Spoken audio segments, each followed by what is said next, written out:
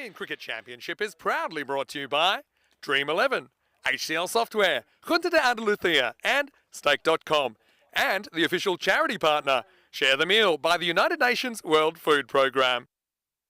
Buenos dias, hello, good morning, and welcome back to Spain and the sunshine of Andalusia, the heart of the Costa del Sol. Getting ready for day 2 of Group E. What a good day this is going to be. This is the day with the last day of group matches that we learn which 4 teams will join us here tomorrow for finals day and which one will be eliminated. You're watching the Dream11 European Cricket Championship. I'm Rico Full, and the action starts right here, right now.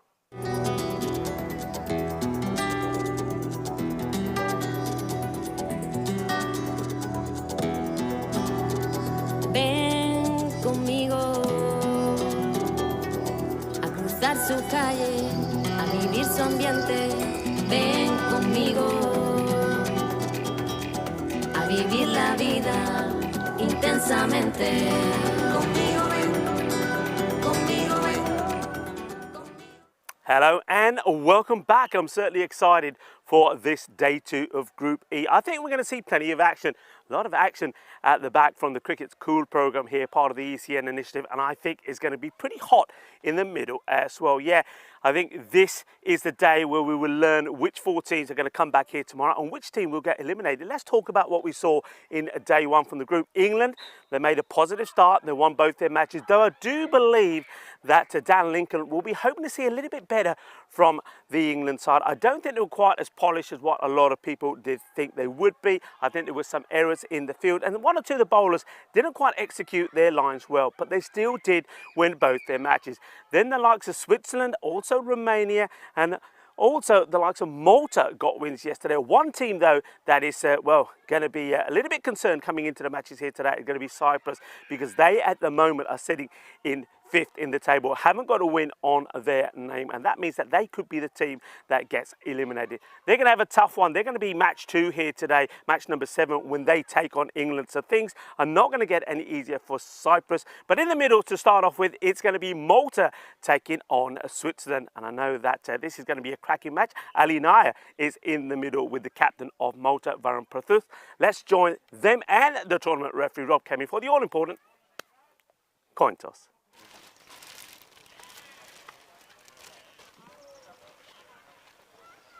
Your call. European cricket? It is European cricket. We're going to ball first. So Ali Naya, the captain of Switzerland, winning the toss and deciding that he's going to have a field first. I think Switzerland will be quite happy either way here. But having said that, I'm thinking back to the game that they won yesterday against Romania, where they restricted Romania to a low score when they didn't do that well with the bat themselves. They only put 100 on the board, but their fielding was brilliant. And that suggested to me maybe that the captain would be happy with the batters going out first, trying to get the runs on the ball, and then relying on that good bowling attack of his. Let's talk about what they did yesterday. With the bat, they were a little bit light. I think Malas Stanikzai was outstanding.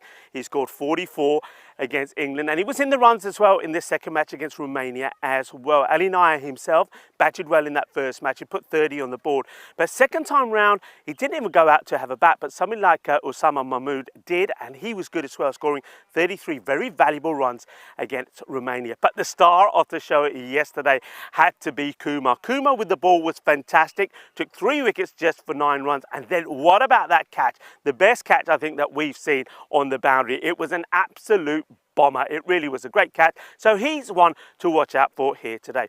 What about Malta? Look, take nothing away from Malta. They gave England a real test in the first match. Basil Boom Boom George was in fantastic form. 84 runs he scored. And with the ball, Abbas was in good form as well, picking up 3 wickets against England. But it wasn't enough to get a win. But really, I think them going out with England and putting good performance like that in, they scored 137 runs. It could have been more. It was only Greatwood who bowled a fantastic final over for England, just restricting Malta to 3 runs. That kept it to 137. England winning with 3 balls to go. But that gave, I think, Malta a lot of confidence, and that showed when they played Cyprus in the last match. And once again, won the batting front. Basil George was there scoring runs, but Zishan Khan scores a half century. And there was good contributions there as well from somebody like Varun Prasad as well. And with the ball, it was Bikram Arora's turn to take 3 wickets. This is going to be a good match. I think there's going to be plenty of action out here. One man who likes the action, the ECN action man himself, is in the commentary box for the start of this one. Over to you, Corey.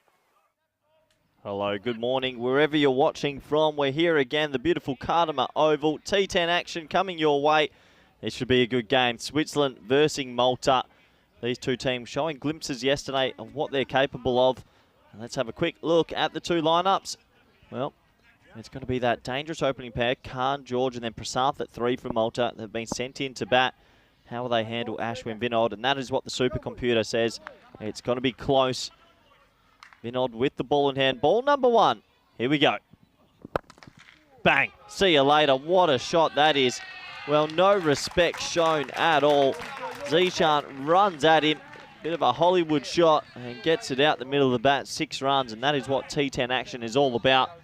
They should put this in the Olympics, if you ask me. Bore off the T20s and get the T10s going. What a way to start. Tuesday. I think it's Tuesday. Yes, it is Tuesday. Good opportunity to welcome all the viewers around the world and all our network partners. Fox Sports Australia, Willow in the US, Via Play UK. Hope you're well. That'll be a wide, so that'll be 7 off the first. Yeah, a couple more. We've got Swiss Sport in Switzerland, Sport in France. You know, France, obviously, La Liga Sports TV in South America, and plenty more. So I hope you're all well. Shot straight 4. Well, when you beat the inner ring, this outfield is extremely quick, and Zishan is picking up where he left off last night. He made 50-odd not out in the chase against Cyprus, and he's 10 off 2 here. I start this for Malta.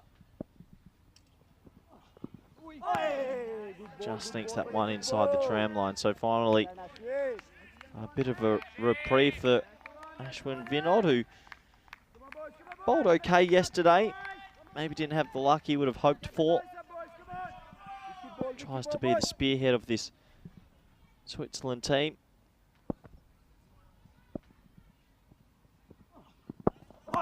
Good comeback that time as well, getting it full under the bat. So good response, and yeah, interesting day for this group. Obviously, assuming England go on to top the group and more than likely beat Cyprus and Romania today. It really is a battle for second, and this match has a lot of weight on it. High in the air. Does he have enough? You bet he does. 6 more to the total. Just for a split moment, I think the Swiss players thought this could be a catching opportunity down to deep long on where Hassan Ahmed is situated. But instead it clears him, and Zishan on his merry way. Didn't feel like he got that anywhere near the middle of the bat, but still sailed for 6.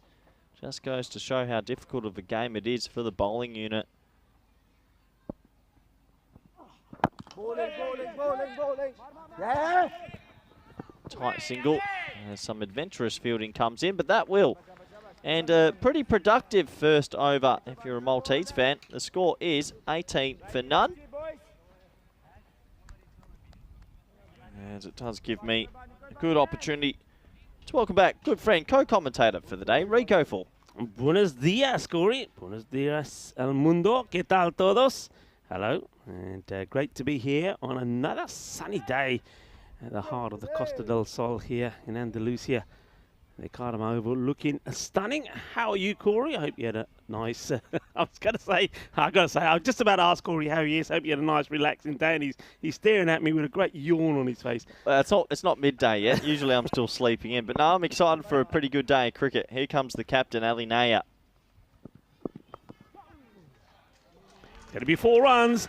And Zishan Khan, well, starting the way he finished yesterday. Remember, he scored a a beautiful half century, 59-27 in that win against Cyprus, chasing 104.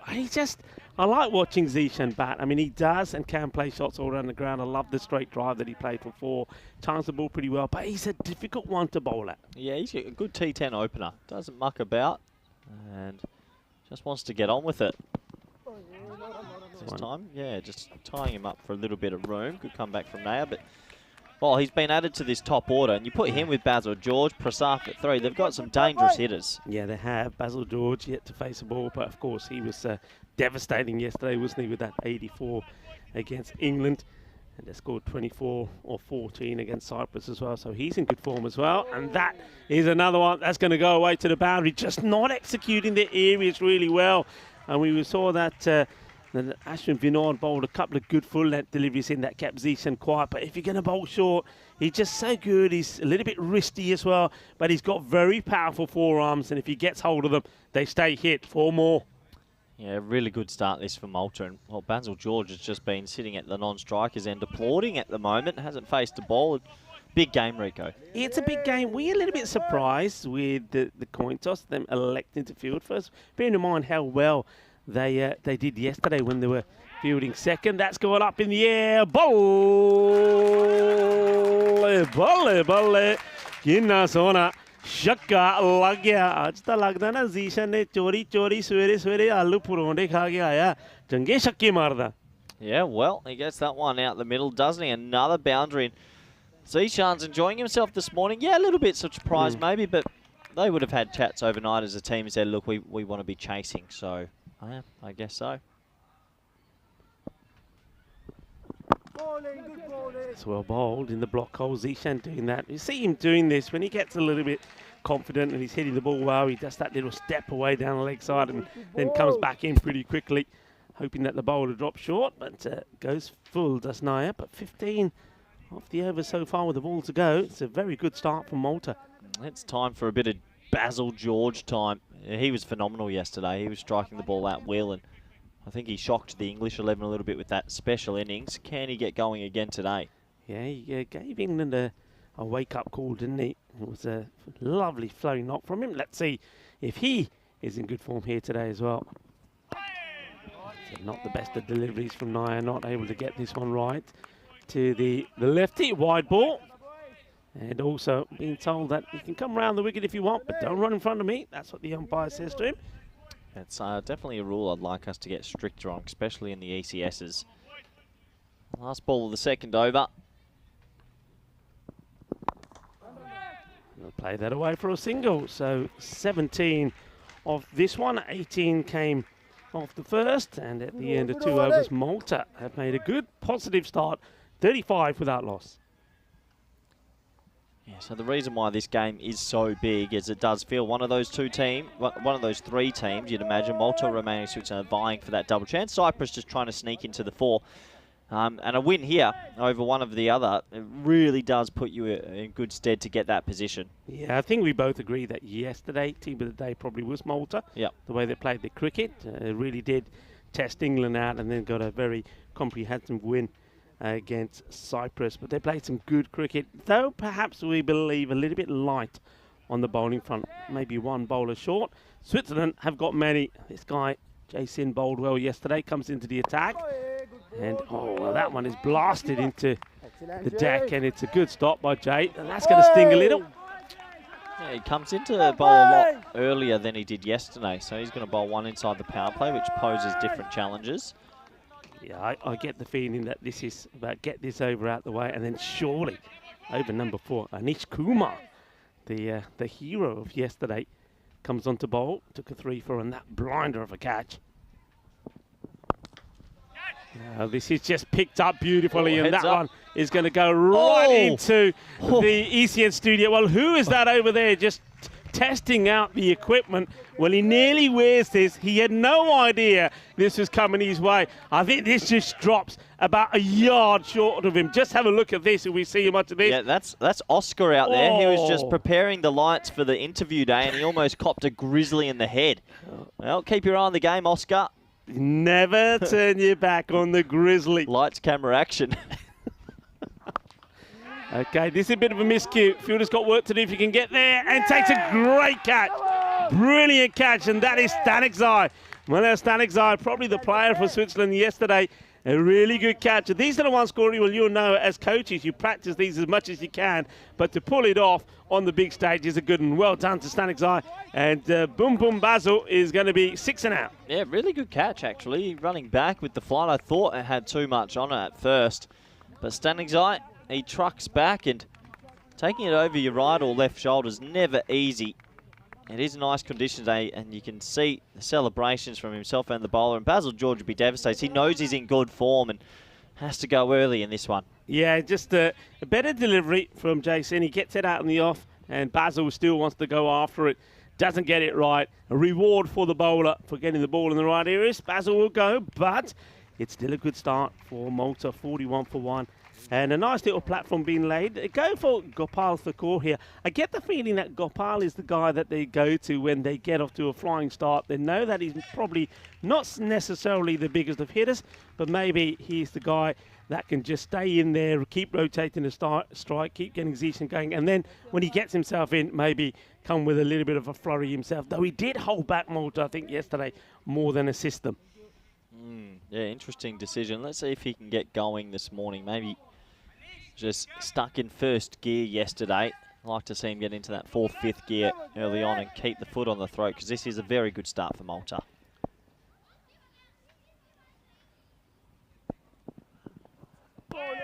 No, he doesn't want to hang around, does he, this time? So a bit more intent from him in his play. I think it was there for the shot, just didn't really execute it well. And then he practices a lofted hit over the cover area instead.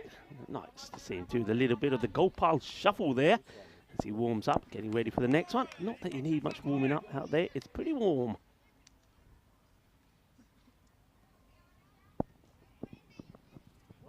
Similar areas, just sneaking this one in. So Gopal is swinging hard, but making no contact. And then once again, after that ball gets past him, he practices the shot. Zishan now decides he's going to come and have a little chat with him. But that's good areas there from Jason, just executing that line beautifully. I would have been tempted for Prasath just for the pure lefty-righty still, because now they're going to bring on a left-arm off-spinner the next over. So, last ball of the power play.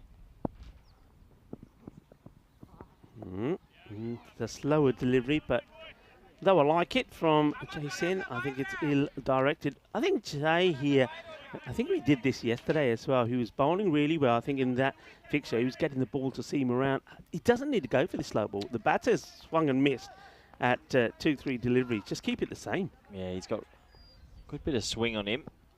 Yeah, I do agree, Rico. Sometimes don't overcomplicate it. Wants the single, running to the danger end, could be gone here. Oh, I think if this hits the stumps, he would have been gone. I think that's disappointment, really, for the fielder, Ashwin Vinod. He knows he should have done better here. Yeah, that does end the power play. Good comeback. Sin only goes for 8 in that one, and 43 for 1 after 3.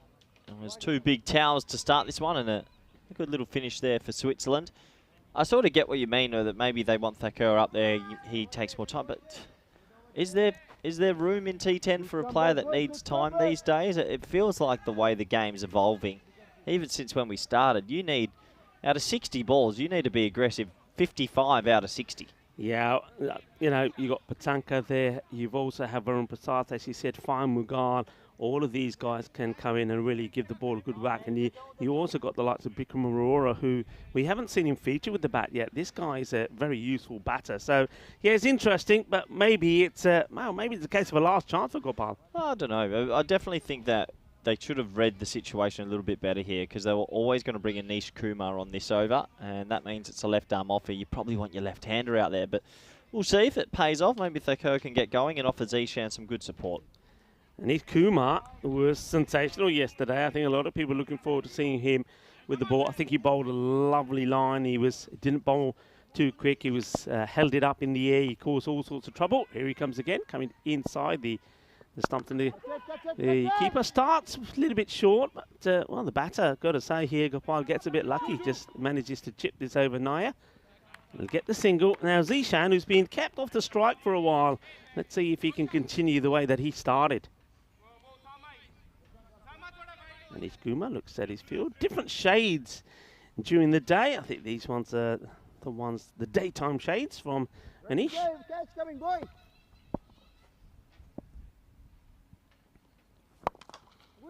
Ishan uses his feet, doesn't quite get to it, but takes a single. So a good little test here now for both these batters up against the spin of Kumar. Good little comeback from Switzerland, last 8 deliveries. Goes for it and should be gone. Oh, he gets dropped. Can you believe it? And, well, Anish Kumar can't. The fielder can't either. Got to do better. And that's Jay Sin as well, who's normally a very good catcher of the ball. And that's a sitter. That can't be dropped. Big opportunity missed. Wanting the LB, umpire quick shake of the head, says not out. That's the thing, they sent Thacker out there and they've lost their momentum now. I mean, with 3 balls left in that power play, you could have just sent out a pitch hitter and tried to get 2 more boundaries. So Switzerland starting to make a bit more of the running. He did shuffle across, but the height may be an inside edge. There will be a single taken by Zishan. This time tries to go out on the offside. Gets it well enough, but not for a boundary. So, yeah, Switzerland, good comebacks. What we saw them do yesterday when they had that fantastic defence of 100 against Romania, restricting Romania to 86. So, firmly hit and bobbles down to the man on the boundary. Does quite well. Does Hassan Ahmed, just keeps it to 1. So, a very good over, you have to say. We knew he was going to come on straight after the power play, and Kumar doesn't disappoint us or his captain or his country. Well bowled Malta at the end of 4, 48 for 1. Yeah, good comeback this from Switzerland after Zishan got a hold of them early. They're fighting back here, and that worm's going the wrong way. Really important game this for these two teams. Both vying for the double chance today, and you do want that double chance in Group E, obviously. It's not going to be easy with England in the group, but you never know. So we might have a little bit of a delay here. It seems like a bit of a finger injury might have happened to Jason in the previous over off that dropped catch. Yeah, let's just see whether, yeah, it looks like maybe a bit of the magic spray coming out, and the batters will take the opportunity to take on a little bit of water as well. In the meanwhile, maybe we can have a look at the groups so far. We know the winners of Group A was, of course, Spain, Corey's side. They were victorious without losing the game, as were Jersey in Group B. Group C, Italy, though they did lose the first match to Italy. Ireland in the Group D won. So all the top teams so far qualifying in this one. Well, England listed to be the top team. They should, the way they're playing, get to the final. The question is, which one of those 4 will test them? Cyprus got it all to do today, but anyone of Switzerland, Romania, Malta could be there. Well, I said that I don't think every top team in each group would get through, because I've never seen that before. In any tournaments around the world, there's always one upset team that get through. But at the moment, it looks like it could be the top seed from each group. Yeah. Or will there be a surprise for England and Scotland around the corner? We'll find out in the next few days. Yeah, well, you were saying that Group F, we can go back to that maybe a bit later on in the day, but Group F, you were saying it could be the group of death. We'll wait to see. Jason, let's see if that little injury to his hand is going to stop him bowling well. Not really. That's good delivery, nice and full. He's the one who came on. Fair play to him, bowled that 3rd over. Only went for 8 and picked up the wicket of Basil George. So I'm not surprised that he's coming back on here, but really, I think Malta, before they get into a bit of a slumber, have to really attack here in this over. Well, all the pressure's back on Zishan Khan now because the momentum's really halted. He chases a wide one here, doesn't he? Swings hard, misses out on it. It's going to be called a wide by the umpire. Nice to see Jerome Peters out there. He's out there with Nikesh Patel, who's the square leg umpire, and Ian Rummage is the off-field 3rd umpire. Of course, the umpire's been brilliantly led by Sir Rob Kemin. Jason goes back to his mark, but trying to just get that ball, just sneaking in that wide line. But this time goes fuller. Zishan once again, he seems to have lost the rhythm a little bit as well. And that can happen sometimes, Corey, right, when the batter comes the other side and slows things up. Now they're going to have a look at this. I wonder if he's a little bit slower. You go, Bob. I have no idea where Thacker is mentally at the moment out there. He's almost walking a single here with the overthrow, and he might have been caught out. They've gone up to the 3rd umpire just in case he was a little bit asleep, as he wasn't running. He was sort of just ambling. Oh, I tell you what, it's a little bit closer than you think. Yeah, maybe we can just slow this down a little bit to give the third umpire in Ramage a better look at this. And Oh, was that in? only just, and luckily Well, for him, that looks like the bat's in the air. he slides it in, then it goes up. How does that happen? I don't know if he's fully with it this morning. And he just hasn't had any timing either, and all of a sudden, Switzerland are loving this. That dropped catch last over off, and we were talking about tactical drops. I know it wasn't a tactical drop, but I think it actually helps them. Yeah, Gopal just hasn't got his rhythm here. So, okay, 8 balls he's faced, he's on 6. And I think I was saying this yesterday about 1 or 2 batters. I think if he doesn't get any better in the next, I'll give him 2 more deliveries. If he doesn't, he's got to go. We're approaching the halfway point. Jay bowling very well. That's going to be another wide. He knows where he wants to be to Zishan. So I don't mind the tactics here. I think you'd rather go for that area. If you get it wrong slightly, well, you go back to it again rather than bowl too short and be smashed for 6. Keeping Zishan quiet here. Zishan, he knows what Jay's trying to do. I wonder if he's going to give himself a bit of room and try and hit over the top of point. Sort of a bit of the uppercut. That's what he'd be looking to do here, because I think he knows what Jay's trying to execute this. Well, Jay calls the bluff as he gets the Yorker in. Zishan will go. Great delivery from Jason. Picks up his 2nd wicket. Nicely done. Well, this is a boogie, oogie, woogie, grizzly fireball. Oh, Yeah, perfect delivery, isn't it? Full straight, little bit of swing as well. So it gets it under the batter, Zishan. And well, Zishan had a blistering start in this one, Rico, but unfortunately just couldn't keep going, and that's a great ball. Yeah, it's a really good delivery. Look at that, is right on the money. Well, that wicket comes as we come to approaching the end of the over. I think the players will take their sort of technical timeout earlier for those drinks. So good way to get a wicket, and having drinks here now gives Switzerland the opportunity to compose themselves. And we'll get ready for the next batter coming in. Zishan does well, but you can see Varun there, and I think Varun is probably having a chat here with Gopal and saying, hey, we really have to get on with this. Yeah, absolutely. Varun's a big hitter of the ball, Rico, so it's good that he's there. Yeah, well, maybe it's an opportunity for us to welcome all of the viewers around the globe that are tuning in to day 2 of Group E. Huge day. 4 teams we'll see tomorrow. 1? No more. Yeah, it's a moving day in Group E. Obviously, these 2 teams definitely fighting for the double chance. For Cyprus today, it's do or die. They need to get a win early. They lost their 2 yesterday to maybe stay in this competition, maybe put some pressure on Romania. Yeah, Romania, they would... I mean, think about Romania, where they could have been. I mean, if they got that win against Switzerland, just chasing 1-1 for victory, they would be in a much better place here today. Look, it's also a reminder for us to remind you about our charity partner. It is Share the Meal. We've joined forces with the United Nations World Food Programme. It's all about helping the millions of hungry people around the world to have a meal. So you can scan the QR code and find out a little bit more about the programme. And if you can, well, make a donation or 2. As we go back to the action, it's going to be a wide ball from Jason. So Varun Prasath is out there, the captain, and he's looking to get going pretty quickly.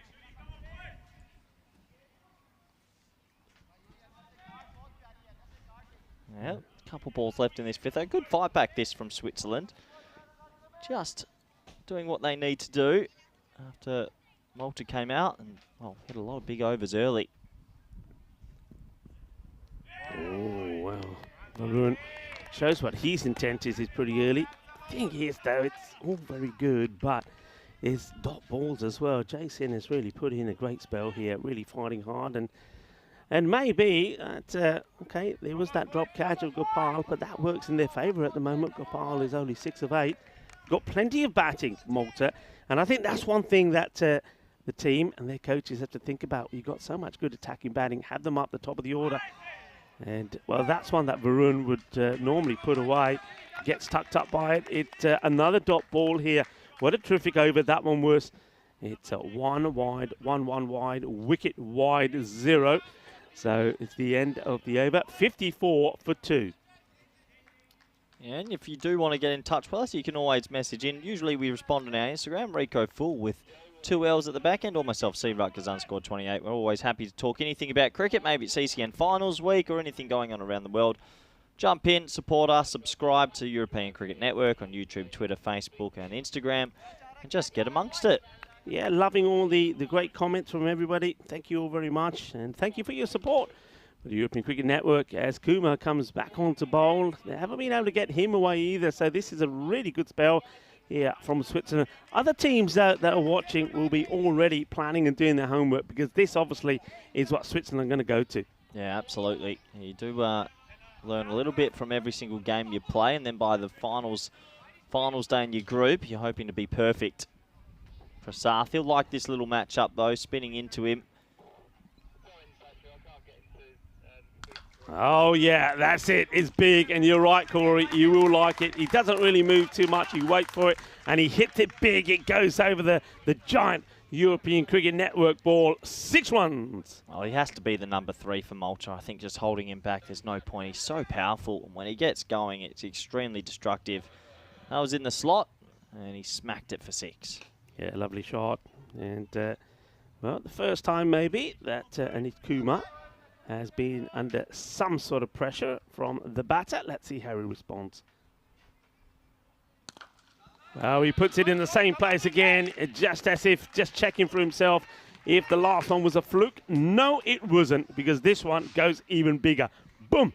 Shaka Lagia. Well, he likes the matchup all right, and that's why he should have been coming out a lot earlier. That's a lovely shot. So 6 and 6. Great to see in the chat. Paul B has shared the meal. Donation done. Thank you, Paul. Very kind of you. Couple of clicks, and always helpful when all the viewers out there chime in and donate a meal. Thank you very much. Yeah, well done, Paul. Well done, I have to say, to Purple Pepper as well.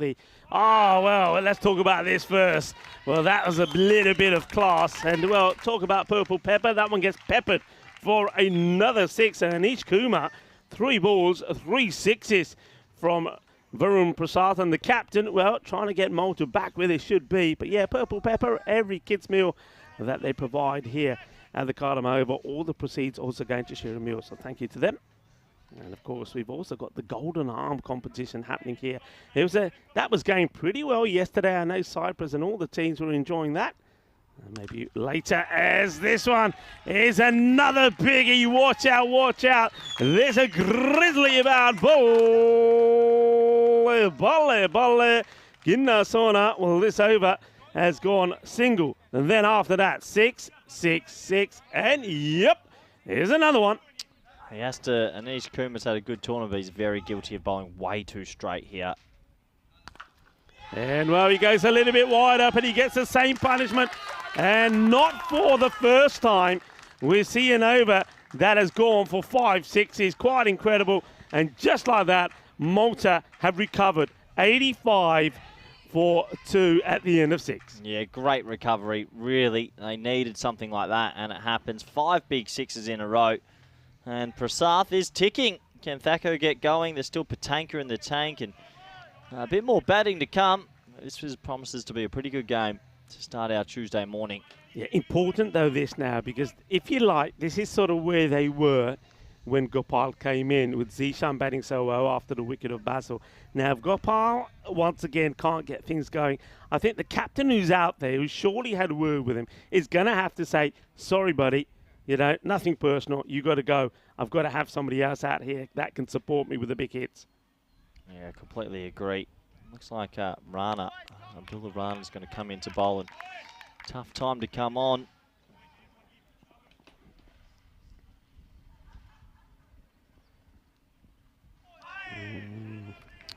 Yeah, same situation yesterday for Thacker. I think he made 11 off 13, and it actually held them back from making a 150, 160 versus England. Yeah, well, I said I'd give him 2 more balls. He's had 10 balls for 7.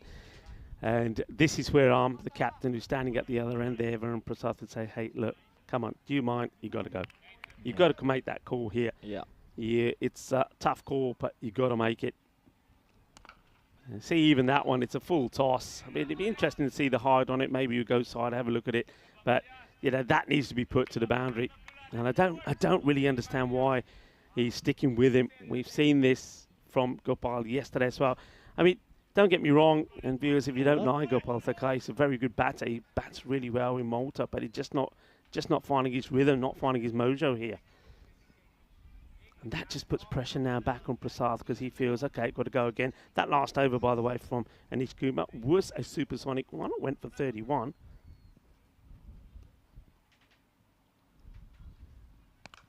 Oh, that's a nice looking shot, isn't it? Just rocks back, hits this over backward point. Is 4 more. And, well, all smiles and applause when Varun Prasad is batting, but not the same when Gopal Thakur is there. Yeah, nice shot. Really nice shot. Prasad just showing that he can access both sides of the field. And, well, a nice cut shot there. 4 more to the total. He single-handedly is getting Malta back into a really good position. Oh, yeah. Well, myself and Corey both like that one together now. Oh, you beauty. What a lovely shot. Well, Varun Prasad dealing in 6s and 4s. That was big. That was giant. I'm glad the kids aren't out there doing their sort of school games and everything, but that was huge. Delightful. The pickup on that is sensational, and the way he keeps his shape, that's the key, isn't it? Short, goes upstairs, and in comes the throw. Gopal will get there. Funnily enough, the best thing that could have happened was when they dropped Thakur earlier, and well, I'm not too sure what's happened here. He's taken a bit of a tumble. Hopefully he's okay, just as he was running through, Rico. I think he gets the ball in his rib cage. We Does might he? have a look at this again. Yeah, he's holding his side. Well, there's the bat.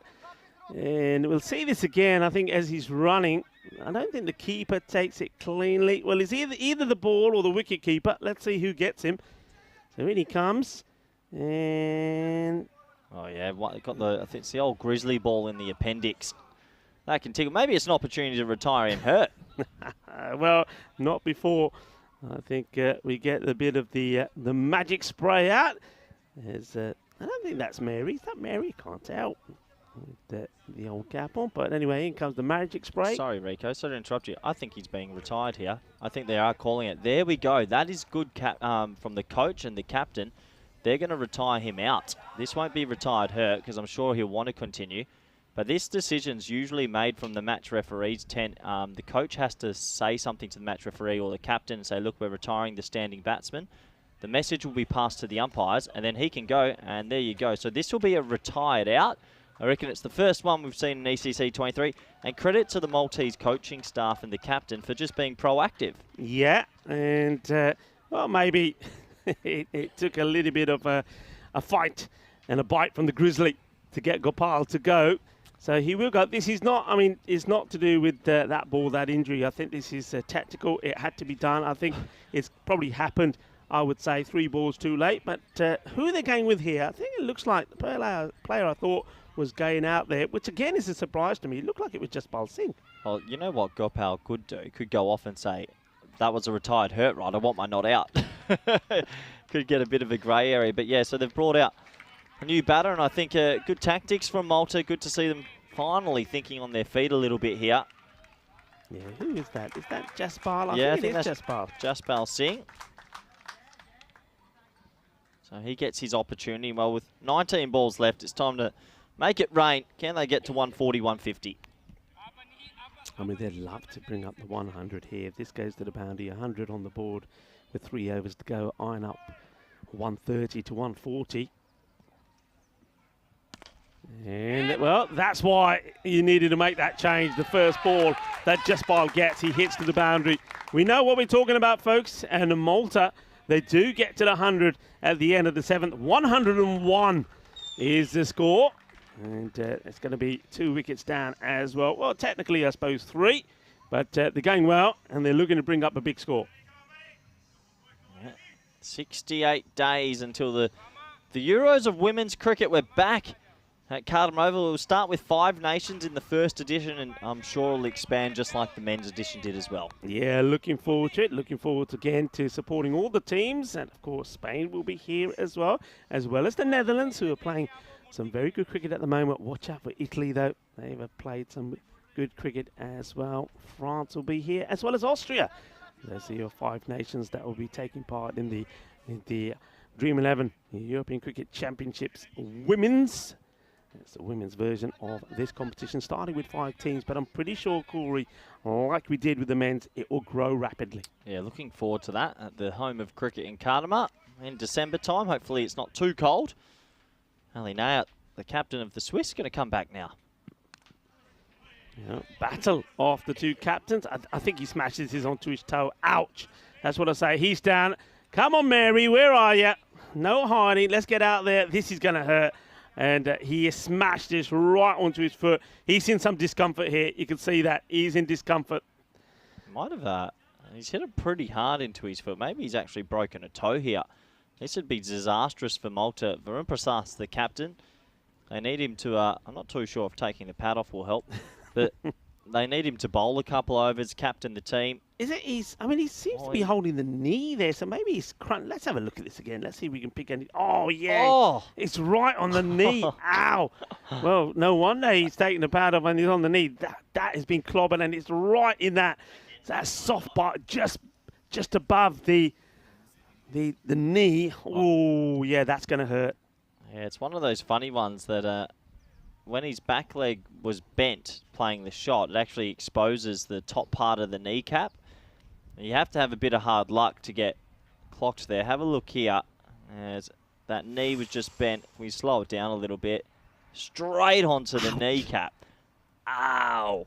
Yeah, and, well, one thing you know is this guy smashes it pretty hard. He's on 41 of 11, so you can imagine how hard that Grizzly made impact with his knee.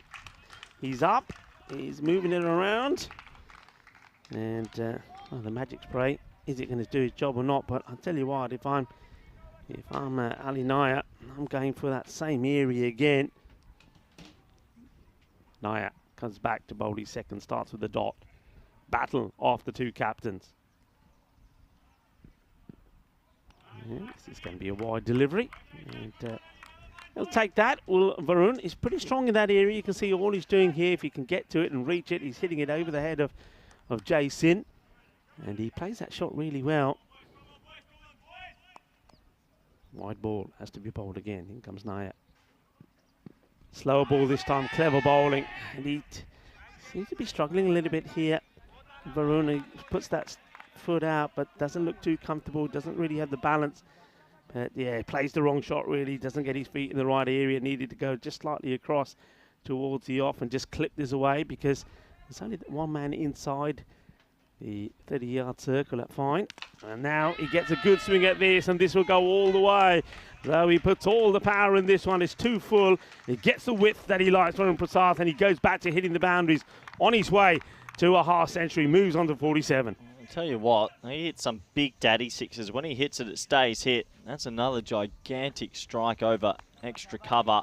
Low full toss, but he's got these long levers, a high back grip, and that went a long, long way. Oh, up in the air, gear. Chaparlia. Well, that is the end of Varun Prasad. He goes for another big one, but this one goes a long way up in the air. It's a really good catch taken by the fielder. Has to contend with the sun and the height of this, and he makes it look easy. That looks like that's Osama that's out there. A really good catch, really well taken. It's the end of Varun Prasad, but the captain of Switzerland gets the wicket, and it's the captain of Malta that will go, but not before he made a very fine contribution, 47, and he scored them pretty quickly as well. Yeah, big wicket. It could be the difference between chasing 150 and 140 or even 150 to 130. Nice safe catch in the end because that did go a long way up. He'll get a warm round of applause. That's a proper T10 innings. 47 off 14, 7 big sixes. Yeah, Hassan Ahmed it was that takes the catch. So, yeah, gets a good round of applause. That was a very important innings. Remember, he came out there just when Malta, after a pretty good start, had slowed up, but he got the acceleration in. I'll always remember those 5 sixes he hit of Anish Kumar. Took him out of the attack, didn't he? That's what other teams haven't been able to do. Naya now to Fayam Mughal, who in his own right, especially back at the Marseille International Cricket Ground, is a very good batter, and he starts with a 6. Well, what a glorious shot this is from Fayam Mughal. Loving the technique, and he just guides this one for 6. Beautiful shot. What a start from Fayam.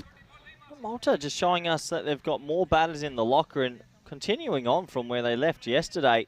They played some really good cricket in their 2 matches. They pushed England the whole way.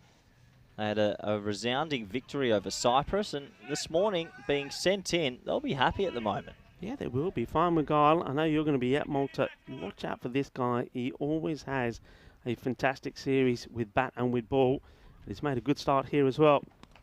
And he goes for another, and he's going to get 2 out of 2. The 120 comes up at the end of the 8th over. Fine, Mughal goes boom, boom, shaka, lagya. Well, unbelievable this from Malta, really. 8 overs complete, 120 for 3, and they've got a lot of batters in form. It's very good signs for them. Yeah, nice to see there. Imran Amir looking very relaxed. He's another guy, you know, gets out there, he can really do the business. And Jaspal, remember, he hit his first ball for 4 as well, so you got 2 good attacking batters out here. They've got 12 balls still to come. Can they get that 140, 150 sort of score? Rana to come and bowl his second, went for 16 off the first. Oh, delightful. Absolute delightful. What a lovely shot. Sweet out of the middle. Sweeter than a bowl of Rasmalai. 6 runs. Yeah, gorgeous hitting, isn't it? And Malta just showing that there's other players in this batting order that can do the job. And, well, they want that double chance, don't they? And playing some good cricket, Rico. 126 now. Yeah. Abdullah. Shorter. And that seems to be better areas to bowl to Singh. He's already shown he loves to drive the ball. Hello to Chris Nitzel and also to Helix in the chat. Lovely to have you with us. And hello world tuning in from around the globe. Namaste, salam alaikum, sasri alaikum, wanakum. Everybody watching by fan code, and this one is a blast. Oh, that's quite an amazing shot. It wasn't the best of deliveries. The slower ball attempted from Rana, but it gets absolutely clobbered. And I'm liking the fact that he hits through this, doesn't get tempted to go on the leg side, hits an absolute cracker over extra cover. Yeah, it's a big full toss, and he times it beautifully. And, well, this man's been hiding, Rico. I think they might have found their new number 3 for the rest of the week. He looks like he's more than capable of playing the big shots. Good batting. Yeah, really good. And there's the 6 that's been signalled there. So in comes Rana once again. And this is in the gap as well, you know, it's going to be 4 more. So not the best of areas being bowled by Abdullah Rana. But one thing I've noticed here, Corey, is, and this is what I think a lot of teams will try and do, when Anish Kumar comes into bowl, I think they will attack him. They will attack him and take him out the equation. And if you're able to do that, it seems to rattle Switzerland a little bit here. Yeah, they do feel a little bit rattled. They need a wicket, just a couple of dot balls. Down the ground is the catching opportunity. Hassan took a good catch there earlier, but this time it's not Hassan. It is Ashwin Vinod that comes in and holds on to it. But, okay, they get another wicket, but that's a marvellous little innings there from the little master blaster, Jaspal Singh.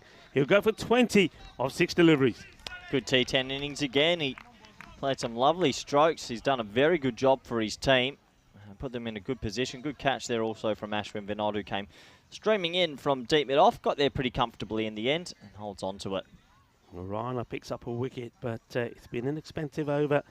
The score has moved on to 136 for 4. There's a ball to go, so Malta, I think from here, they'll be very disappointed if they don't get the 150 on the board. Remember, they were put in, which a little bit surprised to me. I thought that Switzerland would have relied on defending the way they did so well against Romania. New batter comes out. It's going to be the tank, Patanka. And he's going to get 4 runs as well. Cuatro carreras, maybe not quite where he was looking for. So the 140 comes up.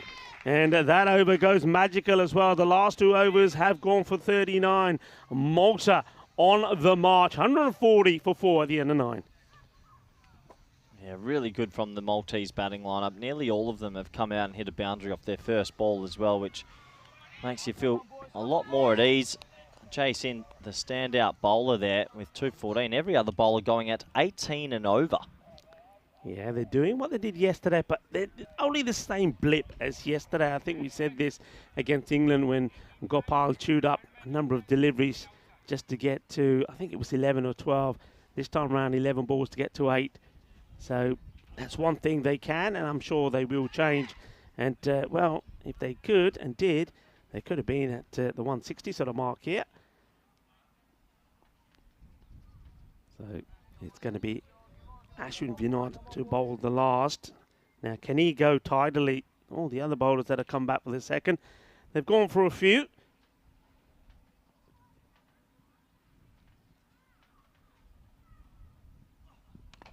It's pretty full. He manages to work this away to the fielder, so just a single. Well, one thing for sure, Switzerland will have to have their batting boots on. It's going to be a big chase, this one. We've seen it happen this ECC, some monstrous chases, but anything above 150, you need a lot of things to go right for you.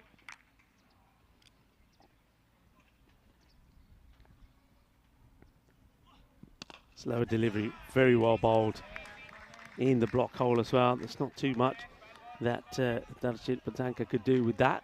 So nicely played. Yeah, good start from Ashwin Vinod at the last over mark. 2 singles.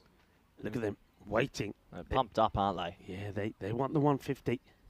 Full toss, and this one may get called a no-y as well. No. It will get called a no-y, and it's going to be a 7-up as well. So just like that, they move to 149. It's another attempted slow ball. Is not got right by Vinod. The batter, though, connects beautifully. It's going to be another maximum for Fire Mughal. In fact, it'll be 7. That is the last thing Switzerland needed after a single and a single. It was a dream start to the last. Now it's a nightmare. Free hit time. And Mughal swings hard. They'll get 1. Will they try and come back for 2? Well, one batter. The tank was interested, but Fire Mughal said, nay, nay. Okay, 150 on the board. Big score, Rico. I mean, they're staring down the barrel of a 160 potentially. So well done to Malta, who once again showing they are a team to be reckoned with in Group E.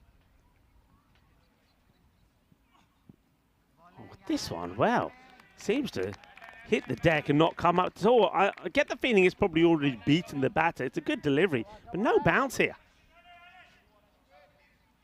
Yeah, really scuttled through, didn't it? Handy dot ball for Switzerland, though.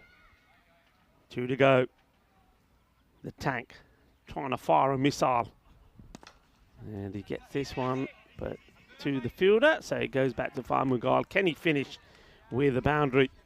But it's going to be a 150-plus chase here for Switzerland, who have to be fair. They scored 119 batting first against England, and then they only made 100 against Romania, but they were able to defend that. So they're going to have to score the biggest score they put on so far. That's the slower delivery, and this one has been carted away. It's a lovely hit. Manos riba from the umpire. 6 carreras.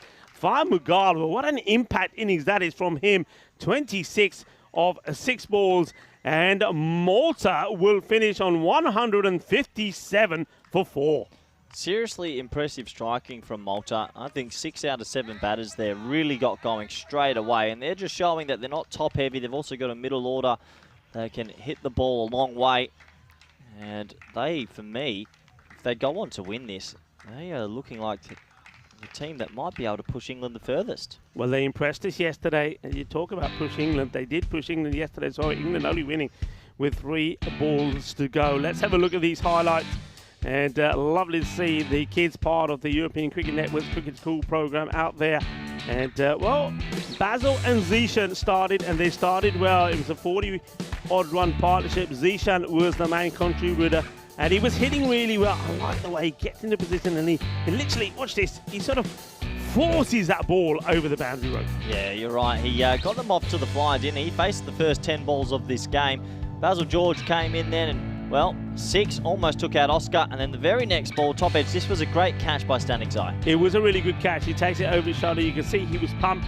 Jason was pumped as well. He actually bowled very well. The pick of the bowlers for me, picked up 2 wickets.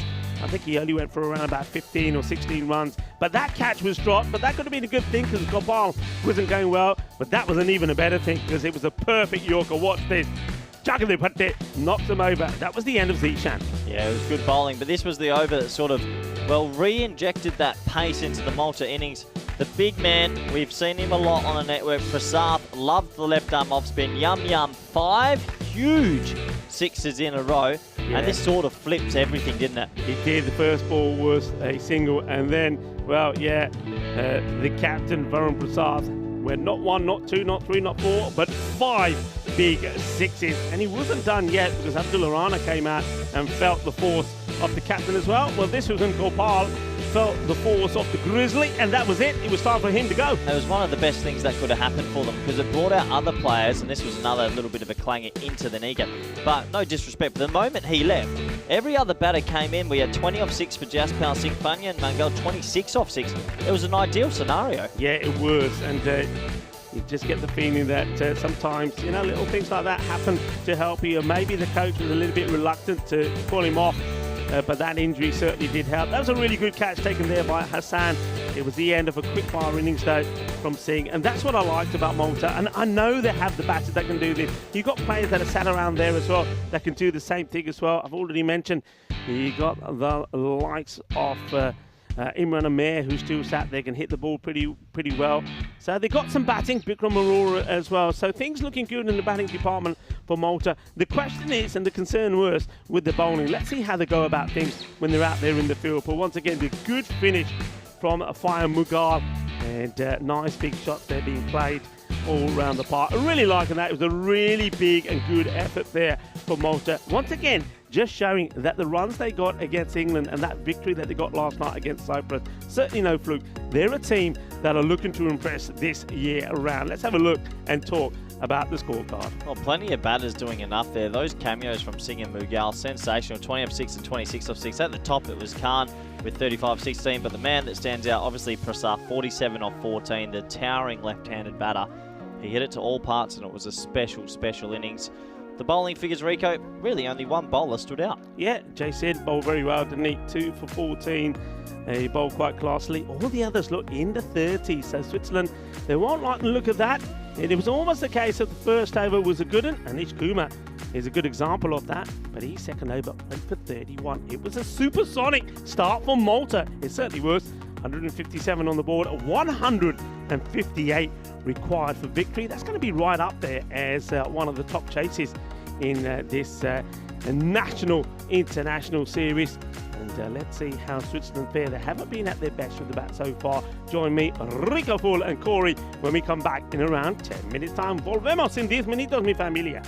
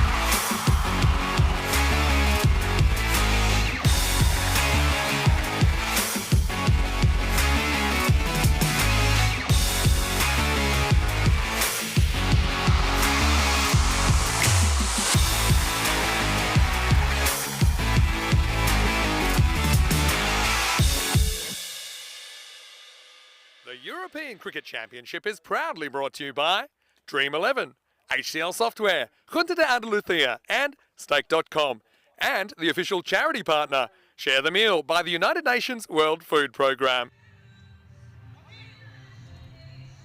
Hello folks, and welcome back to the sunny Cartama Oval. It's the field of dreams and the home of European cricket here in Spain, in Andalusia. And well, we've got a spectacular run chase, I think, on the cards here for you. And Malta have not disappointed with the bat once more, scoring 157.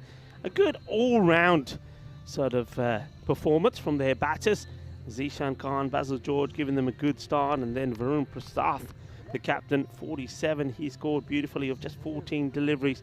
And then we saw good little impact innings from Jaspal Singh and also Fayan Mughal, and helping the team to 157. So Switzerland are really going to have to be at their best.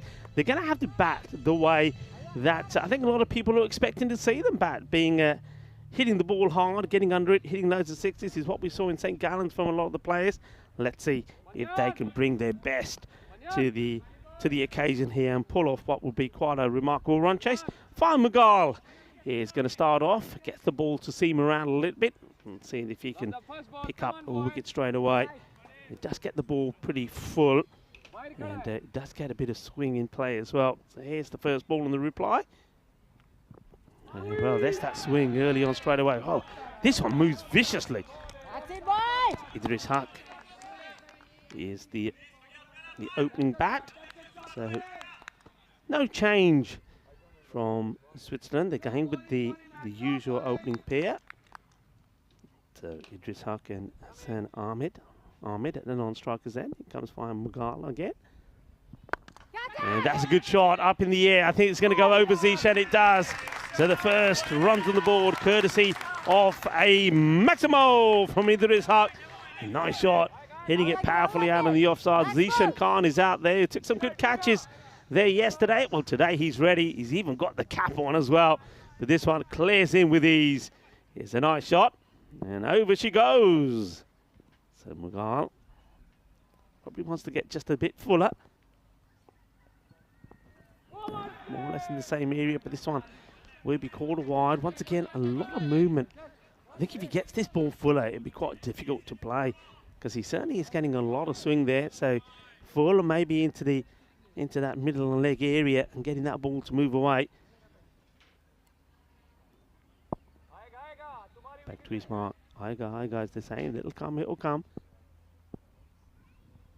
Oh, that's very high and missed out on. So this dips by a lot. Let's have a look at this on side on. So, I suppose he is a little bit out of his crease there, and it does dip. So I think he'll get the benefit of the doubt there. Not quite sure if that's exactly what Fayan meant, but he gets the dot. Batter misses out on that one. And, well, this is going to be a test for the man at third. He can't get there. It's going to be 4 runs. Probably would have been a wide, but the batter thinking, well, I'll take 1 when I can take 4. Fielder ne काफी कोशिश की थी, but चौका लग गया. Well, that was just Winder Singh, the 12th man who's on for Gopal Thakur, who still hasn't been able to make the field of play after taking that one in the side. So just Winder not able to catch up with that.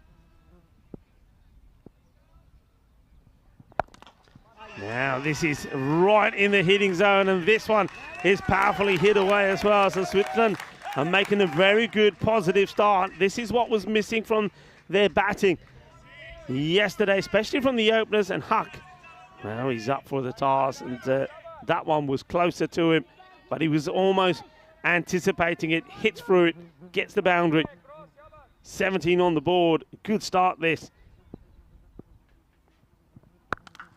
And now he smashes this one over the leg side. Oh, that is a thunderous hit. Hits the top of the roof, just above the bar there.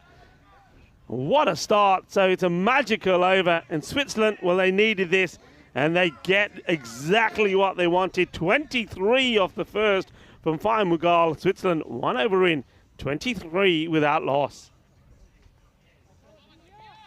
Fine time to welcome back Corey. Corey, 65 matches. Well, with a start like that, it could be. That's exactly what they need. Well, 135 off 9 overs is manageable, isn't it? It's not going to be easy, but you just got to keep ticking over, and a big power play is the key to success. Looks like a basketball bowler second. He's a clever bowler, and the spearhead of this Maltese lineup. The big question for Malta, Rico, and that's one thing they're probably lacking, is that 5th, 6th bowler. They have always been short 2 or 3 overs in every game of the quality. So Switzerland can't count them out just yet. Yeah, you can't. And what Malta rely on normally is a really good start from Fine Magada and Wasim Abbas. And that, then if you do get 1 or 2 bad overs after that, it's because you've got the runs on the ball, doesn't hurt them so much. If the 2 good bowlers go for plenty, well, you can only imagine that Switzerland will put themselves in the driving seat. A cautious shot there to get off the mark from Ahmed, but he hands a strike right back to Idris Haq, who at the moment is hitting 6s for fun. Yeah, he's a dangerous player. Didn't make many runs yesterday. Maybe today's his day. 22 off 6 is a great start. Catch coming, come on. Abbas was sensational against England. Took 3 wickets. That's a wild swing. Oh, that's beyond wild. He really trying to hit this 100 metres. So he needs to keep his shape a little bit. He's a strong man.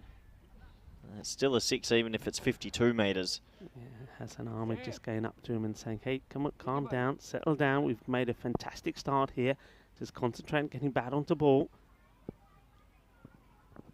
Same areas again from Wasim Abbas. Good bit of pace. And good area. This is, I mean, consistency is everything, isn't it, from a bowler? And if you can consistently hit your marks, then, well, you're going to make impact. And that's exactly what Abbas is doing here at the moment. Yeah, great comeback straight away. 3 balls, 1 run. Malta just getting a little bit more control. This time a little bit shorter, but he waits for it and he puts it away. Well, that is an emphatic shot, isn't it? Beautifully played. The timing was perfect. That is a quality shot, 6 runs. Yeah, just had to catch up with it. It was on the wrong line from Abbas, and when it's on your hip, you get any bat on it, it really flies here at the Cardamar Oval. And, well, there's a spectator who was just covering her head and luckily didn't cop it. There's Varun Prasad. I wonder what he's saying here to Abbas. Probably saying no need to bang it in short. You know, that's where he likes it. Go back to outside the off.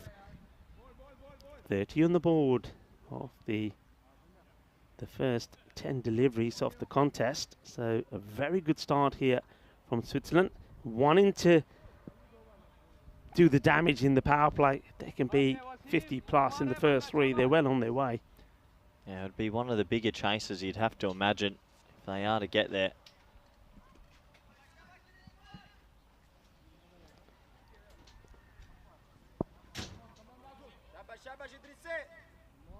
Abbas waits to see what he can do here.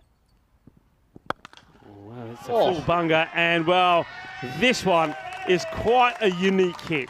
He's hit it wide outside the off stump. It's a full toss that's swinging away from him. But to get power into the shot here, Corey, that's quite sensational. That is a remarkable stroke. Just hands, pure hands, right off the middle of that Gray Nichols. That's flown a long way. What a remarkable shot. What a remarkable start for Switzerland now. This is on, Rico. What a game we have on our hands. Yeah. We've seen some great run chases, haven't we? I know that Spain themselves, your side, were involved in 2 good ones against France, and that's going to be 4 more. Well, a sensational start, and that brings 40 up off just 2 overs. So Switzerland are off to a flyer.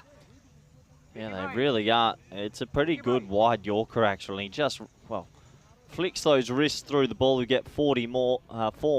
That does take them to 40. This is the table, Rico. That's why it's such a big game. If Malta win this, considering their remaining game is against Romania, they'll feel they've got that second place almost locked up.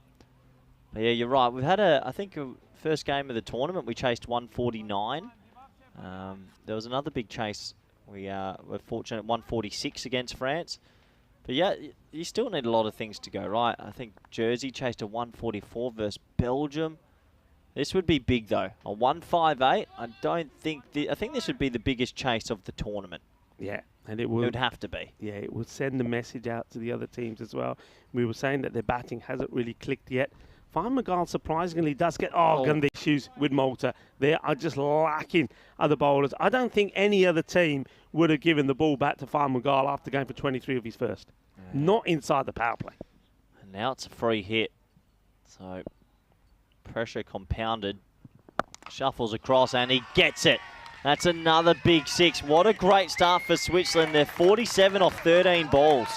Hassan Ahmed says it's time for me to unleash as well. Looks very composed, doesn't he, Hassan? I mean, that's only just the second ball I think he's faced, or the third.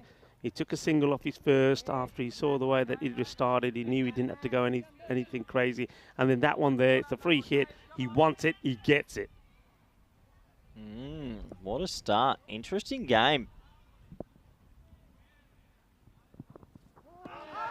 The leg side probably catches a bit of the pad. Well, no, it doesn't. Well, that's an interesting one because Tyrone Peters doesn't call this straight away. And it's almost like the batter looks at him and says, oi, there was none of me on that. And then the wide is called. It doesn't call it straight away. Yeah. Must have taken a few seconds just to think about the decision. What a start this is for Switzerland. Better delivery. You can see he's getting plenty of swing, but he just hasn't been able to use it to his advantage at the moment as fine. And if you ask me, he's just, especially in this over so far, he's over pitching. He's just trying to get it full, maybe try to get into that block hole, isn't he? Like that. That's a little bit better. It's amazing a couple of dot balls how quickly things can just shift again. Yeah, that is better, but this one, I mean, whether he holds this one cross seam, this one just stands to go straight. It doesn't, no movement on it at all, but it's a dot ball. It's better. Van Gaal, it's gone for 30 already after 9 balls that he's bowled. Switzerland are looking to get to that 50-plus mark in the power play. It's over-pitched again, and is another one that will go to the boundary, and just not getting it right, Van Gaal.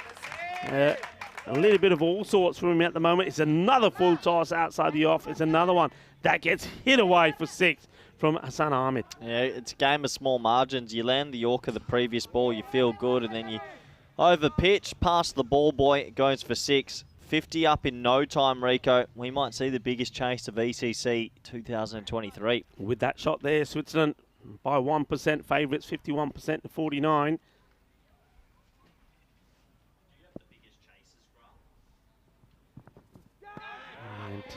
And he gets a dot ball in there. So the big worry, Rico, Malta's spearheads have been attacked. Yeah. We were talking about that they've really struggled for bowlers number 4, 5, 6 in this tournament. And if the spearheads are going down, then it's alarm bells ringing for Malta. Yeah, big time. Bikram Arora, maybe he gets the next over, a bit of spin to see if they can get that breakthrough when the field can be spread. Also, we haven't seen the Basil George have a bowl yet. This one's hit hard, should be stopped. And is he done enough? Well, it clonks the captain. And he does make the save. They'll take there. I'll take the one. So the over finishes with a single. But Switzerland, they've made a cracking start here. They're 55 with that loss at the end of the power play. I said they needed to be in the 50s. They are. They still do need 14 per over. So I think the next 2 overs here become key. I think if Malta can break this partnership, they're back in it. And I wonder who they are going from. Bikram Arora bowled well yesterday. Wouldn't surprise me if he's the choice they go for the bowl over number 4. Yeah, I definitely agree. They might go to spin. Not too sure what spin up. I need to take some pace off and hope it's effective right now. But currently, Switzerland, well, I'll be very happy with this start. End of the power play signalled there by the umpire. That's Nilkesh Patel. So it's going to be Imran Amir, which I'm a little bit surprised with. I mean, Imran does bowl well there in Malta, but he hasn't really bowled too well here. I think Bikram Arora probably was my pick of the slower bowlers yesterday for Malta. Let's see how Amir starts. Short. And asking the question here, I think this catches something, but what? Probably a little bit of the body of the batter. Yeah, slight appeal as well, but definitely not out for me. Very high indeed. Very high indeed. LB. Yeah, that's far too high. Okay, this is a chance. Wicketkeeper is after it, takes his helmet off quickly, and, well, he doesn't get there. It's a really good attempt. You can see Wasim Abbas is saying to Imran Amir, hey, why aren't you going for this? And I can understand why. I think really Imran Amir sees the wicketkeeper go after this really quickly, and that's Siddhar Sananan. That's a mighty effort. He got the helmet off so quickly. Look at this, and he just went helmet off, going. And it's a massive dive. He got there. Oh, that would have been a crazy catch. But what was the bowler doing? Yeah. One of those ones. Opportunity, and they don't take it. Hassan gives the chance.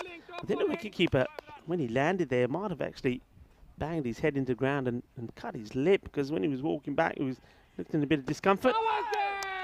Quick work there from Siddhar Sananan.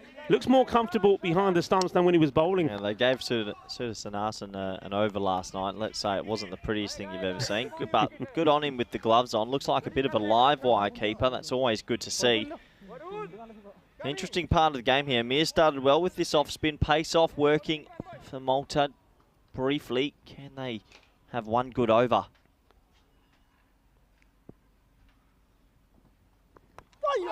Edge, and it's going to be 4 runs. Unfortunate.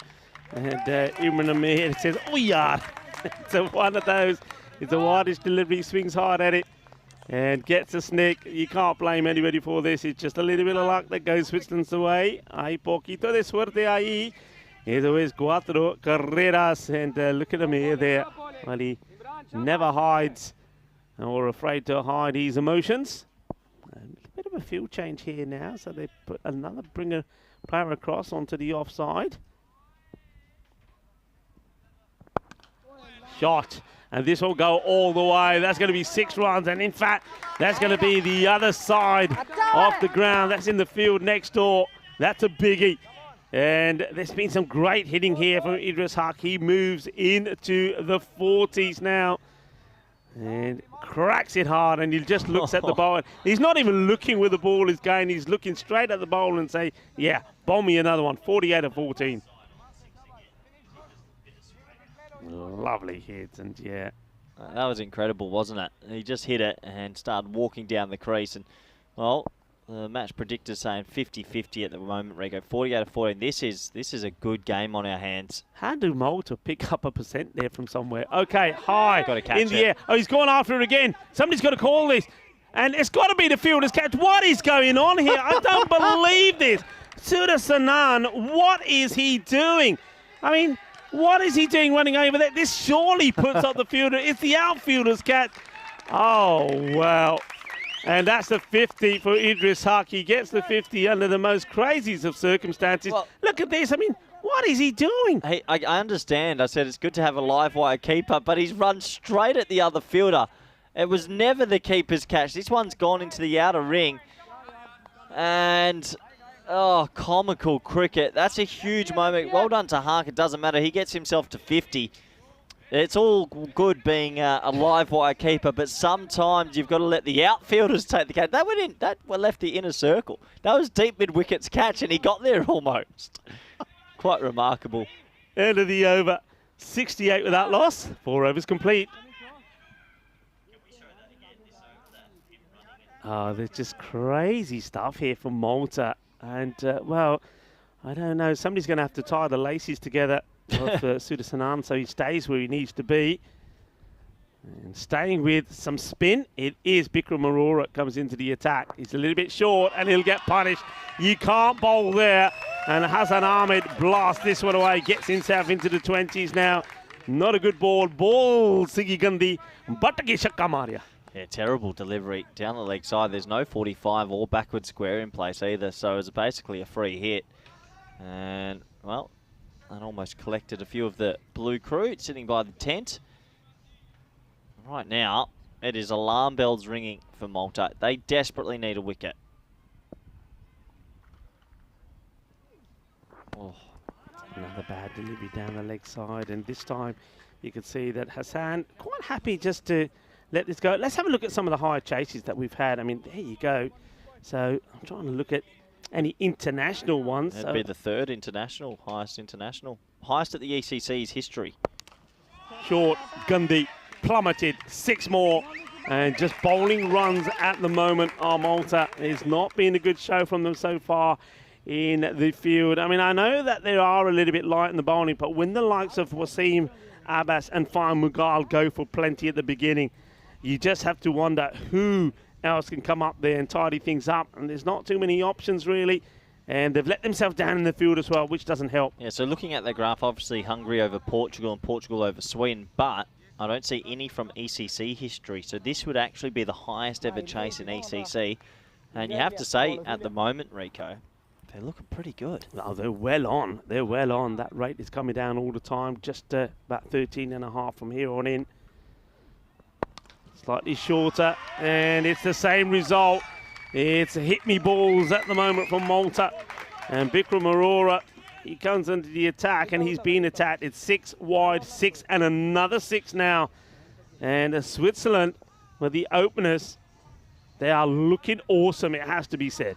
Yeah, they are. Those opportunities are going to come back to haunt Malta. They still, if they get a wicket here, I mean, there's a long way to go, but boy, danger signs.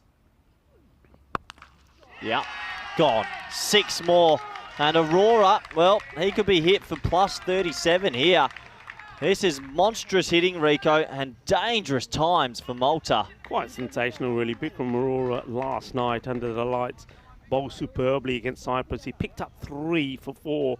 Yet here, well, have a look. He's gone for 25 of just 4 deliveries. It's already gone magical. 4 sixes in a row. We've never had 6. Is that correct? Yeah, there was a wide as well. So technically, here we go. Yeah. And that's another one. We're on here. We're on here. Well, that's supersonic. Are we going to see something sensational? 6 sixes of 6 legal deliveries. The over so far has gone 6 wide. 6, 6, 6, and 6. Well, we have seen 5 in and over on 2 occasions already. Are we going to see 6 sixes in and over? Corey, what do you reckon? Well, I've seen a few 5s. Harrison Ward did the first 5 in year 1. We've had a couple this year. This is the ball rigger. I've been saying I want to see 6 sixes in and over in ECC. Well, the floor is yours. Can the man on your screen, Hassan Ahmed, get it out in the middle? And, wow, as a bowler, you're just panicking here. This could go for 37. We've never had 6, 6 and over. The highest score got broken last week. Here's another record about to go down. Yeah, we saw Basil hit 5 yesterday. We saw Varun Prasad hit 5 today. So here we go. Huge. Bikram Arora's gone for 31. Goes for it. And it's going all the way. We have 6 sixes in and over. History being broken here at the Khartoum Oval. Wow. Can you believe it? And that one brings up his half century as well. Hassan Ahmed, take a bow. We have a master blaster here in the Khartoum Oval. Incredible. 6 sixes in the over. I wonder if Spring Productions, our production partner here, could probably put all 6 of those together for us. But absolutely sensational. 6 sixes. And Switzerland well on their way. 105 without loss at the halfway point. Well, we've certainly got something to talk about here. Oh, hello, world, and welcome. You saw it here first at the Khartoum Oval. You're watching the Dream11 European Cricket Championship. Well, you also say that here on the European Cricket Network, it's where players' dreams come true. And, well, that is a dream come true for Hassan. Yeah, what a special moment. I think that's one of those childhood dreams. When you're a kid, you're like, I'm going to hit 6 sixes in an over one day. We've just seen it. That's actually one of the records I'm surprised I haven't seen for quite some time. I've been thinking we've seen 4 sixes and over, 5 sixes and over. But 6 sixes and over, he sets the game for team, and that is something that his friends, family, and people around the world will get around. Incredible. 37 come off that over. There was that one up wide as well. Well, I mean, it's the sort of thing, look, I don't know how many years you've been involved with cricket. For a long time. I'm not going to say how many, but it's not often I've seen that. That might only be the second time.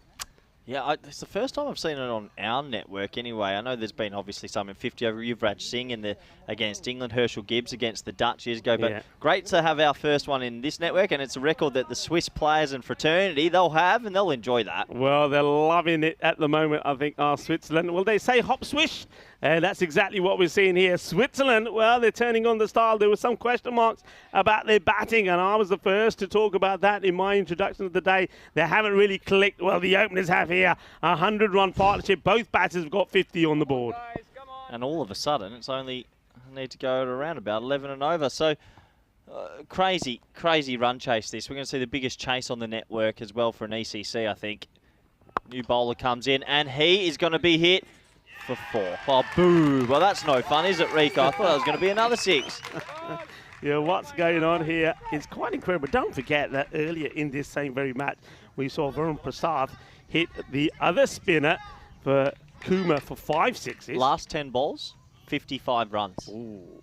10 balls. Last 10 balls, 55 runs. It's 5.5 a ball. Wow. That's sensational. That is sensational. Edge. Yeah, is he? No, I think it's off the I thought he was walking there. No, it looked like he's one, but I think he just skimmed his hip on the way through. A much-needed dot ball. Yeah, there was a noise. Let's see what we see here. Yeah, it comes off his body. I thought he was walking there. Wide. You have to feel for, well, Malta must be thinking, what have we walked into to deserve this? Quite remarkable, really. You make 158, and it looks like the opposition's going to chase it comfortably. Good delivery, that's good. Jaspal Singh trying to get things happening here. I guess one thing for Malta, you've got to put it behind you very quickly. Say, look, we get a wicket or a 2. We actually still have 48 runs on the board to sort of play with. But yeah, this has been crazy hitting.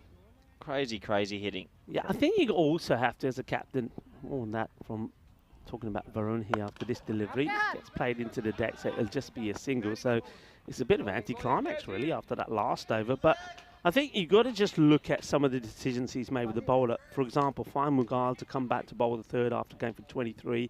We saw that the spin of Imran Amir didn't work in over number 4. So go back to your pace. Varun hasn't bowled himself yet. They just don't have enough bowling, Malta, it looks like. But hey, look, this man on your screen has hit 6 in a row over the fence. Could he make it 7? Well, he's not going to have to try to get anything on that one, because that one only just makes it onto the pitch. So it's going to be a wide.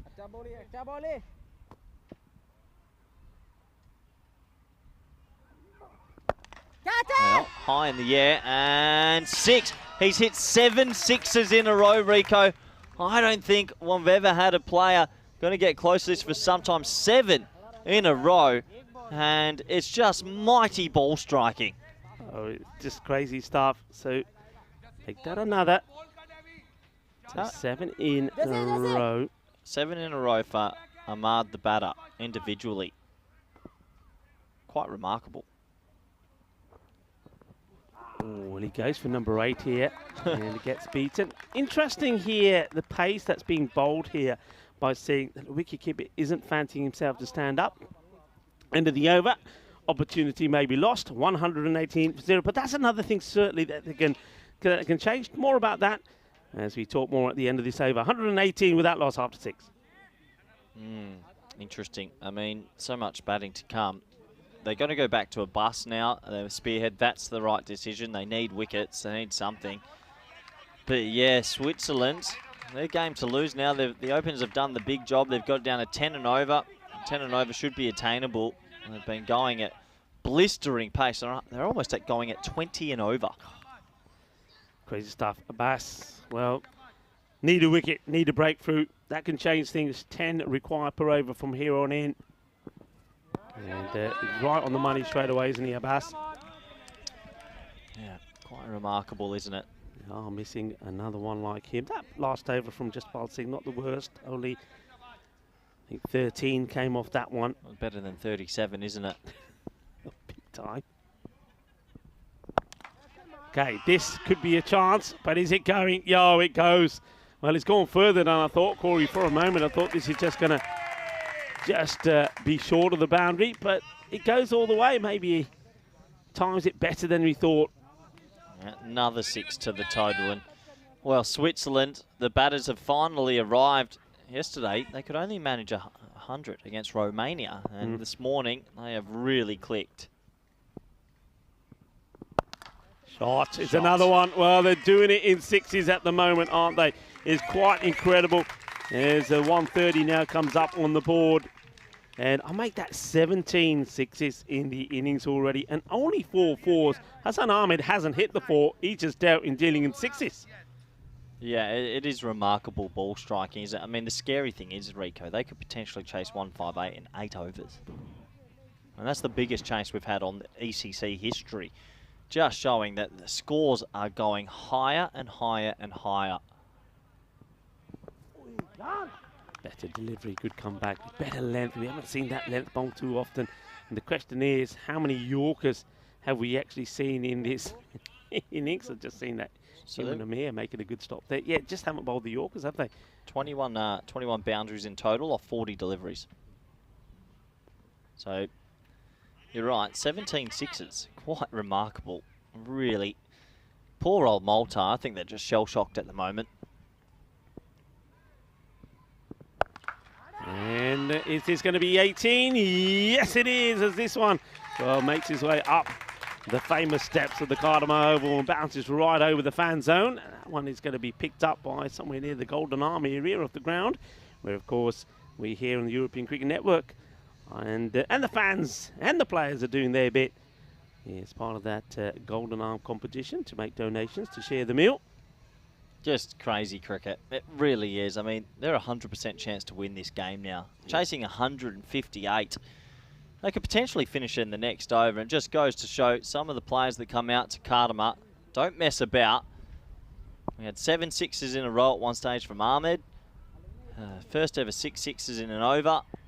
And just beautiful hitting. Yeah, the hitting has been pure. I get the feeling that we've seen something like this from Malta before when they have put big runs on the board and lost. And again, it's those little bit of frailties in the bowling. Don't forget the chances that they did have out there. You saw Hassan was dropped there by Sudasanan. It wasn't an easy chance. And then you saw, well, it should have been a catch. Just bowled, should have been taking Hark. And once again, Sudasanan sort of ran right in his face, wasn't able to take it. Reminding you of the next match coming up. England taking on Cyprus. Cyprus without a win. And at the moment, they're the team that are at risk of being eliminated from finals day tomorrow. More on that in a moment. It's the end of the over. 137 without loss after 7. Back to the action. This man gets himself a second over, seeing who I thought bowled okay for his first. Well, look, can they get a wicket? Just get someone new out there who's maybe a little bit cold and try and open this game again. No, they can't. That's another 6. And, well, Hark is really blistering away here. He moves into the 80s. Yeah, what was the record in the most number of sixes? Was it something like 25 in an innings? Was that one that was equal? 28. 28. It was one that was equal the other night, right? When we saw Hungary put 220 on the board. Yeah, they equaled VOC Rotterdam's 28 sixes. Well, that is hammered. What's he on here? He moves to 86 and just brutal hitting this from Switzerland. Oh, that's just amazing hitting. And he's, you know when they say he throws everything into that, including the kitchen sink. Well, have a look at it. He's hit that so hard he knocks himself off his feet. 149, Malta have gone quiet. They went quiet a long time ago. They can't quite believe what's happening here. This is hit straight down the ground, and, well, it ends up... I think that's going to be signalled for. They'll double-check it. Does he release... The question is, how does he release it while he's touching the rope or before? Let's have a look. He's saying no, no, no, no, no. We're going to have a look again, though. So let's look this. He makes a stop. Now watch here. Picks the ball up. Keep eye on his body. That back foot. Watch his back foot. That's 4. 4 runs. Yeah, that's 4 runs. That's 4 carreras. Sí. Izquierda, derecha. The fielder said, no, no, no, no, no. But that's it. Okay, if Hark can hit a 4, tie the scores, and then hit a 6, he'll make 100. Well, okay, I reckon he's the first to notice that as well. His non-strikers told him that. Here we go. Hit a 4. Hark wants a 4. And oh, well, he didn't want to run, did he? He didn't want to run, so they'll take the leg by as well. So not even a run to him. 154, so They're going to chase it in 8. it's remarkable. It is remarkable. You got to feel for Malta, but well, this has been a batter's game this morning. The highest ever chase in ECC history is about to happen. Going to be a wide from Jaspal. There's the signal from Nilkesh Patel. The good thing here about Switzerland is, and this is going to give them a huge confidence. Yesterday, they were up and about because they defended 100 when the batting didn't click. And this one will probably do it, and it will. And they're going to finish it the way they started with a massive 6. Quite incredible. As Hassan Ahmed gets the boundary. And look at that. What a partnership. Incredible. 161 they put on together. And remember, we saw 178 partnership, the highest ever in the Euros of cricket by Hungary the other night between Duploy and Vinoth Ravindran. Well, this one's probably the second, I would guess. 161, quite amazing. What a finish. And as I was saying, Switzerland, the team that struggled with the bat yesterday, but were brilliant with the ball, defending 100. Well, today, the very next day, they show what they can do with the batting. And it's the highest run chase that we've seen in the Dream11 European Cricket Championship, and it belongs to Switzerland. They are victorious against Malta. Malta will feel the pain of this loss. Oh, they'll feel the pain. At the halfway stage, they were hot favourites to take this win and maybe almost claim that second spot in the group. But credit to those two men on your screen from the Swiss. It was the Haak and Ahmed show, and just bonkers hitting.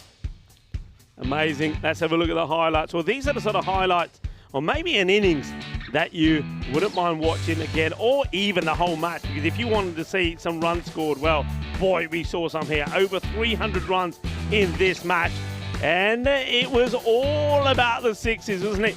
We know for sure on the European Cricket Network, the team that hits the most sixes does pretty well, and Switzerland, well, they've opened their account pretty well with this one, especially on the 6 count. It was 6 after 6 and no answer to it. And some of them were effortless as well, Corey. Just timing. They timed it so well, and they're consistent hitting. It's not an easy thing to keep going and going and going. And, well, it was a remarkable amount of sixes. I think it was 21 in the end. And at one stage, 6 in 1 over. First time we've ever had that. The record's just kicking. That was my favourite one. The one over the cover, and he just didn't even look where the ball went. Just come marching down the pitch. And this was probably the big moment. This is a catch that should have been taken by deep mid-wicket, and unfortunately the keeper got a little bit too excited.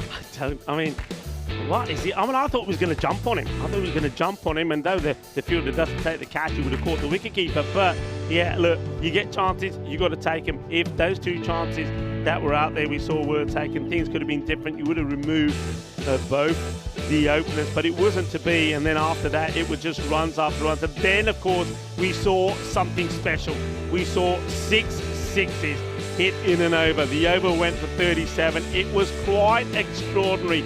Hassan Ahmed just turned on the style, and well, everybody was signalling sixes all around the ground. Well, if you've been here at the Cardamom Oval, and I know there's quite a few numbers out in the fan zone, especially a lot of people here to watch England play as well. Well, you've just seen something special. You've seen not just only an incredible run chase from Switzerland, the highest that we've seen in the European Cricket Championship, but you've seen one guy hit 6 sixes as well. Well, they were hitting sixes even when they were lying down, weren't they? 21 maximos in the innings and only 5 fours. Well, there was a bit of love, but not too much being shown by the Switzerland bowlers, by the Switzerland batters to the bowlers of Malta, I have to say. And, well, look at the celebrations there. What a partnership. And Malta, would you believe, after getting 157 on the board, have been, well, their bowlers were taken to the cleaners. आज ना चंगे क्षेत्र पे bowler ने बहुत अच्छी batting अच्छी देखी है कि आज दा ना सवेरे सवेरे स्वाद आ गया कि नहीं मेरे ख्याल ना स्विट्जरलैंड ने राती साग दे नाल मक्कियां दी रोटियां खादियां आज सवेरे सवेरे परोंठे खा के आया तो बहुत सोनी डिस्प्ले की है. There you go, you'll see a fantastic performance. The 2 batters, well, 90 from Huck, 63 of just 19 deliveries from Hassan Ahmed.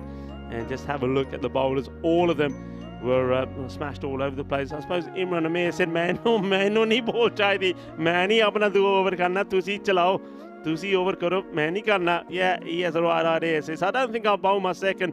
Wow, have a look at that. Well, that's going to be something that's going to be talked about in a long time, isn't it? And quite remarkable. Malta 157. You thought they got enough runs on the board. They kept pumping it up, didn't they? But Switzerland showed the world what they can do. We knew they had the batting. We knew they had the power.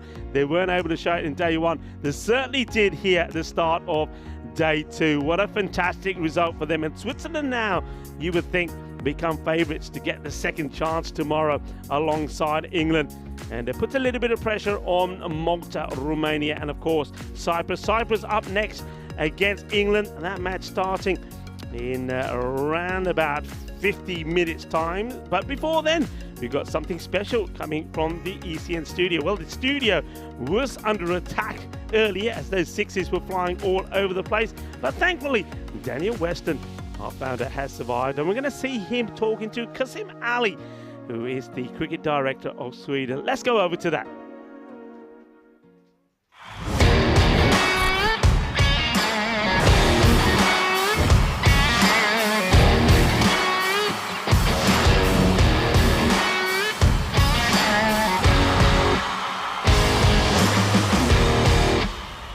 So, Kazim, great to have you on the show. What were some of your first memories in cricket?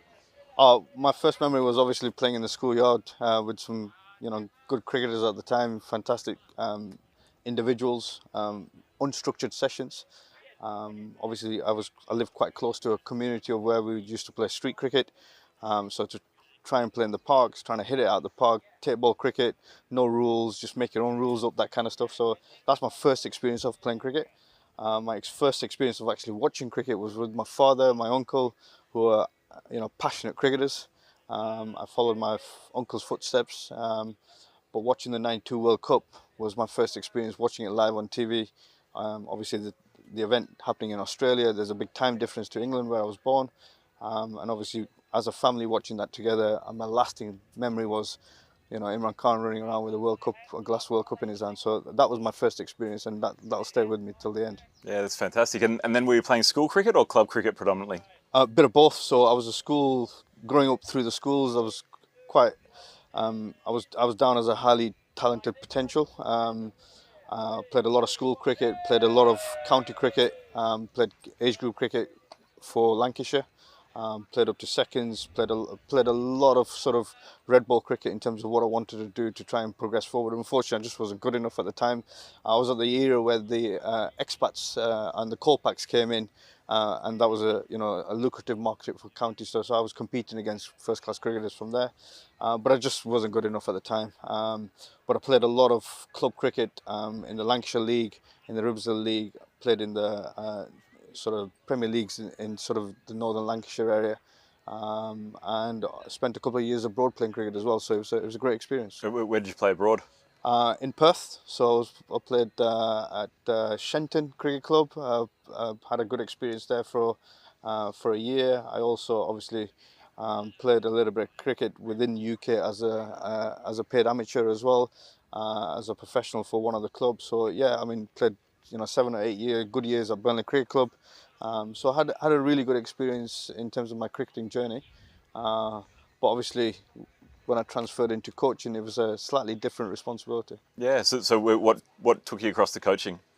I think getting the opportunity early on to coach, I was quite lucky. I worked in a sports development unit as part of my work experience. I was really passionate about trying to give back to a community from a really young age. But obviously that led me into sort of getting multi-sports qualifications, and then obviously taking cricket up a little bit more serious. I was really lucky to, unfortunately at the time there was an overseas level 2 coaching program going on, and I was amongst all the professionals from abroad, and it was something that I really wanted to do. I learned a lot about myself from that coaching course, and then my passion grew strongly from there in terms of what I wanted to do, and obviously playing the game at the same time. And you start working with some really good coaches along the way, and it's something that I really wanted to do when I was younger and growing up. Yeah, and then you moved across to Dubai with the ICC Academy there. Yeah, I was lucky again.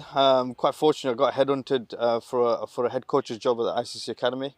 At the time, I was actually in Dubai when this discussion was taking place.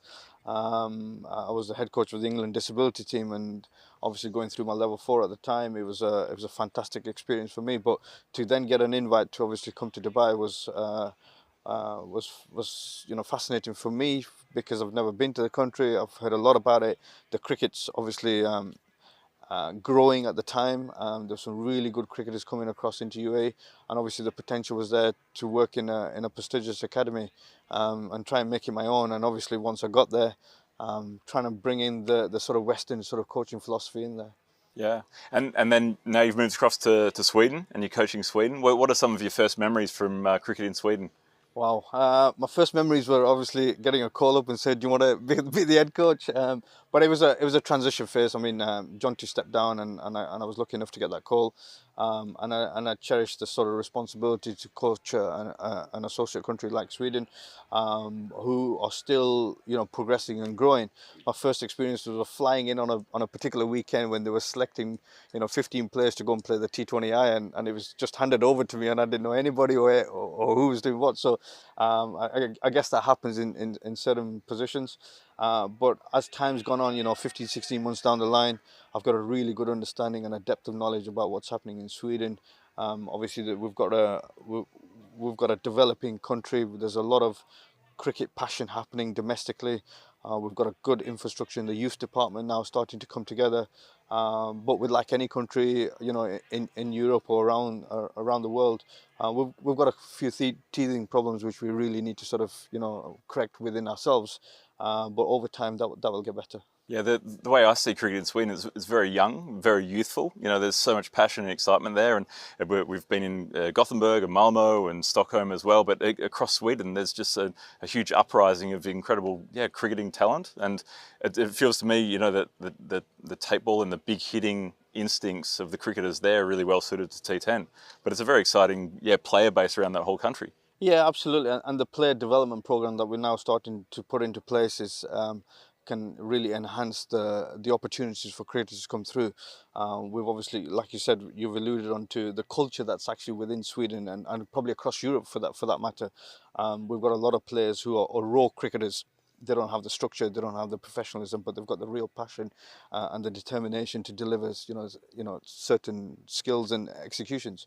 What I'm trying to do is put a little bit of culture around it, a little bit of acceptance of professionalism, but also give them the opportunity to progress themselves in, from a domestic level into an international level, and put some layers within our development program, which are key performance indicators in order for us to be playing on this level. Yeah, well, and the talent identification is so key as well, because you've got a breadth of these young cricketers all across the country, and you want to be able to nurture the ones that you see as outstanding potential talents. And then also we were super impressed with the women's team, played an event earlier this year, and you were obviously coached there. And how do you see women's cricket in Sweden developing?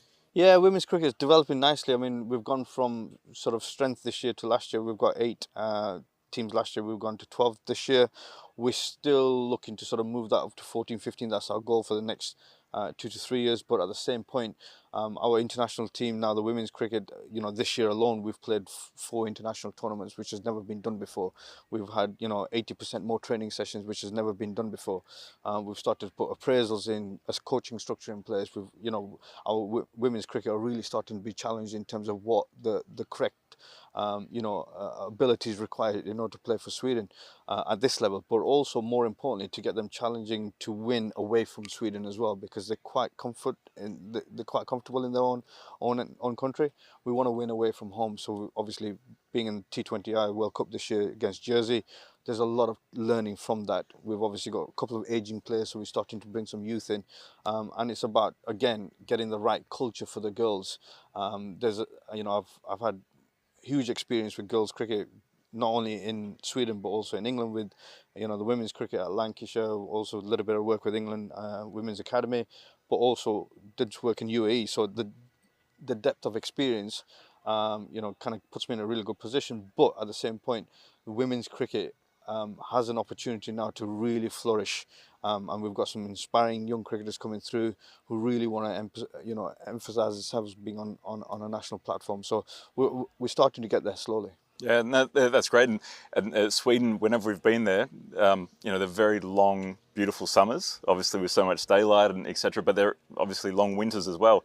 Do you get the chance to train indoors and continue cricket in the off season in the winter? It's a challenge, if I'm going to be honest, and that's where I'm really putting myself out there by saying it is a challenge because of the weather that's around, the lack of facilities that are around. There's a couple of facilities in the south, but it's not enough for our girls or our youth or our men to come together.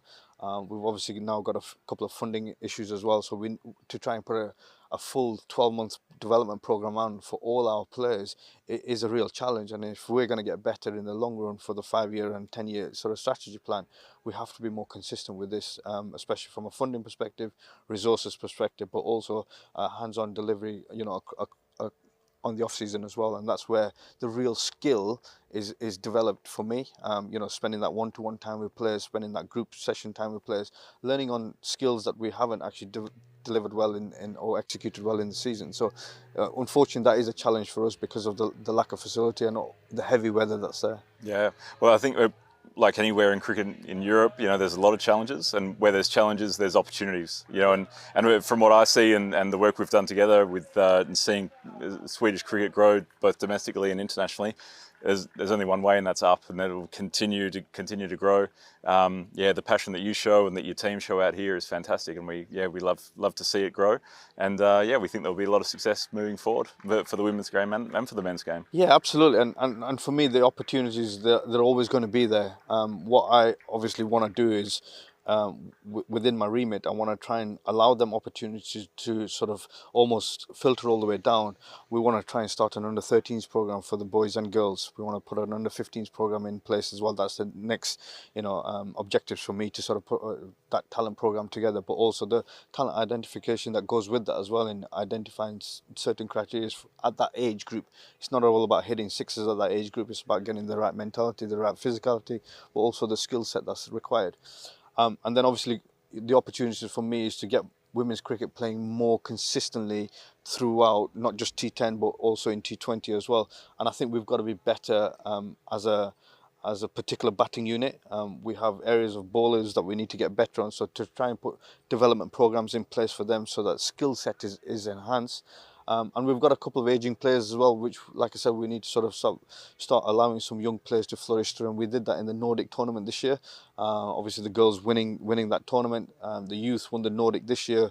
The men's have won the T20 series, T10 series in Budapest, and as you know, in Sweden. So it's been a successful year compared to most years. I mean, the men's have never won a back-to-back trophy in the history of Swedish cricket. So to do that in this year is fantastic. But again, it's about the process that we need to get right and continue working on that, and outcomes kind of take care of themselves. Yeah, absolutely. Yeah, thanks for your time. No problem. Thanks for all your efforts for cricket in Sweden. Appreciate it. And have a great rest of the tournament. Thanks. And we look forward to seeing you again soon. Cheers, mate. Thanks for your help. Thank you.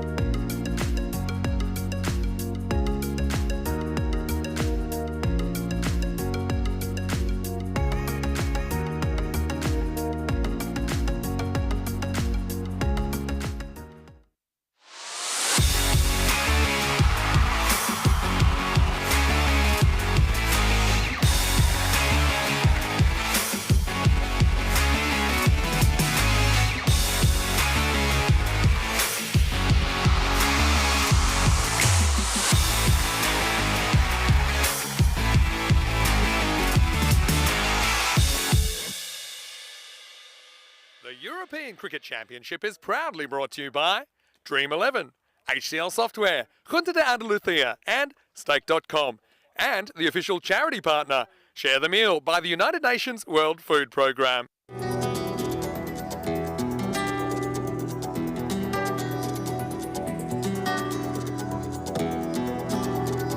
Ven conmigo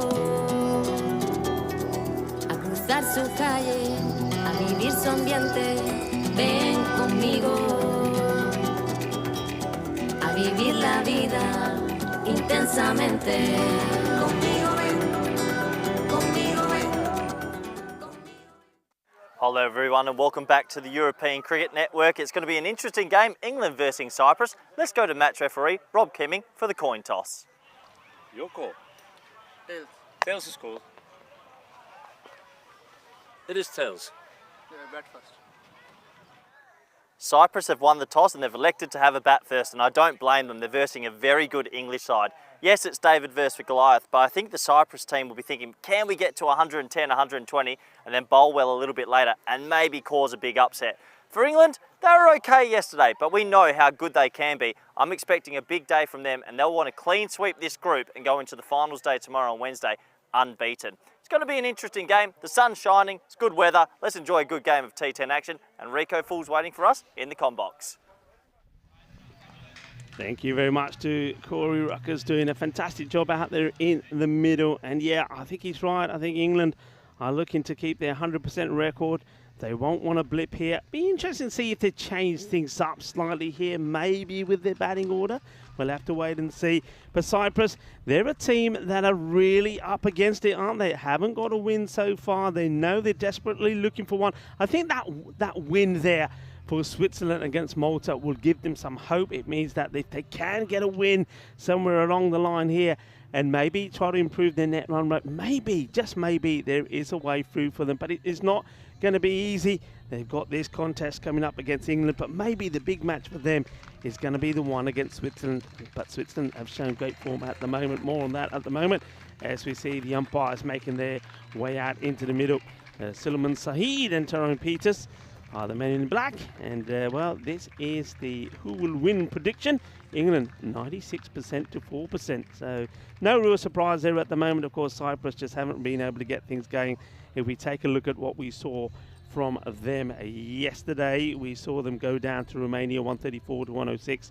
Romania winning by 28 runs, and then in the night fixture, it was Malta that was able to get the 103 required, and they did that with 9 wickets to go. It's a comfortable win from Malta in the end.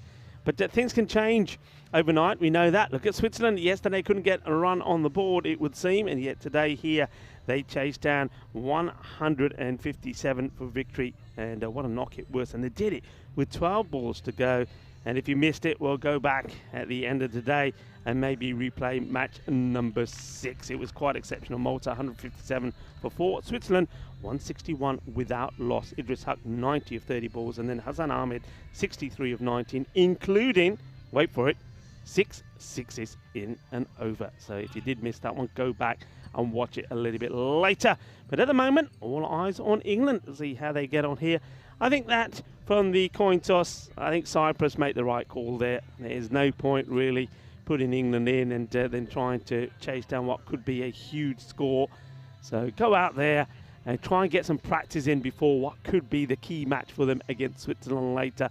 But, you know, just try and get some runs going. What I can tell you about Switzerland and about Cyprus, pardon me, it's the same thing that I was saying about Switzerland. They're a team that I've seen. They've got big hitters. And if they get clicking, they can score runs. Maybe they can also do what Malta did against England yesterday and try and get some good runs on the board.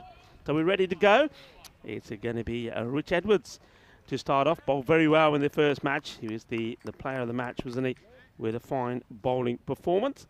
Back in match 1 yesterday. Here's the first delivery.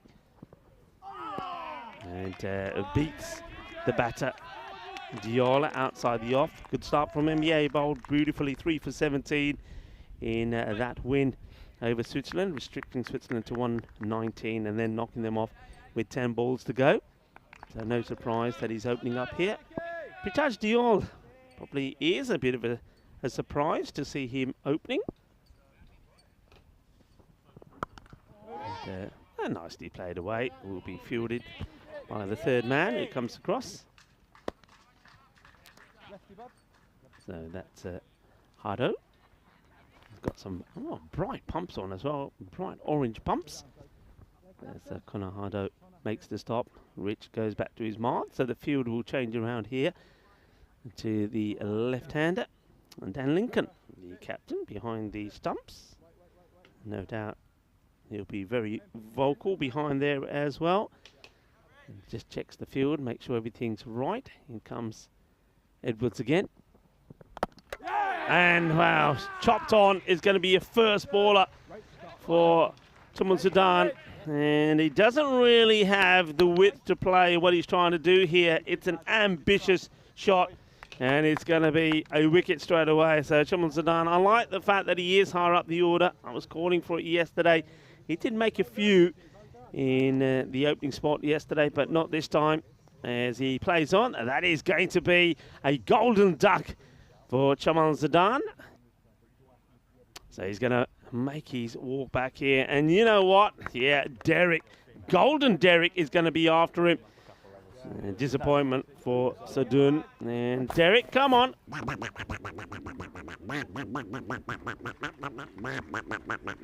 Well, batters, when they walk up those famous steps of the Cardamom Oval, if you don't get any runs, you know who's going to be after you, Derek. So Scott Austin now comes out, and a very good, correct batter. He makes good runs, plays some very nice shots, plays balls on merit. And I think this will be a good little contest for him up against some of the attack from England, which Edwards makes a perfect start though, doesn't he? Cyprus yesterday really did struggle with the bat, didn't they? On 2 occasions they got to 100, but they know they're better than that. They click. So nice delivery, nice carry through there to Dan Lincoln. Nice little tester, teasing delivery. I like this ball. I mean, this is when a new batter comes in as a bowler, especially as a quick bowler. You just want to fire that in a little bit short outside the off, because you know there's going to be nerves there, a bit of tension, and you're just hoping that a batter will just play at it. They've got a slip in place as well. That's Thomas Bevan. There he is. Oh, well, this is just a little bit of an ambitious hoik from Austin. So he's nowhere near this at all. I think he just makes up his mind to say that I'm going to go for this no matter what. Misses it by a long way, and just like that, the slip that was in place gets taken out. Tom Bevan now will go into the covers. So I think see Dan Lincoln how his mind is working. Short, and that will be the one for the over. Not that it will matter, because it was the end of the over, so saves it to the last.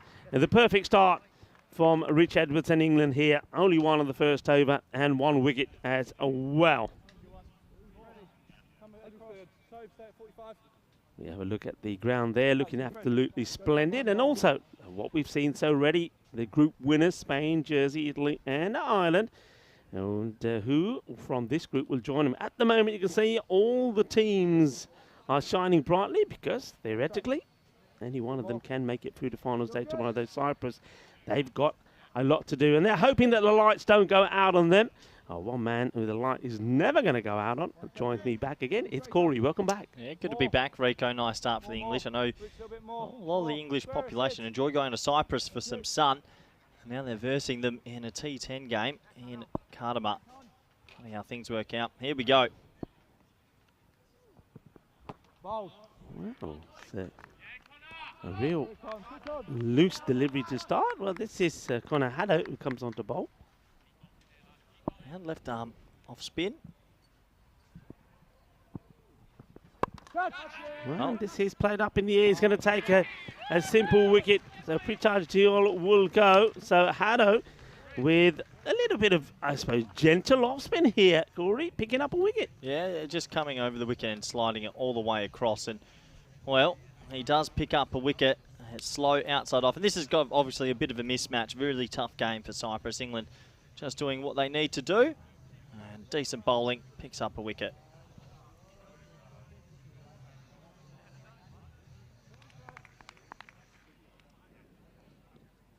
There he goes back. So Pritaj, I think, just took a little bit of a gamble here, going with Pritaj, hoping that they could, or he could, get going in the power play. It's not to be. I just think Cyprus, they can't be shying away from the key batters out there. I mean, I'd like to see the likes of, I mean, they go with Shoaib Ahmed, it's not really made an impact yet. You've got to go with the likes of Tajwinder and Taranjit. Taranjit's been the only batter that's performed for them so far. He scored good runs, I think, in the late 20s and got a 40 yesterday for them against Malta.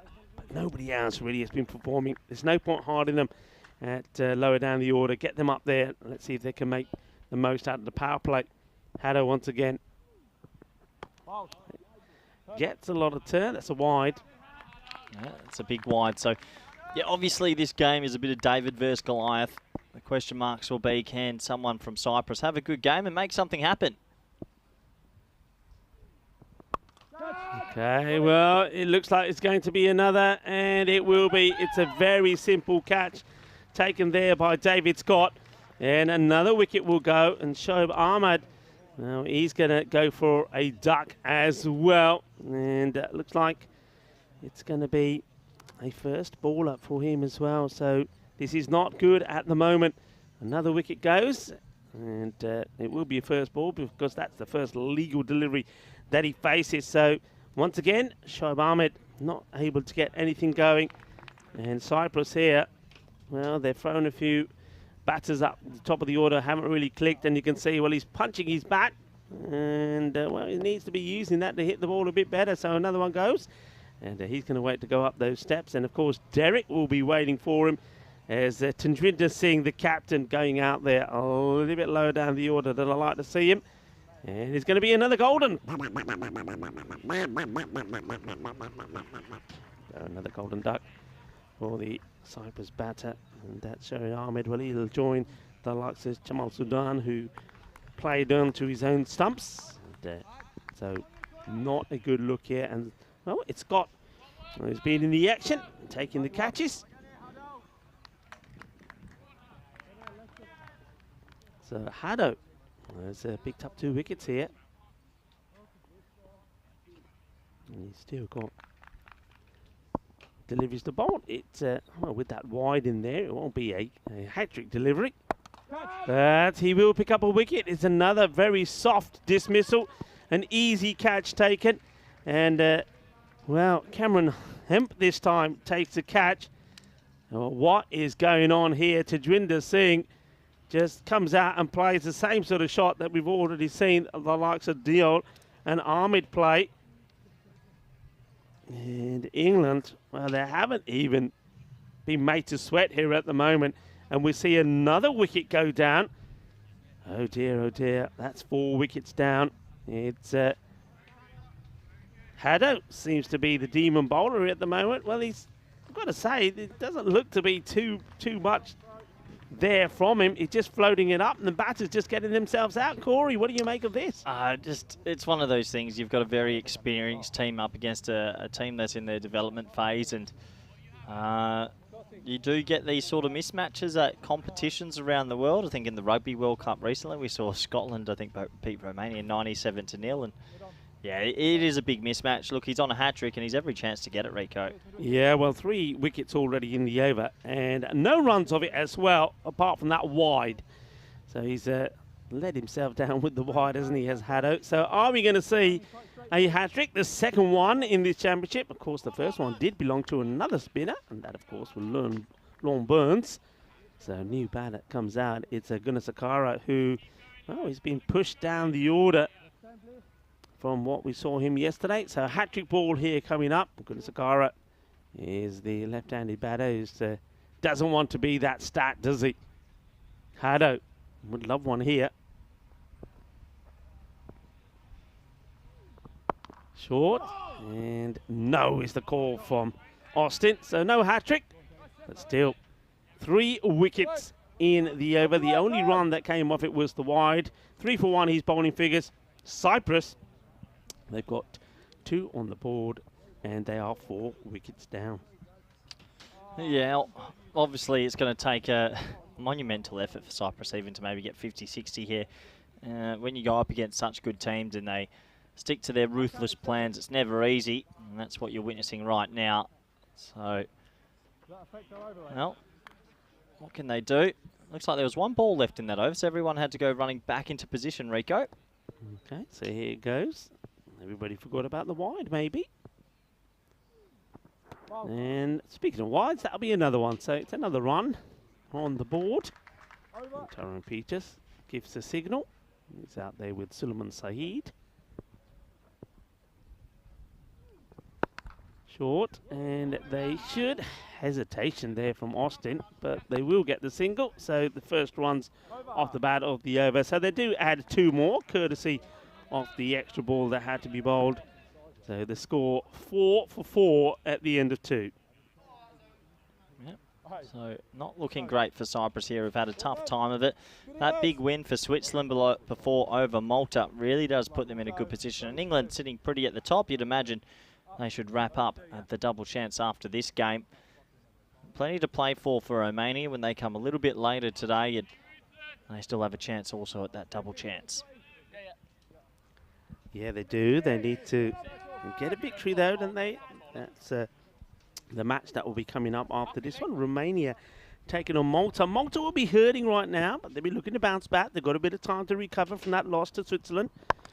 And that's a nice-looking shot, but nothing there. If there's a hit, he's gone. Oh, well, that is so close. Great bit of fielding. I think that might have been David Scott again. He's already picked up 2 catches. Picks it up, throws it in, and Austin was nowhere. Yeah, backing up way too far. He took his time, lined the throw up, and it can't have been that far away. Rich Edwards. Gets played away on the onside. So nice to see that at least trying to be aggressive here, Gulisakara. Well, there's no point just hanging around. You might as well still try be aggressive and see if you can get something on the board. Obviously, England just going through their paces at the moment, doing what they need to do. Yeah, I mean, the huge week this for Cyprus. They're on debut on a European Cricket Championship. And, of course, from this, as we've said, from all of the teams on debut, they'll learn so much from it. So Edwards. And he comes again. And not a bad shot at all. That will be the first boundary. So nicely played there by Austin. Lucky maybe still to be there. He was very close to being run out. And he's glad to be there because he gets his first runs on the board and the first boundary. Nice shot as well. Slightly over pitched and angling in at middle and leg and just clipped it beautifully. So first boundary of this match after 4 early wickets. Austin really is the key. If he can bat the 10 overs, maybe they get up to something. No! Big shout of no there. It's nicely played though from Austin. I want to say good afternoon to a lot of people in the chat. Magnum Mind is saying painful to watch, but yeah, it might be painful to watch, but it's something that Cyprus will get a lot and learn a lot from. Hello to James Stewart, Julian Dawson as well. Hello to you and James Stewart. It's nice to have you all in on the chat and enjoying the action, as well as everybody else that's tuned in around the world. Slight change in the field here, being deployed by Dan Lincoln.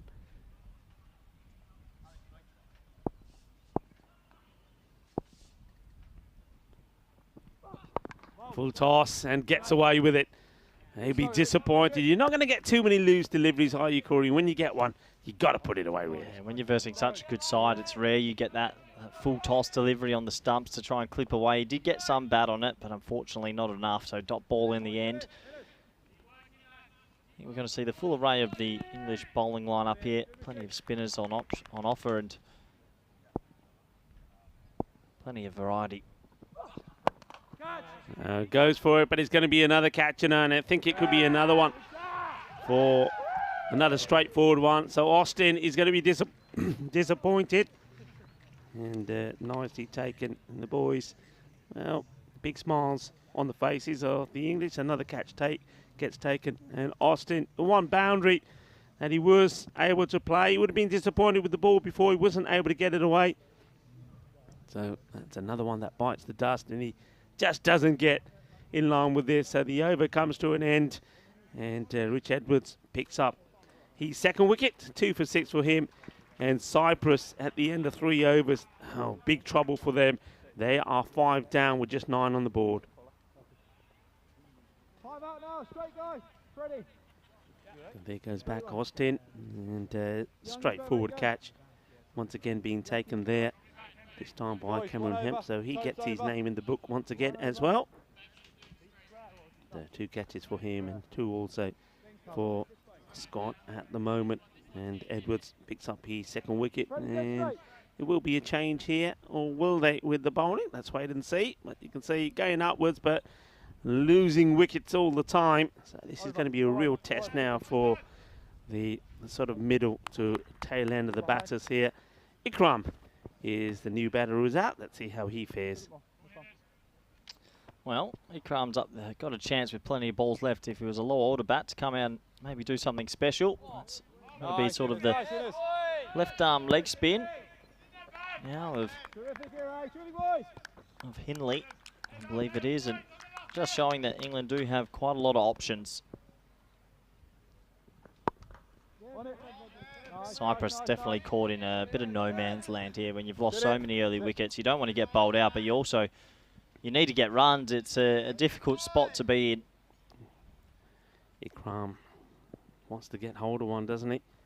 Yeah. Oh, well, he gets this one completely wrong. He reads it wrong. And he almost, well, the ball doesn't hit the stumps. He almost chops it onto his stumps. Look where Lincoln is. Look where the keeper's gone. Explain that one to me, Rico.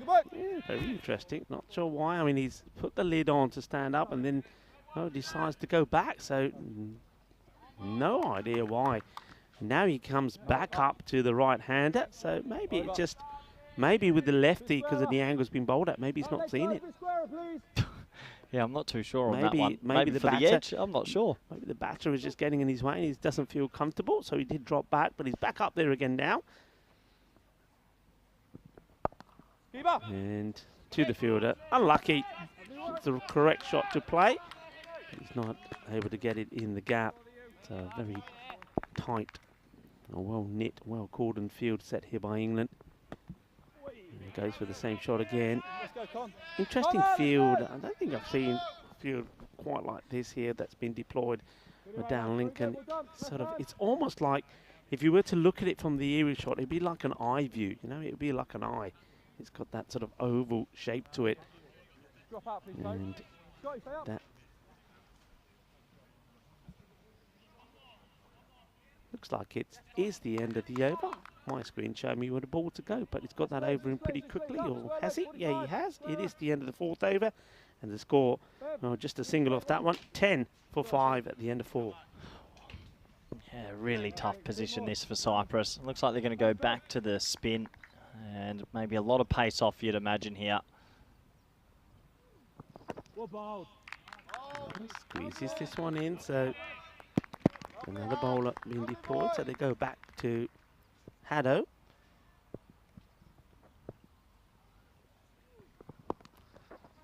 And another dot ball, so dot ball's been joined up here.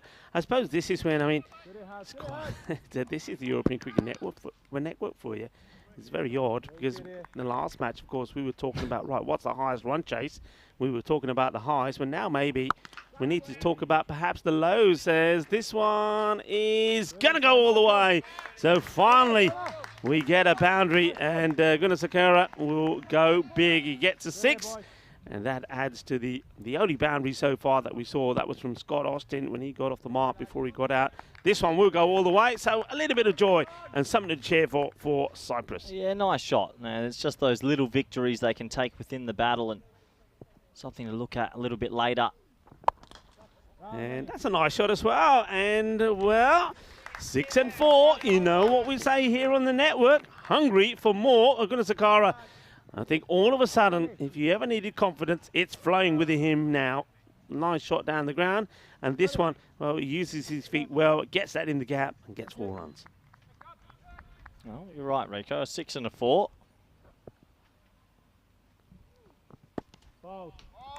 Quite happy just to leave this one alone. It's a little bit quicker. Sort of darted in to Gunasakura from Haddo.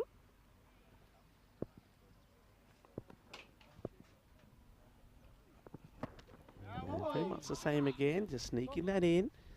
The batter having a look at the umpire, but no issues about that. It's another very quick over being bowled by England. They're getting through pretty quickly. Cyprus, well, they were able to double their score in that over. 10 becomes 20.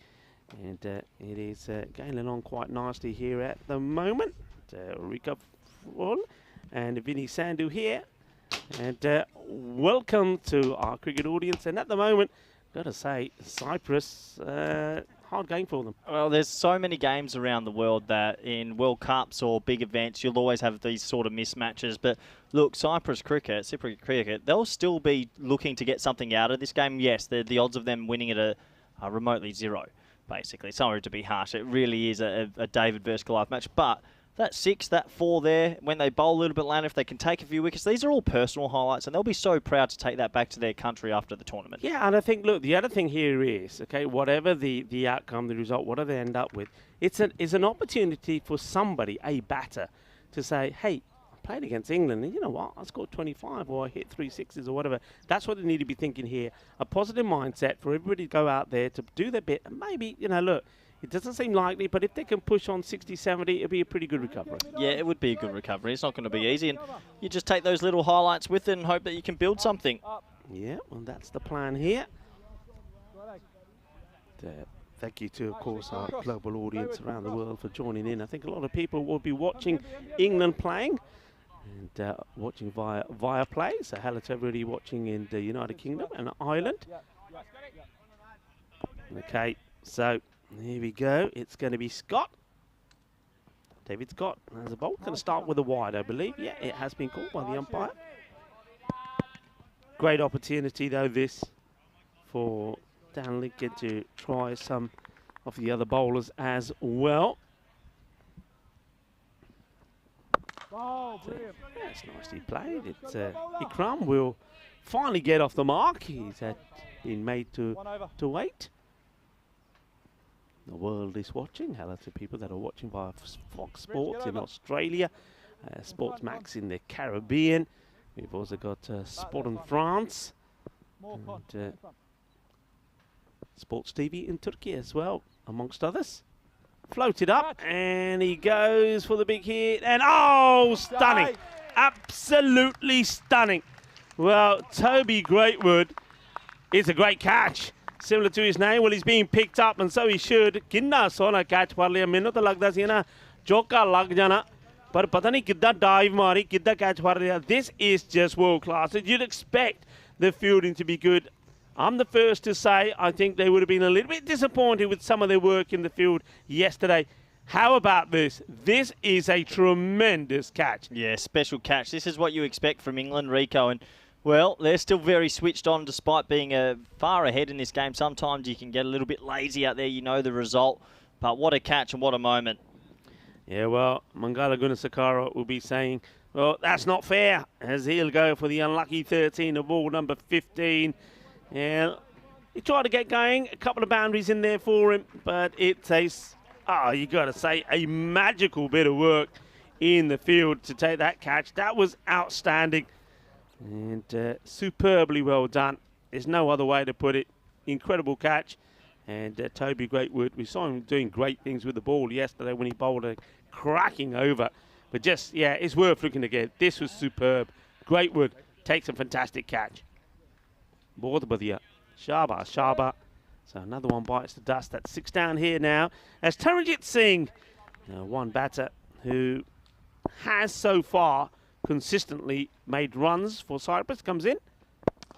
And he sort of chips this out on the offside. Luckily for him, the fielder's been deployed on the boundary, not on the circle. Otherwise, that could have been another straightforward catch. It's probably where Hemp has taken 2 already. Yes, please, keeper. Goes for it, and yeah, it's a good call there. Not a run there. You're running into trouble, Ikram. Finding it hard out there at the moment, but who's found it easy? David Scott continues. Bit fuller, and that struck well. The batters will take the single.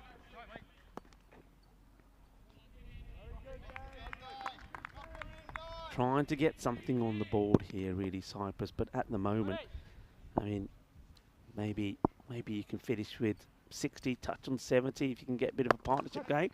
That's a nice looking shot, and he's going to get 4 runs. Nicely struck. Taranjit Singh hitting this well. Well, he gives it some welly, doesn't he?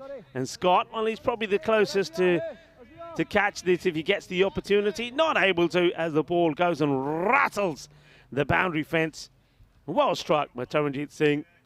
There's going to be 4 runs, and Cyprus at the end of 6 overs are going to be 28 for 6. Have a look at the scorecard there. So Taranjit comes in, he hits the boundary. Mangal Gunasakara did get into double figures, and he'll be hoping that 1 or 2 others in the side can do the same and trying to get a good score on the board. 24 balls to go. This one's floated right up there, and I'm surprised that Ikram doesn't really go for this. They're not going to get too many opportunities to sort of hit the ball or drive the ball straight. Siddle comes into the attack.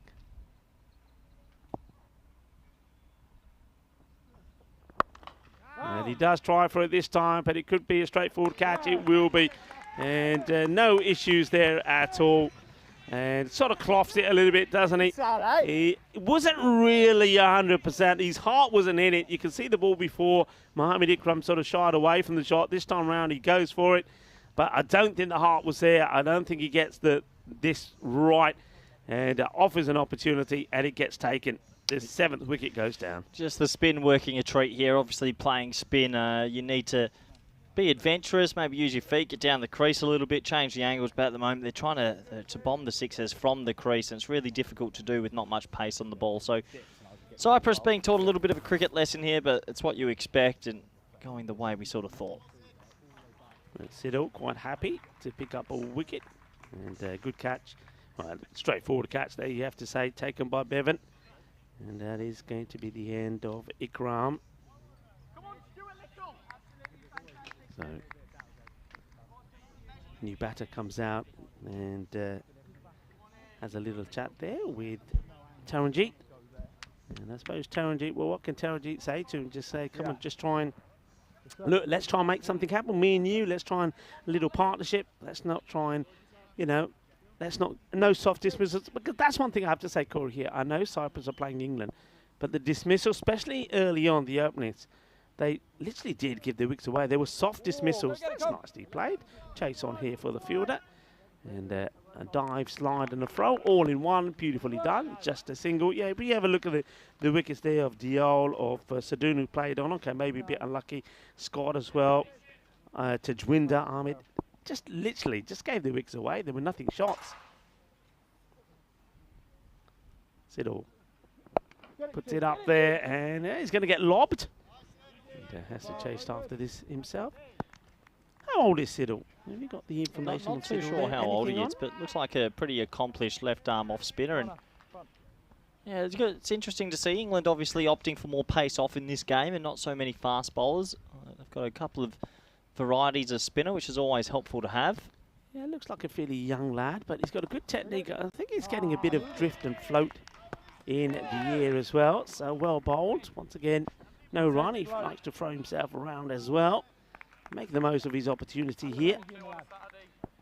Pathirana, wicket keeper stroke batter. Looks of concerns naturally there from Cyprus. It's played away, but no run there. I mean, you're just running into trouble if you're taking that on. It's the end of another tidy over from England and Cyprus, and make the way to 30 for 7. And Matthew Siddle, the 2 runs of that over, very well bowled from him. Just a reminder that, yes, we are very proud to announce our first ever Dream11 European Cricket Women's Championship happening here at the Cardamom Oval, starting on the 17th of December to the 22nd. So, well, one of those 5 teams might get a very, very early Christmas present if they are to be crowned the champions. They're looking forward to that. And this one is struck high up in the air, but straight to the fielder. Is another very simple catch taken there by Thomas Bevan. So Taranjit trying to get on with things and, well, trying to doubly score, but he's not able to do so. Just the one boundary to him. He will stay on 6 as he has to walk off. An easy catch taken there by Bevan. And it's another wicket, and it's going to be Fallows, Freddie Fallows, that comes on to bowl, and he takes a wicket off his first ball. And it just doesn't really get the power in the shot, does he? Goes more aerial than distance. And Bevan, I like the way Bevan just calls off the fielder there. I think Haddo is there, so Bevan says, I think I'll take this, thank you very much. So it's another one that bites the dust. So this time, not even Taranjit can get him yet. He batted well yesterday, didn't he? I mean, he's the one batter that did shine for them. Scored 29 of 7 against Romania. We saw him in action, scoring 40 of 16 in Cyprus. So they've had their woes, but the one thing that Cyprus would have been hoping for in this match is just to get a better sort of team performance. And I don't think, of course, they wouldn't have gone expecting to win this one, but they needed something to just get them into a bit of a groove going into what is going to be their crunch match against Switzerland. But it hasn't happened. Just gets dropped out. Oh, running into trouble maybe. It's a little bit slow, I think, this time, the fielder. They've been pretty sharp out there, but Toby Greatwood doesn't really attack this, and as a result, they will get that single. I wonder if this is something England will go forward with against some other teams as well. Plenty overs a spin. We've not seen pace off since we saw, obviously, Edwards at the top. So maybe a tactic they can't go in to employ a lot more. You can see plenty of bounce there. Another left arm off spinner. So something to look out for as this comp keeps growing. Yeah, Freddie Fallows. Gets played. It'll take another single. Oh, well, that's the the strangest single I've ever seen. Well, talk about taking the long route to where you're getting to here. Probably won't have a chance to see it because Fallows probably does bowl pretty quickly. But oh, that was a strange bit of running. And high up in the air, is he going to get this one safe? He does. The chase is on, and I think that's a great stop. Once again, you can see even with the score as it is, the standards are going to remain high, and that's brilliantly done. I think that's Matthew there in the action. Superb bit of fielding. Doesn't give it up. Yeah, extraordinarily well done. This is what you expect from the English 11. They're very agile, very young, and throw the bodies around, so making it even more difficult for Cyprus, who have found the going tough. Still only in the 30s. Last ball of this 8th over. And chance and taken. And, well, the trap was set. He goes to sort of nurdle this away. He thinks he's going to get some runs to his name, but in fact, no, he's not. It's going to be a sharp catch taken by Toby Greatwood. He's taken 2 really good catches here already. They're not going to drop these. And that is going to be the end of Pathirana. He's going to be the 9th wicket to fall. He goes for 2. And Cyprus now 33 for 9. 33 for 9, and unfortunately, it's a bit of a schooling out there. It was a late cut and actually flew quite far as well. Nice safe catch in the end. And another one goes, just doing exactly what they need to do, the English team. They'll try and chase these down pretty quickly as well, you'd imagine. And unfortunately, Cyprus will have to go a bit back to the drawing board, but you can understand that they're still a developing team, but developing nation, and a long way to go. Yeah, a long way to go indeed. Great word, great hands from him. His second catch, and now 1 wicket. And that'll be the end of this innings. Just trying to think what's the lowest score that we've seen in the European Cricket Championship. I know that Vinny Sandhu will have all the details somewhere. And, maybe he might even pipe in and tell us, but I can't remember too many that have been lower than this. As goes for the big shot, misses out on it. The bails do get taken off, but looks like he does get back.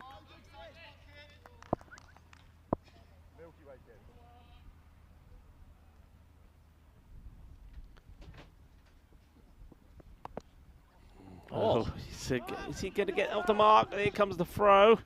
And if it was a little bit more accurate, you'd have to say there from Toby Greatwood, it would have tested the batters. A direct hit certainly would have done. So get another one. So happy to get off the mark. Let's have a look at this again. It's the old nutmeg, straight under Lincoln's legs, and well, it's a cheeky way to get a single anyway. Has he done? Well done, Lincoln. Not used to seeing the I English think with a he's bit got of the wrong shirt on tape today. around their back. Might have rocked up with the wrong shirt and then had to tape it up.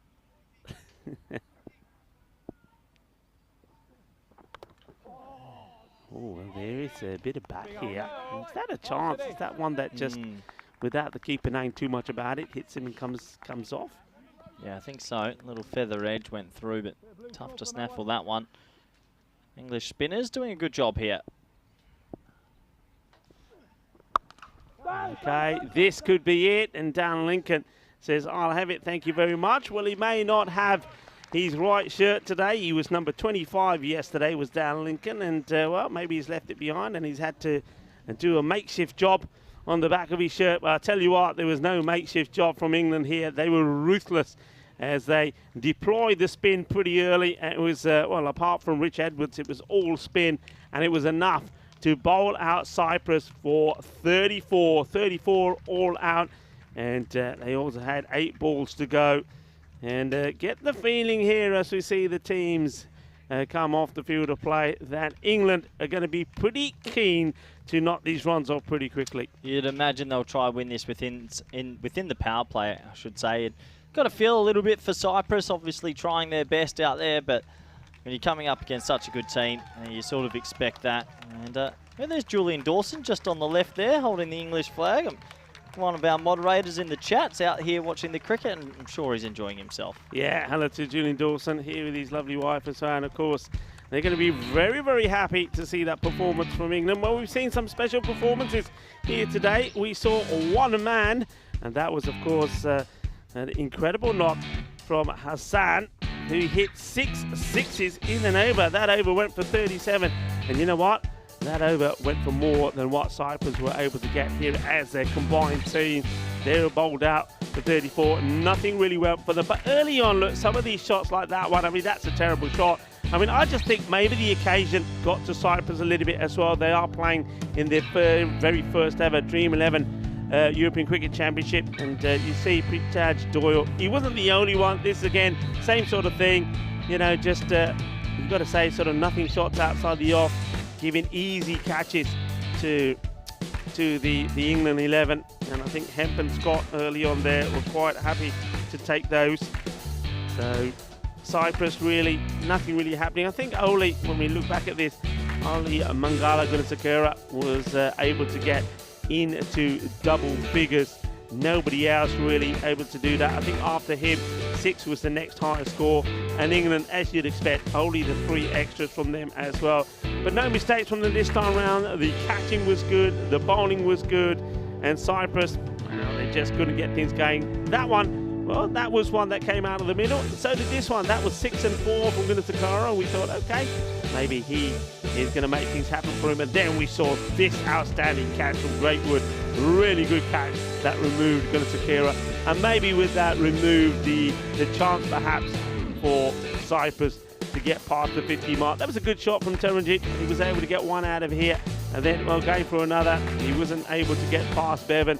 And Tom Bevan took some really nice catches out there. That was nice and easy. And we see another one coming up. I think this one where he just says to the fielder next to him, I think it was Haddo, hey, move out of the way. It's all mine, baby. It's all mine. And he takes the catch. This was great work here. Fantastic from Matthew Siddall, who bowled pretty well as well. But you just see the desire there from England. You know, their standards are high. They're going to, no matter what the situation is, no matter who they're playing, no matter what the score is, they're going to keep those standards high.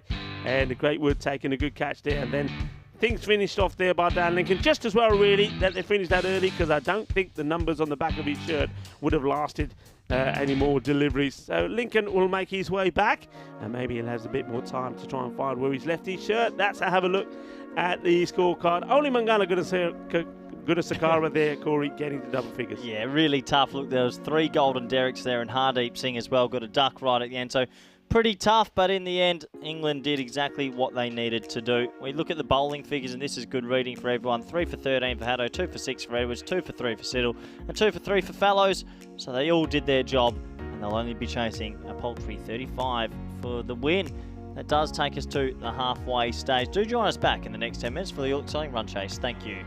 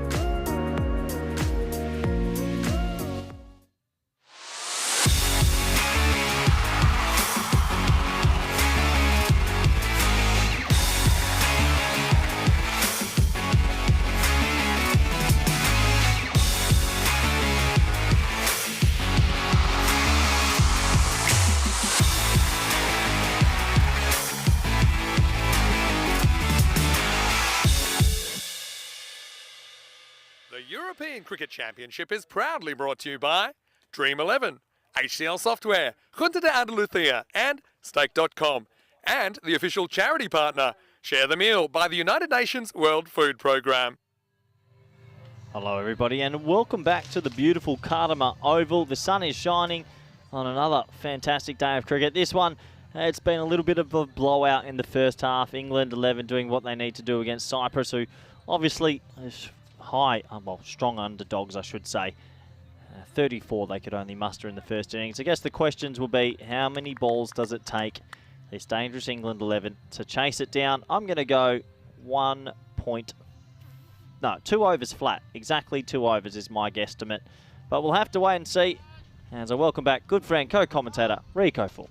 Wow, you think Go on, get your guessing quickly. I thought you're going to be me. I reckon they'll do it inside a power play. I'll go for 2.4. Okay, I'll go 2 flat and you're 2.4. Good luck.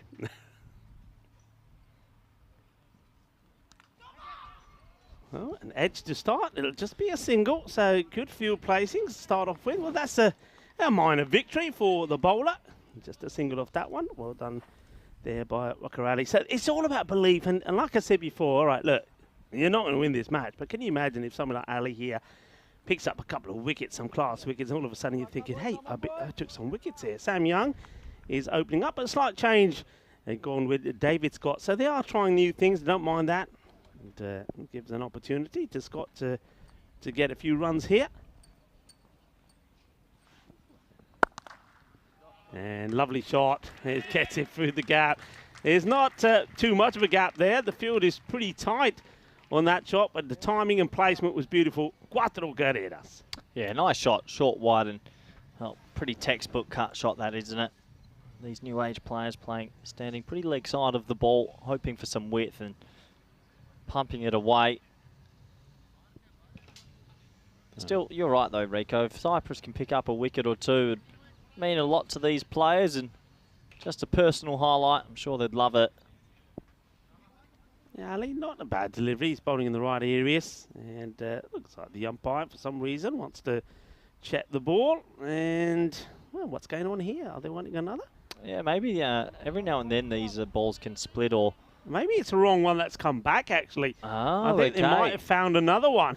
It might be one that's been lost there before. Now they're checking. Well, the ball boy's gone back into the bush. He said, hang on a minute, I found another one. Maybe it's this one. Here we go.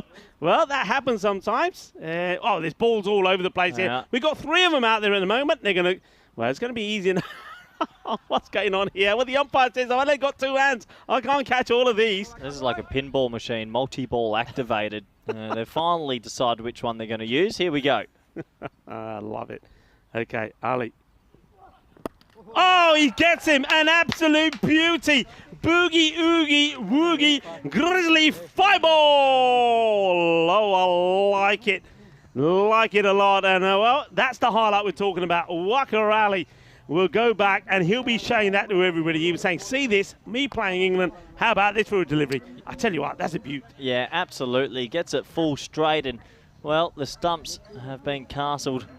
And that is an individual highlight. Good ball, went to shape away and then sort of stayed straight. And yeah, thanks for coming. Pretty comprehensive, that. Yeah, nicely bowled. A lovely moment there. Well, I suppose he's glad that he gets the right ball back in the end, and he's probably hoping to keep hold of that one. And they say, yeah, this one will do. Now there's Marta Maria with the camera there, just catching David Scott going back. It's not the easiest job, that one. I think if all of the camera angles and work that you've got to do here, I think Marta Maria's got the hardest, because she's got to capture some of the batters going back up there when they're not too happy. She's already had to deal with a few batters going back with a few golden ducks. So that's a brave place to be.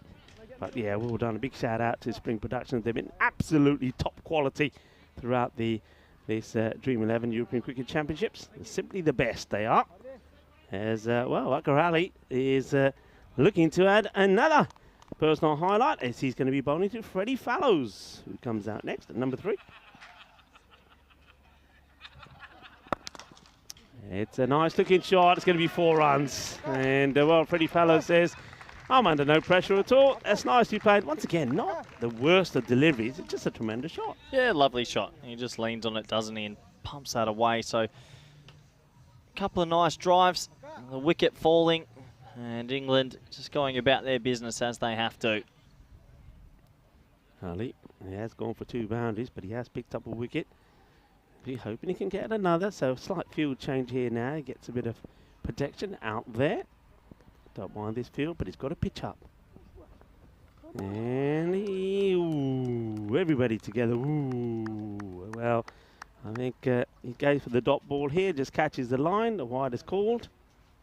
Yeah, went to go, looked like he was trying to shape it back in. Actually pitched and left the left-hander a little bit. So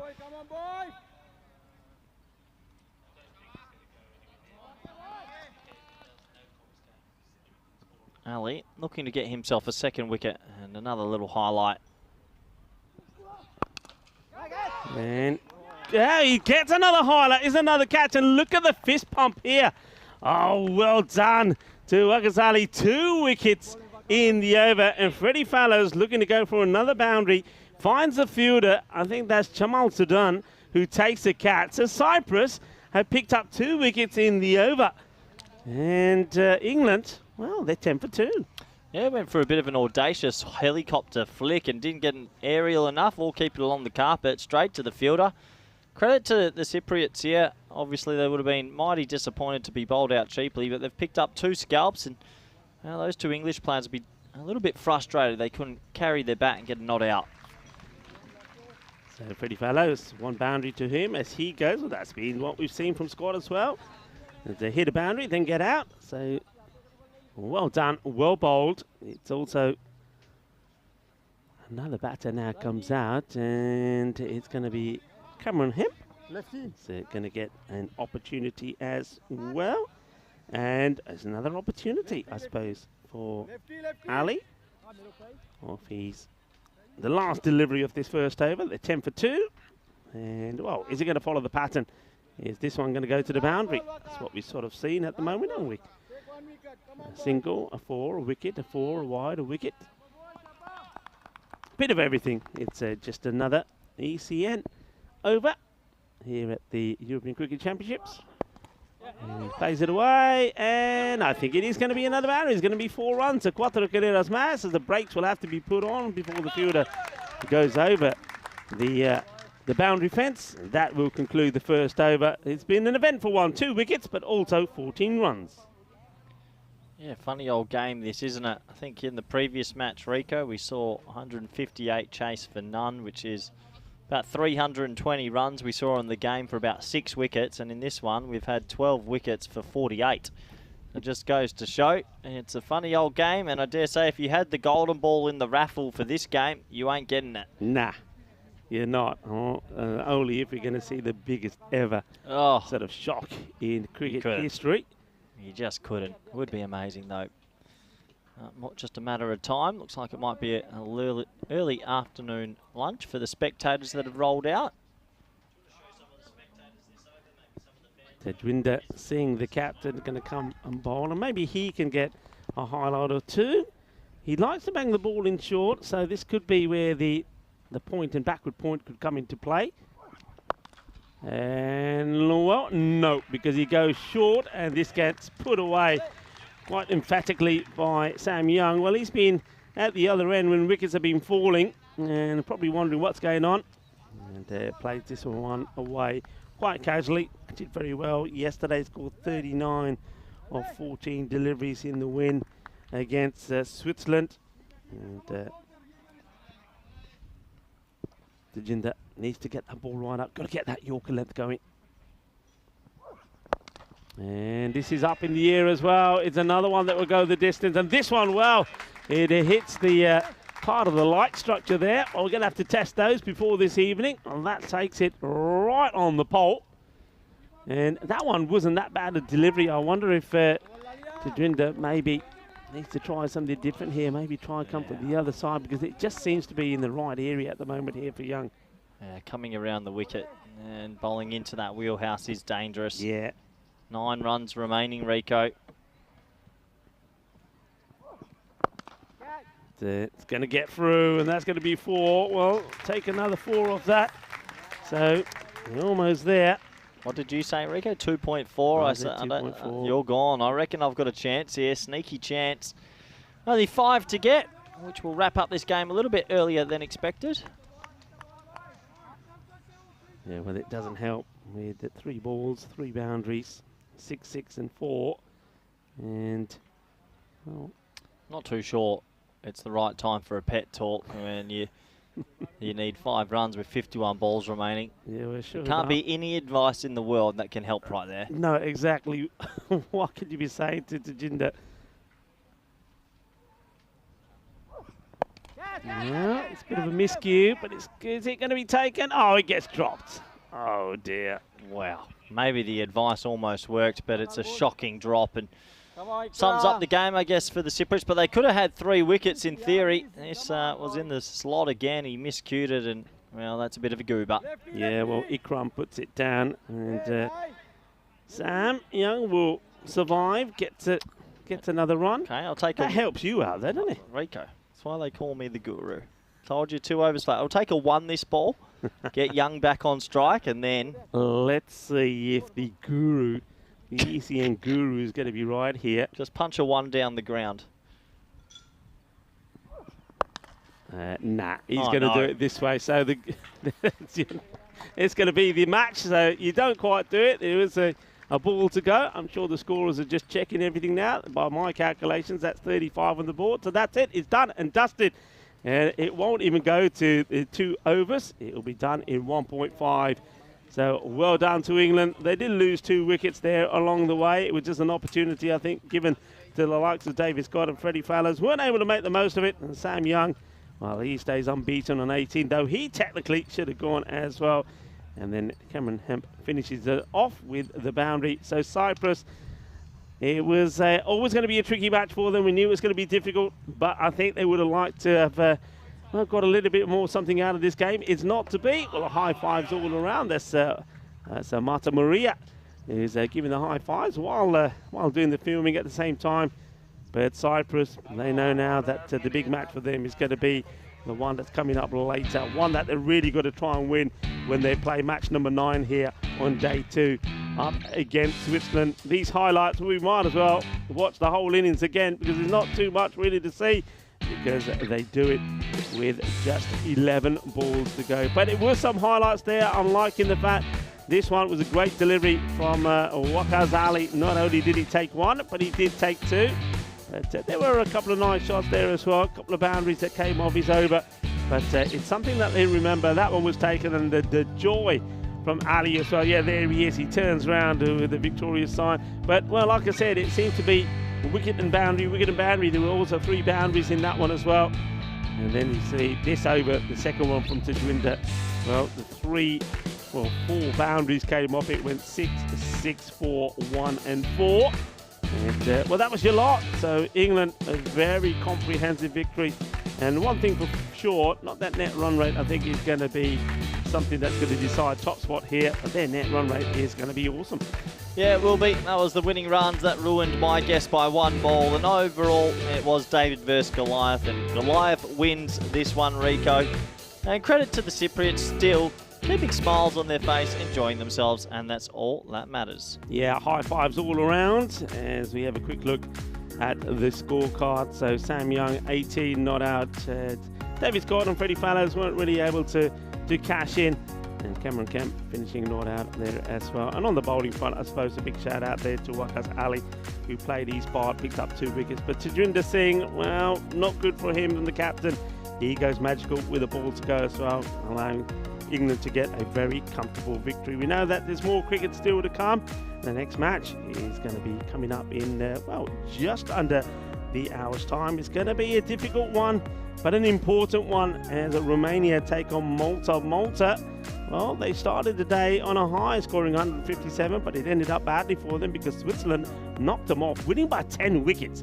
With 12 balls to go, they're taking on Romania. Romania, they're a team that showed woes of what happened to them last year in 2022 when their batting didn't click, when they weren't able to get to the 101.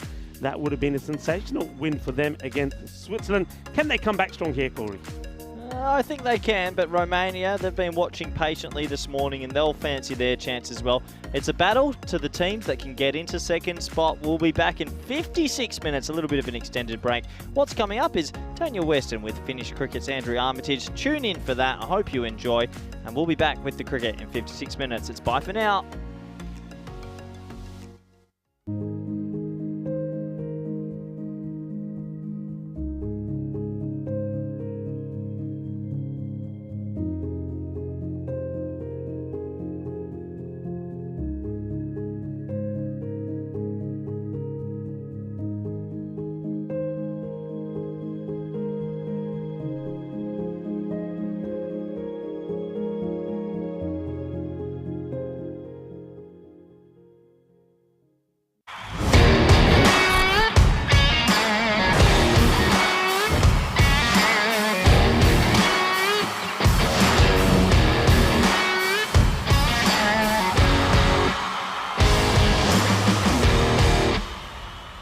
Andrew, great to have you here. Thanks, Danny. What were some of your first memories in cricket? Wow. Goes back a long way, of course. I mean, if I'm thinking about my own physical first memories, they'd be, beach cricket, backyard cricket with my brother, all that sort of stuff. And then into my teens and sort of real top-level cricket, it would be 81, Botham's Ashes. Enough said about that. Headingley and all those sorts of things. But I'm originally from Manchester, so the Old Trafford Test. I was at Old Trafford when Botham was hitting his 140, whatever it was. And how many balls? 84 would be Viv Richards at Old Trafford. So that was Botham's 81. If Viv Richards at 84, that's still up there. 189 off 170 in 1984 at Old Trafford. And I remember sitting there and thinking, today that'd be slow, wouldn't it? 189 off 170 balls, but back then, never seen before. And we still absolutely got smashed because I remember Viv was batting with Michael Holding at the other end. I think they were about 8 down, and through the 80s, English guys just used to getting smashed by the West Indies. Thought, we've got a chance. Viv comes in, blasts 180 odd, not out. Game over. So that was obviously all your cricket experience in England. What took you to Finland? A female. Yeah. I was early 20s. Playing semi-decent cricket in the Manchester Association, what is the Cheshire League these days. Cricket all day long, weekends, evenings.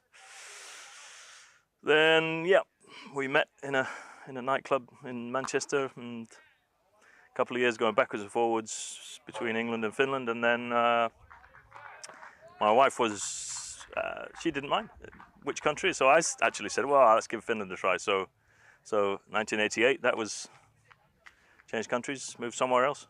And your wife knew what she was in for in those first few years in your cricket addiction? Yeah, I made the brutal mistake of bringing her along to a 50-over game for the first time that she'd ever seen a game of cricket. And she sat on the banks watching the game, not having a clue what was going on. And that was the first and last game that she went to. So a great start. Right, okay. so then getting to Finland, what are some of your first memories of cricket in Finland? Did it exist before you got there? Not really, no. Our son was born in 91, and I can remember it's sort of linked to the cricket side of things. That's pretty much, apart from when I was 1, 2, 3 years old, then it was cricket all the way through my life until I left England. Son was born in 91, so in 92, 93 I was getting already cold feet and sort of saying that, I'm not planning on leaving the country. But I've got to have cricket, and in Helsinki. Yeah, I still live 35 years later, still in Espoo, which is basically the next city along the southern coast of Finland, next to Helsinki. And I got involved in playing horrible cricket, which we somehow made into fun, playing on gravel outfields with rolled down matting wickets, and it was about sort of creating something that had not really happened before. And that was, we sort of did that through the second half of the 90s. With expats? Mostly, yeah.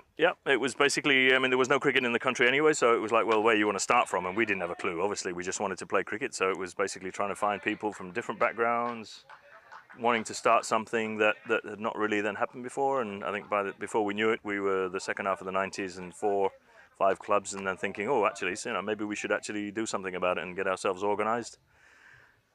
Involved then in forming the association, Finnish Cricket Association in '99, and contact the ICC of what should we do next and all that sort of thing, and it sort of moved on from there, really. So Up it was until today. really, it was word of mouth and friends talking to friends Very much because it was so. before Very much social so. media. And Yeah, very much so. Yeah, Nokia came along, of course, in the 90s. So, but it was still a long time before social media. So yeah, we were basically friends, as you said, word of mouth. Little bits of cricket here and there. We went to a couple of cities outside of the greater Helsinki area as well, trying to sort of get things started, but it was all, there's no infrastructure, no facilities, no real structure. We were just playing friendlies just because people wanted to play cricket, and that just sort of started from there. Did Nokia need a lot of Indian tech talent to move across to? Not really back then. I don't remember that. I mean, they probably did, but to be fair, the situation in Finland has probably been in the news the most for the last couple of years for the fact that everybody's realised that there's a 1,300-kilometre border with the Russians, and having the Ukraine situation obviously being in our minds forefront all the time. Then the culture of the Finnish society, very much so in the 80s and 90s, was quite a closed environment, and Nokia, I think, was just part of the process to actually open things up. But that didn't mean automatically that there were Indian ITs people coming along back then. I think that was something that gradually phased into something which has become, a normal thing for today. And from playing at on a gravel field to now having the beautiful Kerava cricket ground, Yep. What was the process? Is that gravel field now where you play, or is there it? There are still a few of the outgrounds that are still on gravel. We play sort of our lower division matches now on outfield gravel grounds, but in addition to the Kerava National Cricket Ground, we actually had a third permanent grass ground that we opened this year through a national multi-sport event involved with the Olympic Committee and the national broadcaster, the equivalent of the BBC, in a city called Lahti, which is about 100 kilometers up north from Helsinki, an absolutely beautiful ground, which is a junior football ground. It was a good shot. Yeah, it was. Just missed us, unfortunately. Juniors football ground. They don't really use it at weekends, so they play all of their footy in the weekdays, and of course that fits perfectly. We dealt with the local authorities with a model that we've used for the other grounds that we've had, and so long as we're not taking anything away from somebody else, we're adding value to the situation and the infrastructure. Permanent strip in the middle. The grass is semi-decent for an outfield. Away you go. Right. So these are local government-owned grounds. Yep. They're not private-owned The grounds. Kerava one is we're on a long-term lease for the ground. All the rest of the grounds are basically municipal grounds, where different to perhaps long-term cricket history countries. Then that's a lot of things that the clubs actually do. Whereas we try to sort of consolidate all of our operations to actually become more meaningful to local municipalities, and that's served us in good stead for getting more facilities, which, as we all know, is one of the cornerstones of actually getting more cricket. So it's been a process which we think that we've managed to develop quite well over the years. That's something which I think, from a cricket development perspective, having to sort of approach it in a quite a humble manner, not wishing to sort of push in on anybody, because let's face it, we're a minority sport in most of our associate cricket countries, and we have to find ways to bring the barriers down and break the thresholds into the game, and that means that we've got to work with other sports, and we've got to work with the municipalities along that basis. Yeah, but cricket is growing very fast. And what do you see as the strengths of cricket in Finland now? Strength of cricket in Finland, I think, I guess because of the relatively short history and because of the way that we started things off, we've almost become a model of a multicultural sport in Finland, and we're probably still the only one, to be honest. We have an office these days in the Olympic Committee, so we're with about 65 different sports in the centre of Helsinki, and I think the strength of what we do is based on the fact that we've managed to build something which is something for everyone. We've got all sorts of different cultures. We've got people from all sorts of both experienced backgrounds, as well as bringing new people into the game, and trying to make that as simple as possible. It's not easy. It's never easy, but hey, what do you want to do things easy in life for? It's it's always something that we've thought that we're going about it in the right way, and the truth is in the pudding, I guess, and it's the way things have moved forward. I think it is the right model. Doesn't make it any easier, but I think something which has set us up in the right way. And where there's challenges, there's opportunities, obviously. And you're doing a lot with youth development, kids cricket, and female cricket as well. I think going back to what you said about the strengths of Finnish cricket, I think it's also a Finnish mentality sort of thing. There's a thing in Finnish called sisu, and that's a Finnish word for you, which you won't know. But rough translation is it's like a sort of a gritty persistence and not giving up on anything. And I think development of cricket in a northern country as we are, where cricket is unknown, is something which is, as you know, I'm natural Finnish these days, naturalized Finnish these days, and I think there's something that I've learned over the years as well of the way that society works in the country, and getting kids involved from all different backgrounds, having a women's program as well at the moment that we're trying to build on the model that we have for the men's, which is all volunteer based. You know, I mean, at the end of the day, the structures that we put in place have all been on creating pathways and creating things that both players and coaches and administrators want to be involved in. You know, I think that's such a massive thing. It's not just the cricket that goes on out there, it's what happens off the field as well. Yeah. And I think that's been something which has been also massively important. And you mentioned this Sisu, you know, winter's quite long. You know, the summer's wonderful there, but winter's quite long. Do you have the opportunity to be training or playing indoors in the winter? that's I think, you know, on the bigger infrastructure question, that's also something where, you know, if you start thinking about your high performance stuff, as much as your juniors, you've got to be able to have something which gives access to the game all around the year, so you can keep interest. You don't want to lose interest at the end of the summer, because back then, when we were talking about when I started, we didn't have any facilities in the winter, so it was literally, you got to the end of September and you were done. Put the cricket stuff away, dig it out again in May. We've managed to do a long-term cooperation agreement with one of the sports institute in Finland. Finland is a very long country with that eastern border that I mentioned earlier, and there's a network of sports academies across the country, about 18 or 19 of them, and we cooperated with the football and floorball academy in a place called Eerikkilä, and we now have a 3-bay indoor cricket facility again in a football hall. So it's behind the goals, so we're not taking away from anybody again. We can play cricket and football at the same time, or we can use the hall if it's available for cricket for the whole hall. So everybody wins. It's a fantastic facility. Everything else, obviously, as a national sports institute would be. So it's not been built for cricket, but we're sort of piggybacking on the organisation to develop the game, and that is massive for us as well as an in point for the 2 of the 3 largest sports. Ice hockey would be the 3rd one in Finland for, you know, pathways, juniors, the women's as well as men's. So it's a visibility point as well as having a quality infrastructure. Yeah, that's wonderful. And you have bowling machines there as well, do you? We've singular, yeah, bowling machine. Bowling machine. Again, financially, you know, these are the sort of things that develop over time. So we've got 1 bowling machine there, and then 2 bays, and obviously then all of the fitness and S&C setup is absolutely brilliant, and we're looking at the moment on long-term plans for outdoor facility as well, but that's in the pipeline, so to speak. And we've got another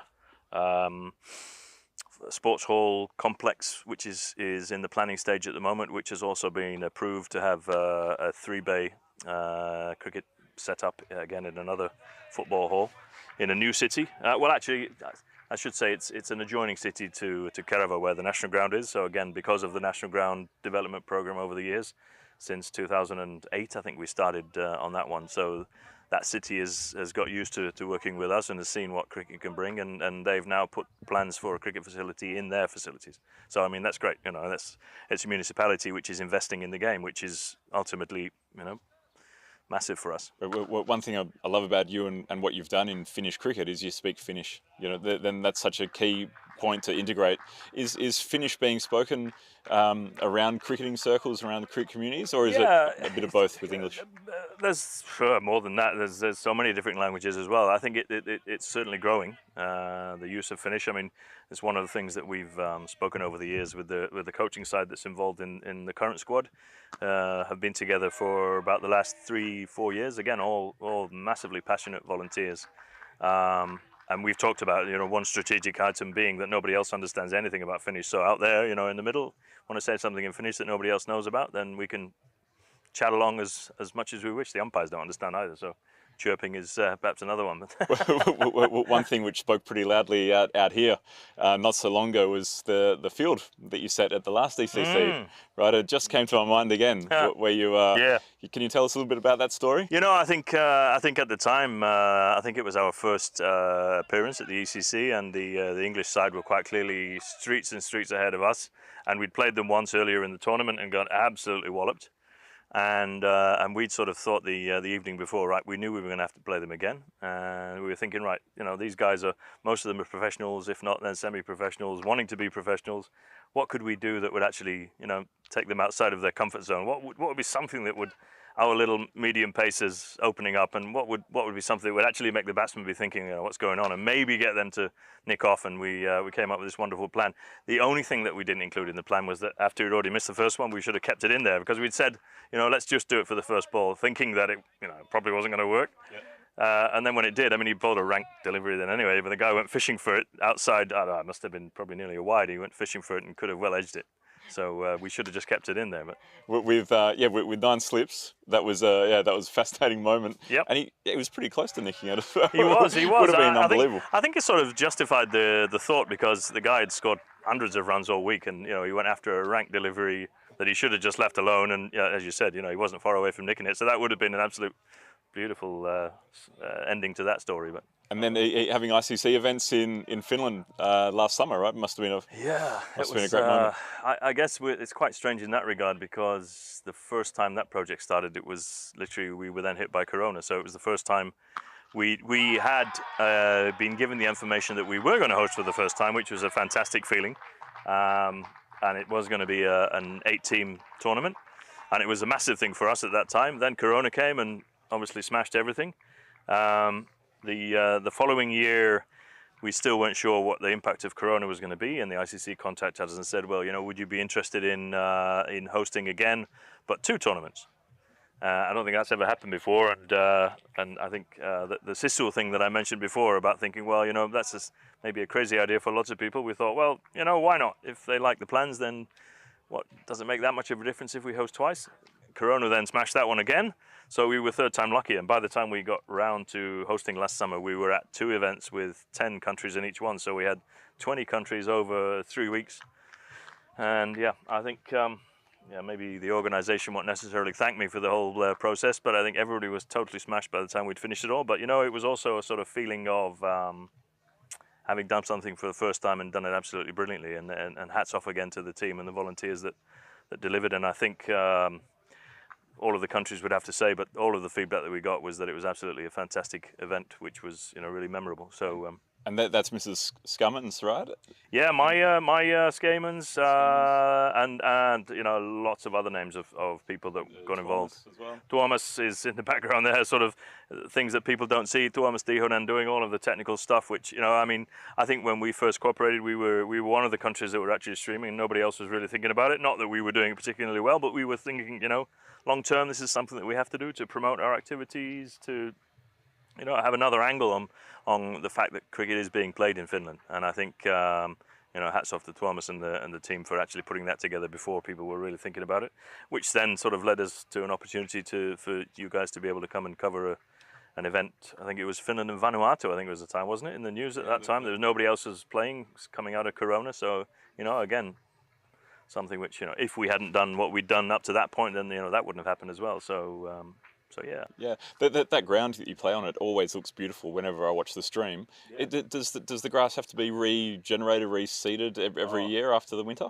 You know, I think I mentioned before about the Sisu, the gritty persistence, but also then the key to cricket development is getting local people enthusiastically involved in what we do, and what's happened with the ground development, which has then continued into the municipal grounds as well, has been that we've managed to entice the best Finnish grass experts in getting involved in cricket.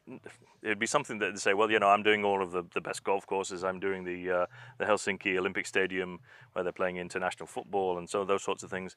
But then there'll be a sort of an add-on saying, well, you know, if once you've done those and you're sort of driving home, you think you could come through the cricket ground and have a little look at what we're doing.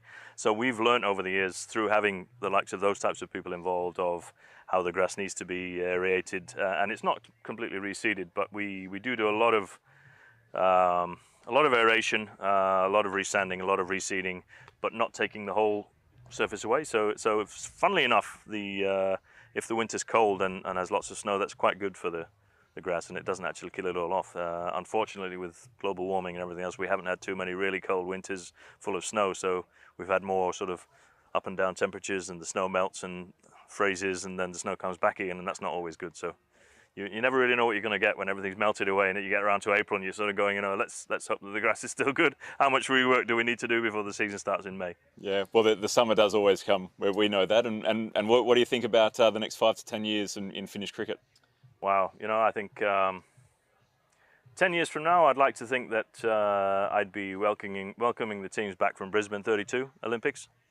I think the Olympic movement is something that cricket is definitely needs to be involved in, and I'm hoping that would be something that a country like Finland, with a massive following for everything Olympic, is going to be interested in. And I think 10 years on from now, that's a viable opportunity for basically the next generation of players from the players on this side, the Finnish players that we've got playing here, young Milo Padal and Ruben Danefel and Jack Collins. Those are the names that I actually remembered from some of the kids of these players. I think one of the most exciting things about a relatively short history of cricket in a country is that an old guy like me that's been involved since we've started everything off, knowing what we've come from, knowing to where we are today, and thinking about that sort of 10-year ahead. We keep doing the right things. We keep getting more indigenous population involved, which is obviously one of the critical things to do, and setting examples and being involved in events like this one, ICC qualification events for the men and the women, all the things that I didn't have when Finland was starting to play cricket, all those sorts of things which fit into place now to make cricket an exciting, interesting sport to get more people involved in. And I think 10 years from now, we'll be seeing a lot more of that and a lot bigger playing numbers than we've currently got. Yeah, no, fantastic, Andrew. And I think with your leadership, and if we keep missing the huge cut shots that go for 6 just past our ears there, then Finnish cricket's got a huge future. Thanks to the volunteers, thanks to the passion of the players that we see here. It's fantastic. And yeah, just want to congratulate you and thank you for being here. Thanks to you and the team. It's always a pleasure. Yeah, thanks, Andrew. Thanks, Daniel. Thank you.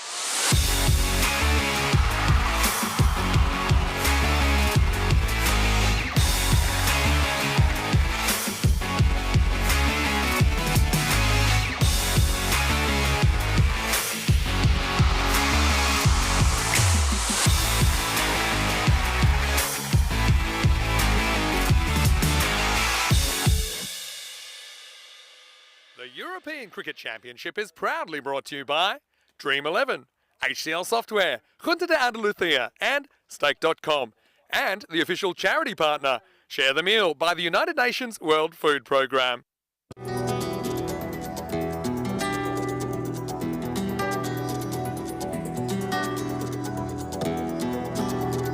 Ven conmigo a cruzar su calle, a vivir su ambiente. Ven conmigo a vivir la vida intensamente. Conmigo ven, conmigo ven. Hello and welcome back. Preparations on the way for match number 8. This is a big one for Romania. Now Romania, let's take a look back to yesterday. They had a good win against Cyprus, didn't they? I think they were very comfortable then going into the match against Switzerland. And the first half of that match went absolutely brilliantly well. They restricted Switzerland just to 100. But the team whose batting did click in the first match against Cyprus, well, it didn't click against Switzerland. The woes that they had back in 2022 came back and hit them. They couldn't get past the 100 mark. So they're looking for better in this one. I think a lot of questions will be answered about the Romanian side in this match. They're taking on Malta. Let's talk a little bit about Malta. Malta, they're a team that we thought yesterday were the best team. They had the best day and they started really well this morning. They put 157 on the board against Switzerland. They thought they were going to get the win. They thought they would be the team that would have that double chance tomorrow. But then Switzerland pulled off an amazing run chase and got there, scoring 161, and they did it with 12 balls to go. So one thing that Malta, or one thing that they have to answer is, what bowlers have they got? Can their bowlers come good in this one? Plenty of good players to look out for, but before we talk about those, why don't we join the two captains for the all-important coin toss? Okay, your call. European cricket. It is European cricket. We're going to bowl first. Varun Prasad winning the coin toss, and he's decided that Malta will have a field first. So I think this time round he doesn't want to take the gamble of putting a big score on the board and maybe the likes of Romanian getting to those runs. Let's have a look at this Romania side. I think it was good for their fans to see that Ramesh Sathisan got in the runs yesterday, but I think today is about Taranjit Singh and it's about Vasu Sani as well. These guys have to get going. We saw better from them in the first match, but in the second match their batting didn't click, and I think the top order is absolutely key for them. One guy that could be the surprise, he could be the man that gets a victory for them, is Ijaz Hussain, so look out for him. Malta, well, they'll be wondering what they did wrong. I think with the batting, not a lot. Varun Prasad is in very good form at the moment. Zishan Khan is scoring runs. Basil George is there as well. And other batters clicking in. I like the role that was played there by Jaspal Singh, also by Fahim Mughal. So their batting is right, but the bowling has to be good. They need to start well with the likes of Wasim Abbas and also Fahim Mughal. If those two could give them 4 good overs, then I think the likes of the others can come back well. And the big question is, how will somebody like Brikam Arora come back after being hit for those 6 sixes in 1 over? So it's going to be an interesting one. I think Malta looking to bounce back and go back to the sort of play that they were doing yesterday. They've got to get their bowling right, whereas Romania, they need to get their batting right. It's going to be an exciting one. Over to Corey for the start of this one. Hello everybody and welcome back. We're here at the beautiful Kardama Oval, as it's brilliant to be here for more T10 action and a very early introduction. Welcome back, Mr. Maximo. Thanks, Corey. Great to be here for the first time today. I've been following on the action, and what action we've had so far. Malta, 157 and blew it, if you want to call it that, earlier on today. Kind of keeps up a bit of a tradition of them scoring heavily, but then also conceding a lot in this tournament. Romania and Malta both a win to their names so far. According to the win predictor, you can see that Malta are favoured. Is that Malta or Maltata? Malta with an extra T. Wow. Did you, I know you weren't with us this morning, enjoyed a morning off after you've worked hard. Did you see the run chase? 100% I did. Crazy. And it was brutal. First 6 sixes in and over here at the Kardama Oval. Also the biggest chase here at Kardama Oval. So was that the first 6 sixes at an ECC, but it's happened in ECNs? Yeah, it has. ECSs, sorry. Yeah, we'll come back to that in a second because Taran is Oh, racing up. hit it. Hit it. He hasn't actually bowled this. But Hit it. One way to take the shine off the ball. Yeah, clever. That's no fun. Bring us back the days when you could just run up and whack it. Yeah. Even when those days you couldn't hit that. Who was it? I think it was Craig McMillan off Phil Tufnell. It's happened a few times. Alan Border. Alan Border off Phil Simmons. Yeah, I saw Josh Butler do it live off Paul Van Makeren, actually. That was good fun. Anyway, first ball of this game. And it's a dot. Not Well, going to get too many of them. Got to talk about Romania just quickly before we get up to what I've been up to, which has been mostly watching the cricket. But Romania, got to get that top order clicking. Now, Malta's has, for the most part. Swiss has today. And Taranjit goes up and just gets it over the top. Bit of a teaser for the fielder. Does well to pull it back. It'll be a long single to get Romania on the board. Yeah, completely agree, Vinny. If Romania can get that top order clicking, well, they definitely have a chance then in this game. Unfortunately, in this tournament so far, they've had some frailties with the bat, but it's a new day for Malta. I think they've played some really good cricket in their first 3 games, but still wasn't enough to beat Switzerland early, which was quite remarkable, really. Yeah, well, it reminded me a little bit of a game, and all our Maltese fans know it very, very well. Hello to all of the Maltese fans out there, by the way. I think it's my first time calling a Malta game in this group. This is straight to the fielder, and Sathisen cannot take a trick once again. First ball tries to elevate, doesn't, and the breakthrough comes for the Maltese. It's 1 for 1. Well, boy, oh boy, captain is gone again. This time it's a golden globe. That hurts. And, well, Malta have something to celebrate. That's Malta's first wicket in a while because this morning they didn't look like taking one. Yeah, you're right about that. It's a Thiessen. He knew straight away. He was turning and walking, didn't want to look. Wazim Abbas takes the catch, didn't have to move. So, cricket's a brutal game sometimes. Mr. Thiessen, he's been up, he's been down. He's been followed by Derek a fair bit up those stairs as well. Here's the first to go. It's 1 for 1. Yeah, it has to go, and that's mighty disappointing for him as an individual.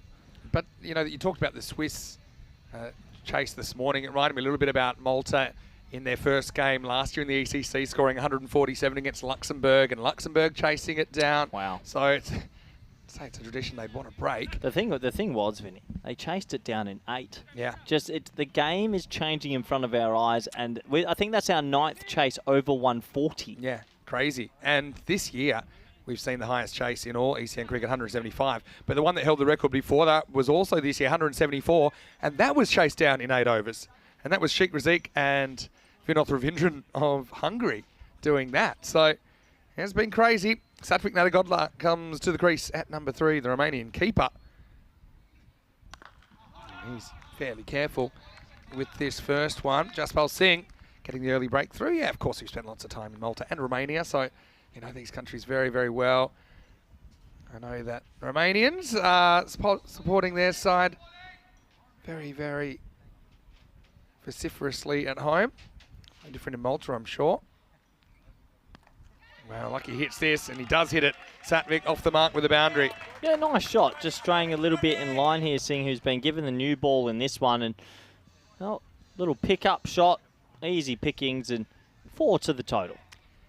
And just where these two teams are, it's an interesting one, isn't it? You kind of got Cyprus obviously struggling at the moment. They're without a win. They're kind of rooted to the bottom, and I think only a miracle will save them at this stage. You've got England at the top, but you've got these other 3 in the middle. This is 2 of them playing here, these 2 in Switzerland. Oh, this one's a miss hit as well. Sun's a factor, but no problems at all. You wondered when Zisham would put on a hat. Well, he's done it at the right time. The big floppy out there. And so that's both wickets going in the first over to Jaspal Singh. And Nadagotla's got a walk. It's 5 for 2. Honestly, after the carnage of this morning where Malta couldn't buy a wicket, that'll make them feel a lot better. 2 early poles, just a little bit of late movement. Pretty loose-looking stroke, and Romania on the fence early. Right now, this is a massive game. If Malta are to win this, they really do put themselves back in contention for second spot. Yeah, disappointment for Satvik. Just lost his shape there. And luck wasn't on his side. It was a simple chance for Zishan Khan. Scores 5 for 2.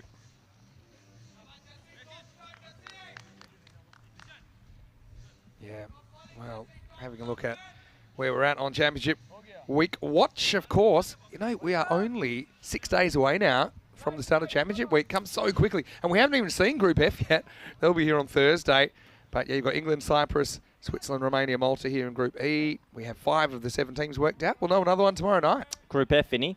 Group of death for me. I always thought that was the most tough group because I think there's 4 teams that realistically could win it. Even if you look at Luxembourg, who are probably a team you're counting out, I wouldn't count them out based on some of their performances this year.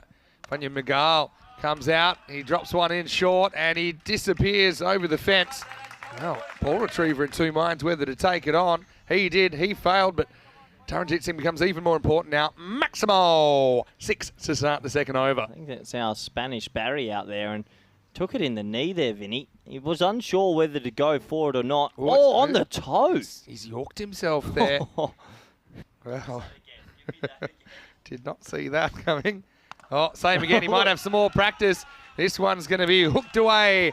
Once again, over the ropes. Maximo, back-to-back for Taranjit Singh. Oh, poor old Mughal has offered up. Copped it this morning, didn't he, early on? Copped it this morning, and he's copped it again here. And nice shot for 6. That surely would have hurt, right on the end of the toe. He just shakes it off. I said this privately, but I'll say it out loud on the air. That got to say, I really love their Maltese uniforms. Yeah, but, crowd favourite. New addition with a little Maltese motifs in there. Very nicely done. He's got to bowl a good ball here. They've had such a good over. You don't want to take all that pressure away. Yeah. They will keep attacking Romania. We know that. They've come back after losing early wickets before. We saw that yesterday. Oh, a little bit short. Watch the ball. Going nowhere. So Magal gets one in. Funny one about Magal. He became, I think, the only player in T20 Internationals to be given out hit the ball twice earlier in the season. Hit the ball twice? Hit the ball twice as Moses' dismissal. Hey? Well, what happened was... You're allowed to hit it twice. Well, no. You're allowed to hit it twice legally if the ball's going to go on your stumps potentially, but he did it illegally. How? What's he done? I'll tell you in a minute. I know you like that kind of thing. Around the wicket. Cracking drive. That's an absolute bullet across the carpet from Taran. Well, is this the game that Taran clicks? Romania would love him to. I know that Malta have had some pretty incredible individual performances. Basil George, notably yesterday. Could Taran step up at the right time? Yeah, what a nice shot that is. Absolutely crunched, and 4 runs to the total. What happened was the ball essentially actually hit him the first time, which counts as a hit. And there was some discussion with his partner whether they wanted to run or not. Too short and hooked away, and this one's going even further. That's a roofer. Maximo! The second goes magical, and Fanyan Mugal's woes continue. Oh boy, and that really releases all the pressure that was built up in the first over. Good striking. But yeah, go on. So what happened was, as his non-striker had overcommitted a bit, the keeper was coming in to field the ball, and he kind of tapped it back to the bowler. Doesn't that go under obstructing the field? Could have been either. I'm pretty sure it's obstructing the field. It satisfies the criteria of both, and I actually don't think there's a clear yeah, but the precedence. bowler was about to get it, and he obstructed the field. I think technically it goes hit the ball twice. Okay. Well, I think it should come under obstruct the field anyway. Just pitching outside for me, although it does beat the bat of Taranjit Singh. So Mughal gets a dot in eventually, but the over costs 22. It's 27 for 2 after 2 overs. Yeah, tough to get an LBW if you're not pitching on a middle and off and bringing it back in. Pitched well outside. This is the table. Quite interesting. A win here for Romania or Malta. And that will it's Malta's last game. It's their last bite of the cherry. Who do Romania have left? They've got England. Yeah, so Romania have England tonight. Who does Switzerland have left? Switzerland play Cyprus next. So just thinking of Cyprus, if they could smash Switzerland in the next game, then they're still theoretically alive. But they were the smashies, weren't they, in the last game against England 11? Guillotine. I think Cyprus are gone, Vinny. I can't see them being back. But hey, you said about France last year. But that big win by Switzerland, that chase flips this whole thing. If Malta had won that, it was almost theirs. So Switzerland now favourites to maybe get second in the double chance. Yeah, interesting group. I mean, every group brings something slightly different to the table. Going to go back to Jaspal here. Good batting. Yeah, Vasusani comes in. He's, I'd say he's an old man. He's an old head, I think, cricket-wise. He can play according to the situation right now. He wants to give the strike back to Taran. Yeah, the situation is get a 1, so Taranjeet Singh can try and moose a 6. I think Cyprus fans will be happy that you're writing them off, and I'll tell you why in a second. Why is that? There's a bit of a trend of teams you write off doing well in the tournament. Ireland 11, I no didn't chance, according to Corey Rutgers. Jeez, this is like Purple Monkey Dishwasher. This story has changed so much. And so now Cyprus could put on 200 in game 9. Too short again and pulled away. They haven't learnt their lesson really against Taranjeet Singh, who's very strong on the pull. I suppose the issue with Taran, sometimes he looks to play this shot when it's too full to do this, but he's had a lot of the short stuff and put it away that time. Hasn't missed out on a pull or a hook stroke yet. Easy runs. Yeah, I look forward to when Ireland play Spain in the group in the finals weekend. Yeah. The Irish dugout are feeding it to me. I'm innocent. Yeah, you're gonna have to step up. I love the Irish. Irish. I think. I do like baiting them a little bit. Yeah, I know that. You're a stirrer. And I know that we've got Dave Bott in the fan zone. I've got Julian as well. Met Dave out this of the morning. chat. Yeah. Thing about Dave. Poured him a water. He's outed you. He said, because everyone was asking, "What's Corey like? What's Corey like?" In the chat, and he said he actually said that you have a bit of a persona, right? It's a job, Vinny. Okay.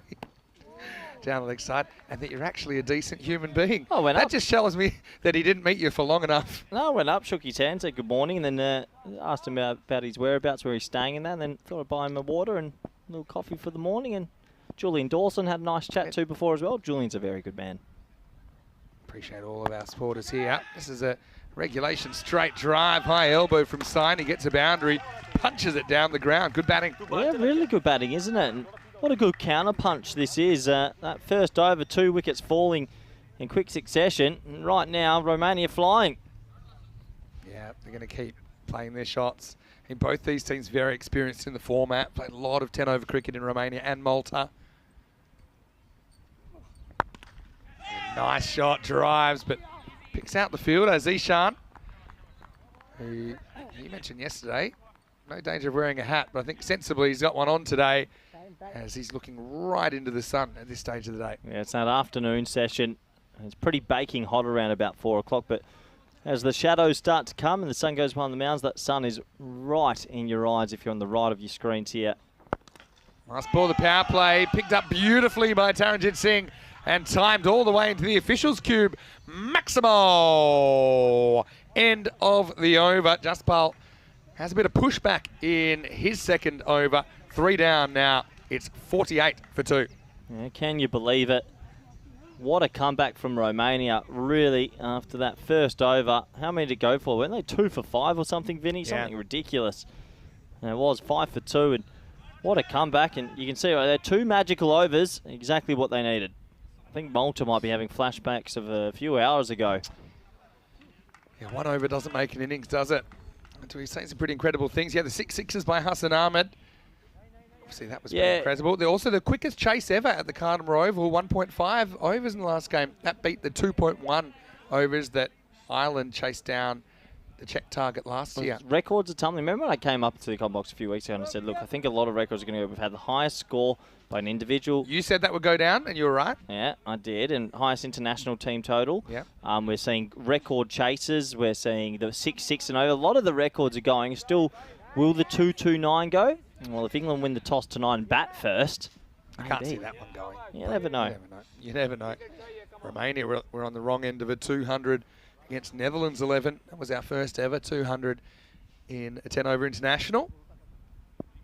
Wazim Abbas to come on. Bowled well this morning, actually. I think the cover fieldsman there is just walking into position, so a little bit of a false start.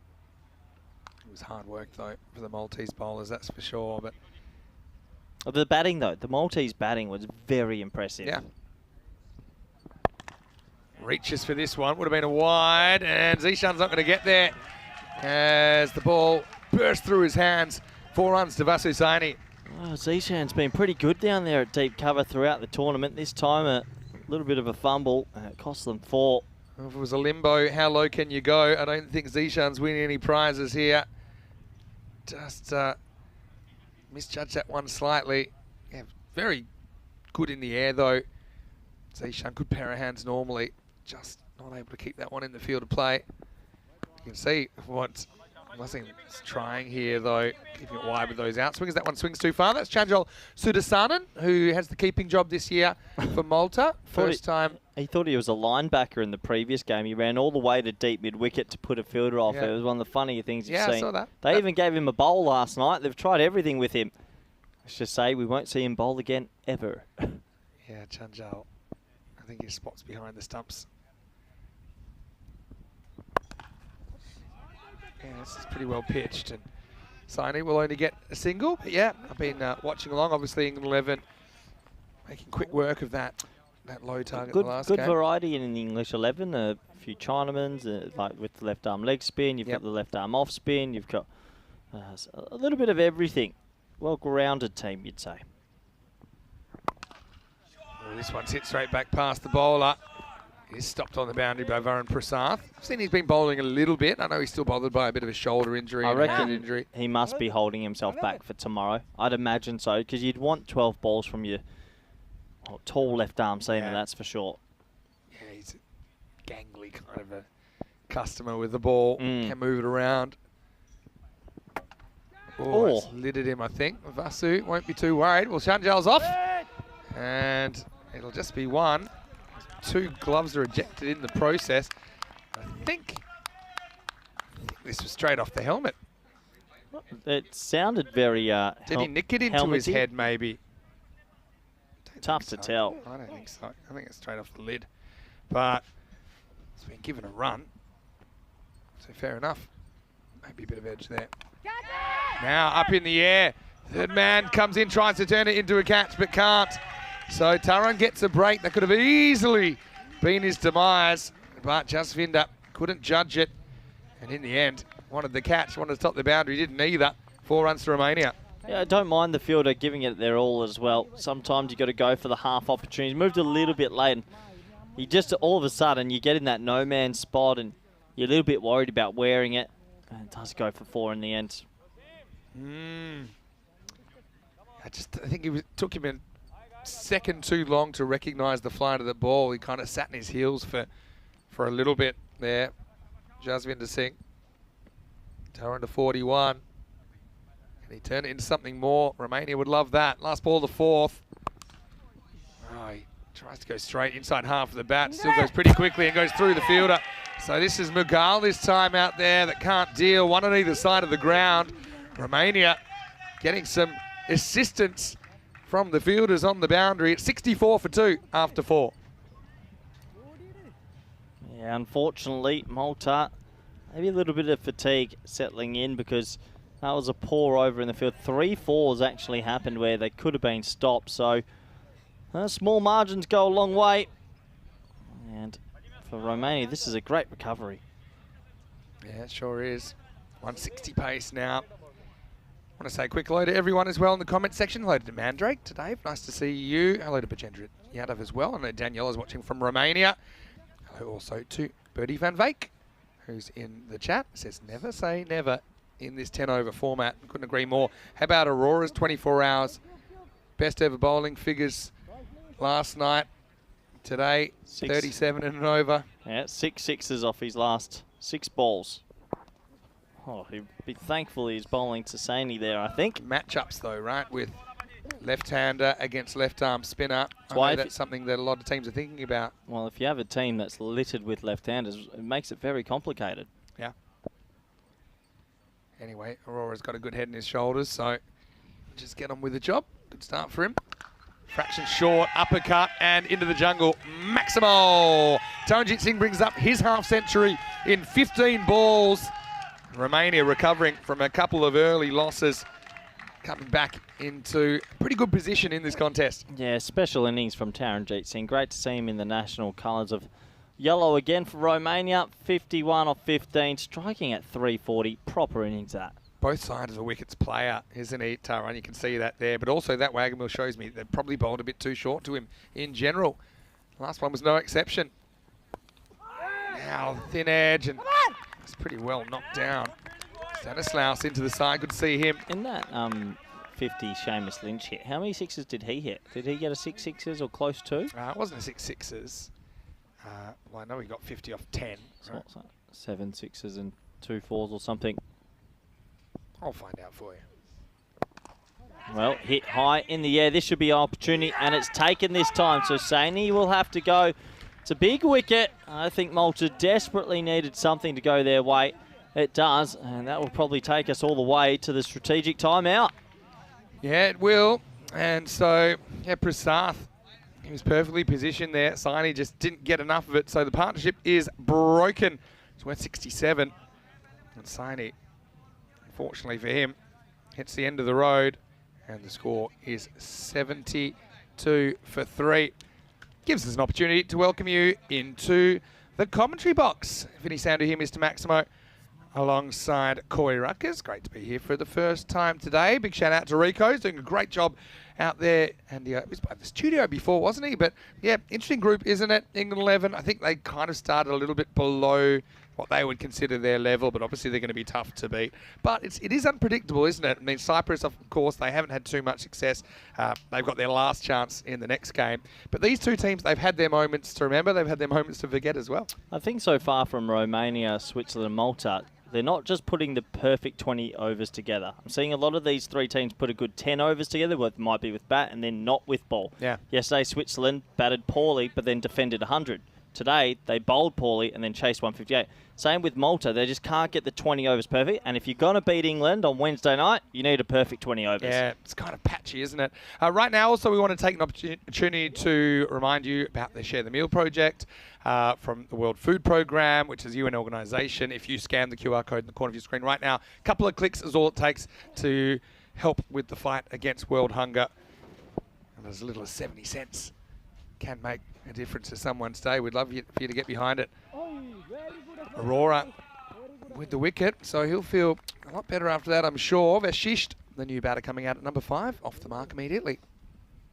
Yeah. Twilight in the chat saying, Corey, that wasn't a big wicket, but I think Saini is a big wicket because he's very good at just ticking it over and getting this man back on strike. Saini's one guy. Okay, he was playing second fiddle this time to Taran, but Saini's a guy that has so often gotten them out of trouble. They're batting in that 4, 5, 6 position when they've lost early wickets. So he's a guy you're certainly happy to see the back of.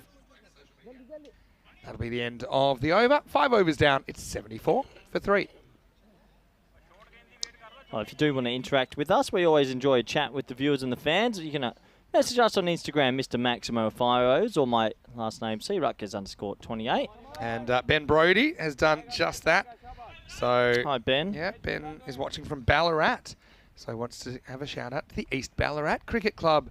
So hopefully you guys are excited with the new season down there in Australia. This is into the gap. You know, this could go for 4 and it does.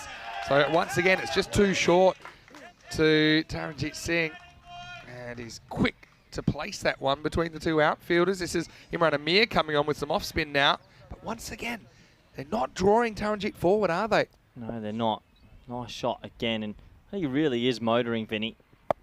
Too short again. Goes for that same gap, but doesn't quite get it this time. Message coming in as well. Michael Watson out in Geraldton. Used to work at Bouncer Sports. Michael, hope you're well. Hope you're enjoying all the coverage. Yeah, in Western Australia. Geraldton's about maybe 4 hours drive north of Perth. Yeah, which isn't a long gorgeous drive in part Western of the Australia. world. Yeah. Vashisht missed it out on this one outside the off stump. Yeah, got a lot of viewers from Australia and New Zealand in this time zone. Probably just tucking themselves in. All right, this time he is drawn forward. Vashisht, a long way in the air. Prasath holds the catch, so he's caught well. It won't be Vashisht's day as Amir breaks through with his first wicket. Romania, 79 for 4. Another wicket, and Malta just trying to peg it back step by step by step. And, well, you have to give it to Malta. They've kept their heads up after being dispatched around the ground earlier and just doing enough. Yeah, we got that wrong straight away. With the hang time, Prasath had forever to find the drop zone. And so Romania losing wickets in 2s. I'll hope it's just 2s as they're 79 for 4 in the 6th over. Yeah, it's great to have that interactivity, and yeah, I've had a lot of messages coming in from people that are I guess that is excited. the one thing about our job that is good, that we are able to interact with the viewers while we're live on the air and answer questions and get plenty back, you know. We love that interactivity. Makes the ECN viewing experience kind of unique. Well, here's a guy, Abdul Asif. We know what he can do with the bat. He's sometimes a slow starter, but can be a very fast finisher. What sort of mood is he in today? Amir is a guy that, let's just say, he's known for showing his emotions on the outside. This one gets a bit big on Asif, who tries to dab it away and gets on the gloves. Hello to Umar Ahmed. Good to see you watching, no doubt from Romania, I believe. Safi. Yeah, tries to draw himself into a forward shot here, but can't deal with this one either. So that will be the end of the over. Foot stays down, but actually came up after the bails were broken. Anyway, end of 6, and Romania 79 for 4. Yeah, very good over from Amir, just pegging it back enough. And, well, Taranjeet Singh's been a one-man band, 58 of 19, 4 overs to go. And Romania's seen a bit of Malta's batting so far. They're going to want every single run they can. Now, these two teams played a really tense Continental Cup. Essentially, it was a bilateral series, although there were some Romania A matches in there, and you know, they had a few extra matches there. But Aurora comes back, and, run off the first ball. But yeah, went right down the last couple of overs, and Romania edged out Malta in the end. A bit of a controversial finish, actually. But let's just say these two teams, the results during the season would say that they're evenly matched, and nothing I've seen kind of contradicts that. It's a little bit short again, and Taran's been really good on the pull. Goes again, Maximo. 6 carreras más para Romania. And some misfielding going on off the field. Well, I'm glad the ball retrievers are having a good time, but a couple of teapots out there at the moment, because Taranjeet Singh is using the crease well. He's played about 6 or 7 of these strokes, and at the moment, just got to get a tad fuller to him. Well, and then, yeah, it's always difficult to negotiate the hill. Imagine we had the hill on the field. This time, he's drawn forward, hits it slowly enough to get a single. We have seen some fields in European cricket, not just European cricket, but I know that around the world, sometimes there's some unique things on the field, or unique kind of, I suppose, ground rules. This is hit straight at the fielder and gone. And Azif's going to go for a duck. Amir likes it, and it looks like he's going to dial in. And, well, I know that he had the answer there as Aurora breaks through with the second wicket, 86 for 5. Oh, wow, wait. You'd imagine that. You'd imagine that he's had an amazing tournament, but they just got hit for none 160 in the previous game, and I'm not too sure who he's dialing, but good catch in the end. It looks like one of those numbers that costs $4.95 a minute. I just watching his dialing pattern there. Don't pick up the phone, that's for sure. Yeah, and that's Amir. He likes it, gives it the double fist pump, and then he's down on the. Don't know why he has to kneel down to do this. What's a 4-number number? Well, when I was growing up, it was 1196 for weather. showing the age here, or 1194. Tell you what, I've seen some pretty horrendous celebrations. That's up there. That is right up there. Oh, Ziff hit that really well. Just a bit unlucky, I think, that it went straight to the field at 86 for 5. Something that grates me, Vinny. Go on. I reckon they should be given 5 penalty runs, Romania, for having different coloured helmets. I don't like it. It annoys me. Grinds my gears. Getting the equipment is the most important thing. It's not so easy. Just get a helmet cover. Cricket. You can't be going purple, red, blue, green. What is this? I like that. A school for ants? Do you know in Ireland, for example, in GAA, in hurling, they wear their helmets from like their district. That's great, but this isn't they hurling. carry it through to the higher levels, I'm saying. This is like, imagine if you got to wear your club helmet when you're playing for your country. It's nice. It's badgerish. Oh, a little bit short. It's Rohit Kumar who pulls this one away for a single. So it was a 4-number dial-in. So 4 numbers. When I was growing up, and I'm showing my age here, so we're talking kind of around 1990, give or take. It was 1194 would give you the time. I'm assuming this doesn't work anymore. Or 1196 would give you the weather. They were bowled by Aurora. Tell you what, it's not a bad comeback from a guy that went for 6 maximos and over before. He'll take 2 for 18 in this one, including a couple of important breakthroughs. 87 for 5 after 7. Yeah, good game on our hands here. A little bit of back and forth so far. This is what's coming up. If you think we only do this event, that's wrong. We don't stop working 365 days a year. And I'll be in Croatia with Rico this year, and then I believe you'll be keeping me a bit of company in Malta. And then straight into an ECI and ECS in Spain. The ECI will actually come first in that series, and that will be our last men's 10 over cricket international matches in 2023. But we will have the ECCW, and we're really looking forward to that. And I know you plan to be here with me for that one. And of course, we'll be back here at the Cardamar Oval again for the men's ECL 2024, starting in February. All right, time to start a new over. Frustration from Kumar. He can't catch up with this one. Yeah, just got to get something on it here. Make sure he gets Taranjeet Singh back on strike, who's motoring on 65 off 23. And that is exactly what you can't have happen. See, he's trying to work a single there. I mean, Kumar is in a bit of a two minds here because he has also been really, really good at clearing the boundaries during this series. This time he's a thick edge and he's going to get 4. I think there was one last night where he looked to just push a 1, ended up timing it for 4. And Amir, who's already dialed in a questionable number, he wasn't too happy with the result either. Now, that was the old double fist bang into the ground almost. He was so angry.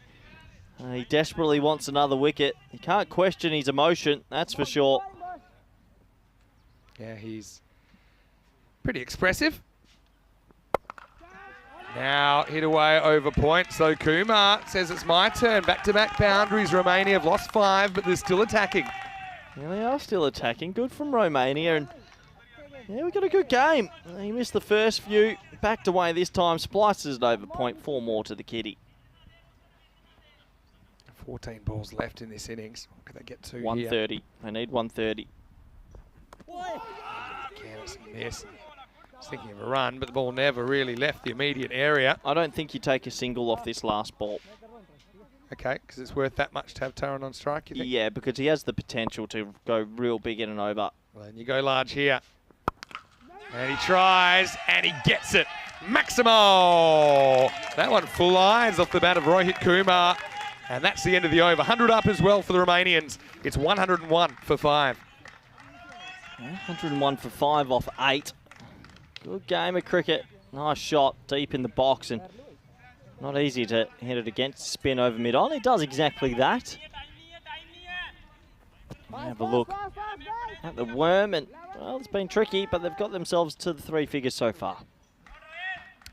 Had something to work from, and they shouldn't really get in wicket trouble from here. Though you never know.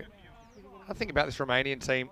One thing I like about the domestic setup is there is a number of clubs that are represented in the national team. So, tell you why that makes a difference in a second. Here's Wazim Abbas. Foul ball from Taran onto his foot. Get a single.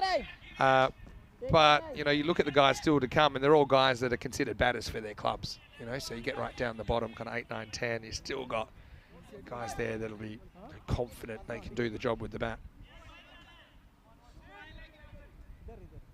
Wazim comes back in the 9th. All happens in the 9th. We didn't even get to a 9th though. Did they, Malta? Whose golden ball games is, Finney? I've got a proper tingle in this one. Yeah, I mean, I can see why this one could get you tingling.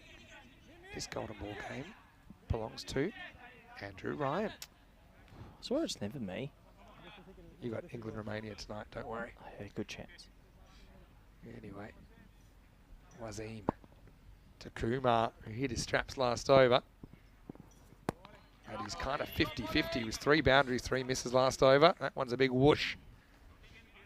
I think the thing with Kumar, if you look at how he started hitting accidental boundaries last night, he can go offside and just push. There's a big gap around, you know, point, backward point for that kind of a ball. He needs to stop making up his mind too early. I think this is just inside, so that's a couple of dots. He's had a funny old innings, Kumar. He's played a miss 4 or 5 and collected a couple. Taranjeet's just sitting patiently in a non-striker's end. I think be pretty upset at the moment. Needs the strike back. Yeah, gets in a good spot. All right, well, Taran now is kind of been put on ice for a little bit, hasn't he? I suppose he had the opportunity first ball of this over and could only get a single. But now's the time he really wants to put the hammer down. 2 balls left in this 9th over. Yeah, can he get another one out the screws? It's been a special individual innings. Malta fighting back hard at the back end here. Yeah, he gets in the gap. This is going to be 6. Maximo! For Taran, he's actually played that gap really well. I think he knows roughly where it is, and with that angle, he just goes with it. Fairly risk-free, timed, 6 runs. Yeah, nice shot once again. It has been a brutal individual display. Misses out on this one. And he thought he might be able to get over cover. Instead, he'll have to stand at the non-striker's end as we head into the last over. Romania, 109 for 5. Pretty good over that one from Wazim Abbas in the circumstances. Does get hit for a 6 once, but there were 3 dot balls, 2 singles in it. So just 8 runs off the 9th over. Malta doing well. And Romania have some work to do if they're going to get that 120 score that we thought they'd get. It looks like it'll be Fanyan Mughal to finish us off. Remember, earlier on, he had a torrid time, didn't he, against Taranjit Singh, as he went for 22 in the second. Taran still there, of course, but he won't be facing the first ball.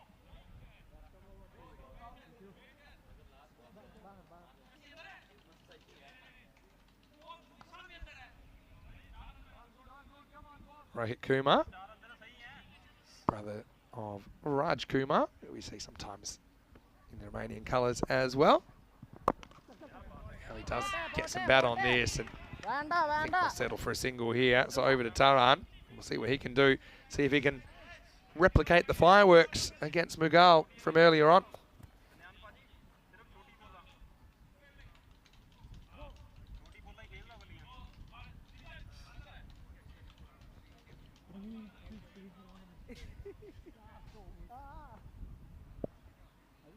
So here we go. Just 5 balls remain. Another miss. That's 2 in a row from Taran. Just outside the off stump, he's been maybe a little bit below the standards he'd hoped. He's been very good when it's been straight or short. I think he's good at that shot, but I think maybe he's back of his mind looking left side, leg side a little bit more than usual, maybe because of the stage of the innings, but normally can crack them over cover. This time, slices it out towards point. Zishan's down there. And Malta have been okay in the field, held the catches, but the ground fielding's left a little bit to be desired. Leaked a couple of boundaries. But all things considered, I think between these 2 teams, something tells me maybe 125 is par. I don't know. No, I don't think so, Vinny. I've seen Malta hit 130 plus against England, 150 this morning. I think Romania's still under par here. That full toss has been spliced, though, for 6, 117. I think another big 6 maybe changes the equation. Yeah, maximum time for Kumar. Yeah, take your point there. But I would just say maybe there are a couple of freak games as well. But I just think the runs have gone up and up and up. Yeah, true. Guess time will tell. It's just a wide Yorker attempted. Ends up across the road. Romania taking the runs late. That'll get them up to 117. So will they set 120s here? Yeah, Malta, I still think there's a lot on the openers, Zishan Khan and Basil George. I mean, if you can get them early, and they will give you a chance, you know that. Stanislaus into the side, bolsters their batting a little bit. Prasath at 3. And that Gopal Thakur not in the lineup this game. 2 to come. Slow ball. And I think with Taran there, they'll just take the 1 and allow him to face the last ball.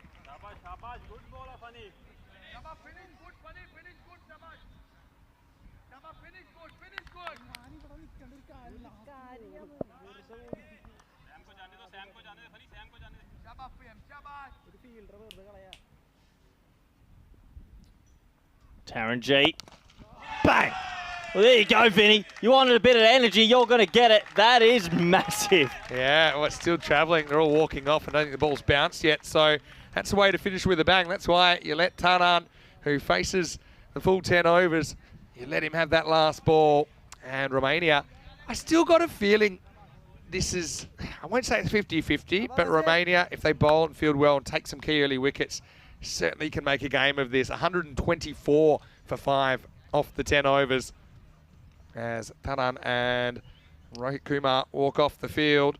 Malta, I mean, if you offered them that to chase, they certainly would have taken it, having said that. And so I think that these two teams are going to fight it out in the second half. Big game. Whoever wins it will go ahead of the other on the table. And Sathisan, well, he's just had a horrid time, hasn't he, out there so far.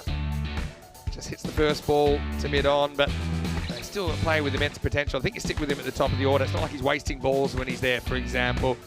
And then Adagotla came out, did hit one boundary, but then he went caught by Zishan Khan in the circle. So 2 wickets early, it was all Malta, but then a big partnership between Taranjit Singh and Vasu Saini would turn things around. And they really got hold of that second over, going for 22 runs. Yeah, they got a hold of it all right, and that was the ball retriever copping it on the big toe. Taranjit Singh was saying, well, if you want to bowl short to me, I'm just going to sit deep in the crease and pull everything away for 6. A really special innings from that man. Great to see him back in the Romanian colours after obviously not playing so much of late, and he really carried the bat through. He's a timer of the cricket ball, Vinny, and there was a bit of sloppy fielding in the middle for Malta. Yeah, well, 2 of these happened, didn't they? So there's 6 runs, really. 8 should have been 2. It was 8 instead. This one, I don't know if I can criticise it too much, because I like that he went searching for a catch. Would have been a big wicket. That was another one that Magal couldn't deal with low down. But I think all things considered, Taran batted pretty well and made it to his half century, and he needed someone in the top order click. Taran does, gives him a shot at this. I suppose Varun Prasad was pretty important as well, taking a couple of catches that went his way. That was Saini that went, and then maybe another one in a little bit as Vashisht went the same way, skying one. But I think Romania, they've played a lot of this cricket. They are going to keep playing their shots. We saw that. We saw Taran continuing on. We saw Rohit Kumar not satisfied to just be a passenger either. Asif absolutely nailed this one, and Amir took the catch and then immediately was phoning the consumer hotline. And we've seen the shoe phone, now we've got the ball phone. But I just brought Rohit Kumar to the crease, and although he swung and missed it a few, he was also able to contribute a few boundaries, which was quite important towards the end. Yeah, he was, and you can see the frustration there from Amir. Was not a happy chappy. That was one of the better shots in the innings, on the back stool and pulling it straight over deep mid-on for 6. And late little charge from Romania definitely helps getting it into the 120s. That was a nice shot, really nice shot. Wide full toss, and he pumped it. Miguel's having a torrid time with the ball today. This was the last ball, Vinny. 124 for 5, game on. That was a banger of a shot. That was a shot he was trying to play a couple of times and missed it. He certainly did miss that last one as he climbs his team into the 120s, the final score in the end. 124 for 5. Taranjit Singh, 79 not out of 29 balls. So, yeah, pretty good strike rate there as well for Taran, going at 272. Had a bit of help from Vasu Saini originally, 13 off 8. Doesn't look like much, but it was an important support for him after those early 2 wickets went. But you can see down the bottom, Rohit Kumar came and played a good hand late in the piece. And his 24 not out propelled Romania to 124. As far as the bowling went, well, Jaspal Singh with a couple of early strikes, but didn't have a good second over. Bikram Arora, good return for him. 2 for 18 off his 2 overs. Imran Amir as well. He's the off spinner, 1 for 19 off 2. So, yeah, spin seemed to be a bit more effective than pace, I think, at keeping things quiet in this innings. We'll take a break. We'll be back in a few minutes with the chase. Should be a really good one here, I think. Malta, 125 for victory, but can the Romanians silence the top order and give themselves a chance? Join us to find out very shortly. Vinny Sandu here, Mr. Maximo, along with Corey Rutgers. Back after this break with more Dream 11 European Cricket Championship.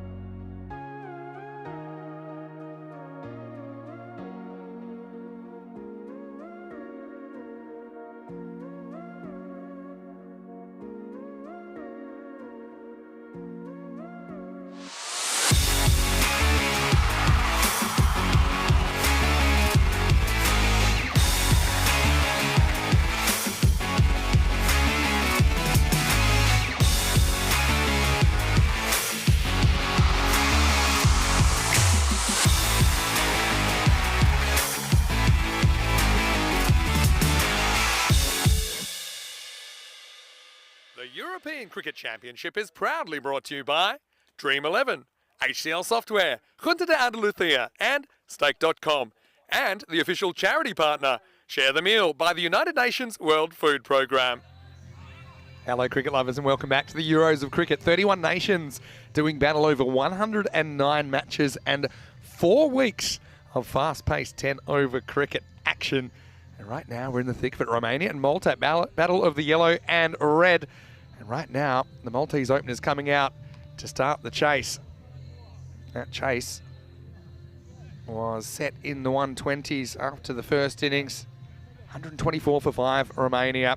Malta 125 for victory. Zishan Khan and Basil George both had their very good moments in this series. Zishan had a sparkling summer in the red shirt of the Maltese, including a century in the T20 format. It's nice to see him shaking off a few injury worries, getting back to something close to full fitness. Basil George, they call him Boom Boo Basil for a reason. It's Vashisht to get the ball rolling for Romania. Starts with a low full toss. Zishan has thoughts about trying to whack it into the grandstand, but gets a little bit more cautious. Just gets a single. That'll bring Basil George onto strike. Hello to Steve Penn. Nice to see you in the comments section, as well as James Stewart watching from Estonia. He was enjoying Taran the Magnificent. Also hello to Julian Dawson, who's pretty close by. All right, here's Basil. He's pretty careful as well. First ball doesn't go too far. 125. Okay, looks a bit light on this series, but I just think both these teams are kind of high variance propositions. And look, take nothing away from what Malta's done so far in this series. They've been in really good batting form. But that's then and this is now. Can they do it again? Yeah, they've scored 137 and 157 in the 2 10-over innings. They've also pulled a successful chase of 104. They did that in 8.1 overs. So yeah, the batting hasn't faltered yet. And I'll be hoping it doesn't here. Fashish round the wicket to Basil George, who goes after it straight away. And this one's going to fly out of the ground. Maximo! Well, it's been caught, I think. No, it's gone down. The ball retrievers have been in the action. It's a long way from us. Corey Ruckers joins me back in the commentary box. Well, I don't know what we're paying the ball retrievers these days, but they're going at every catch, and not a great record. What a shot from Basil George. He might be the cleanest hitter in this group, honestly. Thought he might have had it, but down it went. Now misses a full toss. So he's hit one, boom, boom. Yeah, just trusted himself on that previous one that he hit for 6 to play it on length. Played it with a fairly straight bat as well. Murtaza in the chat saying, looks like the Malta players didn't bowl too well, conceding 125. Well, if you've tuned in earlier, it was a lot worse. I think that Malta will be okay chasing this. This is their game at the moment. This is this one down the leg side. I know. This is what else. Yeah, sorry. Go ahead. I know you think, yeah, 125. Me and Rico actually went through all the old scores of last year. And every time you saw 120, often defended. Yeah. It just add 20 to everything you've ever seen. Partly that might be the balls, the conditions. I will say, though, Romania will back themselves to defend this. They'll know the key, though, is early wickets. And silencing the top order.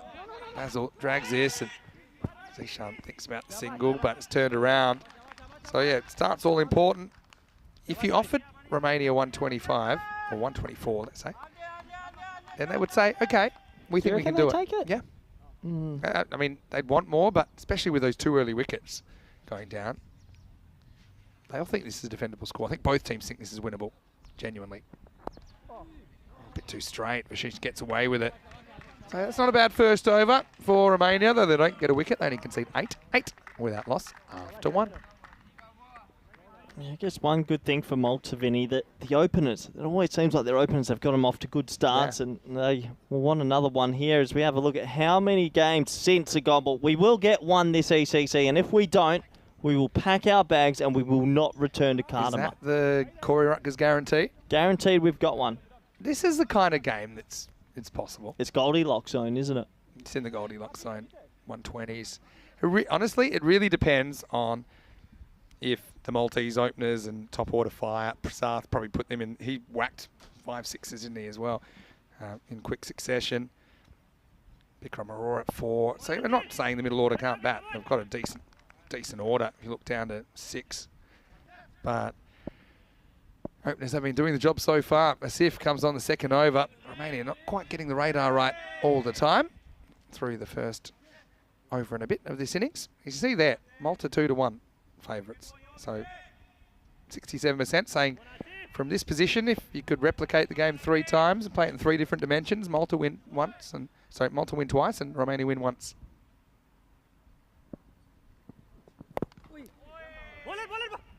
Got a question from Shajul Islam in the comment section asking why Bilal Khan is not playing for Malta. He's now playing his cricket in Italy and his intention is to try and play cricket for Italy.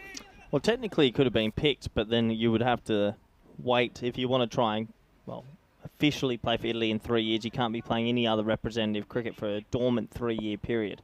Yeah, so if he played in this tournament, he'd have to restart that 3-year counter again, so to speak. So he's made that decision now. That's why Bilal's not hit for Malta, but wow, this one is flying in the air. And I think it's catchable. Oh, not quite. Ijaz Hussain. It was a tough one because he's battling the sun as well. He was turned around a couple of times. Basil George gets a bit fortunate on 6. Oh, does that go down as a drop? I guess not, because he didn't lay a paw on it. It was. Look at these shadows. So look what he's looking at. When he does turn to face the ball, he's hoping that he's somewhere near it. And then he's a little bit worried, I think, for his own physical protection. Whoa. Anyway, this is the highest ball I've ever seen. Natagotla, the keeper, takes the catch. Well, that was a mile high from Zishan, but that's a brilliant catch. I know it looks easy in TV, but Corey, you and I saw that one go through several layers of cumulus. It came back down into our atmosphere, and Natagotla did the rest. Malta lose one. It's 11 for 1. Well, he actually had to take it with his body prepared for the force of impact. That was like an asteroid breaking through the ozone layer and destroying the Earth. That went so far up. Look at how he had to try and catch this. Oh, yeah, take it all. Right. I want to get this in real time here. And Zishan, he's disappointed, obviously. He has to go back. Okay, I've set my stopwatch here. This is miles. It's about a 6-second hang time. And when you're talking 6, you're talking really, really highly hit. Zishan, disappointment for him because Basil gave a half chance and he survived. Zishan didn't. And 11 for 1 brings Samuel Stanislaus to the crease. So Samuel hasn't always been in the 11 in this series, but he is a dangerous, dangerous hitter. Remember, he was player of the tournament, one of the early European cricket series in 2020 in Malta. That's an uncomfortable ball to be under. Natagotla's done so well to catch that. Yeah, big wicket. Stanislaus up at number 3 now. I like Samuel at 3. Oh, no, there's a mix-up.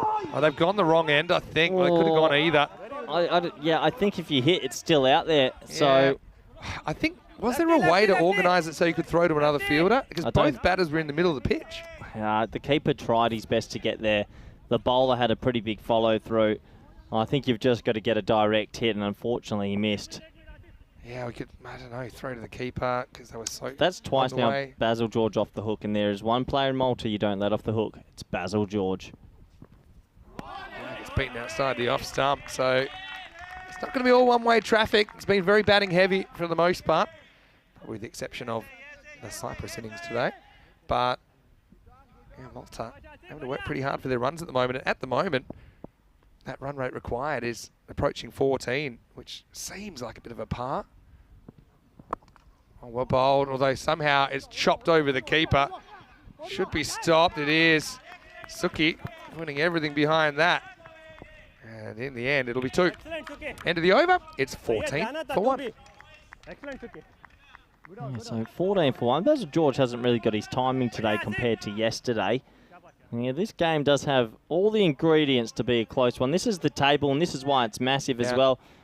The thing is, a win here for Romania gets them probably back ahead of Switzerland with a net run rate. They'll get a mini boost. And then you're just hoping Cyprus maybe upset Switzerland tonight. Maybe, yeah. And Cyprus, I don't think we've seen the best of them yet. No.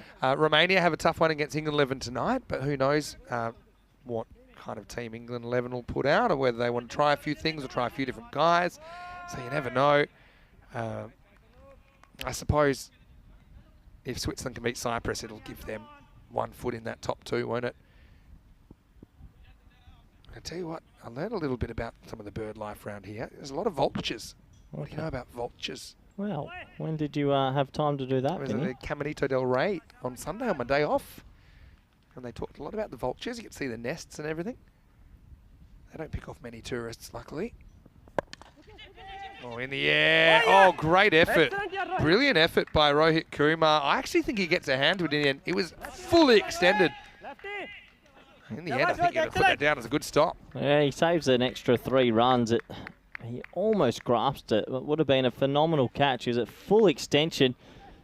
And if that's caught, that's the catch of the tournament. no, we saw it yesterday. Yesterday there was that a was- humdinger. That was hit so hard. But The I cameras didn't give it credit for how hard it was hit. I just think you can't dive further than what Rohit just did. It was right at the end of the fingers. All right, taken on down the ground and sent out of here. Maximo! Basil goes large. And he's had a couple of fortunate moments, like you said, but he's still there and he's still a big threat. Yeah, nice shot, Basil. Welcome back. Always good when you see this man find his form. And that's a better shot, isn't it?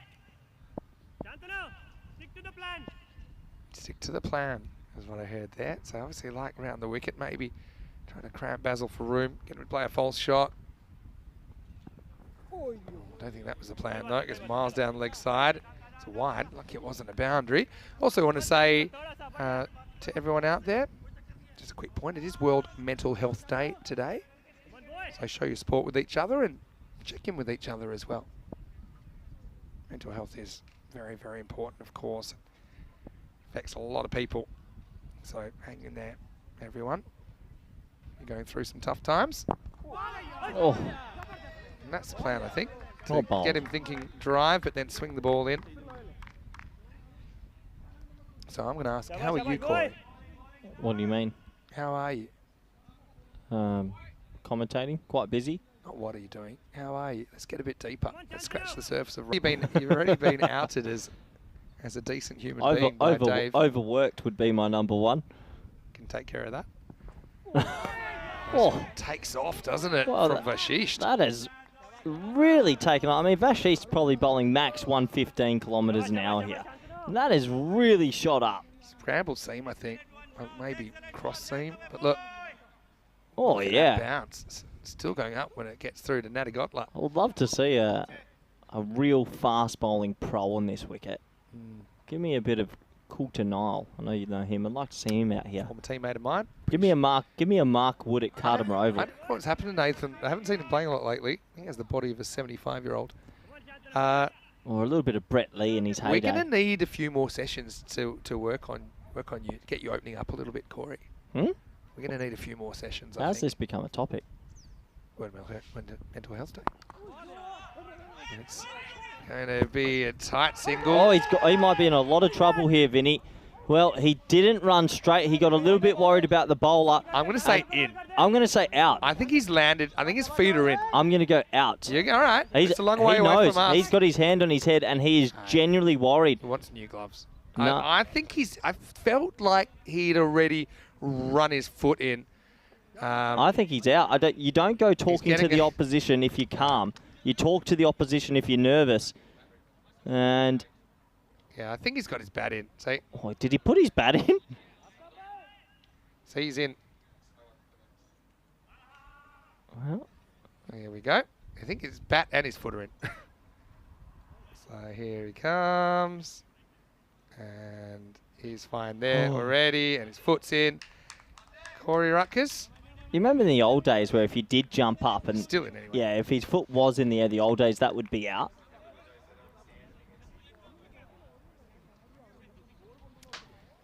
Yeah, those were the bad old days. I mean, still you're allowed in India.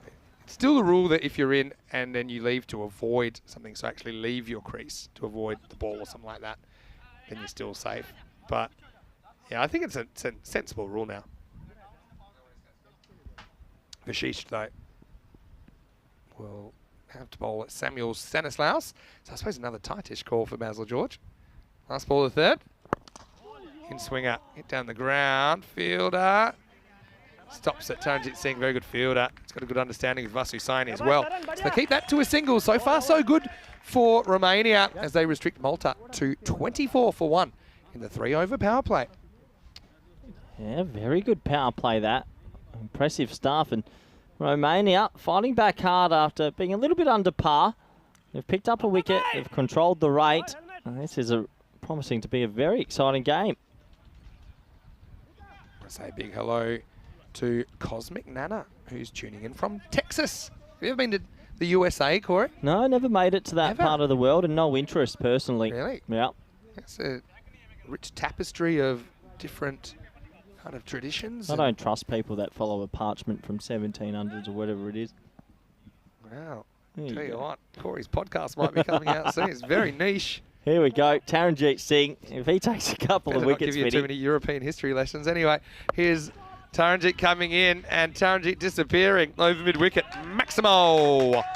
Off spinner to the right-hander. Stanislaus doesn't stick around. He goes big first ball. Really good shot. And I like Stanislaus at 3. It's a promotion up the order. And, well, maybe this is what Malta need. Face some spin and get going.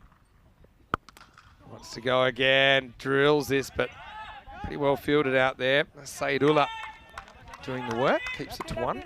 You know, they've got amendments, though. They don't just stick to the parchment, 1776. I went and saw Jim Jeffries live. Have you ever seen him? Yeah, it's very good. Good opinions as well. I'll stick to that. Yeah. It's I have a very keen interest in the USA, actually. Why? Just find it quite interesting how any sport a nation can be so polarized. It's quite an interesting science experiment in progress. Any sports governing body that keeps saying it's world champions, as that is absolutely bombed for 6. Well, Basil George wanted some spin and he got it.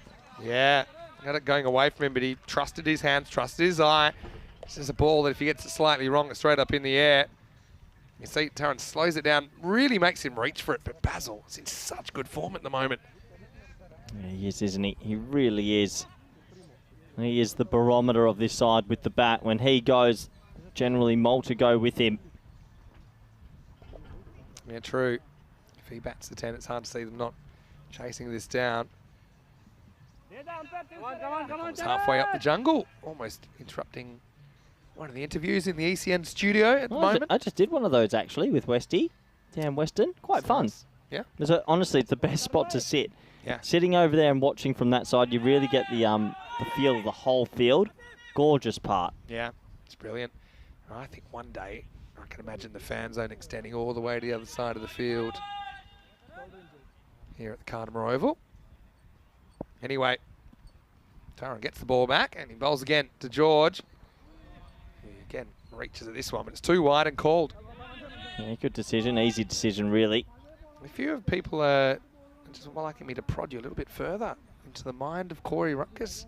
That's a dangerous place to go, isn't it? Yeah, you'll always have a good time. That's going to be a wide as well. Oh, look, any country that claims World Series or World Championships. That is quite funny. Who was it it recently? It was one of the American athletes. American runners actually called them out and they all melted. They couldn't handle a bit of truth. Shock. Now this is going to be into the gap, but it's not hit that well. It's pretty well fielded out there. Has to find it. Is it pretty well fielded or did he just fall down, have a little bit of a lay down? Well, it was always going to be 2. So as if does the righty and just saves the boundary. I will also say, Corey, give you a chance to wriggle out of this a little bit in a second. Really tossed up. Good bowling. I like that Taran's not afraid to take pace off. Good battle between these two draw cards. They're not a group of people that you really want to annoy, Corey. Just for your information and safety.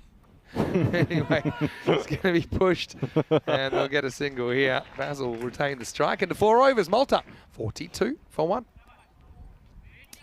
Yeah, I guess the alarm bells are ringing a little bit for Romania that they don't have too many wickets in the wicket column. That'll be a worry. They need to get rid of George soon. Do you know what it reminds me a little bit of? Is Romania chasing 101 against the Swiss. Not getting off to a greater start and never really being able to turn it around last night. And so, obviously Malta with plenty of batting there. They'll be satisfied enough where they're at in the game, but certainly not a foregone conclusion. Definitely not. Right now, I still think advantage to Malta. Despite the run rate not being, well, not being massive. They're only going at just over 10 and over. I think that 9 wickets in hand is very handy. And last game, Vinny, we saw the number 5, 6, 7 come out for Malta. They all whacked it. Yeah, these two are similar, actually, these two teams. In so many ways. Doesn't That's in a gap. Me. No, he's okay. We'll stop that. Fashish is an incredibly good fielder. I've seen a fair bit of him at the ECS in Romania doing some quite remarkable things on the boundary. Yeah, I honestly think these two teams have so much in common. The way they play their cricket as well. And both probably teams that tend to be batting heavy. Kind of batting's a bit ahead of where their bowling is in general. Stanislaus 10 off 5 so far. It doesn't surprise me that they really could be barely separated when they played each other in the Continental Cup a couple of months ago. Vasu goes upstairs on Stanislaus, who can't catch up with the bounce. Yeah. How are you thinking in this? I mean, it's the most convincing start from Malta, although they do have 9 wickets in hand. The wickets in hand just makes me think that they're okay still. They won't be alarmed. One big over, and they actually take complete control, you'd imagine. He goes for this, but doesn't get it. Fielder takes the catch. So Stanislaus just couldn't quite deal with what Saini was giving him. He tried to go into the fan zone. Instead, he went in the hands of Saidullah out at deep mid-wicket. And so Malta lose the second wicket, 43 for 2. Well, now there might be a little bit of nerves. They just need to keep taking a couple of wickets, Romania. That'll make them feel a lot more comfortable. Stanislaus never got flying in this innings at any stage. And it's a good fight, good game. Yeah, just kind of, once again, plays it on length. And well held there by Saidullah. So Stanislaus has to go for 10. And the score, 43 for 2. Yeah, that game last night, Switzerland 100 and defending it. We haven't seen many hundreds defended, as we've said earlier. I think Estonia did it. But yeah, Romania just let it get out of hand, didn't they? One thing's for sure, the batters to come, they're not going to be sitting on their hands. They're going to be ultra aggressive. Prasath is that kind of a player. Vasu Saini, though, normally you see him as a death bowler, well, lately anyway. But they've got Ijaz Hussain with a lot of slower balls towards the end, kind of being the leading death bowler. I think when I say that, it's one they're selecting to bowl 8 and 10 normally. So it kind of frees Vasu up to bowl a little bit earlier. You see him bowling the 5th here today. But he does have that skill set. All right, Prasath. What kind of Varun Prasath is going to join us today? Well, one that's going to hit one miles in the air first. It's a catching opportunity, and Hussain can't find it. It's going to go for 4. But once again, Sun's a factor there. Don't think Hussain touches it. Varun gets very lucky first ball, 4 runs. That's a huge moment, Vinny. We know how dangerous Prasath can be. Hussain has had 2 sky deliveries to him, and he hasn't laid a finger on either of them. And right now, you need to bring him in the inner ring. I think we might have to send him one of our pairs of European cricket sunglasses, Corey, because he can certainly use them. And now Prasath goes up in the air again, but this is into a gap, and it's going to be over the fence anyway. Maximo! Oh, wound opened, salt rubbed in as Saini goes the journey. Well, remarkable how this game just ebbs and flows, and that dropped opportunity of Prasath could really haunt them, because Prasath doesn't mess about. He's 10 off 2. And looks like they have moved him, Vinny. They're going to move him out from deep backward square. They've put him at deep mid-wicket now in the hot spot. Brave captaincy. Wow, Prasath swings away. 50 comes up during the over. I still think this is anyone's game halfway through. Malta are 53 for 2. Vinny Sandu here, Mr. Maximo for the European Cricket Network. Corey Rutgers with me. 53 in the first half means Malta needs 72 in the second half, which we're calling it a bit of a part. It kind of feels that way, doesn't it, in these chases? But this game's up for grabs. It'll be a second win for one of these teams. You just feel like it's a bit of a tournament-shaping moment for both these two teams, depending on how this next 5 overs goes. Yeah, absolutely. And still Prasath and George there. They're the two key batters for Malta, so I don't think they're too worried just yet, but we're up for a good finish. We've had a few blowouts this tournament. This one feels like it could come down to that final 2 balls. Yeah, I think you're right there. Once again, it is World Mental Health Day, so I just want to acknowledge the work of a lot of people out there that work in this area and try and create better outcomes for people. So it's really important to look after your mental health. If you are struggling with something, please tell someone about it. It's so important. And I know that here at ECN, we've got a very strong and supportive community, and that's something that I'm really proud of. You're a part of it. Thank you, Vinny. You know what? Now we've had our moment. Why don't we get back to the action, because 5 overs to go in this one, and I've got a little tingle, and I'm ready to tell you about it. You might have to get that checked out, Vinny. Anyway, back to the action. 2 left-handers versus Taranjit Singh, the off-spinner. So on paper, this is a good matchup for Romania. Oh, hello. Oh. We're behind the bar now, are we? Oh, I'll feel a lot better if you put me there, Vinny. Yeah, well, we've got bar cam coming on the network now. I like this from Taran.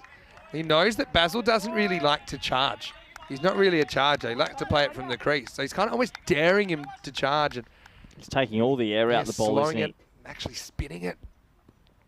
Radical tactics. Oh, this could be out. You know, did he get his bat back in time? Taranjit Singh, the Fox here, might have done Basil George. I think he's back.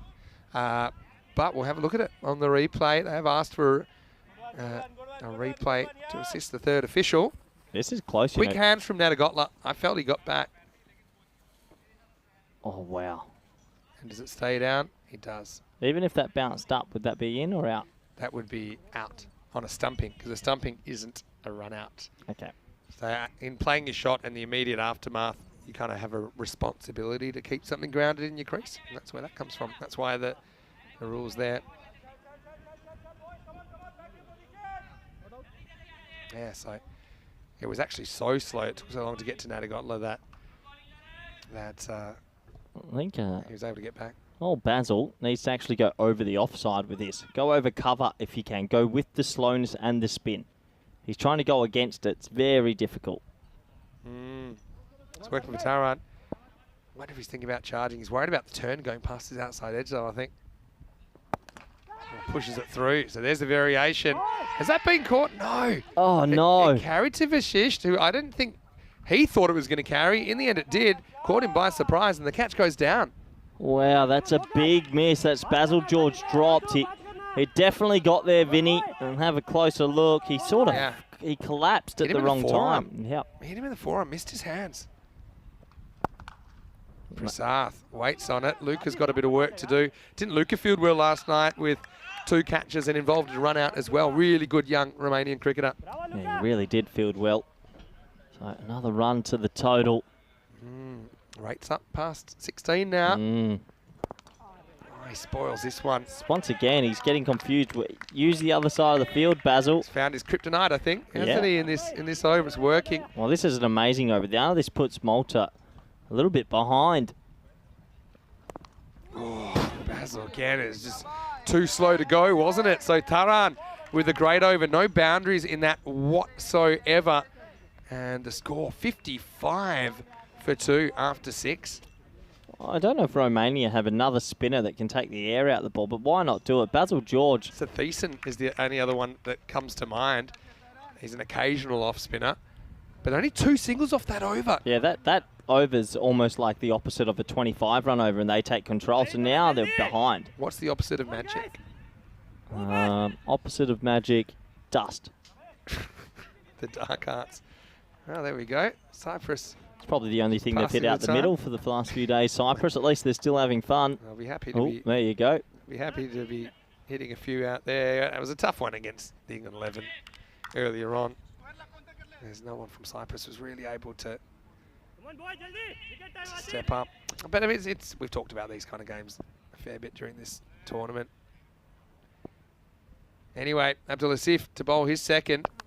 Oh, it's a top edge, hanging. Don't think it goes all the way, but it will bounce once and go over for 4. So Asif bangs it in to Prasad. Dangerous. Does get the top edge, but it's still going to be 4 runs. Well, both these batters at the crease have been dropped. They've offered a life. And while they're still there, they could come back at any stage. Tell you who doesn't want a high ball. Ijaz Hussain. I think that's him at down He deep needs mid-wicket. to pack it in and go to the other side. Where is he now? Deep Ijaz mid-wicket. Hussain. I think he might be He him. needs to find the side of the field that's not looking into the sun. I can tell you that much. Anyway, similar kind of ball. This one's pulled out. And pretty well stopped by Saidullah. We've seen a few get past the outfielders in this game, haven't we? But make sure he got down to it, keeps it to 1. Malta just... Well, they've had a funny...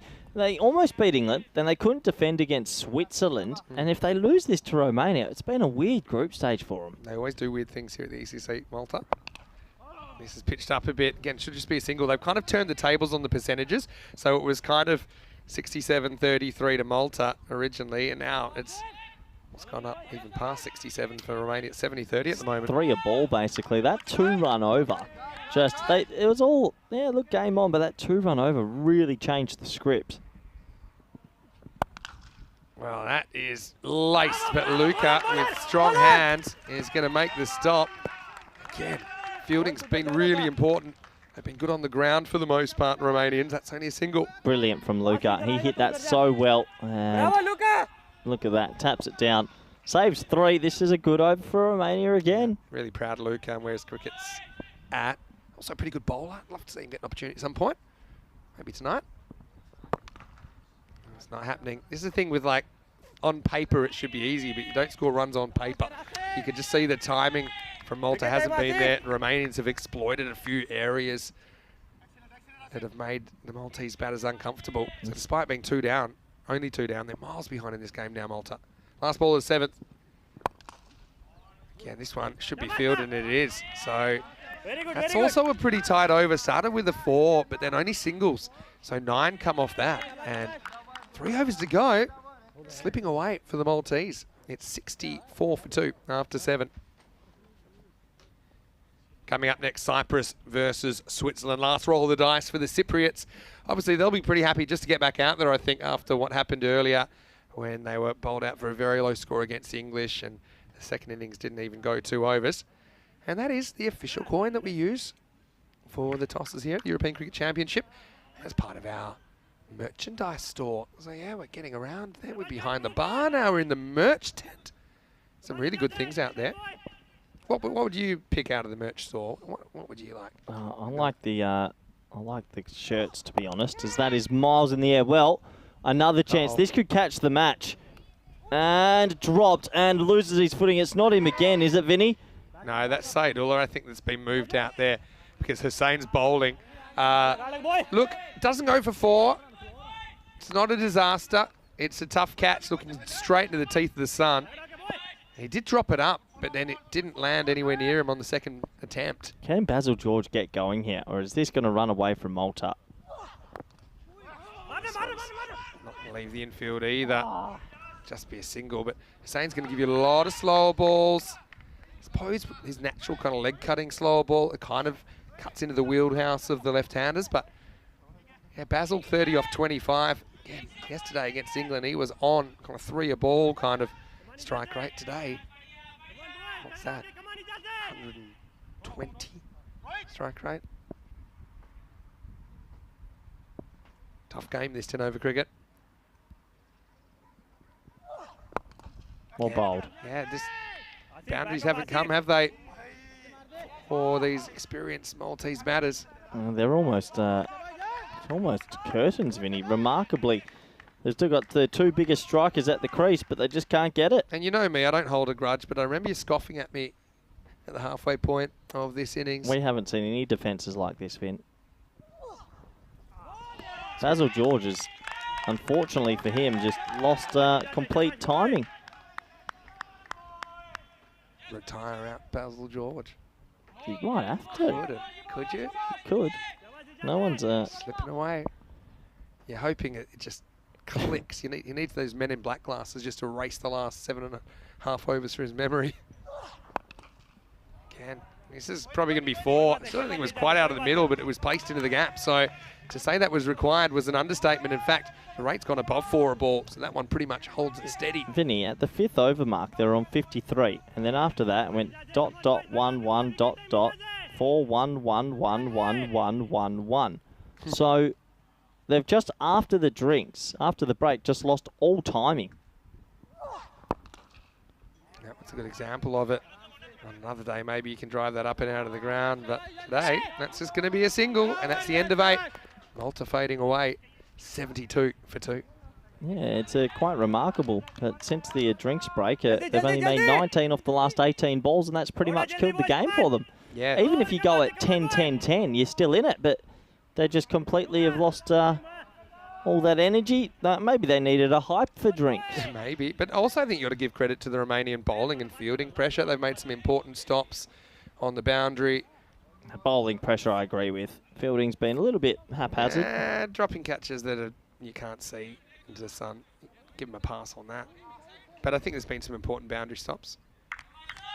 Yeah, just, you mentioned it, just those 2 4s since halfway point. 2 4s, no 6s in the last 3 overs. And Vasu Saini is going to come back and bowl the 9th. You've still got Ijaz Hussain to bowl the 10th. And really, I think it's game over. Yeah. You need like almost a supersonic over here to give yourself a prayer. He's going to start with a high ball. Vasu doesn't drop many. He's got sun issues like everyone else on that side of the field, but he'll take it. And Basil George is going to have to go for 35. It wasn't easy to watch. It wasn't the Basil that we saw yesterday. Credit to the Romanians who build the pressure. Eventually it gives. And that's 3 down now, 72 for 3. Yeah, 72 for 3, and Basil George just didn't have a good time of it, did he?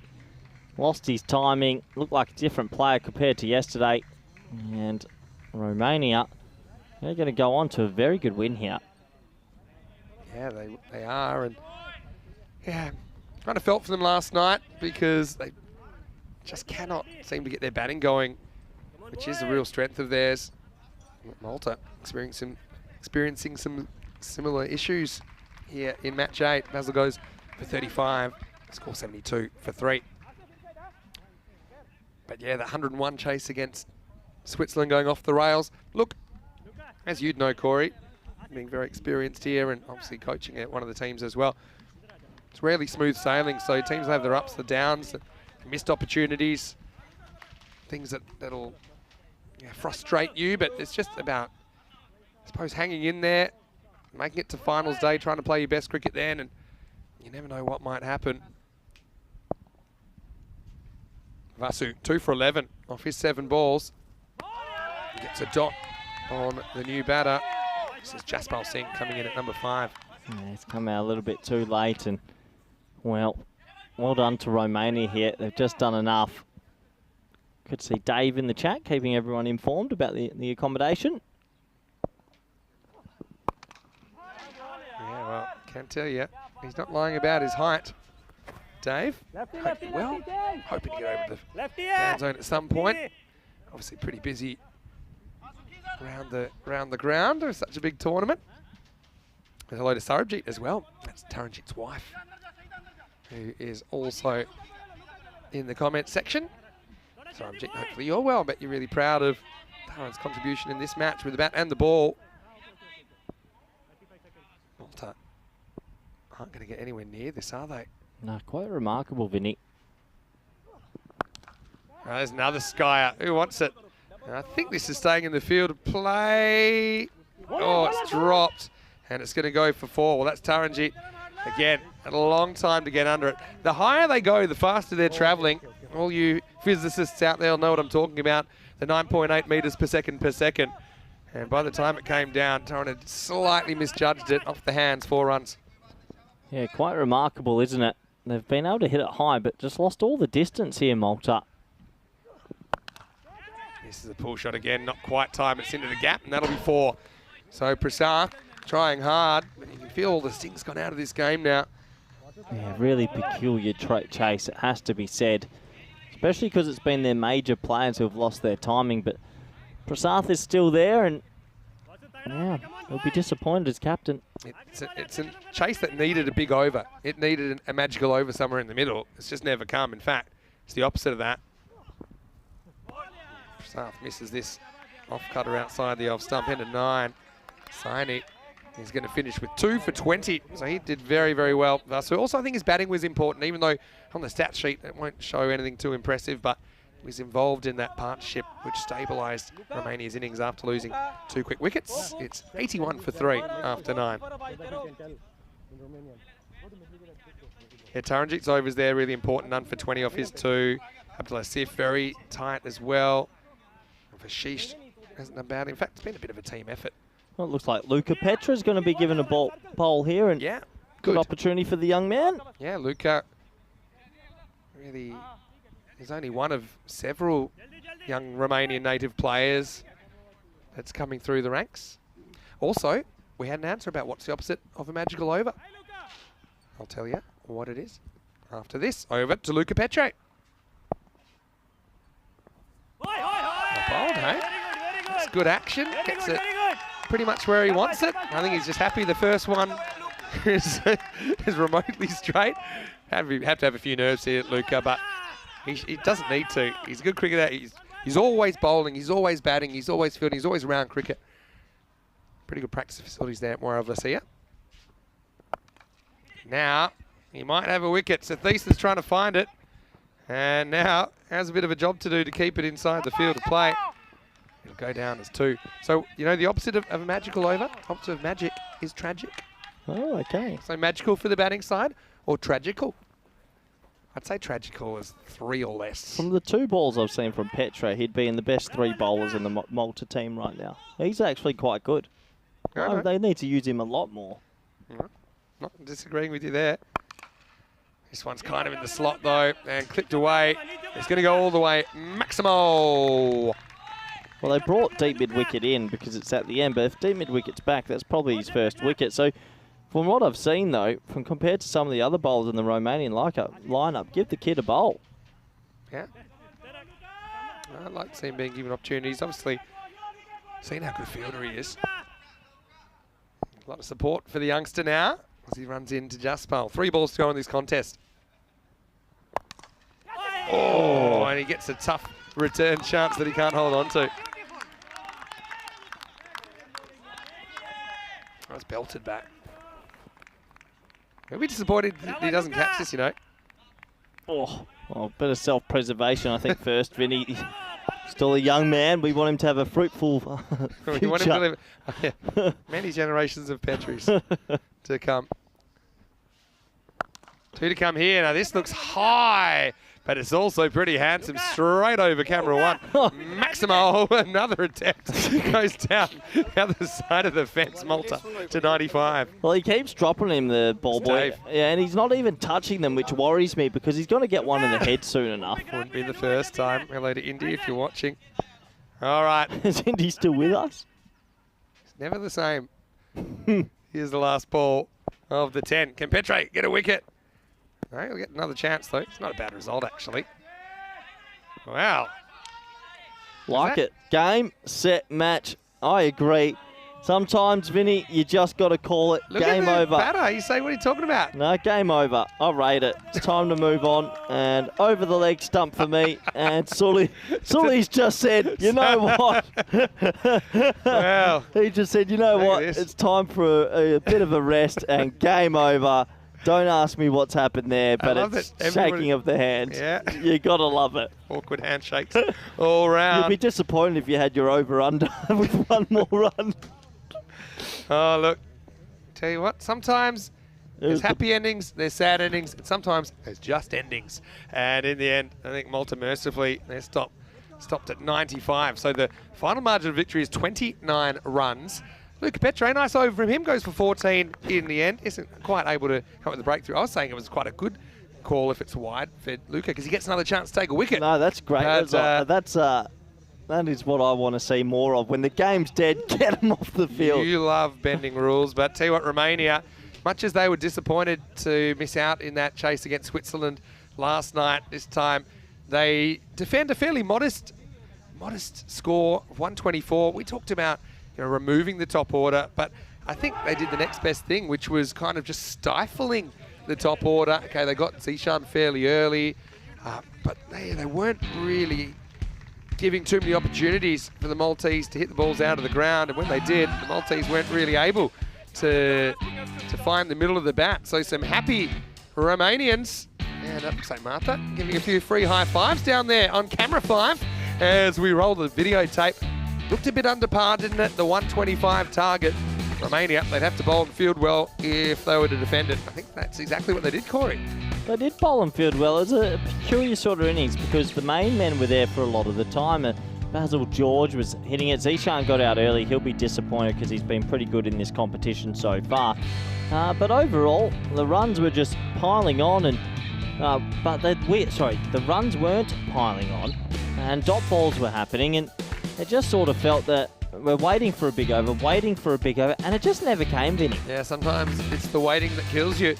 And Taran, okay, I know that he got taken down there, but he bowled a really, really important over to Basil George. He just kind of kept floating him. Okay, this is the one that did travel, but there were plenty more that Basil George wasn't able to really deal with. Kind of in two minds, spoiled a wide or two. And look, I know a few catches go down in here, but there are some really difficult ones, to be honest. Just really hard to see at this time of the day. Good to see a fair few spectators here as well on day 2 of Group E. That was another one that went down, Sayadullah not quite able to get it in the middle of the hands or get a second opportunity. But really, when it came down to it, this game died pretty early. Masusani took a pretty good catch off his own bowling.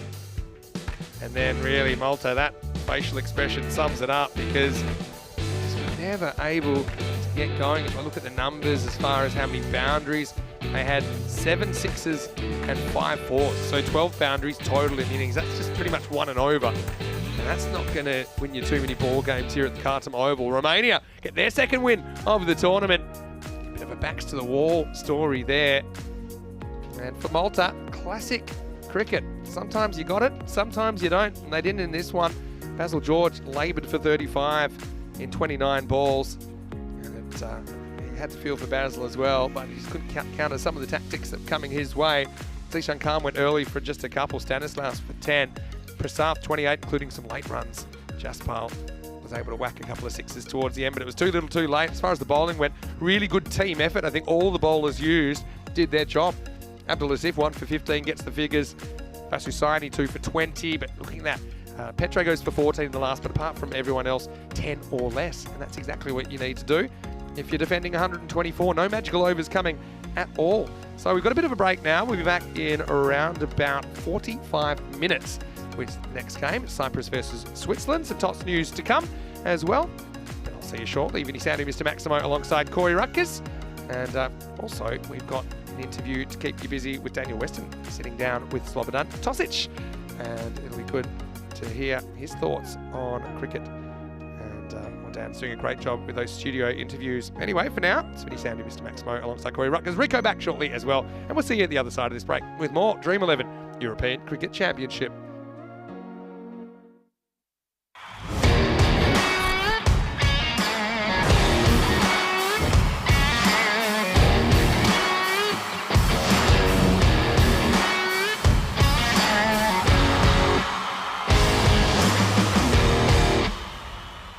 Slobodan and Alexa, great to have you on the show.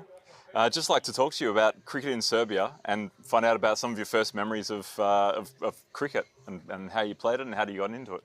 Thank you. It's a pleasure to be here and talk to you today. Yeah, go for it. So what were some of your first memories of cricket? Well, first memory, yes, already like 15 years ago. We started playing in a public park on Kalemegran Fortress. Yeah, we had 1 wicket, 1 baseball bat, and 2 tennis balls. So, a friend of ours who worked for British Embassy brought us some equipment. We just started, and yeah, we continue. So you were friends with the person from the British Embassy, or you were just walking through the park one day? 2 friends of mine, they played rugby league before, and the coach of them, they said like, you can try to play cricket. And they started a few months before me, and they invite me like just come to join us, and yeah, we just started. So like we didn't know too much about the game, but it was interesting for the beginning, so something new, and yeah.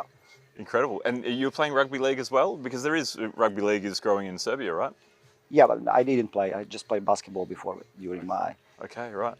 Incredible. And Alexa, what are some of Yeah, your first memories of cricket? in my end, when I was a kid, I was living in New Zealand, and I think I must have been 6 or 7. My dad But you were born in Serbia, right? I was born in Serbia, yeah, but moved over when I was quite young.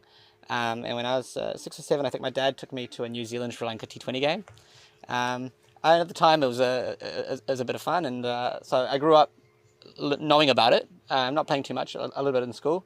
And then when I was in high school, they came for a promotion, the Serbian Cricket Federation.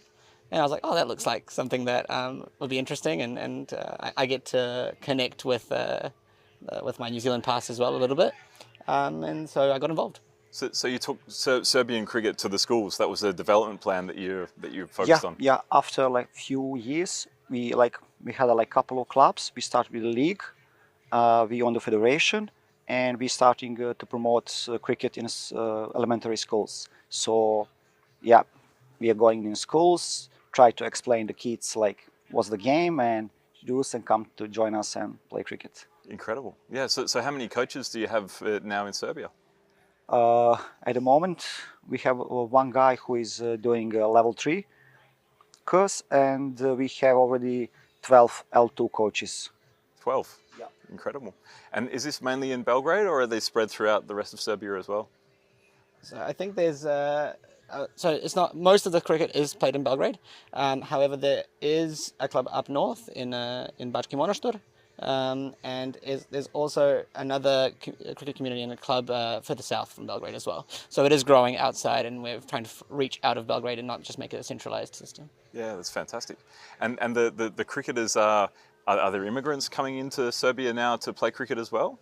Yeah, so I think maybe the peculiarity of Serbian cricket is that it didn't start from expats. That it really was a few of the grassroots Serbians that didn't necessarily have any cricket heritage or come from a cricketing country that started it. But of course, it did get involved some of the expats that were around at the time. And I think also the expat community in Belgrade particularly, but in Serbia in general, is growing as well. So there are more expats getting involved over time as well. Yeah, well, there's so many great Serbian athletes, and it's a great sporting culture. You know, the love for sport is really strong there. So I can see and understand why you've taken up the sport so fast. It's it's an incredible story, and so on a weekend, how many grounds do you have where you can actually play T20 cricket? I mean, there's only the one, realistically, in Belgrade. We have a designated cricketing ground.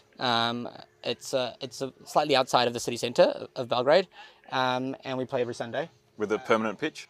Yes, it does have a permanent. So there is it's not a rollout. There's a permanent carpet pitch set up. We have the kids playing on Saturdays, and the seniors playing on Sundays on most weekends. Yeah, amazing. Just in the last few months, hearing about Serbian cricket and not only Serbian cricket, but the people behind Serbian cricket was always so positive.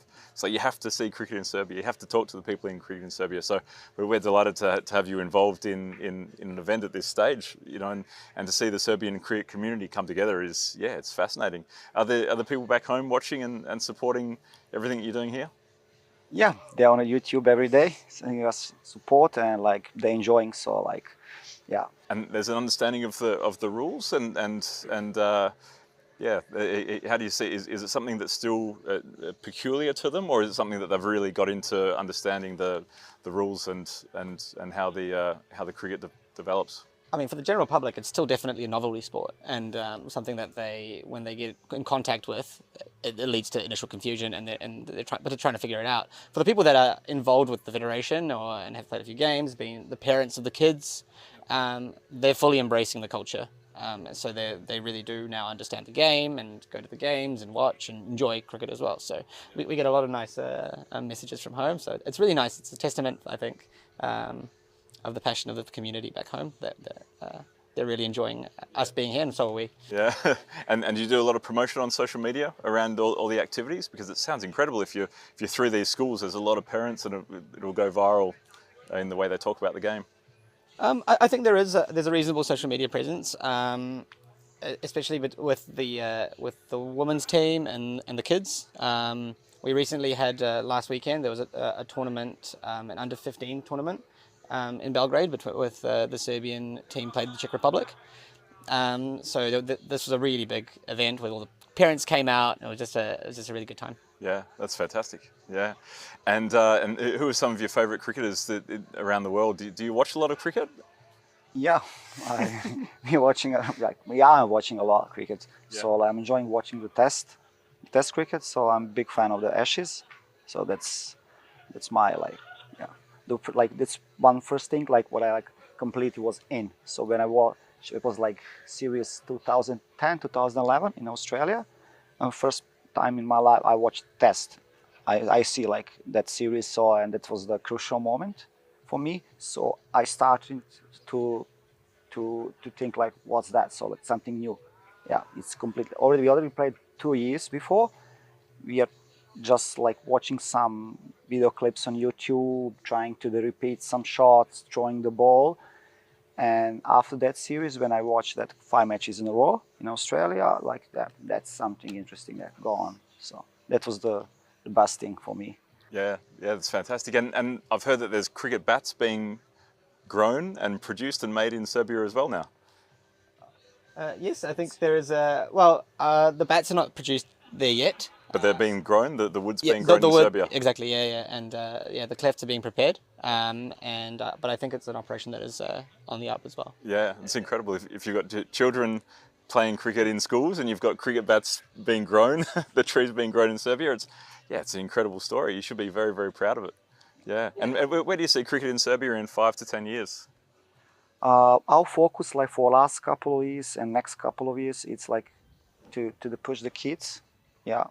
And just doing the promotion for them. And our female team had a series on a court for a few weeks ago. Yeah, the first T10 international bilateral series they played, which is a big thing for us as well. And when there's cricket in Serbia being coached or played, is it in Serbian language or is it an English language? Or is it a mix? It's a mix between the two. Obviously, the foreign coaches, if they're whoever's there at the time, obviously they speak English. So all the players they learn English also through the cricketing activities. But now, as Slova mentioned, we have a level 3 coach and 12 level 2 coaches that are native Serbians. So they're coaching in Serbian. They can coach, they coach in Serbian. Yeah. Native players. And so the kids are really learning cricket in Serbian in Serbia, and it's. I think it took us a few years to really see the rewards of pushing this kind of development plan. But you already saw today, I think all of the wickets were taken by Serbian native players that came from a school in Serbia and learned the sport there. And they're all under 20. So that's the development plan for the next 10 years.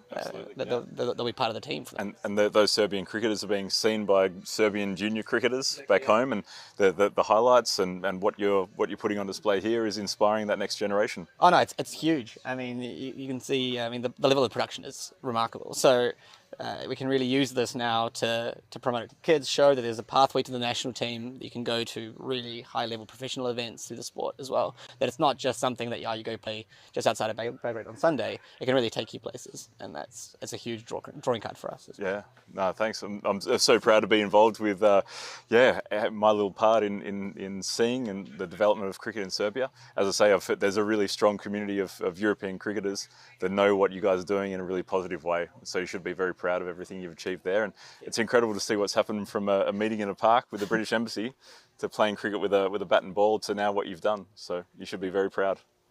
Yeah. Cheers, Yeah. thank you. Thank you. Yeah, well done. Cheers. Thanks, Alexa. Pleasure. Yeah, thanks, well done. Well done.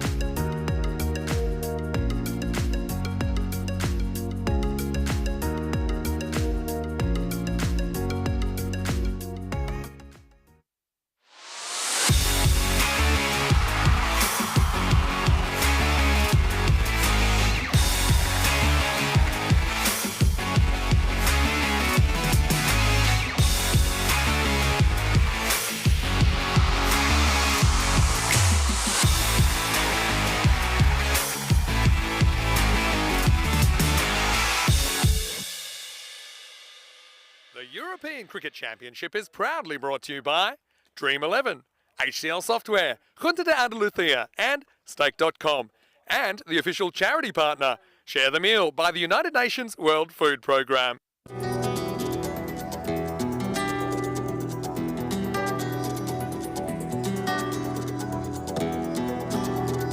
Ven conmigo a cruzar su calle, a vivir su ambiente. Ven conmigo a vivir la vida intensamente. Conmigo ven, conmigo ven. And welcome back to the Cartama Oval on the beautiful Costa del Sol. I'm in the afternoon sun right now, and it's time to start our fourth match of the day. It's match 9 in Group E. Don't forget the bottom team at the end of tonight's matches. They are out of the competition. The top 4 will continue to finals day tomorrow, but the top 2 get the double chance. So there's still a little bit that can happen as far as movement on the table. It's going to be Cyprus versus Switzerland in the next match. I know we have a special guest tosser as well, as it's Lisa Weston that has the giant coin. She's with Rob Kemming and the 2 captains. Let's see who wins the giant coin toss.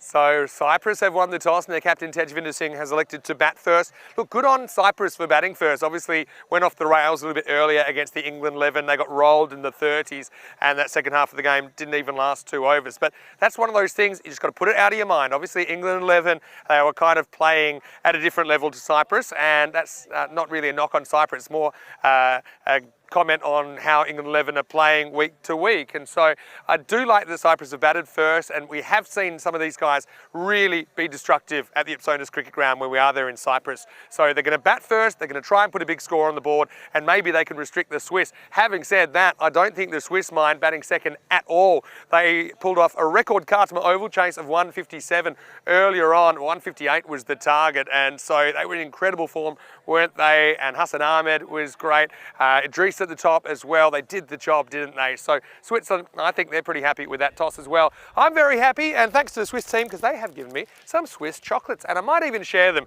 with the man who you're about to hear from next, Rico Fool, in the commentary box. I can tell you in match 9, Cyprus winning the toss and batting first. It's over to you, Rico. Let's get going. Thank you very much, Mr. Maxima. I don't know about sharing. I've seen plenty of empty wrappers all over the place, but I don't see where those chocolates are. Well, maybe I will get some. Well, thank you, of course, to the Swiss team for those chocolates. Shall hopefully enjoy later. It's going to be an interesting clash. Switzerland are on a high. Of course they are. We just saw them pull off a fantastic run chase against Malta. They chased 158 required, and they did it with ease with 10 wickets to go. And, well, we've seen a bit of a change here as well as Lakhvinder Singh comes into the side. And, well, we can see that the win predictor has Switzerland heavily favourites, 87% to 13. Not really a big surprise there, because those Switzerland, they made a fantastic start. Cyprus, well, they've broken the wrong kind of records. Talking of records, we saw 6 sixes from Hassan Ahmed. Well, that is a record on the European Cricket Championship. Well done to him. And Switzerland, a very good chase. Probably the highest, or the second highest chase that we've seen, behind that one earlier on. But what about Cyprus? Unfortunately for them, the record they hold is the lowest score in the European Cricket Championship, when they were bowled out for 34 against the mighty England. England knocked those off with 49 balls to go. But that was in the past. I think Cyprus will know that their final, their big match is this one. If they can get a win, and a good win, well, you never know. They may have an opportunity. Let's see, we're getting ready to go. It is going to be Ashwin Vinod to start off with the ball. So just checking his field here. We wait for Frederica Constant, our official timekeeper, to give Nilkesh Patel the heads up for this first delivery. He's out there with Ian Romage at square leg. Sulman Saeed is the third umpire. Here we go. We're ready to go. A battle of match versus ball. Ashwin. Good ball, good ball. Just defensively played by Jamal Sadoun. He's out there with a man. We heard Vinny talking about playing at the Cyprus ground and a lot of runs being scored there. Well, this man, Roman Mazumdar, who's at the non-striker's end, he certainly has scored some runs there. So I like the fact that Cyprus are making a few changes. maybe something can click for them. Vinod once again. And just pushes that right up there. And Sudun goes for the big shot, but he's a little bit late on this, I think. The movement is pretty late as well. They need some things to go their way, don't they, Cyprus? Back to his mark. Vinod. In he comes. Okay, in the air, and this is an opportunity. In the sun, though, and in the end, both the fielders leave it to each other. And Ali Naya is not very happy with the fielder. He's saying, look, you were there, you should have taken it. But Ali Naya himself, in all fairness, doesn't really make an effort on this. The bowler will be none too pleased. And, well, that's a rare error out there in the field from Switzerland. It means that Jamal Sudun does get a life. Yeah, not a good one, that. It is that beautiful late afternoon, early evening here at the Cardamom Oval, and you'll see that those shadows are starting to come down on the pitch. So anything that goes onto that side is going to be difficult, but not to put an attempt on that. That's not good enough, really. And some changes now in the field. The right-hander, and it's a good time as those changes are deployed to welcome back into the box. And it's Vinny Sandu. Vinny, a good afternoon to you. Good afternoon, good early evening. Buenas tardes. Rico, nice to be in the box with you for the first time today. Yeah, that was a funny one. I got a feeling that Ali Naya calls it and has a change of heart, and that's why, as I say, left it alone. Because he heard his captain coming, might have heard a call. Maybe he was calling yours, I don't know. But there's certainly miscommunication there. Ashwin won't be too happy with that. Now he's not going to be too happy either, as this is stroked away for the first boundary of match 9. Yes, a lovely shot, and Mazumda plays this one nicely in the gap, 4 runs. And I did say before that catch was put down that Cyprus just need things to go their way. Well, maybe they have. The Sudden gets dropped, and the very next ball gets played beautifully for 4. We've seen a lot of this guy in Cyprus, and well, if he gets in, he can certainly get going. You can see there that the two just not very happy with each other with that chance going down. First comes the bounce, then the finger pointing starts. Anyway, here's Ashwin Vinod. Good delivery. Feisty one. Sort of cuts the batter in half, doesn't he? Right into the body. Good movement. Really good movement there from Ashwin Vinod. Yeah, look, I think you've got to ring the changes after you've gotten bowled up for 34. I think you might have touched on it before. It's the lowest total we've ever seen in completed innings at Cardamom Oval, taking the record off Spain, who scored 38 2 years ago. And positive hitting. This time he goes with a bit more oomph. Gets under this, he gets it over the man who's in sort of at that short backward point area. So nice hitting here, nice shots being played by Rahman. Yeah, it's a chance to turn over a new leaf, isn't it? And that will be the end of the over. 9 without loss after 1. So having a look at where we're at as far as Championship Week goes. 5 of our 7 teams sorted. Netherlands, 11 automatic qualifiers on account of lifting the trophy last year. We saw Spain qualify from Group A, Jersey from Group B, Italy from Group C, and of course the Irish. Group D, that was just Saturday night, only a matter of days ago. Only one team will progress from Group E, likewise Group F. I'm really looking forward to seeing Group F. Corey was calling it the Group of Death. Don't think there's any easy games in there at all. And you can follow all the action here. And, of course, on our website, EuropeanCricket.com for the full fixtures, stats and squads. Here's Ali Naya, starting with a big wide, but Idris, I wouldn't say he's necessarily out of the textbook as a keeper, but he catches most things that come his way, makes an important stop. So I want to say a quick hello to everyone, including Julian Dawson, who's not only in the comment section, but he's also out there in the fan zone. I know that Dave Bod's over there as well, saying it's a glorious evening here at Khartoum. It sure is. It's a nice shot. This is Sudun's turn to lean on one and get a boundary, and I like this from Cyprus. Obviously, they have a few shadows they're jumping at after this morning's effort, but this isn't really a bad ball from Naya, but just times it, opens the face slightly, gets the gap and gets 4. Vinny, will Malta be a bit concerned that surely they're not going to be thinking that lightning's going to strike twice, are they? Predictions are tough in this group. I think especially, I mean, Romania were up, they were down, they're up. Yeah. Malta, they're up, they're down, they're down. Yeah, I mean, it's going to be hotly contested. I think Cyprus have disappointed, there's no doubt about that. But, you know, with Switzerland, if they win this, you'd say they're a shoo-in for the double chance. I think that pretty much sews it up. If I guess technically Romania could upset England tonight and maybe throw that out a little bit. For Cyprus, if they were to thrash Switzerland here and Romania were to get thrashed tonight, maybe it could be a shades of last year with Malta and France vying for the 4th place. So there's still a few permutations. I think when it comes down to, if you're Cyprus here though, you're looking for a win. I mean, if it's good enough to get you in or not, that's another conversation. But you're looking for a win. You're looking for your first ever ECC win. Malta have played all their matches, right? Yeah. They've got the one, we got 2 points. Their net run rate is minus 1.137. So Cyprus here get a win. They get the same points as Malta. And then it comes down to the net run rate. And of course, what I'm referring to is Malta. Remember last year what happened with Malta? Yeah. You know, it was the golden ball. Malta thought they were going into finals day. I know where you're going with this, Rico. And France took the match to the golden ball against Belgium. But then they were in tears because they lost the golden ball. And then somebody popped in there and said, by the way, boys, just to let you know, because you took the game to the golden ball, the net run rate is better than Malta's. You're through. And tears turned to joy. Now, could the same thing happen here? Well, if indirectly you're telling me to crunch some numbers, let me just open my laptop, because it would have to be a pretty big win, I think, when you consider that Cyprus lost within 2 overs earlier. But you know, in a funny way, the fact that England don't bat the 10 overs, it doesn't hurt their net run rate as much as if England had beaten them 200 to 30, if you follow me. Won't go into the logistics of what I'm talking about. It's a nice looking shot, and this one will go all the way. Bolle.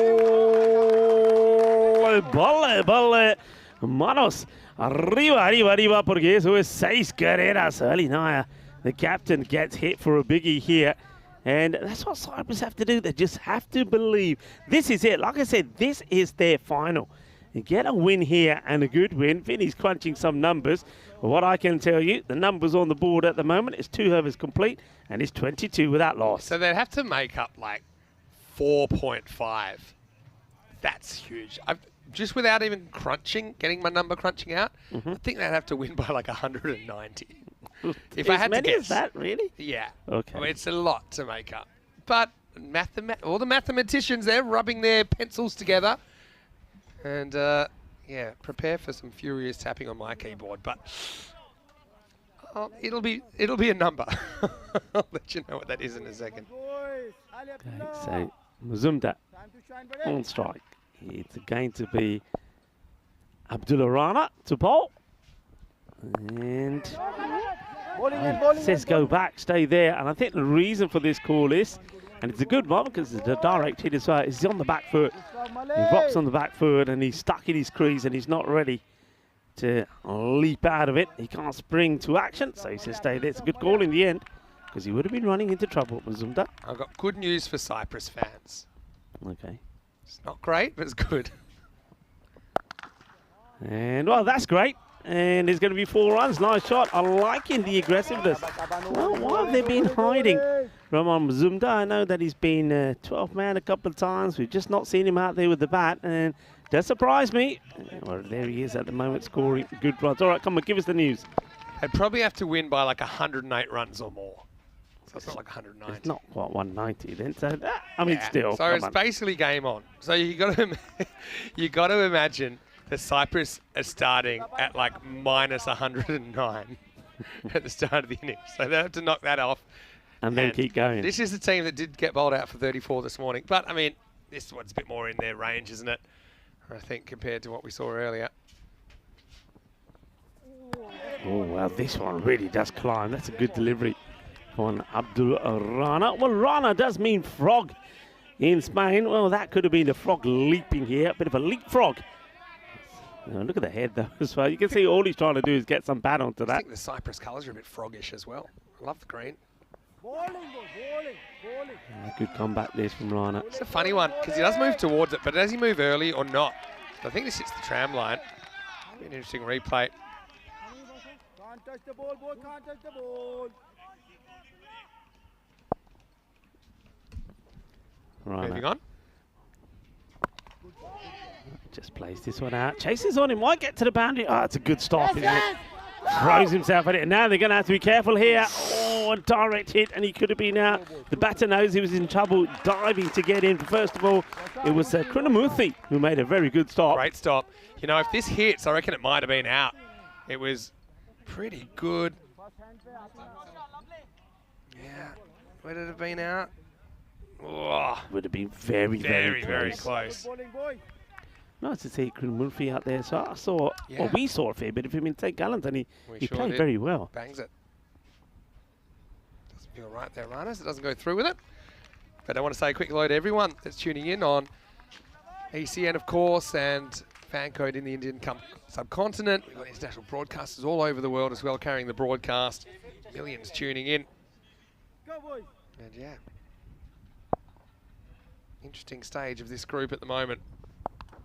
Shot. Oh, yeah, nice. Like that. He's got the old MJ swivel on this as well. Oh, he says, as that one goes all the way to the boundary. Nicely played. That'll be the end of the over as well. So Cyprus don't lose a wicket. They won't break any records with the run rate, though. They've almost eclipsed their 10 over score earlier on. They're 33 without loss after 3. Going along quite nicely here. And want to, of course, as Vinny was saying, welcome the world to our stage here, to the Dream11 European Cricket Championship on World Inclusion Day. Big day today, an international day today, dedicated to ensuring that individuals of all various abilities, backgrounds, ages, race, religion and gender and other characteristics are accepted and welcomed and treated fairly. World Inclusion Day will honour the togetherness of diverse individuals, all of whom will feel appreciated and included. Yeah, huge day, and ditto all of that. And that's really, I think, what we're about here in the European Cricket Network as well. Couldn't have said it better myself. Yeah. Pride ourselves on being a very inclusive organisation and setting an example in some of these things. Anyway, here's Musa Ahmedzai. Good Yorker first up. Now Musa, tell me if he's had a hit yet in this series. I don't think he has. No, but he hasn't. He bats with his hands the other way around on the bat and can smash huge maximos doing so. But because of this strong batting lineup, often you see him listed at places like 11. Made a good start to this over.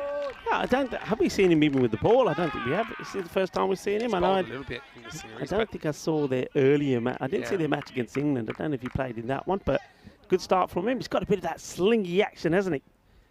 Yeah, it's good cricketer. That was on the stumps and needed to be played there by Sudun, who gets the run. So they have got to the 34, which was 34 and out against England, and they haven't lost a wicket this time around. So a vast improvement already.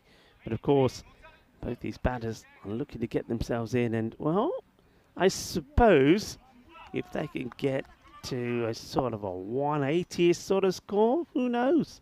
You never know. Even though sometimes you think you know. This will just be one. Remember last year, Malta, they were in. They were in 4th, and they lost it while they were sitting at the Sunset Beach level 6 bar. What I will say is it was very cruel whoever gave them the fixtures to give them the wait. They had to go back to the bar and watch it again. Surely not. But yeah, I'll take you back to that in a second. Nice looking shot. Oh, that's a lovely shot. It will be a couple of bounces for 4 runs. Delightfully played. And well, Chamal Sudun, maybe he is feeling that he's amongst the olive groves now at that Cyprus ground, because the Ipsona ground, of course, because this is the sort of shots that he plays, and he's got a good partner there with him as well, Mazumdar. Yeah, really good shot. Last ball of the over coming up for Musa. Not a bad delivery as well. It's on the pegs. It gets played out nicely. And better at this from Cyprus, because the one thing they're not doing is not leaving too many dot balls out there. That will be the end of the over. And they're going at 10s at the moment. As the 4 overs are complete, it's 40 without loss. And Musa plays his cricket for the St. Gallen Club in Switzerland. And hello to Ali Abbas and all the guys back there. Made us feel very welcome. Of course, great to be back in Switzerland for the European Cricket Series this year. And also, big thank you for the chocolates. That's one thing that the Swiss are always very kind with. I did have so much chocolate that I had to pay a bit of excess baggage when I left Switzerland at the end of that series. Some of it was so hard, I thought you could double it as a cricket bat, actually. But there's a lot of good people there. Also a lot of good people in Cyprus, where we generally get out to now and then for the European Cricket Series, even a couple of night series in there. Hello to Nish, I'm sure he's probably tuning in as well. Is Ashwin back? It's a good delivery. Just slightly short of a length. Bowls that heavy ball, doesn't he? Gets the dot in here. Nicely bowled. There's no Jason in the lineup this time, so he is being rested. That's not a bad move. I think Switzerland here obviously have got one eye on finals day tomorrow, resting a few key players. And wow, that's well hit, and he places pretty late, doesn't he, Vinny? But still makes good contact, and it's 4 more runs. Yeah, just getting enough, aren't they? Yeah, so when you've had such a big batting collapse like Cyprus did this morning, I like they bring somebody like Mazumdar, someone that doesn't really bear the scars of it.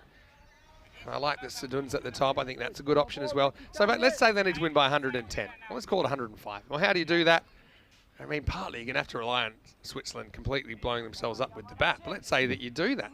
Let's say that you get, I don't know, it's hard to imagine a scenario. You get 150, 160, which we have seen a fair few of those scores, and hope that you can absolutely do a number on the Swiss batting, who might, I don't know, maybe if they're chasing that many, they could lose a few wickets. You just got to tell yourself there's a chance. But it also just comes down to playing well in the first place. And I think if Cyprus were to walk away with any sort of win here, they could at least say, you know, we got something out of that tournament rather than just experience. We actually took some points away. It always feels good when you win your last game as well.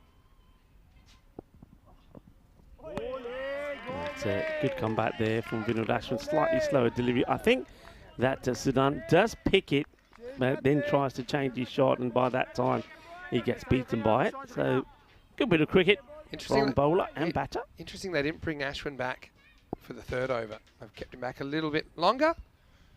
Seems to be working out okay. To the fielder, and no run there as Mazumdar. First he gets sent back, and then the throw does come in. If they were quick, because no one went after it. Ashwin couldn't deal with the throw coming back into his hand, so they get an overthrow. Wasn't it a good response, though, from Switzerland this morning? I mean, there was all sorts of questions being asked about them yesterday, weren't there, with their batting? I mean, it wasn't the worst of performances against England, but it was only Staniksai, really, and Ali Naya that got things going for them. And then, well, against Romania, they got out of jail, didn't they? Just getting 100 on the board, Romania not being able to chase it. So they had to bounce back. What a way to do it. What about that partnership there? Of course, from 2 men that you know really well. Here's the thing. Was I surprised about this morning? No. I was probably more surprised about yesterday, if I'm completely honest, because I was in Switzerland. Okay, given it was probably the flattest pitch ever created by man or machine, that's one thing. But these guys, they can hit it, especially those 2 at the top. You're wide, but I think it's a bit more of a missed opportunity there from Mazumdar. He's got a big gap there if he goes in front of the man at backward point, but he doesn't get contact. But he gets another ball, though, from Vinod. Last ball coming up for Ashwin. Quick hello to John Gray, who's in the comment section, as well as Kroom, of course. And Jules is in there as well. Hello, guys. Hit pretty straight. Hasn't got the power to beat the fielders. It'll just be a single. So Mazumdar will keep the strike as at the halfway point. I suppose being pretty well contained by Switzerland. No wickets down, but only 47 on the board after 5 overs. It's been a great almost 3 weeks now. Deep into week 3, but yeah, let's just think of what we've seen. Remember Group A with Spain and France contesting the final there. Spain getting over the line on a Wednesday night. Jersey and Guernsey and Belgium really set the standard in Group B, but Jersey, just think of some of the batters they've got to come back. Asa Tribe in there, Josh Lawrenson, for example, and others. Group C, Italy, Denmark and Sweden. Again, the Danes looked like they had that group in the palm of their hand early on, but Italy came late and ended up winning Group C. And then, of course, the Irish. They were super impressive, weren't they? Didn't put a foot wrong at all. In fact, if you look at the 4 groups completed so far, of the teams that went through, Italy the only team that actually lost a game. Spain, Jersey, and Ireland 11 all going through undefeated. Obviously, they're not all going to stay undefeated in Championship Week, but yeah, probably a few teams there that disappointed and a few teams that exceeded expectations. Hungary probably one of those, albeit with Leas Deploy, but you can't say it was all because of him. I think that a lot of their players we've seen in the European Cricket Series went to a new level. Yeah, definitely. Look, Tara Peretti didn't he bat well, and Sheikh Rasik when he had to as well. And of course, we're going to see more of him because his club are coming here for the East Hill. That's right. Cyprus was working us out, you know. Close. Oh, I mean, he is coming left arm around. I just thought this might have got him in a really good spot in front of the stumps. Oh. You know what? I actually think that's a good decision. I'll tell you why. It hits him outside the crease, so it's got a big distance to go. Yeah. And I think with the angle that's missing. So I reckon I'm a bad umpire, and Ian Ramage is a very good umpire, and that's why he's standing there and not me, because I was ready to fire Mazumba without just cause. Yeah, I think the reason why you and I think it could be close is, well, we're looking at it. If the bowler was a right-hander, he's not. He's a lefty, so he's getting this ball to drift in, and it's always going to be going right across. See that one again, and that one you see there. This is the one that hit the pad last time, more or less. You can see the line of it. It's always going down the leg. Yeah. I think the batter here, he's going forward to try and play this. Yeah, I mean, he's playing the right shot when the ball's not coming to him. He's got to be going back. Flicks the pad. Clearly off the pad. But if that one earlier, the LBW shout, if he's standing on the popping crease and he gets hit there, I think he's gone. But I think the fact he's forward is what saves him in the end. Because, yeah, it's pretty difficult to get an LBW with this angle, you're right. But not impossible. That one misses the off stump. Yeah. So good comeback from the bowler. So he was just straying down the leg side a little bit, wasn't he, Ahmadzai? But he makes the correct one. And, well, Muta is bowling very well at the moment. He's got that little slingy action. But to be fair, apart from a few, his radar's pretty good. Cyprus being held down. 87 pace at the moment. Zumda just found himself out of nick, hasn't he? As he's 21 off 18 now. And I think with 0 out, yeah, actually starting to look at some tactical switches potentially. I think when you look at the guys they've got to come, you know, Tej Vinder's one that I'd probably put in there. Look, I know these guys maybe haven't had the best week. Gunaseka is another one. I just don't think they can sit on the pine for the whole 10 overs or most of it. Once again, it's quite a big appeal, but because the angle he's bowling, the ball's always going down leg. So we'll see this again.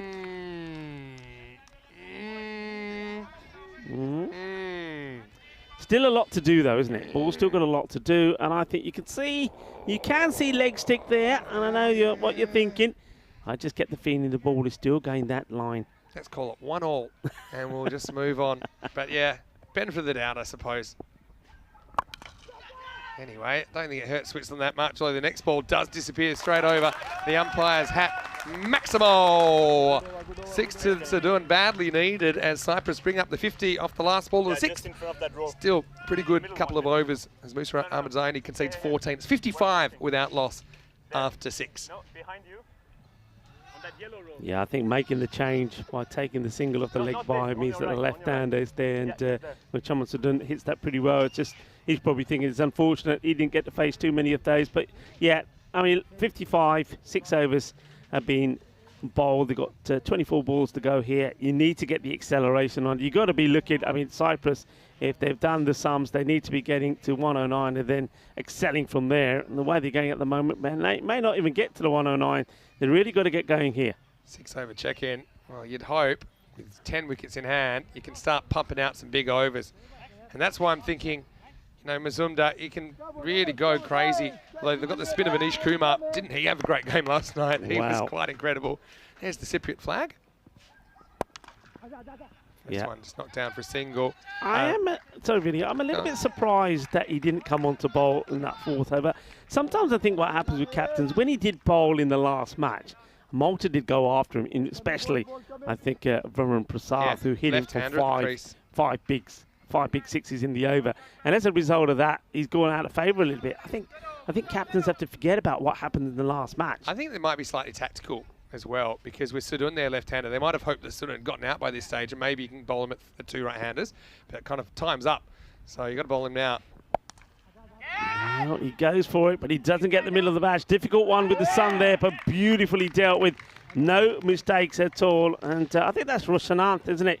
Karamuthi, that's who was fielding out there earlier. He's got a big smile on his face. Certainly looks like him.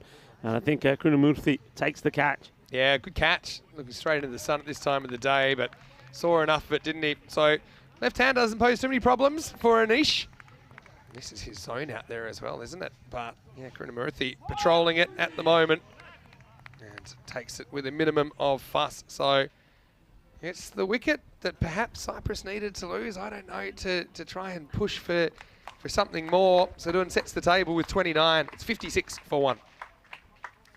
Yeah, let's see who they go with here. I'd like to see captain come up, but it doesn't look like the captain. It looks like it's Scott Austin, who's a very good batter. But though it has to be said, he, like many of his other fellow batters, haven't really clicked. Let's see if he's able to just show us a little bit of the class that we know that he does possess in what would be, well, his final knock of this group stages. And it could be, and probably is, the final time that we'll see him out there. Stone cold Scott Austin coming out. Yeah, look, Scott can be aggressive. Probably fairly orthodox the way he goes about it normally. So I thought maybe you try and throw it just a high-risk, high-return player in, like a Tejpinder or a Gunasekara, something like that. But anyway, we'll see how it goes. Taranjit Singh's another one you could throw in there. But that's a nice looking shot, and he's going to get it wide of the fielder as well. It's going to be 4 runs. Well, that's the camp from Switzerland. They're pretty happy with the way things are going at the moment. I think there would have been a lot of hopswiss this morning. Yeah, but hopswiss. They love that battle cry, don't they? Hello to all of our viewers in Switzerland, of course. Hello to Christopher Ward as well, who's tuning in. What I was going to say before is, but I bet you Malta, they're not pouring the beers in the bar just yet. They'll be watching pretty closely what's going on here. Yeah. They'll be a little bit mentally scarred from last year when the sun went down. The crazy things started to happen. Yeah, they were. Not expecting any rain, are we? Because that golden ball game last year. Oh, that was sideways rain coming in. Last ball of the over. And that's well hit. And this one is going to fly into the fan zone. And he gets that proper, doesn't he? Ends up on the roof. So protection there for some of the people. Hello, everybody in the fan zone. I hope you're having a lovely early evening, getting set for the sun to come down. And we'll see some amazing views around this ground once more. That is the end of the over. And after 7 overs, Cyprus just falling behind a little bit, 68 for 1. Plenty of cricket coming up on the European Cricket Network. And look, if you haven't already, make sure you subscribe to our channel. It's ECN, European Cricket Network, on YouTube. And you will get cricket all year round. I think our season is 49 weeks this year. That's quite a lot of weeks. So if you enjoy it, then come with us around the continent. We'll be in Croatia, Malta, and Spain. That's Barcelona, Spain, before the year's out. Of course, back at the Khartoum Oval for the ECCW. First time we've held that tournament. And of course, we'll be back for European Cricket League next year as well. And we're going to get into over number 8. Shot. Oh, that's a beautiful shot. He gets a little bit of whiff, doesn't he? But, well, Roman Mazumdar plays this one away beautiful. Get the feeling that he likes the pace.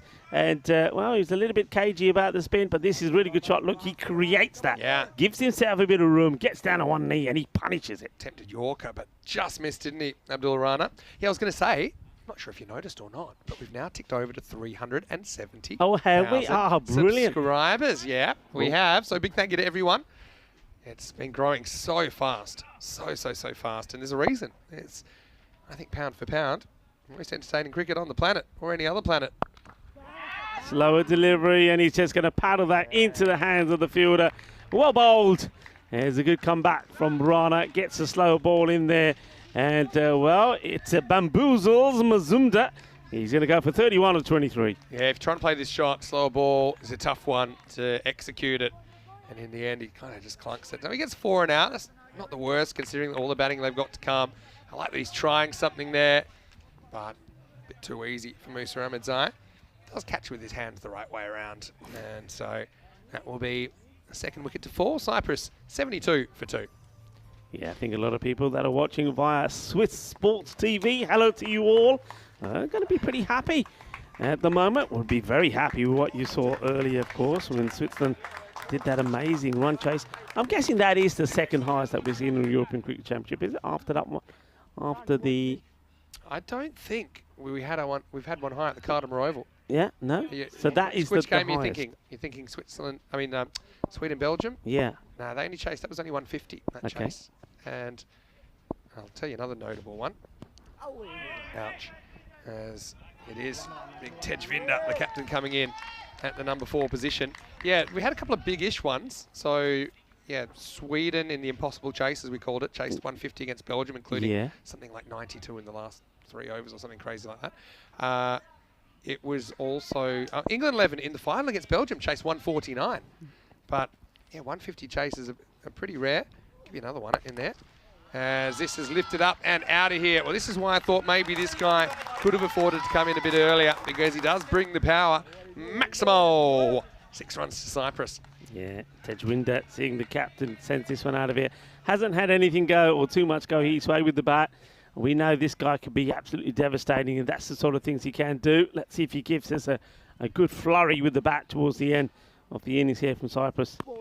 Beats him with bounce this time. The other game I was going to mention was the first game of this tournament when Spain chased down 150 in 9 overs against France.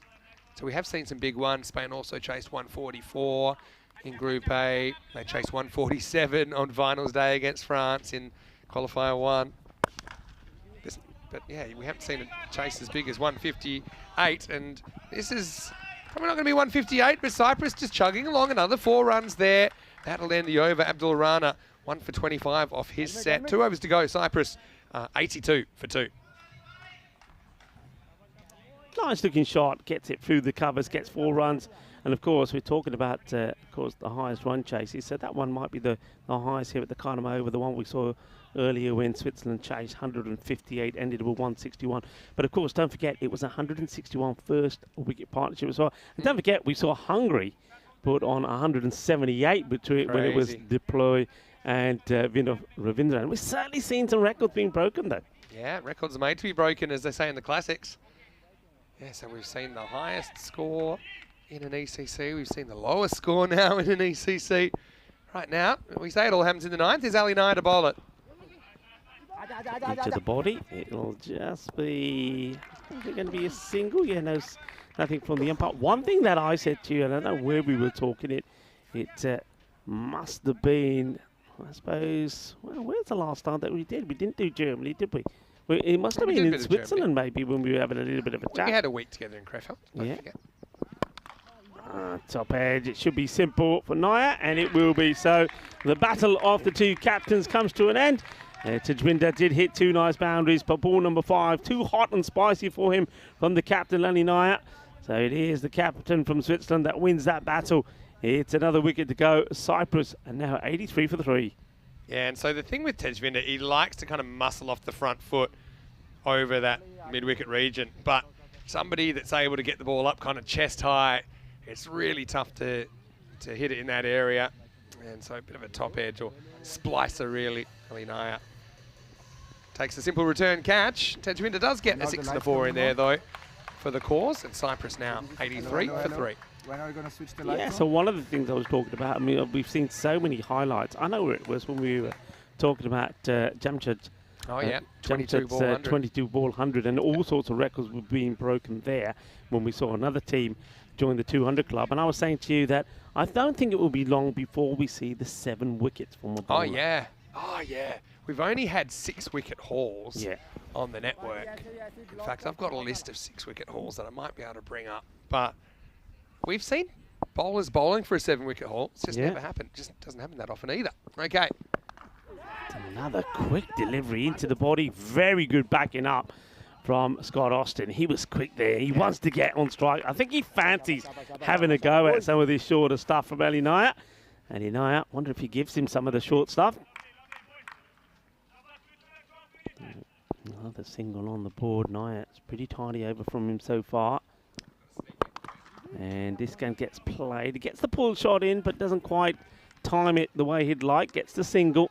Long shadows now along the ground. You can have a look there that almost half the ground, as you look at it from left to right, is in in the shade. And talking about shade, you need the shades if you're the other side of the ground because the sun is right in your eyes.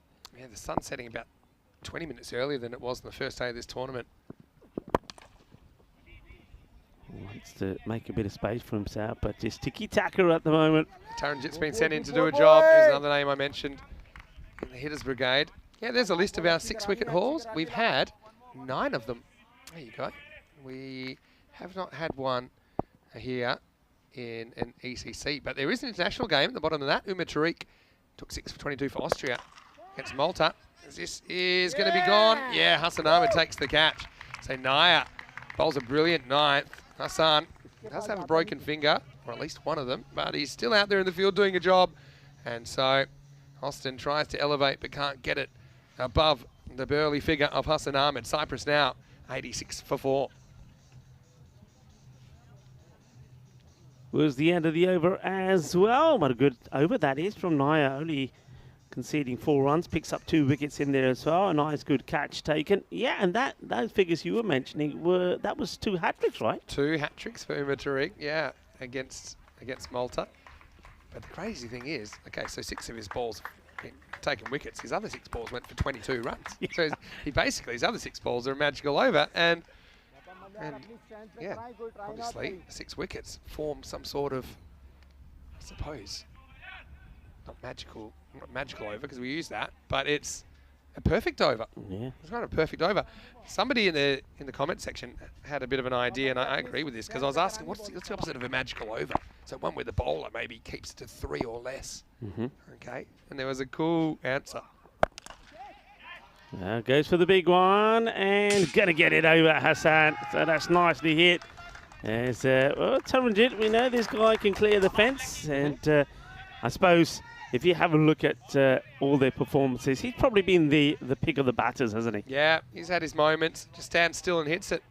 I think for all the fancy footwork and everything we've seen, this is still normally the best mode of attack. Just watch it, hit it well, hit it fairly correctly. So Stanek Zai just getting 1 over here.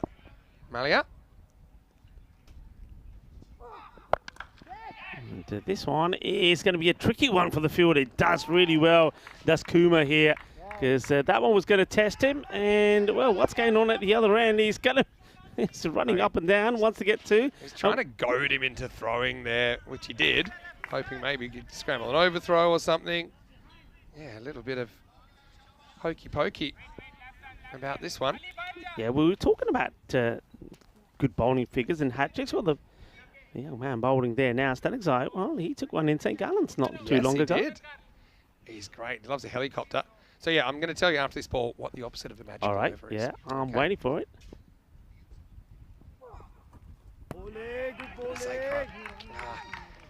Be frustrated that he can't catch up with that one. So I asked what's the opposite of magic.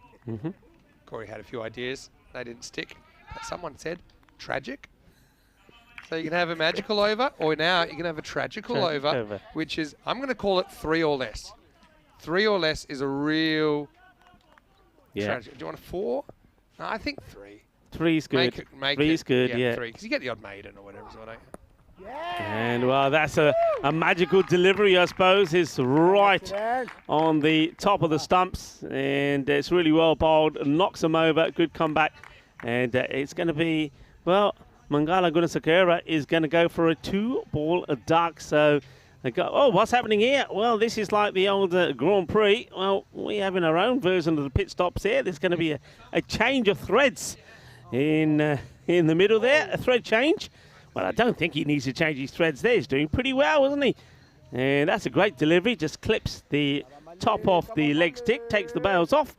And, well, off came the bails, then off came the shoes as well. A bit of a change of the footwear there. It wasn't a shoe phone attempt, was it? But, cricket, it can be such a cruel game sometimes as well. In Gunasakura, we saw him smack 100 earlier in the year. But, yeah, right now, he's got Derek for company and just looks low on confidence, doesn't he? As he departs, it's 93 for 5. Lakvinder Singh, though, he's going to get a bat, and it's nice to see him in the side. See if he can make a difference. 2 to come. Can Cyprus reach the 3 figures? Well, he muscles this, but it's straight to the hands of Kuma. Well, we were talking about Stanek Zai and saying that earlier in the year, not too long ago in St. Gallen's, that he did take a hat-trick. Well, Milan Stanikzai, he's probably heard me talking about him, myself and Vinny, and he's probably saying, you know what, I might just do it again. Well, okay, Sunshine, let's see what you got. As Lagwinder Singh will go very first ball. He tries to muscle it over the fence. He doesn't. Well, from normal Derek to golden. Well, I suppose he was going out there to have a go. It is the last over, and if you're ever going to have a chance of taking a hat-trick, the last ball of the innings where the batter's going to be having a go at it, it's got to be there. Umar Tariq, see, takes 2 hat-tricks in one game. And, of course, Malia Stanikzai mentioned he's taken a hat-trick. We've had a bit of a drought because it's been since opening day since we've seen a hat-trick. So it's got to be this ball. Come on. Stanikzai's got a million ways to skin the cat here. Patharana, he's a decent bat, to be honest, but he's going to have to swing for it. Look where he's standing. I mean, okay. I'm feeling it. Anyway, hat-trick ball, last ball. It's a slower one. He takes the pace off it. Might as well run. Vinny is so upset. Yeah, you might as well run, and well, they should have just ran here. It's only going to be a single. Well, we had the duck noise. May have to bring on the chicken noise because you should be running that, even if you're going to get run out. Anyway, look, Cyprus, when it comes down to it, they score 94, and you can see a few smiles getting flashed. Look, it hasn't been Cyprus's couple of days, let's be honest, but they have a fighting chance. We certainly saw Switzerland bat well this morning, but yesterday in this corresponding game, it was a slightly different story. They were only able to manage 100, so Cyprus, they'll be hoping to leave it all out there on the field and give this a shake. They're defending 94 runs here in match 9.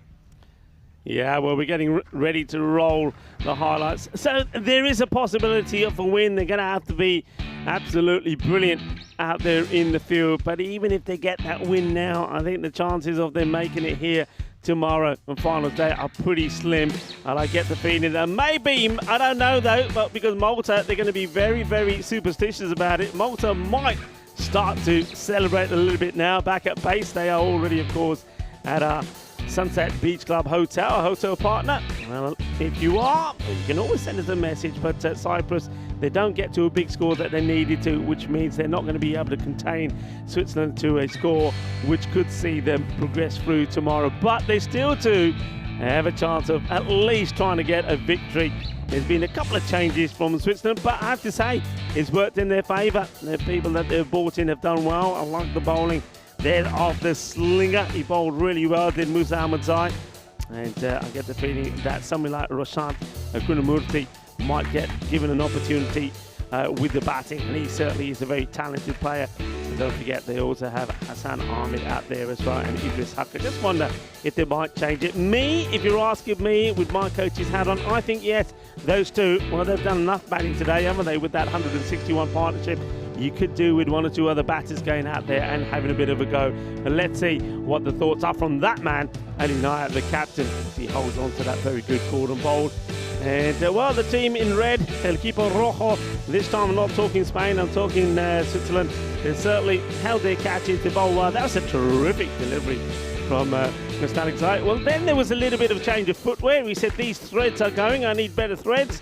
It is a bit like the Grand Prix, and well, the pit stop did well because the very next ball was a catch taken as a Lukwinder, the only knock that we're going to see him have in this Dream11 European Cricket Championship is going to end being just the one ball. He will go for a golden duck, and then right there towards the end, no hat-trick. There's just a single being taken there by Pathirana. That is the scorecard. A good start from Chamal Sudan and Roman Mazumdar. Okay, they probably didn't go at the sort of pace that we've seen some of the other batters, but when you take into consideration the worries and issues that Cyprus have had with their batting, I suppose they were just being a little bit cautious. So a team that ended up with just 34 last time against England is 94 this time. There's the bowling figures. Ali Naya, the captain, bowled very well. 2 wickets also from Milan Stanikzai, and he's 1 over 2 for 8. But I like the bowling there, I got to say, of the slinger. I think he's got a very unique bowling action. To get some ball in a good areas, I mean, he bowled 2 overs, 14 runs, no wickets, but very good economy from him. And Abdul Rana picks up 1 for 25 as well. So match number 9, the It's on day 2, the last day of group action here of Group E. And this one is probably once again in favour of Switzerland. You'd expect them to go out there and knock the runs off. But Cyprus, maybe they could have something, a surprise up their sleeve as well, if they can try and get those wickets early. That's what they're trying to be doing here. Get those wickets early in the power play and try to restrict Switzerland. And maybe Switzerland have the same sort of issues that they had against Romania yesterday. Only one way to find out, that is, and that is to stay tuned. I'm Rico Full, and alongside me is Vinny Sandu. And we will be back in 10 minutes' time for the conclusion of match number 9, Group E.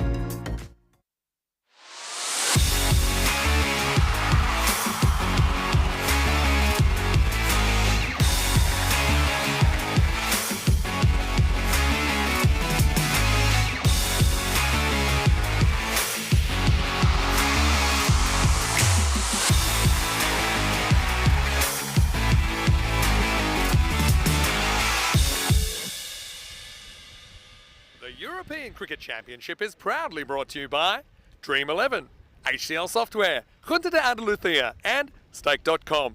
And the official charity partner, Share the Meal, by the United Nations World Food Programme.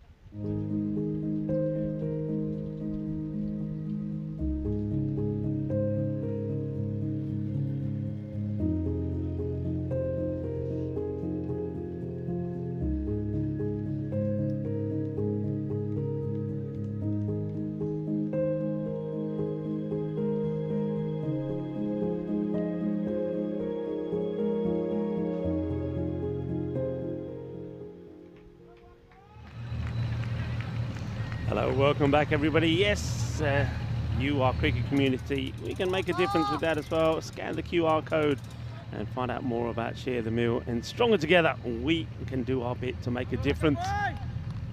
And stronger together, that's what Cyprus will be hoping that they can be if they can register a victory here at the Dream11 European Cricket Championships.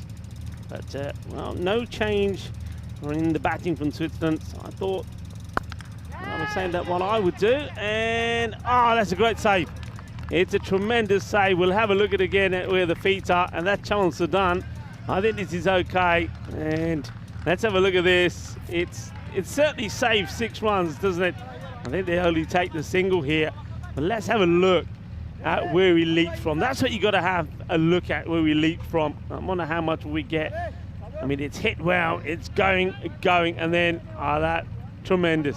Absolutely tremendous. The question is, though, and probably that's why he's looking a bit sheepish, maybe the word, whether he feels that maybe he could have caught it. But, well, you make up your own mind about it. It was quite high up in the air, happening right in front of our ECN studio over there, so a single to Huck. So, yeah, I was saying that if I was the captain, I'd make a change in the batting to give a few others a hit out there, but Adinaya has gone with the same openers. It's just Huck and Hassan Ahmed, who piled on the misery, of course, earlier in that incredible run chase against Malta. Both batters have got off the mark. Bowler here, Wakar Ali. Now look, you know, we keep talking about that match where Cyprus only made 34 all out against England, but don't forget this guy. You know, he didn't quit fighting. Picked up 2 wickets, 2 for 14. Against England, so there was that positive from it. Straight down the leg side here, and I get the feeling this probably will be 6 runs. It is, it goes all the way. A bit of a top edge, nice to see that Ramesh Satheesan just hovering around by the boundary over there. He'll be a happy man with that good defence, defending 125 against Malta in the match number 8. Romania, of course, a team that had all the issues last year, never once got past the 100 mark, only won the one match. Well, they've won 2 here this time round, and well, we're going to see them in action against England later. Let's see how they fare. Wakasali just trained down the leg side with that last delivery. And needs to get it right. Not sure what the weight is here. Surely they're not checking that one. I can tell you clearly it was 6 runs. And well, there's the signal. I think they were checking. I thought it was a straightforward one. But it has been cleared up now. 6 has been given. Oh, it's another Gandhi delivery. And well, this time he's quite happy just to guide it to the boundary for 4. So, well, Ghazali straight down the leg side, and these are easy hits for the man of the power, Idris Haq. Made 90 of 30 deliveries in the player match performance against Malta in that epic run chase.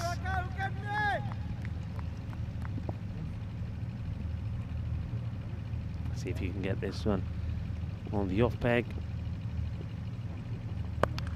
And a little bit too short, and this gets blasted through that cordon of players out on the offside. So it's going to be another boundary, and just makes it look so easy, doesn't he? Look, gets on top of it, hits it on the up, so he's not really too worried about keeping it down. He believes in the power that he has, so gets the 4. 16 off this over already. So it's not the start that Cyprus wanted. Well, this one does go through a little bit better, wasn't it? Probably not the right shot selected either. The batter then practices the shot that perhaps he should have played, but still pretty happy. You can see having a talk about it, and his partner saying, don't worry, it doesn't matter. We have got 16 off the first over, and that'll do nicely. 68 matches now since that golden ball, and well, my instincts tell me that this one probably is not going to be it either. We just haven't had that close contest, have we? We just haven't got that close to a golden ball.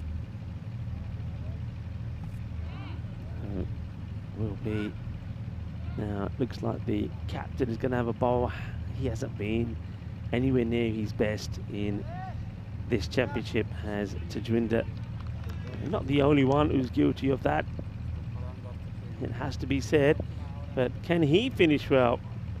So angles this one into the left-hander, gets played away as the fielders, well, I'd like to see that, fighting to get their hands on the ball.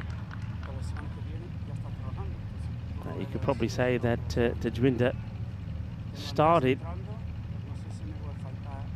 on Monday and his hair was black. That would tell you the story of what Cyprus have gone through. And an appeal here, but I get the feeling that probably a little bit too high. And, Ian Rummage has a look and decides not out. There's a little shuffle across, but yeah, that's for me going over the stumps and may even also be going down the leg.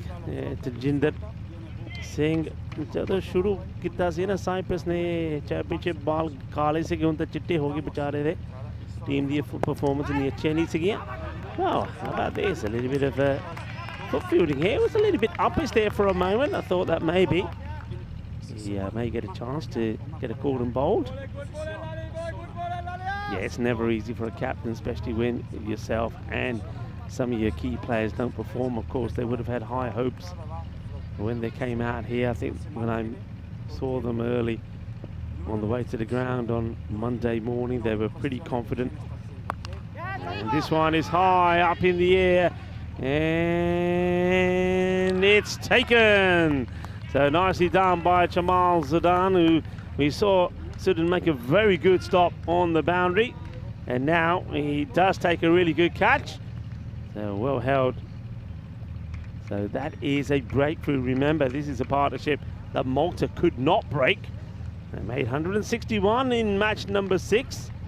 And, well, and that man who's out, remember, he smashed 6 sixes in 1 over. And that was against Bikram Aurora. Aurora's over went for 37 because there was a wide in there as well. But not this time round. He would go just for one. One of the 5 deliveries that he faces. So, a breakthrough. And it is Tajwinder Singh, the captain of Cyprus, that gets it. Well done to him. And, well, Malia Stanikzai now gets a chance. Very exciting player to watch. And Malia, of course, we saw him do well with the ball earlier. Picked up 2 wickets. Did have a chance of a hat-trick. But just if he gets in, just keep an eye on his wrist. If there's one man who's going to deliver us a helicopter or two, he is he. He is the guy. Lovely guy as well. It was great to see him perform in St. Gallen's. I had the pleasure of talking to him after he took that hat-trick. And he's looking to perform here as well. Tajwinder just gets nicely played away, chases on. Austin should get there, and he does. Nice dive and save. Slides in, makes a stop. And the first runs coming off Tajinder Singh's over. So 1 for 1 with the ball to go. So good comeback from the captain and his team. Natural light slowly starting to go down. Start to see some magnificent views of the Sierra de Cartama, the mountains in the background. And quicker delivery, but unfortunately fires it down the leg side. I'd have to bowl it again. That's disappointing from Tajinder. Would have liked to have finished the over there with a dot. But now gives the batter an opportunity to have a go at another. He just hug 15 or 5.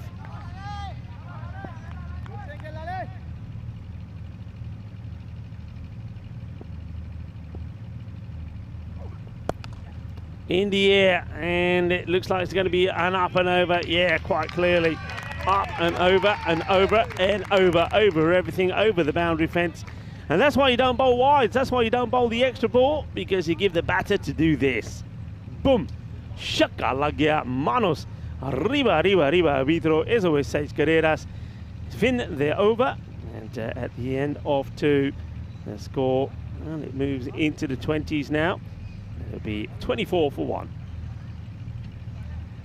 You have a chance to look at the standings. England, who are going to be in action against Romania, and looking to make it 4 wins out of 4. Romania, see if they can cause a little bit of an upset against England. They've certainly know that they'll be coming back here tomorrow. But of course, one thing that the teams behind England, I guess, are fighting for is that second chance. And the second chance meaning the teams that finish in the top 2, well, they will play each other. But the team that wins automatically goes through the final. The loser gets the second chance to get there. And at the moment, Romania are holding that spot. That's a nice little shot. It's played away nicely. And Malia Staliksai opens his account in terms of boundaries with this one. A little flick away for 4 runs. Yet Romania hold that spot at the moment. And of course, Switzerland here with a win will take it back from them. And looking to get to the same number of points as England, but would have played the game more. That will be a wide. You can see what Taranjit Singh was trying to do there. Obviously decided doesn't really want to go at the stumps or at Staliksai. That's where he's pretty dangerous. Wants to keep him wide, but he hasn't really got any protection for that. There's nobody on the boundary, and he goes for it again. It's another wide. So let's see how wide he is here. Is he just getting too much movement? I wonder if we get a chance to see this again. Let's have a look at this. Yeah, it's the movement. It's a good call there. It's going over the line. He just needs to get a little bit. It's getting a lot of movement, so get a bit closer. Let's see here. Wow, that's better. Good delivery. Well bowled. Wicket keeper Patirana underarms it back in, looking for the stumping. Misses. Yeah, that's the delivery, isn't it, from Taranjit? So gets it closer, gets that movement away. Nice comeback from him.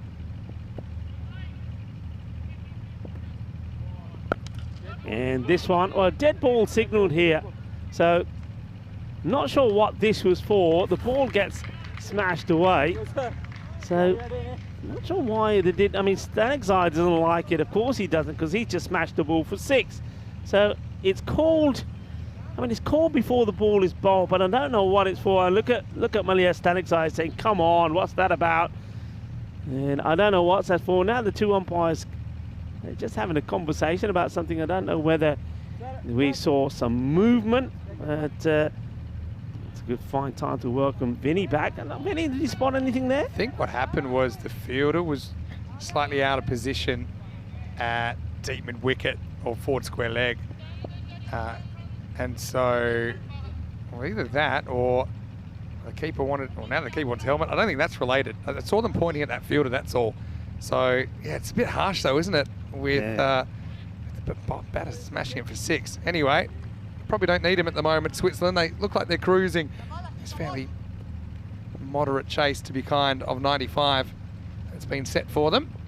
No, this is just like a little paddle, isn't it? He puts his foot there and then just uses his wrist to play this away into that area. He probably would have fancied the boundary. Of course he would have. Taj the oil trying to encourage the players. Taranjit now pushing Doyle back, and he brings up the man who was on the boundary on the offside. As well, it's a dangerous move because Huck does like to go in those areas. and especially if you're going to be bowling it that wide. It's another wide delivery.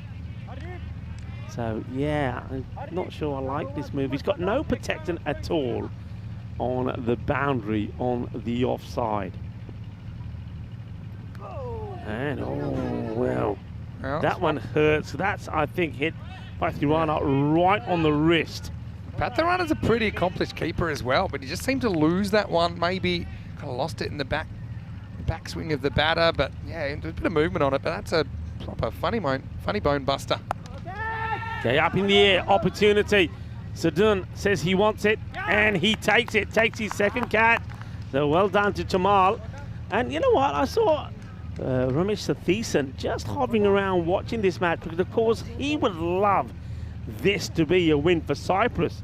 That would then probably keep them in second spot at the moment on net run rate. And of course that's the second chance. So wherever Ramesh Satheesan is at the moment, he might just have a little smile on his face, because that's a good wicket to get, because both the batters that were in awesome form earlier against Malta are in the shed. Idris Haq will go for 21 of 8 deliveries after hitting 2 4s and 2 6s. Yeah, well, it's a big wicket to get, and Idris absolutely banged them this morning. He's got his team off to a good start. I suppose you can't get 50s every single time. 21 off 8, still a good return for your opener. As he departs, it's 32 for 2. Well bowled though from Taranjit. He stuck to his lines, didn't he? And he made that brave move. He said, no, I don't want any protection on the offside. I know what I'm bowling here. I want the 2 men on the leg. I want everybody nice and close. He's got the same field here now to the left-hander.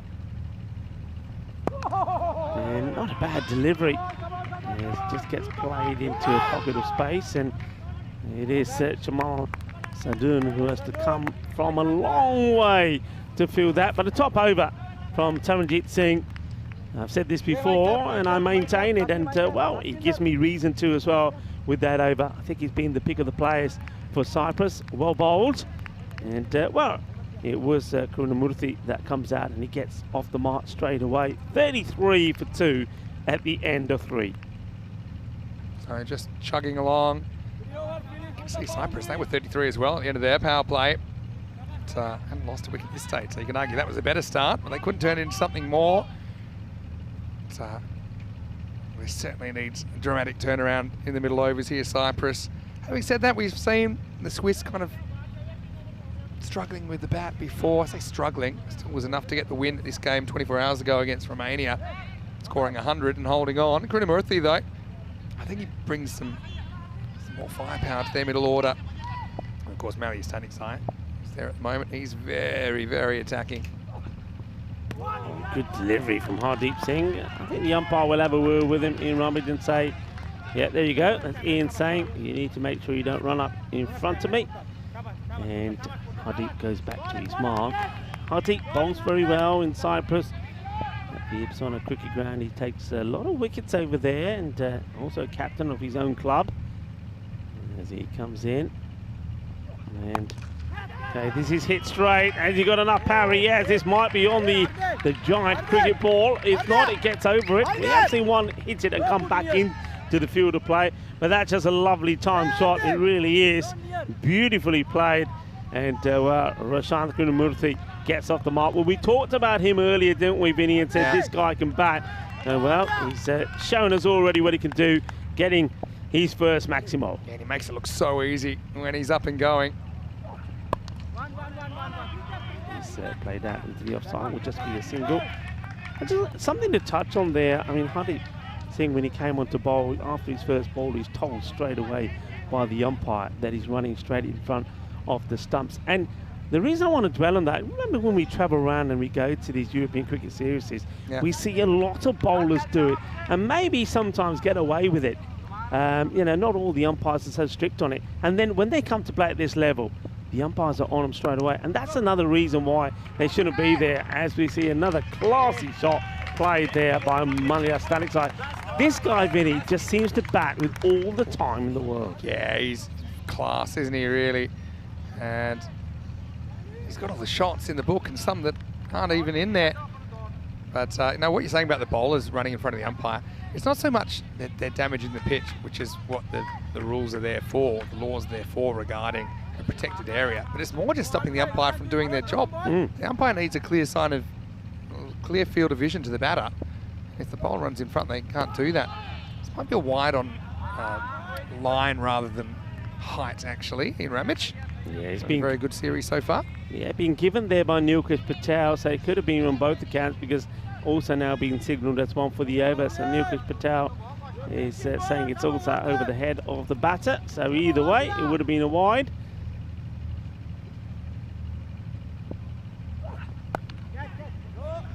It's a good delivery, good comeback. That's where he wants to be. It was an area that was well bowled in by Taranjit Singh. So it's that sort of off-stump corridor that you need to be at. Just going back to what you were saying a second ago as well about the running in front of the umpire, it's actually a super easy thing to stop doing. You know, it's just a conscious thing, but you need to be aware of it. That's the thing. It's a habit. It's a habit that's pretty easy to break if you just practice a little bit. Setting Zai swings across this one. Hardy goes for 12 in the fourth. Cyprus hanging in there, but only just. Switzerland 45 for 2 after 4. Yeah, well bowled. But just finishing on that though, but when it's dealt with well, like our professional umpires here dealing with, just a quiet word, they're not making a big thing of it, it's done quietly. Bowlers are told, they realise, they don't tend to do it again. So it's easily dealt with, but you got to do it there and then at the right time. Yeah, it's the step about 1 or 2 steps after you release the ball that you just need to turn in a certain direction. Yeah. That's all it is. And it's really important because the umpires are getting judged on their performance. So if they don't give an LBW that we can all see is out, but if they can't see, I mean, they can't give it. And you have to be understanding about that. Anyway, it's going to be Gunaseka at a bowl here in the 5th. Too short, and he's going to get punished straight away. As Grunamurthy says, thank you very much, I'll put that away. I don't know who of our crew was in the team marquee there, where everybody sets up and does a little bit of work behind the scenes. And, well, I guess we'll never know. I thought we were going to have another look at that. But you see a different angle for another camera, but it is another lovely shot there for Roshanan Gunamurthy. Gunaseka a little bit too short, and he's short again. And, well, we might get another look at this one because it's high, it's up in the air, it's going to be 6 runs. And there's Tyrone Peters doing a little bit of fielding. And not good bowling here at the moment. It's too short, down the leg side. And Gunamurthy making the most of his opportunity to go out there and shine.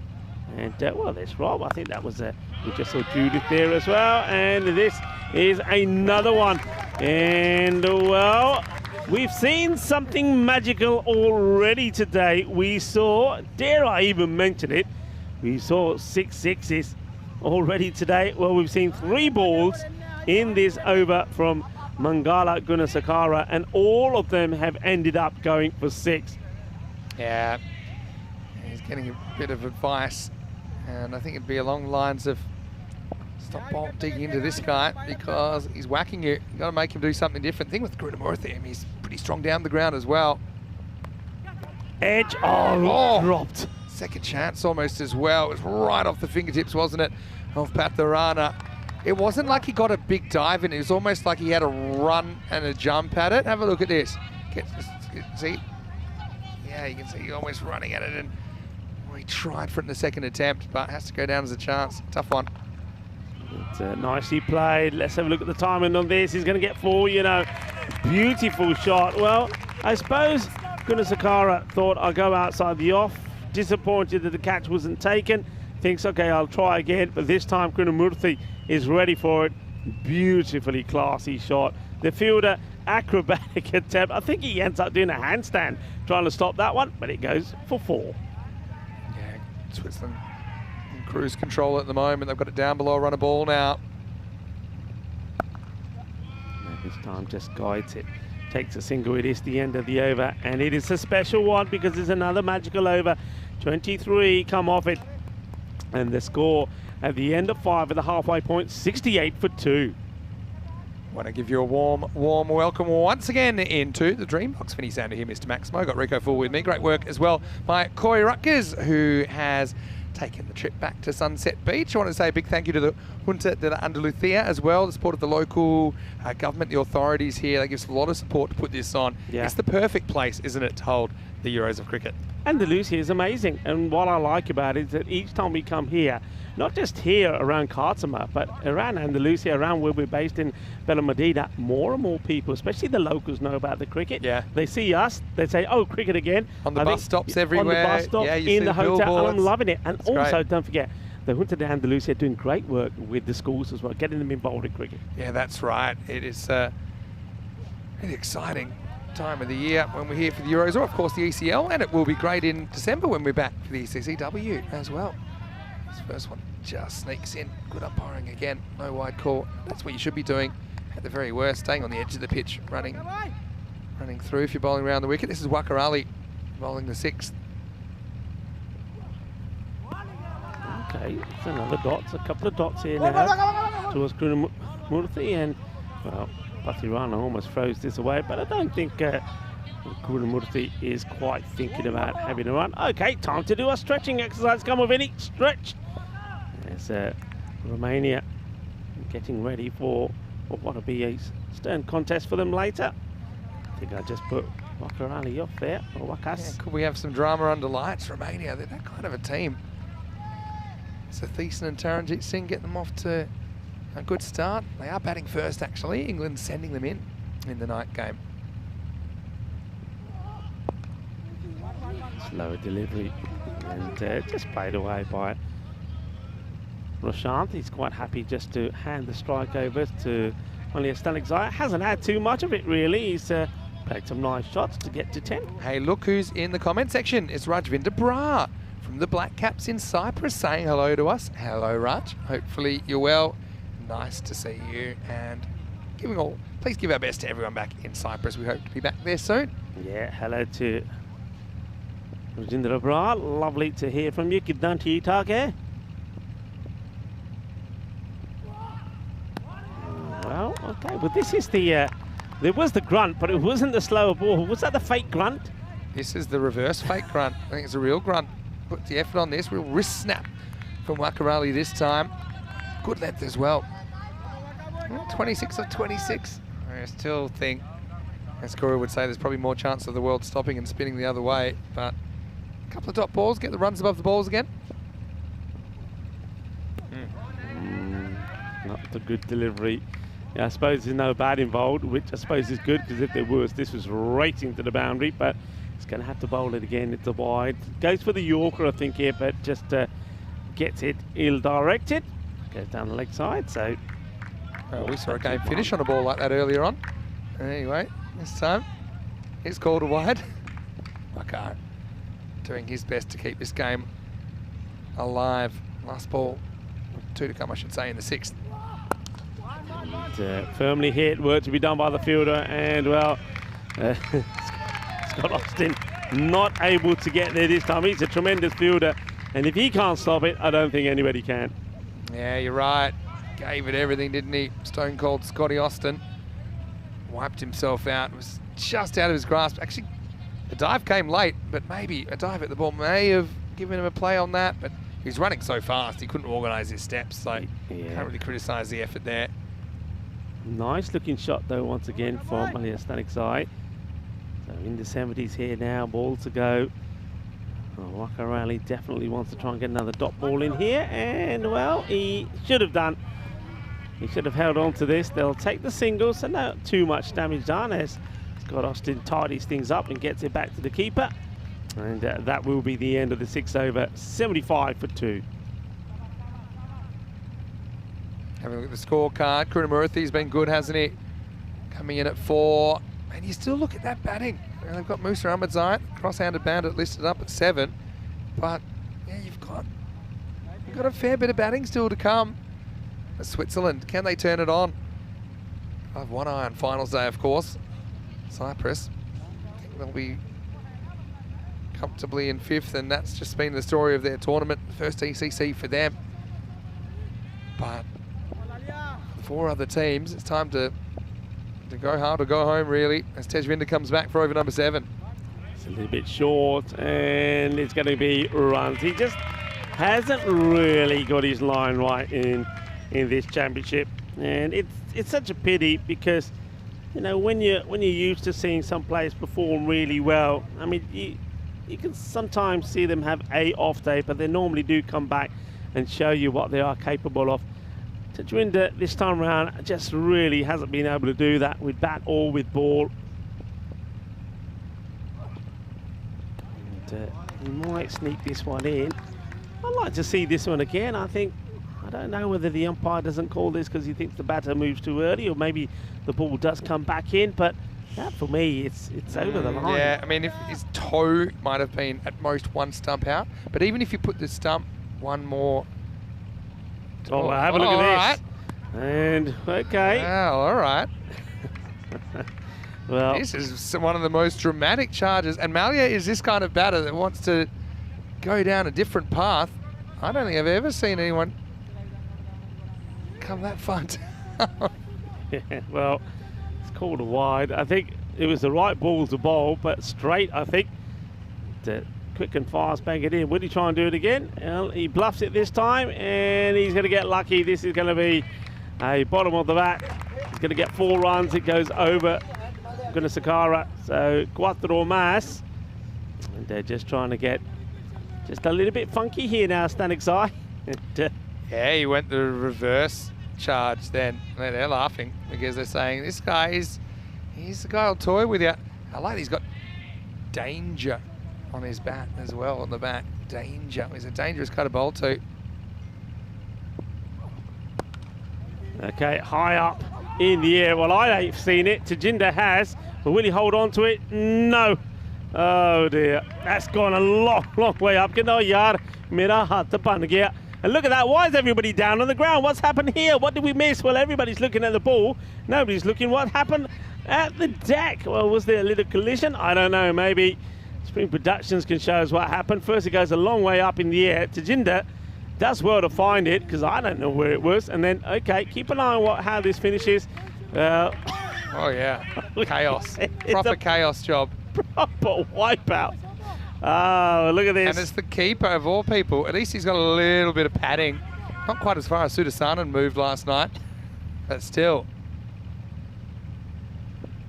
Tajinder. And this is going to be more like, is it? And come on. No, he can't get there. But this one hits the deck and spins away from him. And it's going to be more runs. There's a smile on the face of the batter. And I like it there from Tajinder as well. He can see the funny side of it. I think Stanek Zai and Tajinder Singh having a little bit of a duel out there, aren't they? Well, I mean, at this stage of the game, it's probably smart for Gunasekara to bail out. We might have been on Amazon for a new fence if he kept running at that ball to try and keep it in the field of play. Not just a new fence, I think we would have needed a new photographer because I think Tyler Horace was parked up there as well. So here comes Tajinder. 5 to win. Look at this, look where he's standing. Oh, well, oh, there, well, that is a no. It's going to go all the way. He doesn't want to bowl anymore, but he's going to have to. And, well, he's not going to have to. What's going on? He's walking off because that is it, isn't it? Because that's 5 runs. That is it. His game is done and dusted. As Tajinder says, well, if you want to stand there for me, I'm going after you. And he did go after him. Criminal on the keeper as well. That goes down as 4 byes. Only 1 goes against the bowler. But, yeah, for Cyprus, unfortunately for them, that'll be the end of the road for their ECC in 23, the first time that they have played at the Euros of cricket. Look, I'm sure they'll learn things out of this. It's been a tough one for them, no doubt, and they're always struggling with some player availability issues in some unique ways that some countries don't have to worry about. So certainly wish Cyprus all the best, and to all our Cyprus supporters out there, hopefully you keep doing great things with cricket there. Hopefully we'll catch you soon. Well, this is how it finishes. As well, I don't know if we got it from the other side because Malia Stanek Zai was actually taking guard. I think he was off the pitch. Yeah. Taking guard off the pitch, and I think Tajinder, I think by now he was already had steam coming out of his ears. He probably thought, right, if you're going to do that, I'll show you. And then he fires it in right at him. Now, whether it was meant to be that high or not, I don't know, but it misses him, and it goes all the way for byes. That was 5 runs. That is the end of the match. This one is coming up next. Yeah, half an hour away from that. England 11 sending in the Romanians. So Taranjit Singh and Ramesh Satheesan Can they get Romania off to a flyer against the English? We've seen it done before. England looking to go a perfect 4-0. Let's go back and have a look at the highlights. Double digits was never really going to cut it, was it, against the Swiss? They've had a pretty good day with the bat. Okay, maybe not quite as explosive as earlier in the day, but still, the men in red getting it done. Some good catching in there. That was a good run by Sadun to hold on to that high ball. And Cyprus, you got to feel from a little bit, considering they've kind of thrown in the deep end with some of their opponents in this group as well, but I'm sure they got a lot out of it. But pop schviz, as they say in the classics, they gave us the chocolates at the start of the game, and they get the chocolates here in match 9. Yeah, they do. Well, early on, I suppose Cyprus would have been happy. They removed 2 dangerous batters at the top of the order. 2 men that could not be removed by Malta when they put on a fantastic 161 partnership. Even Tyrone Peters coming in the act couldn't do much about it because, Staniksai and Krishnamurthy, they batted really well. I'm glad that the likes of Prashant Krishnamurthy gets a chance out there.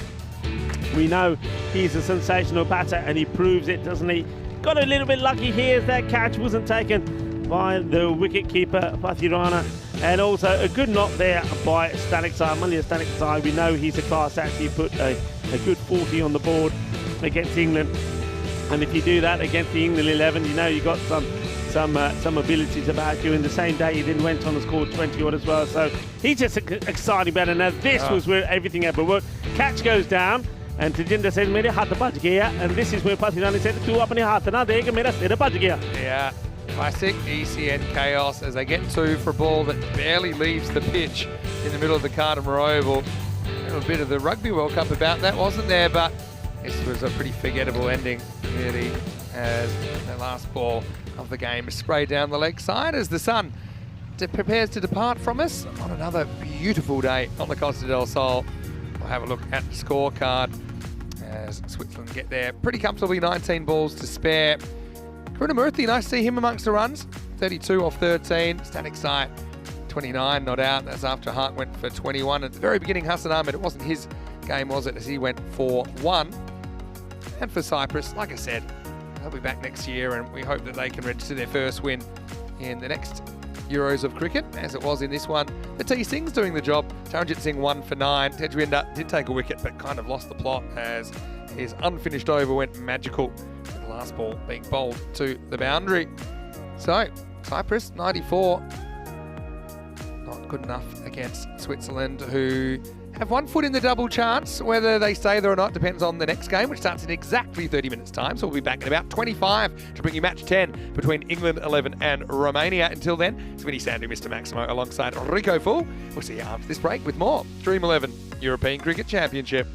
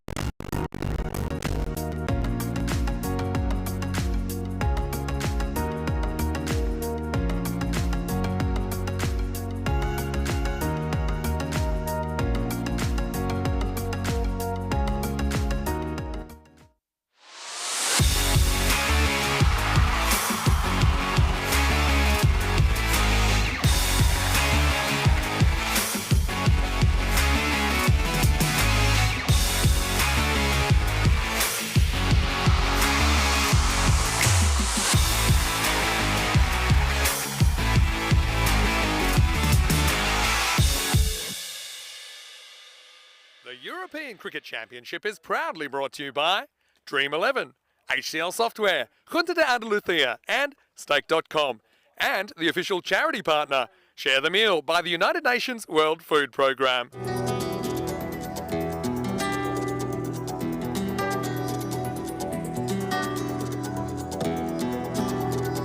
Ven conmigo a cruzar su calle, a vivir su ambiente. Ven conmigo a vivir la vida intensamente. Conmigo ven, conmigo ven. Hello and welcome back to the Khartoum Oval. Time for the last group match here in Group E. Of course, at the end of this game, we will know that makeup of the top four, exactly who will be playing who tomorrow. So it's going to be England 11 taking on Romania in this one. Let's see what happens at the coin toss. Rob Kemming a little bit earlier at the two captains. Your call. Dream11. Dream11 is called. The bowl, please. So it is England 11 that wins the toss, and their captain Dan Lincoln has elected to bowl first. Well, Dan might have forgotten his shirt, but he certainly didn't forget his bowlers when he came to the Khartoum Oval earlier on. They bowled out Cyprus for a record low score of 34, so they're still undefeated. They have had some tests along the way, particularly yesterday, and I think they'll really appreciate this opportunity to play under lights, because assuming they make the final tomorrow, of course, it will be in these conditions. I think that England have a good variety of their bowlers in their bowling attack, I should say, and it'll be a bit of a test for Romania, but we have seen some people get on top of the England bowlers. Think about Basil George yesterday for Malta. Someone like Ramesh Thiessen at the top. I think he'd love to make some runs in such a big game. Romania 2-1. With a win here, you know, they're sniffing around that double chance. So it's been a very interesting tournament so far for so many reasons for these teams. Let's see how they go in the night game. Well, I can tell you the news from the toss in match 10 is that England 11, they've won the toss. They're sending in the Romanians. Time to turn the lights on. You ready, Rico? Here we go. Ready, steady, let's. Well, there you go. Well, a little bit of magic there from the Maximo. The power has come on. Well, maybe the Maximo is the person to blame for a power surge as well. Well, that is why we're just a little bit behind time here. Unfortunately, there were just some issues with the electrics. Now, that's why the time is slightly later. We're scheduled to start on 1/2 the hour, so we're some 25 minutes later. But I can tell you that there's no change. It's still the same format. Both teams will get their allocated 10 overs. And I'm excited about this one. England, I think I would agree with Vinny. They're looking forward to playing in the night time. Of course, they'll be hoping that they'll be playing in this fixture tomorrow as well. Or so will Romania. But look, 93% to 7% in favour of England. Romania will know, though, if they can get a victory here. And I think you know, Vinny will be working out some sums. Vinny will know all the answers, I'm sure. But if Romania can win this and win it by some tens of runs, they could steal that, well, the second chance as they get into second spot over Switzerland. So that is possibility. I know that Ramesh Thiessen will be hoping that maybe he can finally get going with the bat in this one as well. I mean, those of you that know will know there's a very talented player, a very strong batter, but he just hasn't been able to perform to his potential in this championship so far. It's a good time for him to turn it on against England. Nikesh Patel is one of your umpires tonight with Tyrone Peters and Ian Roberts. So once again, apologies for the slightly later start than scheduled, but we had a few issues with the power here at the ground. But now everything is back on and we are ready to go. It will be Rich Edwards who will be opening with the ball. And let's see how he starts here. Welcome to everybody that's been eagerly waiting for this match. England were pretty ruthless earlier, weren't they, when they bowled out Cyprus for 34 and they got the runs with still 49 balls to go in that match. Let's see how they fare against Romania. Romania will need to get a good start in here. It's the first ball. Rich Edwards bowling to Ramesh Thiessen. And it gets played down outside the off. And no run there. It's a sort of Ramesh's go-to shot, isn't it? That little paddle out on the offside. And sometimes he plays it quite strongly. And I beg your pardon, that's actually Taranjit Singh. So it is Taranjit that's opening the batting. Or maybe Mr. Thiessen opting to stay at the non-strikers end. He is normally the facer. Short, and he places a little bit too early, doesn't he? There's Taranjit. So it will be Taranjit who is opening up. There's the number 1 batter. Mr. Thiessen puts himself at number 2. A couple of dots to start off with. Hello to everybody watching via Play, United Kingdom and Ireland. And of course all of our global audience watching via many local broadcast partners around the world. Nice to have you here with us in, well, match number 10. It's always a night fixture. Straight away, there's a move in the field here. So once again, we've seen Dan Lincoln do this a lot. Even though the batter hasn't actually yet made connection with the ball, he can see where Taran is trying to play, so he moves the slip out. This one is once again going nowhere. It's another dot, so finding it difficult to get a move on at the moment. But, another dot. I think Taran maybe just gets a little bit of this on his glove, because he's pretty quick to take the glove off and just move his fingers around. Rich Edwards gets back to his mark. Taranjit has faced 4 balls yet to get off the mark. And it's another one that goes straight through. Different level, isn't it? And also got to get adjust to the light as well. Taranjit made 79 of just 29 deliveries in that score of 124, which was enough to beat Malta in match number 8. Malta finishing some 29 runs short. Some more changes in the field. So now Dan Milcombe, he brings up the third, and fine leg goes back. And Taranjit, well, he wants to go, and he's not going to go. And we are going to have a maiden over. So what a start this from Rich Edwards. Taranjit, one of the hardest hitting batters that we know in Europe, that we've seen in the European Cricket Network. His stats speak for themselves, but he's not able to get off the mark. No runs off the first. You can have a look at how some of the teams have booked their places in Championship Week. Spain, Jersey, Italy and Ireland, all winners of their groups. Spain, Jersey and Ireland are not dropping a match at all the way through. Italy lost their first to Denmark and then came back strong. Netherlands, of course, the reigning champions. I'll wait to see which other 2 teams will fill those spots. I'm Rico Full of the European Cricket Network, and joining me for this night fixture is Vinny Sandhu. Yeah, thanks, Rico. Nice to be back. And yeah, apologies for the slight delay, but the good news is no reduction in the overs. I already talked about how that might possibly affect my plans to visit the empanada shop after work tonight, but we'll have to see about that. Maybe some phone calls have to be made. Here's Hindley in the second. First one floats a bit too wide. Interesting fields we've seen. We've got the dead straight fielder. He's like a mid-nothing. He's not a mid-on, he's not a mid-off. He's right in the middle. You can see him here on the camera, just behind the non-striker, essentially. And so Thiessen's on a pair. He was on a king pair. I thought that might have been why he liked the safety of the other end, but right now we've seen a succession of top balls. Okay, there's a wide, but we haven't really seen a shot in anger from the Romanians. No, we haven't. Hey, listen, what did you do with your little party trick? Clicked your fingers and you blew all the fuses, didn't you? I think so. It's the electricity. Yeah, liking this. And now, oh, geez, we should have had a run out there. If he picked it up cleanly, I can tell you what, Ramesh, he was going to have his second duck of the day, but Greatwood fumbled at the critical moment. Yeah, if that was thrown in straight away, Thiessen would have gone. It's never a run there. Of course, he's cagey. I know Lincoln likes that technique. There's conflicting. I don't want to get too bogged down in wicketkeeper chat too early. But throws from the infield, I think you're limiting your options if you set up in front of the stumps. You're also taking the direct hit away, even though it is quickish.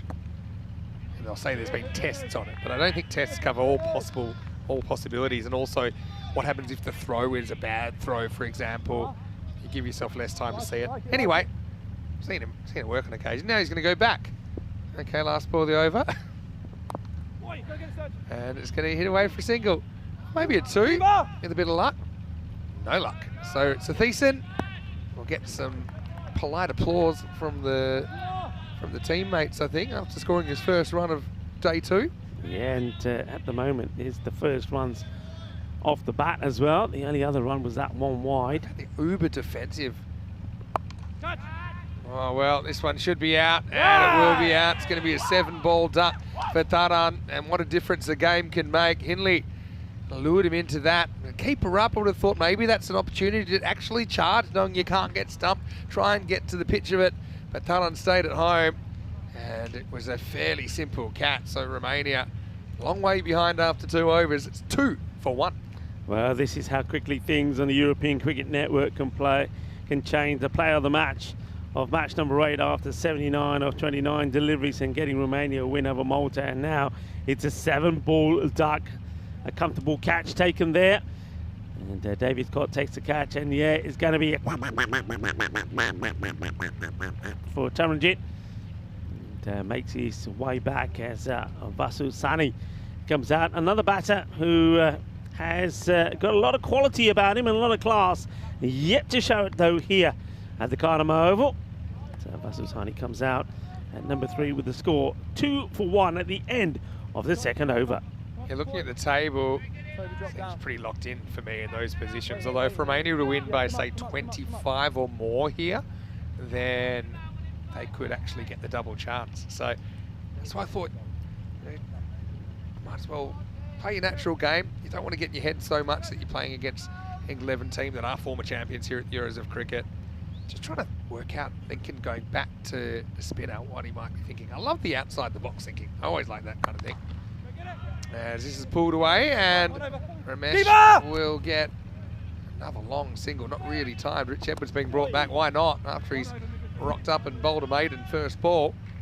So, yeah, I was thinking maybe it's because that way, like a little nick, for example, that takes a significant deflection that would normally go past you for runs if you're up to the stumps, then you can catch something like that. We actually saw the Greek team doing something similar. I just wonder if you're just playing mind games with the batter, you know? Yeah, maybe. By going back, the batter thinks, all right, he's now gone back, I can do something different, try to get the batter to play a rat shot. He does it with the fielders as well. Third man coming in, fine leg going back. I think it's all about just changing things every few deliveries. He doesn't want to keep it the same, and he's expecting the batters to see that and maybe think too much about the field and not focus about what they're doing with the bat. Yeah, maybe. Oh, this is short, hooked away. It's a long, long chase for the fielder. And he almost basketballs it back in, doesn't he, Sam Young? Then he has fence issues. The result's going to be a boundary. Yeah, well done to Vasu Sani. He gets a short delivery. He's prepared to take it on. Doesn't quite get it right, but he gets enough of it. I mean, one thing that we have been saying all along in this Dream11 European Cricket Championship is that in the night time, that the ball just tends to come alive a little bit. So the bowlers get a little bit more from it. So that's a good shot to play. Good to see Edwards back, isn't it? After not being able to participate last year. Beats the edge of Saini this time. And Vasu, technically, he's a pretty good batter as far as the Romanians go. So I think it makes sense he comes in at 3. Often they'll send in Natagola at 3, but he's an ultimate kind of uber attacking player. Vasu's got a few more gears. Right now, they just need to stick it into drive and get going, don't they, Romania? They only have 7 runs in the first 2.5 overs.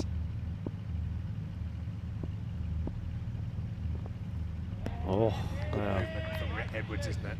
Really good, kind of shaped in and went away off the deck. Yeah, beats him all length up. Vasu wants to play these shots, but really the thing is, I mean, even though he's playing those, he's not getting himself in the right position, so he's more likely just to hoik it up in the air. It really wasn't there for the drive, that one.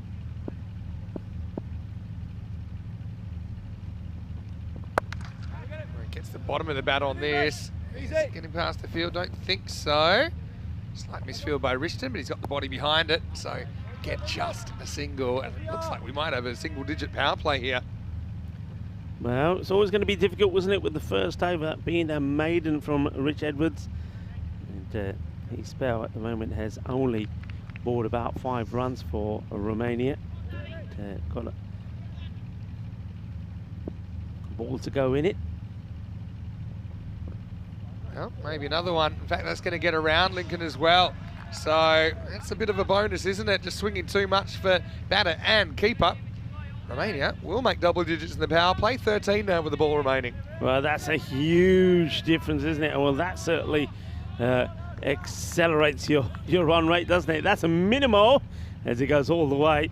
So 5 wide. So Rich Edwards, the first over was a maiden. And with that 5, that's 11 off this one so far. Outside half of the bat, Ken, good fielding. Very athletic, aren't they? England in the field. That will be the end of the third. Thiessen retains the strike and the score 14 for 1 after 3. The 5 wides do make sure that they do get to at least double figures, but what they need here is a partnership. And with Taranjit out of the way, I think Mr. Thiessen and Vasusani really have to make things count. I mean, just have a look at that. You don't often see that, do you? The first over, nada, nada, nada. With Tooth missing there in the Manhattan. And Nadeem saying, you know, I suppose in these situations you need to try and put out in mind who you're playing against and just play your game. And so, yeah, it's a bit disheartening, I suppose, when maybe you've swung and missed at a bowler a couple of times, but I think you've got to keep the same approach. Got nothing to lose here, Romania. They can't lose third spot. So, might as well just have a go. Well, that's a wrong one, and I think it's going to be a wicket. And it is taken by Matt Siddle. So, yeah, liking his efforts as well. Yeah, does look a bit like a comic book character, but he's very, very good wrist spinner. I don't think Ramesh picked that one. It's a caught and bowled, and it's the second wicket down, 14 for 2. Yeah, I mean, if you look at the body shape here of Satish and look at where he is, and look at the balance, look how he's reaching for this. So he doesn't want to come out of the crease. That's the problem here. So he's reaching for it. Head goes up in the air. He hasn't got good control. And one man who has got all the control is Matthew Siddle, who takes a wicket off his very first ball. So well bowled by him. He took 2 for 3 in the win over Cyprus earlier. So picking up his 3rd wicket of the day. And so far, he has figures of 3 for 3 in the day. Ramesh Satish, the captain of Romania, once again, it's another failure for him. But I suppose, like Vinny says, they are definitely going to play a part in finals day tomorrow. And maybe the next match that they play, well, that's the one where he's going to click, because that's the big one. You can see that Dan Lincoln has still got the old, the patchwork on the back of his shirt. More on that in a minute. This is actually hit really, really well from Satvik, who says, you know what, I'm going for it. Great catch as well. Well, I've got to say, and I think we might have a late charger for the 11. How about that? It's a hemp down there that takes that catch. Long way from us, but Maximo, 6 badly needed runs for Nadagodla. Let's see this, but yeah, that is a great catch from the young lad. Well, he goes for another, but he ain't going to get this one right. It's going to be taken, so it is very much going to be 6 and out for Nadagodla. And, well, that's not what they needed, is it? They needed a partnership. Nadagodla hits one out of the ground, and, well, this one is not caught by somebody the other side of the ground. This time it's caught by the extra players on the field. So Nadagodla, 6 and out for him. As we see him, well, it's not good really, is it? Oh, dear. Yeah, well, there's a lot of pressure on you if you drop this catch because you've just been shown up by your teammate. Yeah, I think that was Haddo, wasn't it, that takes it? Is it the 12th man, Haddo? Nadagodla will go. And disappointment for him as he walks up the famous steps there off the Cardamom Oval. He's going to have to go. And caught well there by Sam Young. Yeah, fairly easy catch. Sutwick hits one and mishits one. That's the story of his innings. A tale of 2 balls, and it's 20 for 3. Another wicket for Siddle. Oh, this is nicked, and you can see they're not really picking him at the moment. This is Abdul Asif coming out. Yeah, Abdul Asif has made some good contributions, good all-round contributions as well. I like the fact that he's been elevated up the order slightly. Let's see what he can bring to the occasion, though, for Romania. Another one that breaks away from the right-hander. It's hit pretty well, but it's a big difference, isn't it, with England 11 fielding compared to some other teams. They are cutting off so many runs. It never seems in doubt either. Yeah, nice little bit of work there. Gets the slide in, gets the body behind it. No mistakes there at all.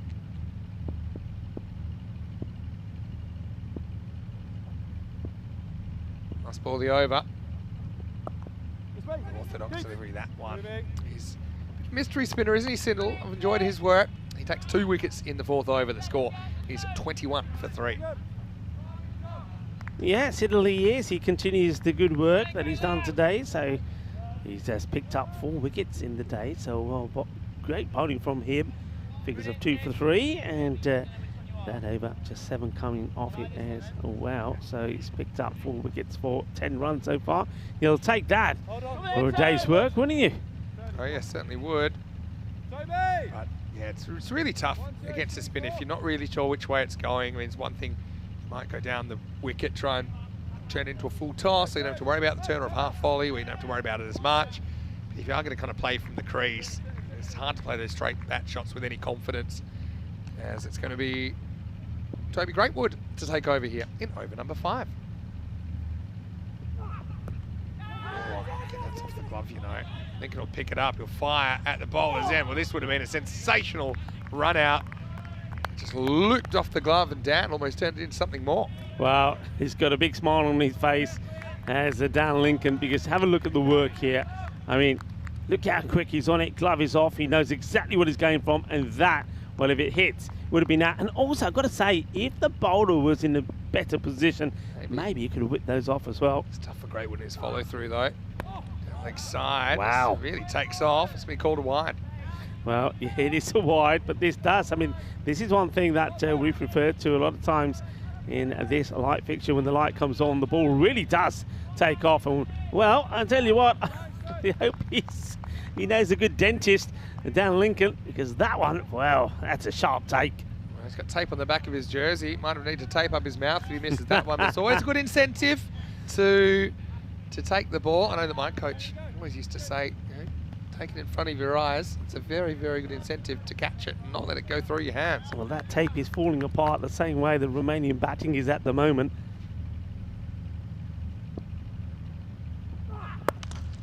This is a nice drive down the field, though. I mean, that's got to be frustrating. And Saini absolutely laces that one and only has a single to show for it. Great work from Hinley. That's the standards, though, that this English team set. Brilliantly done. Very, very similar, I suppose, the way that we've seen from Jersey and also from Ireland. Very professional in the field. They'll go down, they'll get dirty, and they'll back each other. Oh, he loses his completely. I don't know if this is off the lid or the shoulder, but that's a nasty delivery. Takes his eye off it. I think that's another one off the glove. It's very similar to what happened the first time. It's dug in as if just reacting. See here, hits the glove in front of the kind of shoulder. Maybe got him into the shoulder off the glove, but I see if certainly gets pinned a couple of times there. Yeah, totally loses that. So giving us a leg by. And another short one up in the air. Lincoln is after it, and he will take the catch. And brilliantly done. Look where he ends up here. This is all alertness.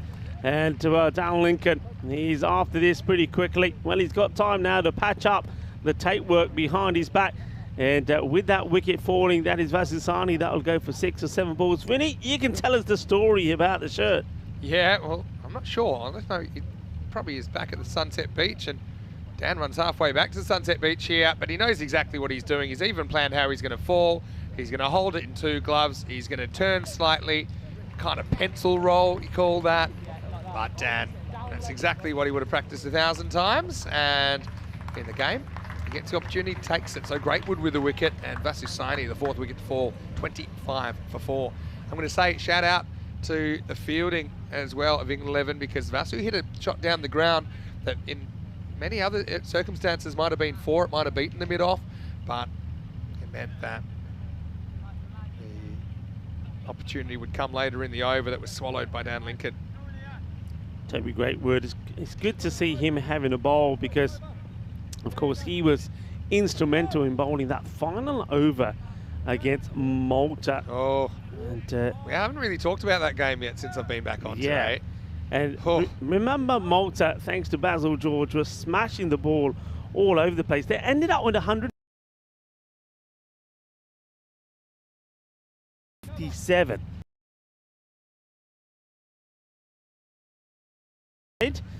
Sturgis has probably not had the best of times out there with the ball, and probably for the bowlers that England have used, he's probably been the one who's had the most difficulties.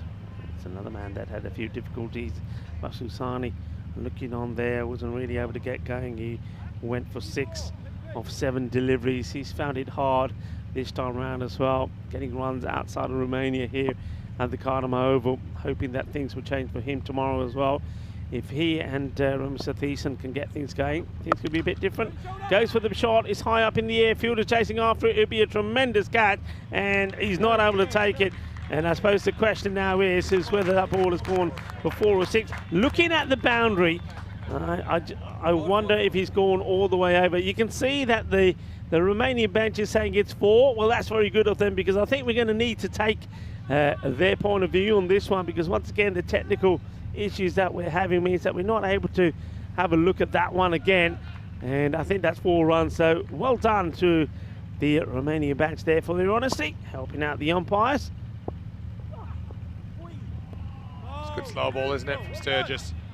So yeah, it was great effort. Again, apologies, we don't have absolutely everything up and running just yet, but well, England certainly up and running with 4 wickets so far, and probably more importantly, the Romanians finding it hard to get going, just barely above the run of ball at the moment. Kumar has made a good start, and okay, this one is going to go all the way.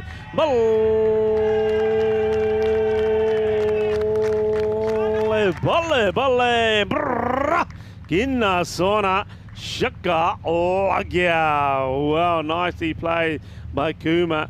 And, well, the struggles for Sturgis continue. 17 off the over with a ball to go. Yeah, he's bowled some good balls now. I mean, I liked his change-up. Maybe just on a run of bad luck, but Kumar, he's on a heater, isn't he, in this series? Just continues to perform. Now rolling cutter, but he might have found trouble. Well, this is an interesting one. I don't know if we were going to replay this or not, but did Bevan let it go before he touches the line, or is he still touching it? See, when he touches the ground here, is the ball still in touch? He's still holding it there. Oh, I reckon he's just got it off in time. How about his shirt? Look at it, it comes down to, is his shirt touching? I don't think so. Nah, I think he's just... That is matrix fielding at its best. Quite I mean, he should have taken, I mean, the standard that he plays, and he knows he sets high standards, he's going to be disappointed he's dropped the catch, because he would normally take those. But the athleticism that he shows there towards the end to make sure the ball is given or goes for 6 was quite extraordinary. That's it's risky. That's why you got to keep your shirt tucked in, Rico, because if his shirt had touched the rope, probably would have been 6. Anyway, 45 for 4 after 6. These players, they practice all these things now with the rope and all that. I mean, call me a traditionalist. When I grew up watching cricket in Australia, it was a big metal fence, and you had to really decide how badly you wanted to stop the 4 or not. Yeah. And often there'd be a big grate, like a drain around it as well at the whacker. Those were the good old days. I'd like to bring back the fence. Maybe a padded fence or something like that. But I used to love the fence. The old picket fence. Hashtag bring back the fence. A lot of grounds are played in the UK. You also had the old picket fence there. And yeah, some of the fielding that you see here, you think, there's no way you were doing that. If you did, you'd end up where the ball was. I mean, I like all this funky fielding, but let's just try and see you do it. If you have to then jump over a picket fence and come back, it's not going to be as easy. Oh, this one flat batted back past the bowler, but once again, Hindley's hard to pick, isn't he? Got a couple that went in to Rohit Kumar, and that one went away. The batter survives. Hindley's bowled well, hasn't he? And reminds me a little bit of a player that we saw last week, Kevin Hoey. Yeah, left-handed version. Well, this one was a wrong end, but skied, but it's also going to go a long way, as if times him up and hits him into the night. Maximo! As Tyrone would say, that's horns, baby. He puts them up and 6 to Romania. Also, it brings up the 50 for the Romanians. Yeah, it's a lovely shot. And I know, yeah, our umpire, Tyrone Peters, he does like to give it the old horn signal. And there we go. Horns is Tyrone as we go back to the action. And the next ball is a dot ball from Hinley. There's those variations again. That'd spook me if the keeper's going back. I still think I'd be charging, especially not picking the guy. And maybe that's exactly what they want me to do. No, he just stands still and whacks it over the tents. That's one way to do it. Maximo, or more catching practice off the field as the Ziff goes large for a second time in the over. If you can't pick it, sweep it. And if you can't sweep it, just pray. It's the end of the 7th over, and it's 58 for 4. Yeah, nice hit there from Abdulaziz. I like the way that he plays. Tremendous strike. I think he was exciting. The first time we saw Romania, he scored, remember, that half century, 56 of 23 in a partnership worth 88 with Rohit Kumar. So the two men that put that partnership together against Cyprus and a win against Cyprus back together here and trying to get them to a good score, a score that they will hopefully can defend against England. We can't tell you the exact 4 yet in order, but we can tell you who the teams will be tomorrow. As Scott gets a bowl here and over number 8. First one, rocks out a little off spinner that hits the sight screen. Maximo. It's Rohit's turn as Romania bite back. David Scott comes in the attack and then he gets taken out straight away, doesn't he, by Rohit Kumar, who goes boom, shaka, lagya. And well, I can see that the aliens and the UFOs are coming in to watch as well now. Yeah, it's always good. We see those lights appearing out of nowhere. Yeah, but this is what you need to do if you're Romania. Might as well try and play your shots, test yourself. It's good delivery, nothing wrong with that. I hoped it would be a wide, but didn't go that much. So I think they bring on Scott because of the left-handed Kumar. Oh, that's nicked and it bounces off the thumb of Lincoln. Fancy work from Greatwood behind the back. These are the ones, funnily enough, if he was back, he probably catches that. You know, we're talking about what the only benefit really of being back, apart from maybe playing a bit of mind games, is that you will catch those thick edges. But yeah, when it came, he was up to the stumps. Just to be honest, where I think he should be to a spinner. Catch. Now this one is another edge. This time Greatwood, he's not going to drop this. So Scott chips in with a wicket as if bangs a couple, but then can't deal with this one that kind of slides across him. Greatwood does the rest, and Romania 65 for 5. Yeah, it was, well, the field was set for it. You can see they wasn't tempted to move that fielder away, kept him in the catching position. And as soon as that was hit, you could hear Dan Lincoln saying, yeah, catch. Look at the way he's lurking there, just leaning and waiting for the ball to come to him. And then just an easy, come on, catch it.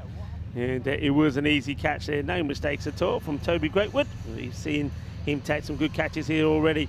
Abdulaziz, well, gets a nice little partnership going there with Rohit Kumar, but he's not able to go on and capitalise on it. He's done a 4 for 14 of the 9 deliveries that he faces.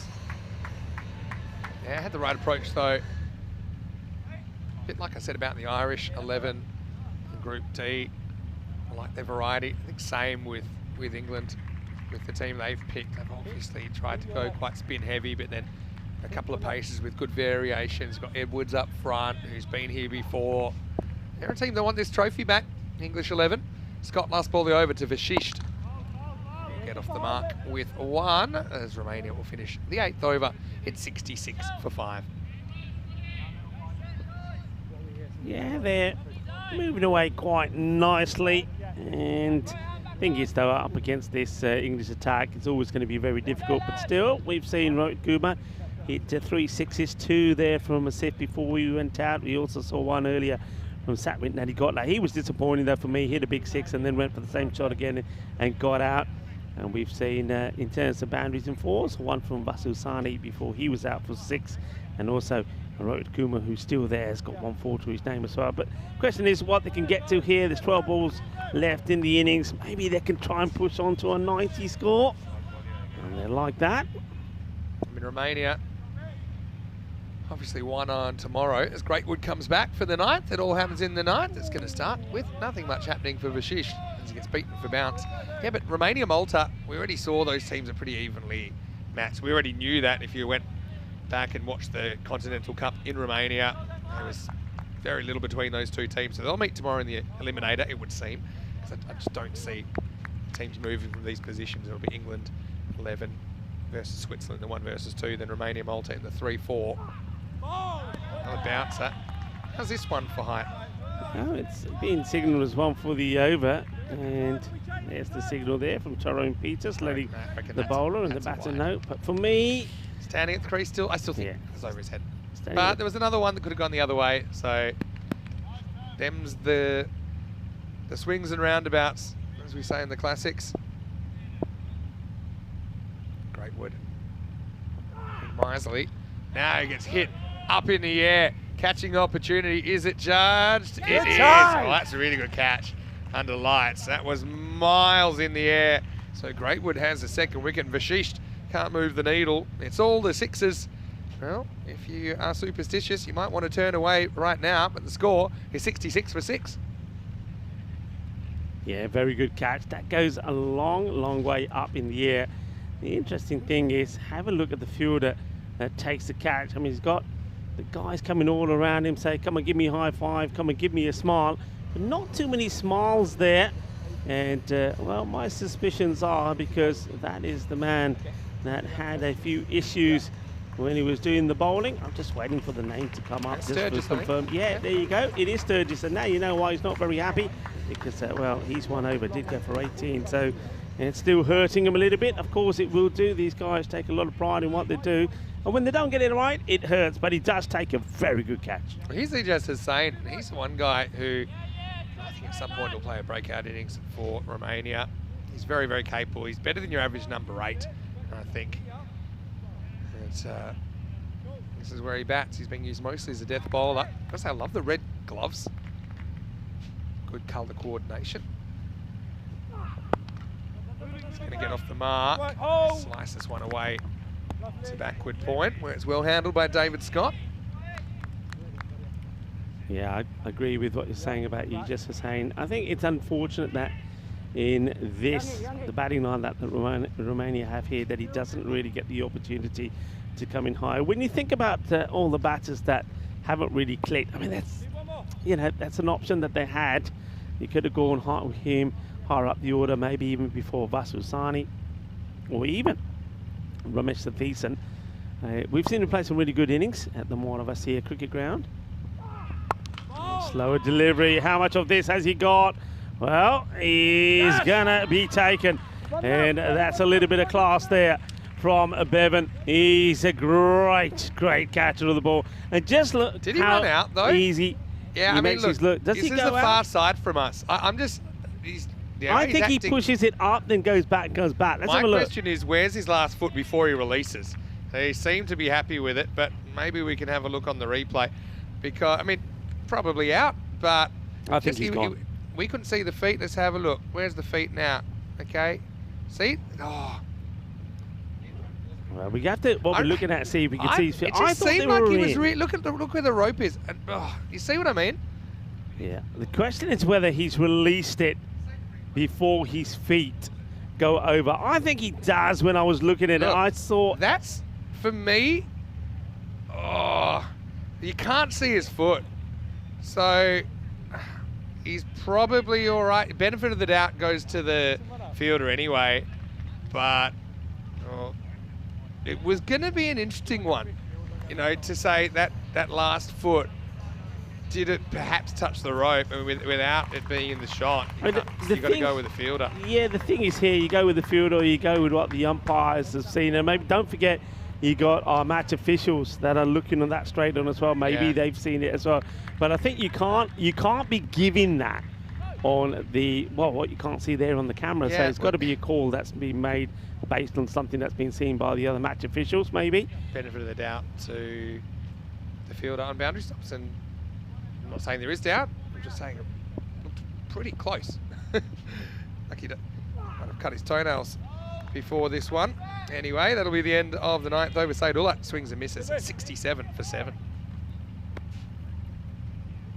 So I also want to welcome you into the Dream Box. Vinny Sandu here, Mr. Maximo here with Rico 4. Hope you're enjoying the action so far. Just quickly, before we go any further, we'd like to encourage you to donate to the World Food Programme, the Share the Meal Project, our official charity partner.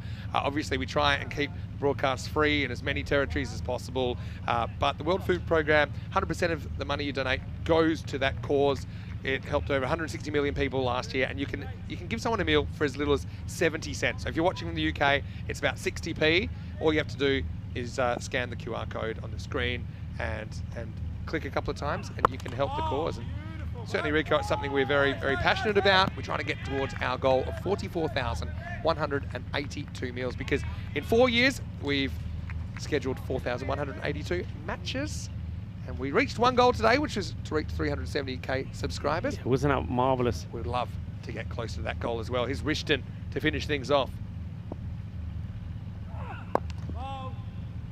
Rishton's really good at pumping out these Yorkers. Yeah. Take it on. Yeah, well, they would have got 2 because there was a rare fumble from Sam Young. It doesn't cost him anything at all. Yeah, and did you hear that? Dan Lincoln picked that up on the stop mic as the throw came in. It wasn't the best, and Dan Lincoln says, "Thank you for the broken hand." Well, we heard you. Well, maybe his fingers are hurting a little bit there. Yorker. Pretty easy with the wrist. Oh, no, that's got Nilkesh. It's still going to go for 4. Oh, well, you've got to give him half the runs here. That's an assist from Nilkesh Patel. And, well, he scores his first runs in the European Cricket Championship. What a shot and what a deflection. Lucky it's only a glancing blow. देख लो इतने अपने umpire ने नीलकेश पटेल ने भी चौका मार लिया अपने चित्रा ते लग के बॉल गई 4 runs late. Well, look at that. Easy's the funny side of it. That's why he's laughing. It didn't hit him at all. It hit the top of the stumps and went for 4. Oh, I don't know if we've got that one again. I've thought for someone there's I thought he clothed him on the back as well. I think it hit the top and middle stump. Look, top and middle stump, and it deflected away. But it looked, the angle it went, it looked like it hit him. It didn't. So Nilkesh, well, he can afford to smile, but he won't, because that's his job to be serious. 2 to come then. Oh, well, do you take this on? No, just eat the single. Hey, speaking of the 5 penalty runs and the controversy with the England-Malta game, Nilkesh, he is the man. He's the most famous 5 penalty run giver, because in the Belgium versus Norway ECL final, Beveren versus Fossum, it was the 5 runs that put Belgium over the line. All right, here we go, last ball. Oh, that looks high to me, you know. It's going to fly for 6. I think he's been called. Yeah, it's been called on the field, so that'll be a 7 up. So remember, let's have a look here. Yeah, this one, remember if it's waist high, and yeah, got to call that. If you're not calling that, you're not doing your job. And so Richard will know he missed his spots there. Yeah, he's firing in those slow ball Yorkers, isn't he? But he gets that wrong. 7 up, score goes to 80, free hit. Yeah, he cracks it through the covers, and this will be a bit of a chase going on. Oh, I think they've just pulled that back. They're going to go for 3 here. Well, it's news. Again, you go for it, you get it. Gotta run it. It's really frustrating to me, because you know, these are the little things. Maybe it doesn't matter in this game, but what are you doing if you're not running this? If you're out, you're out. I mean, firstly, is it 4? Have a look at the second touch here. Second touch? No. I think he's just Where's the all right. hand, though? I want to look where the hand is here. Let's have a look at the left hand of the fielder here. Where's that hand? I think he lets it go just in time. See? There, the ball's already gone for me, and then the hand lands. Great camera work from our crew. Great work from Swim But Productions. I tell you what, they're the little things. Not going for a 3rd run there. Okay, are you going to be out? Probably.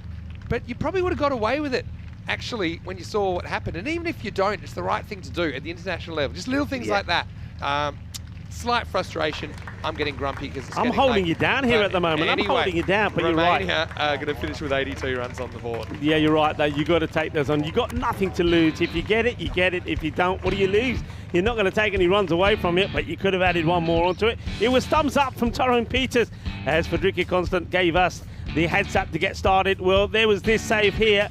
I think Bevan will be disappointed that he didn't take the catch, but he was to get another opportunity. And, well, we'll never know whether it was a good one or not. Well, we know that was Horns. Yeah, so, I mean, Romania, well done for fighting back from the start they had. Remember, they burned an over early, didn't they?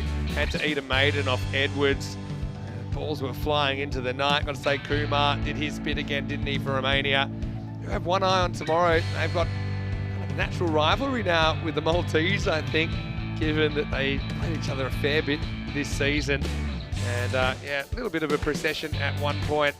Greatwood, I mean, I think that he brings a lot to the table as well. He's got some good subtle changes in pace and a couple of different slower balls. Kumar, late in the piece, he'd have to go again, just out of this shot. Again, yeah, look, I'd love to have a better look at it. Unfortunately, it's one time we didn't. Tell you what, Nilkesh didn't get too much of a look at that. I thought it bounced off Nilkesh, but actually bounced off the stumps for 4. So then he could laugh and signal, and who knows, it would have been a different story if those stumps weren't there. In fact, he has a beautiful family, Nilkesh, but they would have been a bit concerned if that hadn't bounced off the stumps. But anyway, when it's all said and done, 7 up late in the piece helps Romania. They get to 82 for 7 off the 10. 26 off 15 for Rohit Kumar, continues his good series with the bat. Abdul Latif with a couple of blows in his 14. Ijaz at the end also reached double figures.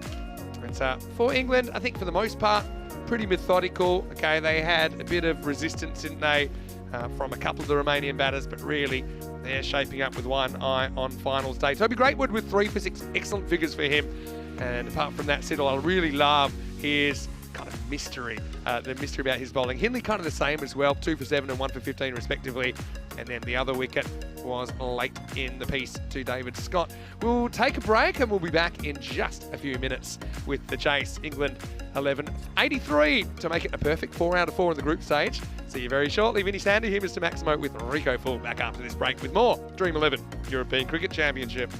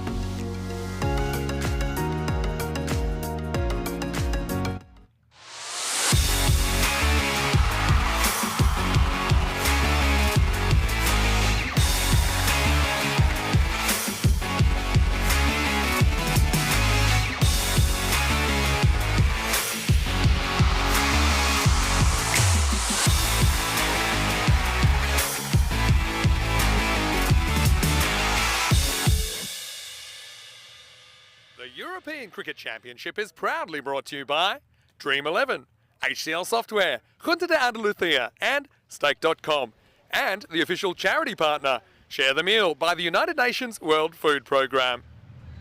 Hello and welcome back wherever you're watching from around the world. Great to have your company.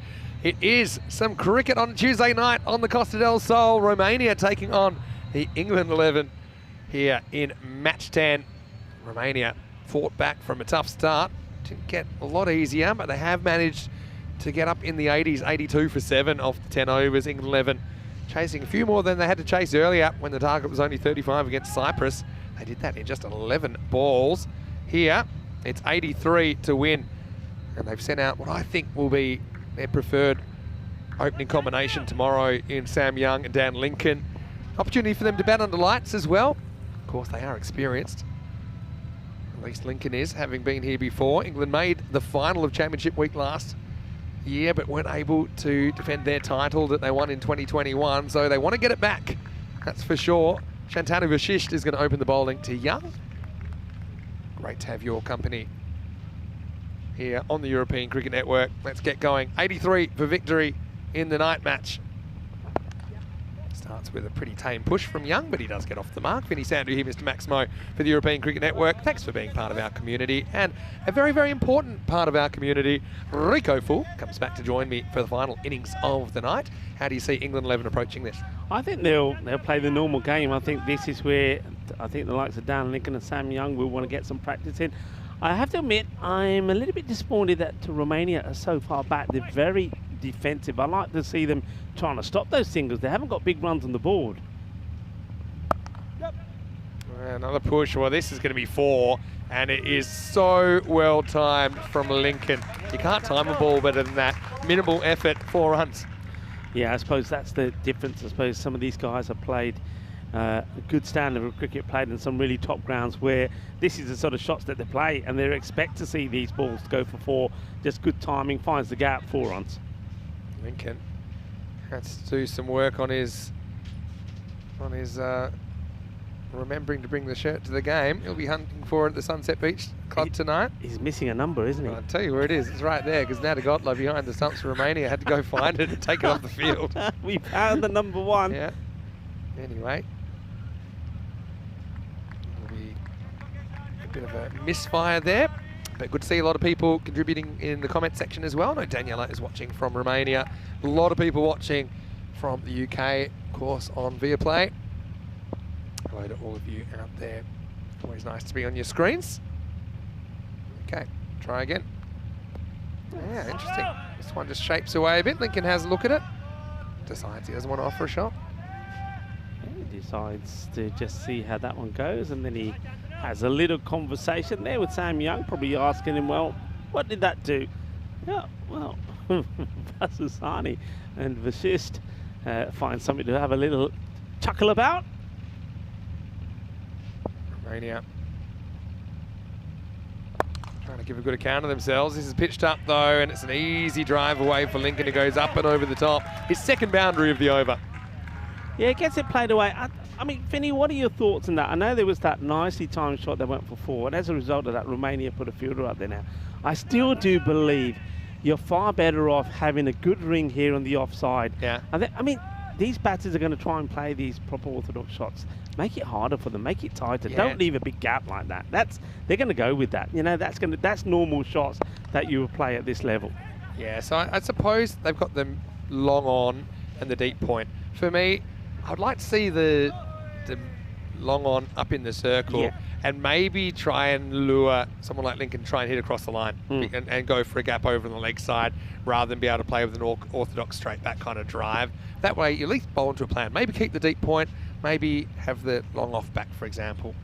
Probably wouldn't stop that anyway, mind you. But Young just taking his time at the moment, gets another single. That'll be the end of the first over. It's 11 without loss after 1. Yeah, that last single is just exactly what I think myself and Vinny are talking about. I mean, you haven't got a lot of runs on the board. You're only defending 82. You got to try and get wickets, and you know, this is a good challenge for you. You're playing England, pick up a few wickets, you know. A little bit like what we saw Cyprus do. They only made 34, but they still picked up a couple of wickets. Of course, Waqar Asif picking 2 wickets. What a highlight it was for him. Try to create a highlight. Don't let them just take easy singles like that. Have your men in a ring, keep it nice and tight, and be basically say to England, okay, if you want these runs, well, we're not pushing the players back unless you take the shots on, unless you try and go over the top. And when they start doing that, you can then become a little bit more defensive and put the field back. But in the power play, while you can only have 2 men back, so the ones you got in, have them in a bit closer, put some pressure on. Yeah, it's true. You've got to try something, I suppose. Abdulaziz gets the ball here in the second. And it's a little bit too short, and that is heads up in the fan zone time. Maximo or Shub. And even in the daytime, he doesn't have a great record trying to take the crowd catches. I'd be telling him to just slink into the darkness. But anyway, the result is 6 runs for the England 11. Well, Shub will know, though, that that one, look at this. That was almost Shub being wiped out. Well, I was going to say he has taken a one-handed blinder of a catch here at the Cardamom Oval. This one is a shorter one, but it may be called a wide. It is. It goes right over the head of the batter. Yeah, but that one, when I see that again, I was worried for Shub there. He got that all wrong. Yeah, it's very hard trying to find it when you're not in the lit up section either, not the main floodlights of the ground. I think Sam Young is going to go after this one from Abdulaziz after bowling a bouncer at him. And he goes straight to the fielder. That's nice. That's what I'm talking about, you see. You've got a fielder in there. It's Mr. T10 makes the stop. Better, like it. Be a little bit more aggressive. Stop those balls going for 4. You know, make a nice tight cordon there out on the offside. They're still, for me, missing 1 man in there. I think the man is on the boundary backward point. We may not see another one go there. Get him in the ring. Yeah, beats Young with a bit of bounce there, Abdulaziz. Yeah, is it just an illusion? Or do we notice it more with these balls taking off under lights? It just seems to be something. They do. We've watched enough of this now. Myself and Corey are convinced that as soon as those lights come on and it starts to get a bit darker and the temperatures change, the grizzly starts to misbehave a little. It becomes, well, it is a grizzly. It becomes wild at night. This one hasn't really come through as viciously as Luca Petre. He's a great story, isn't he? And he's not the only one. We've seen a lot of young Romanians coming through the system. Yeah. Obviously, he's here, but I'm thinking of guys like Marian Gerasim and Laurentiu Gerasim and Mihai Akim as well. These teenagers have kind of grown up with the game, and it's so much easier if you learn it young. Luca, we even saw him bowling it over earlier. I was so happy you got that last over. I don't think it bowled and he yet. bowled, and it didn't bowl badly either. 14 came off it. He beat the bat a few times. There's one out to that deep backward point we're talking about. As saying, he'll be happy the sun's gone down, I think. He had a few issues with high balls earlier in this area. Abdulaziz, though, not a bad over at all.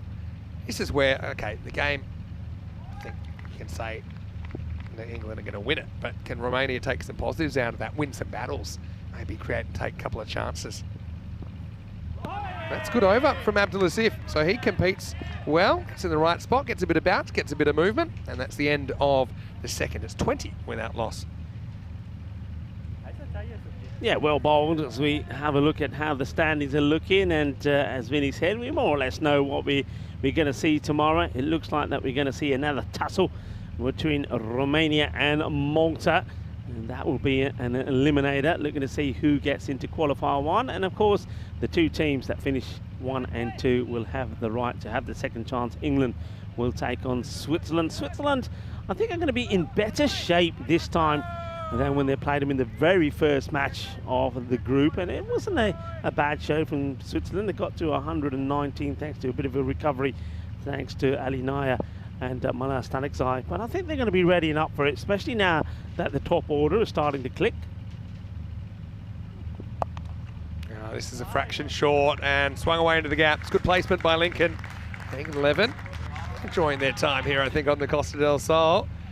There's little Uncle Dan reading him a bedtime story here as he's methodically going about chasing this target. Yeah, it doesn't try and hit this too hard. It's not the best of deliveries. It's short. It's down the leg side, and rather than have a huge big swing at it, he knows placement, get it in the gap is going to be 4 runs. You know what we have? I know he hasn't batted as much as we saw from him last year, of course, because it's only 3 days. But we'll see more of him, I would presume, maybe, next week. But he hasn't been playing a lot of those Here's the shots where thing. he's walked right outside the off and play the old scoop.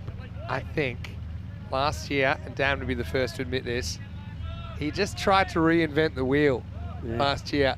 He got crazy, jumping outside off stump all the time, trying to think that hitting across the line was the key.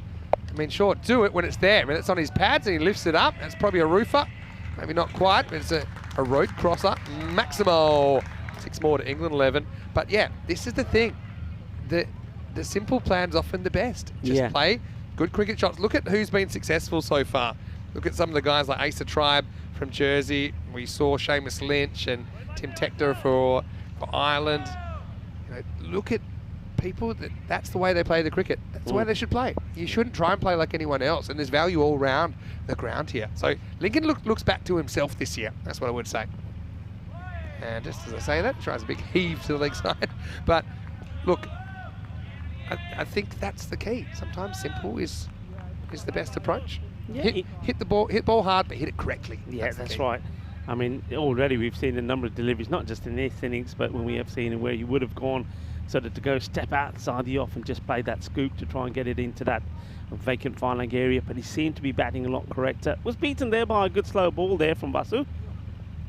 Another good slow ball. This is the leg cutter. So Vasu certainly has a few tricks, doesn't he? He's been brought on pretty early here. It's probably a sign that Romania might not think this is going to go the distance as we get to the end of the power play after this ball. And so Vasu, the remnants of the zinc on the face still there from earlier on. Still pretty pleasant though. It's 20 degrees at 10 p.m. Yeah, but there should be no single there. How many singles did Romania get in that area? None, because it went to the fielder and there was no run. So this one definitely shouldn't be one there, and there isn't. Well done. So it's a good finish to the over from Vasu, and 11 come off that one. So look, they're not giving this up, are they, Romania? They're working hard. They're still trying to find a way through to get that first wicket, and maybe if they can pick up 1 or 2 wickets, they can cause a few issues for England. But at the moment, England, I think after giving a few opportunities to some of the other batters earlier, they're determined not to do this time around. 31 without loss after 3. I think it's smart with the night match going on. We kind of said it in a couple of the other groups. Have your openers out there who are going to have to open under pressure in the final tomorrow night, no matter what the situation is. I think that's quite a clever strategic move from Lincoln. Young hasn't really shown too much aggression at the moment. He's only faced 8 balls, I suppose. Lincoln on strike for the 4th. Asif coming back, and it's a false shot out of Lincoln. Bottom edge down into the ground and then into the glove. So Satvik Nadagodla, he caught what I think might have been the highest ball I've ever seen today. It was genuine 6-second hang time, and caught it very well, but it was miles in the air. We've seen a couple of steeplers. He's worked very hard in his keeping, Satvik, especially up to the stumps, and his positioning back as well. He used to have this thing where he would set up very wide of the off stump, but would find himself having to skip to his left and then be wrong-footed if there were edges. I've just noticed some little changes in his positioning. There's subtle things, but they can make a difference. I want to say a quick hello to everyone at T5 Social as well in Bucharest, where Rob Lever runs a tight show. Right now, this is an opportunity, and it's going to be taken. Taranjit Singh out the deep square leg boundary, takes that skied attempted pull from Sam Young, and Abdul Asif has some reward for his toil. England 11 lose a wicket, 32 for 1. Yeah, well done to Abdul Asif. He wants to test the batter Sam Young upstairs again. This ball has been a good one for him. He's bowled it a few times, a shorter delivery outside the off. And batters, well, they haven't gone after it. Sam Young, though, this time decides he will.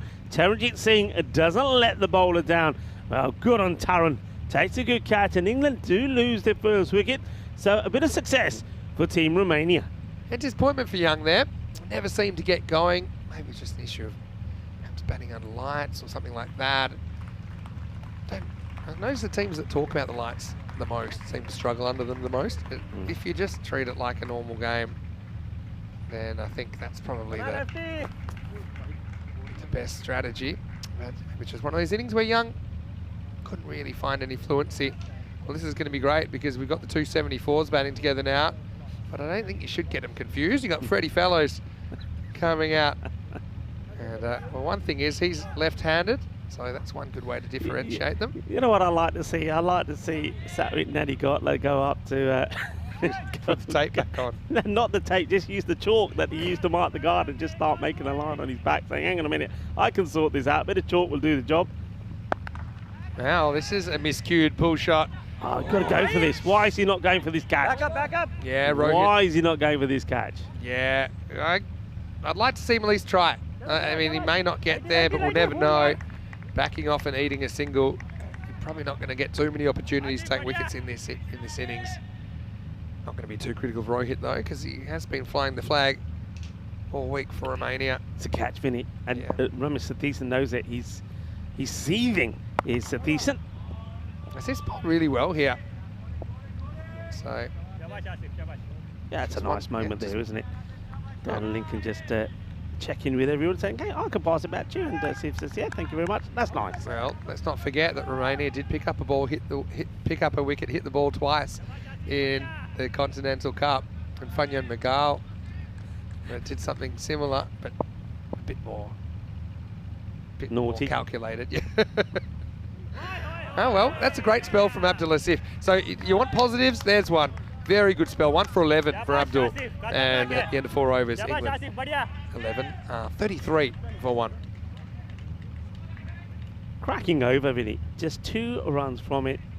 Really well bowled. Excellent spell. And 1 for 11. That's tremendous. Just have a look at that. And, well, that tells you a story, doesn't it? Yeah. Let's see if it's a blip or a trend. What happens in the 4th, maybe, in terms of for the bowlers? Yeah, take that catch. I mean, you might not catch it if you're out there, but I can't agree with you.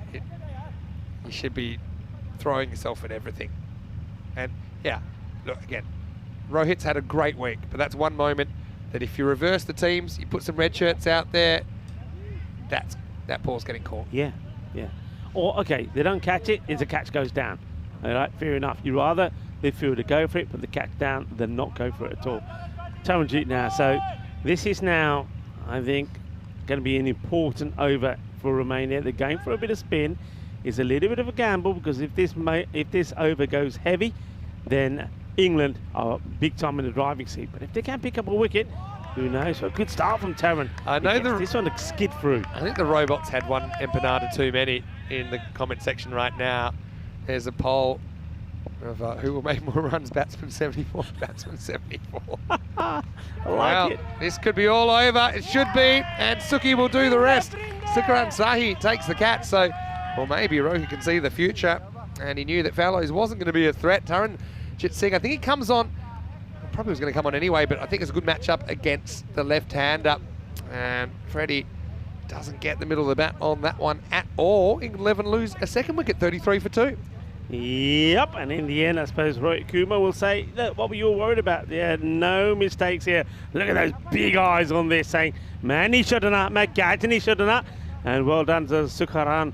Sahi takes the catch, and Taranjeet Singh, well, always continues to impress one way or another. If he doesn't do it with the bat, he can turn it around with the ball. So well done to Taran. Freddie Fellows, well, it's not a happy ending for him, and well, you might as well close that poll from the robot pretty quickly.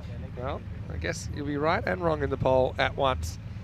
And this will bring Andy Rishton to the crease. And certainly we know how destructive he can be. Taran, he's pretty well today. He was very, very effective to Basil George earlier in the day, won that battle. Rishton, let's see how he approaches this, because this is one time that I suppose you could look at consolidating and making sure you get the win, but I'd be trying to bat the way you think you'll probably have to bat tomorrow night. Yeah, I think he's out there for one reason, a bit of batting practice. Otherwise, you would probably go with Bevan, and he's going to start with, I think this is going to probably be 6. Let's just wait on the umpires. I think they're checking this. The fielder can probably tell them. I reckon this goes all the way. I think it has as well. We'll have a look on the replay. But yeah, Rishton puts it away. Yeah, here we go. Track it. I think it goes all the way. Let's come back on this. Let's have a look. Yeah, that's definitely over the line. Yeah. So, I'll just check that. Well, they're giving it 4. Well, that's I don't think that's 4. I think that's 6. But it is what it is. Maybe it's a boundary for Rishton. It was a bit blurry, maybe. I mean, well, this one, he says, if you're not going to give me 6, well, I'm going to get one. Well, if you didn't give me the last, I'm going to have this one. Well, that's what Rishton says. Well, he is a bit of a teacher, you know. I reckon all of the kids from his school will be watching and saying, come on, sir, show us what you can do. The thing is, I was a bit worried because Sunday was my day off, and by the end of the day, I was seeing a few things like that boundary check replay. After a few of the Victoria Marengos went down on the beach. Your memory was coming back of Sunday pretty quickly, eh? Okay, Tarrant's got to get this right, hasn't he? Get a bit fuller. Oh, he goes short again. And Rishton this time goes down the leg side towards the man long on who comes across and makes a stop. It was in that sort of long on mid-wicket area. Tarrant just dragged a few down.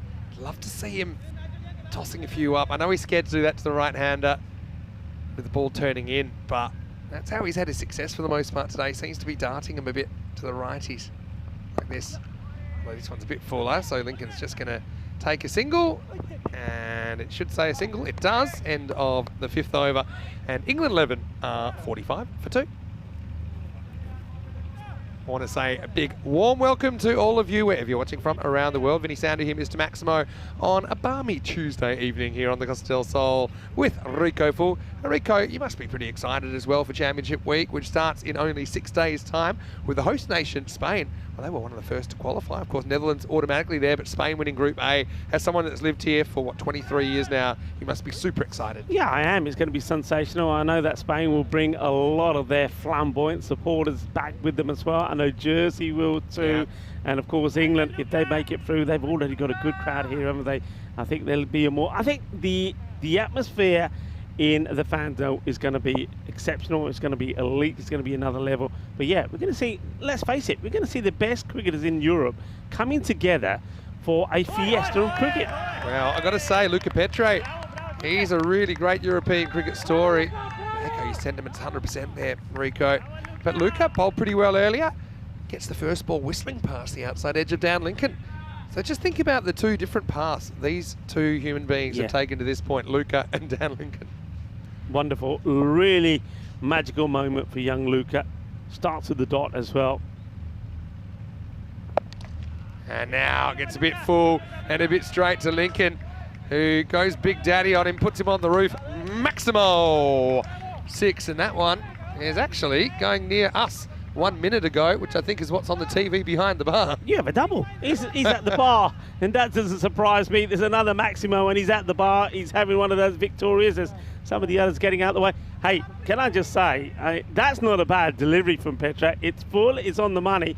On another day, maybe against another batter, you're getting a wicket. You're hitting the stumps with LBW, but Lincoln, it's almost like he was waiting for it. Anyway, Petre with a comeback ball. It's not a good one, and actually swings a lot after the stumps. Natagotta does well to stop that. It'll be a wide. Yeah, maybe the day will come with artificial intelligence where we will be able to commentate 2 matches at once. That looks like, you know, at another location. we're doing 2 at once. I mean, we're doing some pretty unprecedented things at ECN, aren't we? With over 1,600 live matches this year planned. It's an exciting time to be involved, put it that way. Well bowled. And having a go. Ooh, well. I wonder if if this hits. It's a really good bit of work from Sahi again, I believe. Pick up and throw, and it would have been close, Vinny. Is Sukran Sahi the new Jonty Rhodes? You be the judge. I think it was just going to be home, though.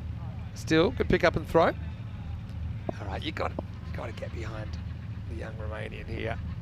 It's a big challenge to Rishton, last year's MVP. Again, good movement. I mean, Luca, he's to be honest, just like any other teenager that would be playing the game around the world, the amount that he plays, you know, when he's on his own, he's always practicing, he's out with his friends playing cricket. Yeah. But it's a great challenge for him, and I really like that he's not a one-off either in Romania. There's a lot of kids playing the game. But this is the advert for European cricket, isn't it? More on that after this delivery. Okay, up in the air. I don't think he gets this right. Could be a wicket. Hope it is. And it is. It's been held absolutely fantastic and right on cue. Vasusani holds on to the catch. Luca Petre takes the wicket, and that's what I'm talking about. This is the advert for European cricket. This is European cricket developing a young national from Romania, Luca Petre, doing the bowling, getting a wicket. He's going to go back. He's going to tell all his buddies what he's been doing here. I'll be playing cricket. Watch cricket. Have a look at this. He gets more people interested, more youngsters, boys and girls interested in the game, coming together and wanting to play. Well done, young man. Yeah, and Vasu looks like he's got the night glasses on there, probably smart.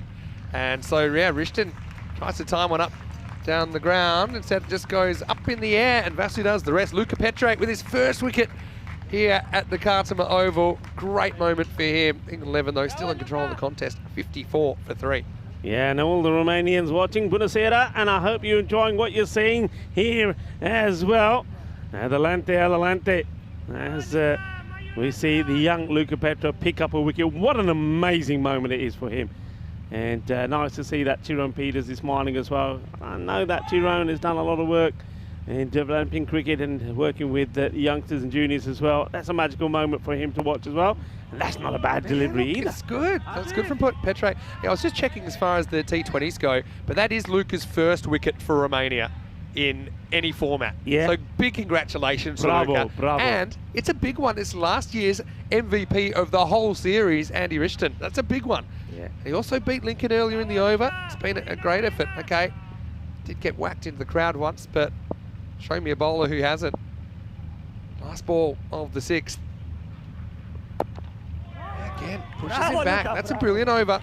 He should be getting another one, assuming the game goes that long. And he gets a lot of support from his teammates as well. England 11, 55 for 3 after 6. Yeah, they haven't had it all go their own way, have they, with the batting? I know they made a few changes against Cyprus, but they lost 2 wickets there as well. They've tried Fellows, and Rishton as well hasn't really quite got going yet.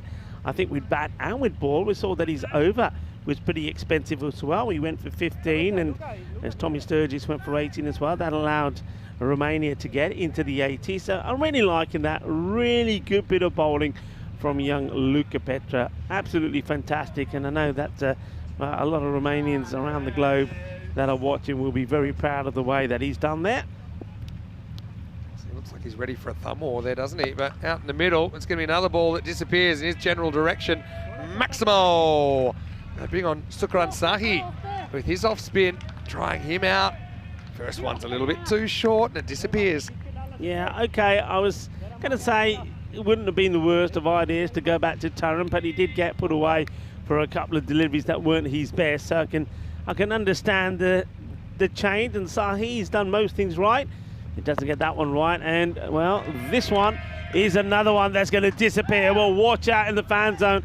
And that's another one that goes that way. I know Leon, the DJ, is always telling everybody, keep an eye on the ball, and if it comes your way, don't try to catch it. Well, you do have to keep an eye on the ball. Well, there you go. Some happy English supporters there waving the flag, and I suppose with those 2 sixes, you'd expect them to be well on their way now. Well, here's what I actually deliberately said at the end of the last over, if the game goes that far, because I had a suspicion that England could wake up at any time, and Sahi's gone for 2 Maximos.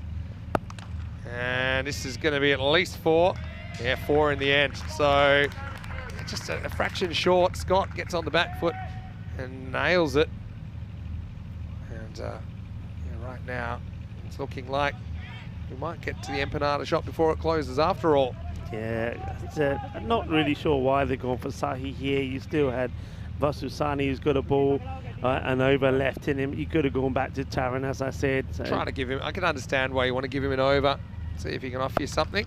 The next one is going to disappear, and well, this game gets closer to its finale.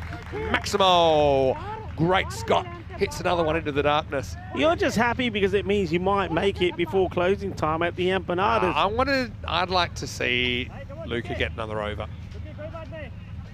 Yeah. And I'm with the odds that. of that, probably not great. With 2 to come, they need 6. He's not going to have many to defend if he does, is he? Anyway, Suki's fielded well. He had a late reprieve, maybe. Oh, it's frustrating. He almost trips over the stumps, trying to turn around and take the return catch. So 5 to win now. And, we saw a ball hit really hard. They hit the stumps earlier, almost took out Nilkesh Patel, the umpire. Anyway, 5 to win.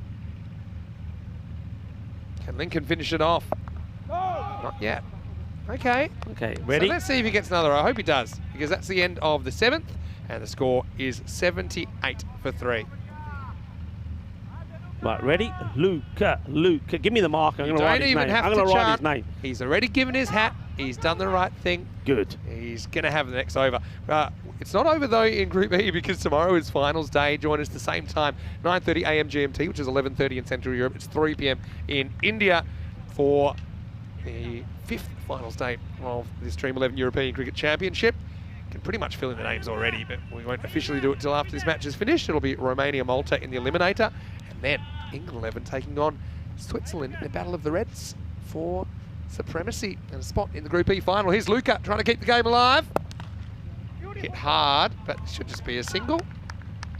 So yeah, I hope Luca, well, I know he's an inspiration to so many in Romania, but also credit to all the coaches and people that have worked with him and got him to this level, shown an interest in the sport. Obviously, he's got the natural love for it. You always see him bowling in the warm-ups. You don't see him bowling much in the game. Honestly, I think he's in their best 5 bowlers. I think at pretty much any level now, if I'm completely honest. And he's only going to get better and better. Yeah, that's for sure. He'll get better. He'll get stronger. We'll just stopping there. I think that might be because as Vasu's still probably running back and taking his position, so Luca will go back to his mark. Dan Lincoln, 30 of 20. I suppose he's probably held it together.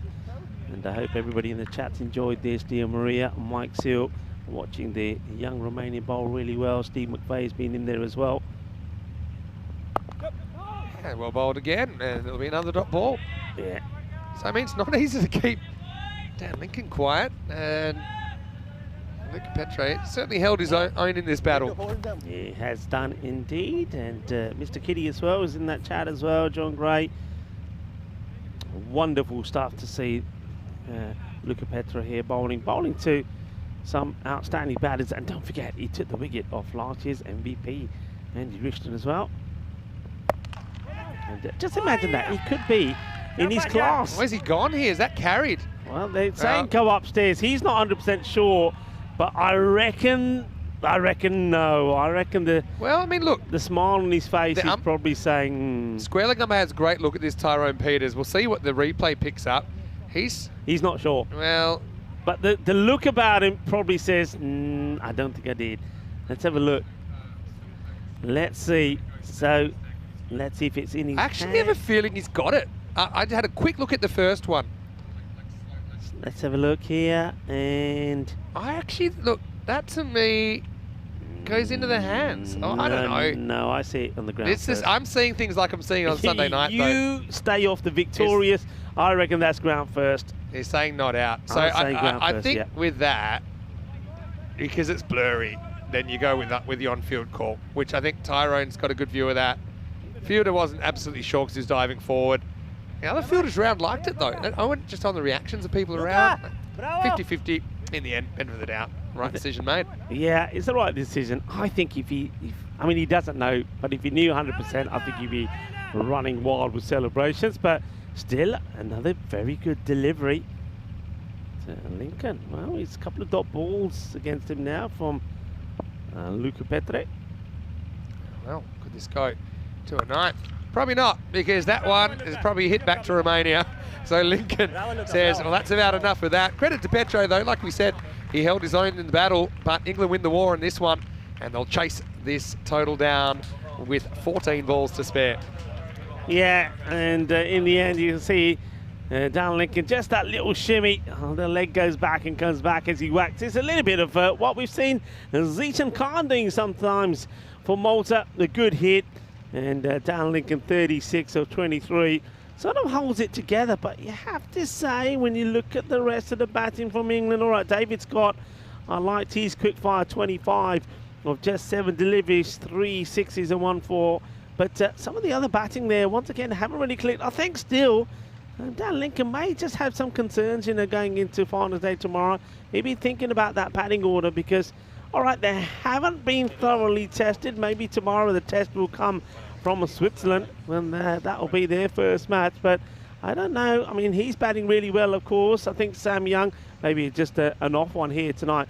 But some of the other batters haven't really got going. Yeah, this is what's coming up tomorrow then. And the table pans out the way we thought. Romania will play Malta. I mean, that's a really even match in match 11, the Eliminator, which is first up tomorrow. Then England 11 will take on Switzerland for an automatic spot in the final. The loser of that match will have to go the hard way, playing the winner of Romania and Malta in qualifier 2. Join us 9:30 a.m. GMT, 11:30 in Central Europe, 3 p.m. in India for finals day in Group E. I'll have the gold shoes on as usual.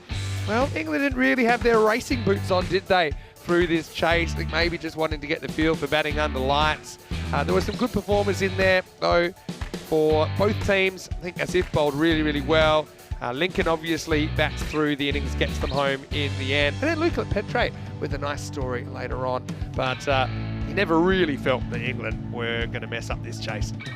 Yeah, I think you said it. There was some good bowling from Asif.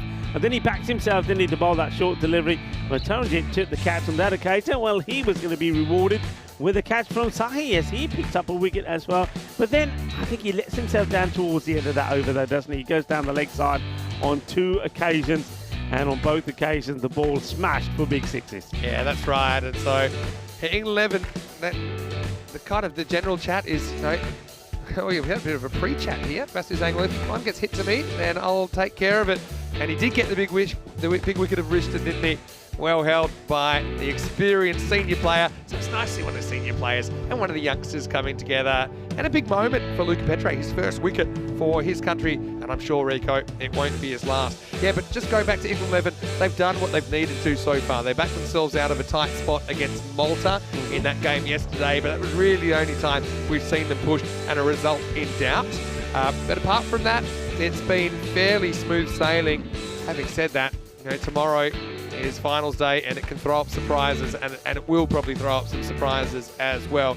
The Swiss, they didn't bat very well last time against the England 11. We'll have to see what they can do tomorrow. And, if the Swiss get away, then obviously England 11 are going to have to work pretty hard for that automatic spot in the final. 36 for Lincoln, anchors the innings off, just 23 balls for him. David Scott with some good hitting late as well, 25 off 7. Rishton made a cameo of 11 off 4, but then he became the first ever international wicket for Luca Petre, who took 1 for 17 in there. Also wickets for Abdul Asif, who bowled really well, 1 for 11 off his spell. Taranjit with the other one. And well, credit to Sukran Sahi, he did one thing well. He made sure that Luca did get a chance to bowl his second over, even though it wouldn't finish. So pretty entertaining way to finish the night. England 4-0, perfect, but can they keep it perfect tomorrow? That's the big question. It is a big question. The other big question is there, Romania, another 40 runs on the board. Who knows? Another 40 runs could have made all the difference. But yeah, tomorrow is going to be a good day. Of course, we're going to see a couple of rematches, aren't we? Switzerland playing England, and Switzerland, remember, put 119 on the board when they met. And England got there, but it wasn't that comfortable, did it, with 10 balls to go? But the one that's going to be exciting, that could go either way, is Romania taking on Malta. Romania did get the win against Malta when they defended 124. So that was a good one. But I just feel that Malta, there's something about this Maltese side. It's almost like they come back nice and fresh the next day. And in that first match, maybe the batters will click. If the batters click, they score a load of runs. You know what? Romania and Malta actually are so similar in so many ways. The makeup of their team, I think they're really evenly matched. That's a genuine coin toss for me, the first game of the day. So don't miss it. Of course, 9:30 a.m. GMT, 11:30 in Central Europe, and 3 p.m. in India. And yeah, 4 matches. It's a regular finals day format. If you've been watching, then you'll be pretty comfortable with it by now. Of course, the top teams are rewarded for their performance in the group stage by them being rewarded, the top 2 with the double chance. Just want to say a big thank you to the Blue Crew, to Spring Productions, to everyone here, all the spectators that came in. Great to see such a great crowd in once again, and we will encourage you to come down if you're in the area when the A7059 halfway between Kartama and Cohen at the Kartama Oval on European Cricket. If you put it into the maps on your phone, it should show up. We'd love to see you. Well, Rico, another great day, another finals day on the way, and well, England 11, they've got to start favourites, but anything can happen. Just quickly before we go, if you are watching on YouTube, please subscribe because we have hit that 370,000. We'd love to get 380,000 before too long. Why don't we start with 375? Something like that. Maybe 375, perhaps in the next couple of weeks. Also, if you haven't already, please follow us on social media at European Cricket and the website, europeancricket.com. Rico, great day, great start. But, well, as we know, these groups turn around really quickly, and tomorrow we'll have another Championship Week team decided. Yeah, another team will get that golden ticket. And, well, which one will it be? England, of course, will be big favourites. But, well, I know that Corey was saying that he didn't feel that the top team or the favourite in every group will go through. England are the favourites in this one. Well, are we going to see an upset tomorrow? You never, ever know. Anyway, we'll leave it here. We're going to leave you with some highlights today. Thanks to our wonderful crew at Spring Productions. Well done as well with some of those power issues and complications that came up. We had that slight delay, but never really put us back too far. So enjoy this on behalf of everyone here at the European Cricket Network and the European Cricket family. It's Vinny Sandu here, Mr. Maximo. On behalf of Corey Ruckers and, of course, Rico Full, we'll see you tomorrow for more action. Finals day on the way at the Kartama Oval. Enjoy the best bits of today with Hasta Mañana. Hasta luego.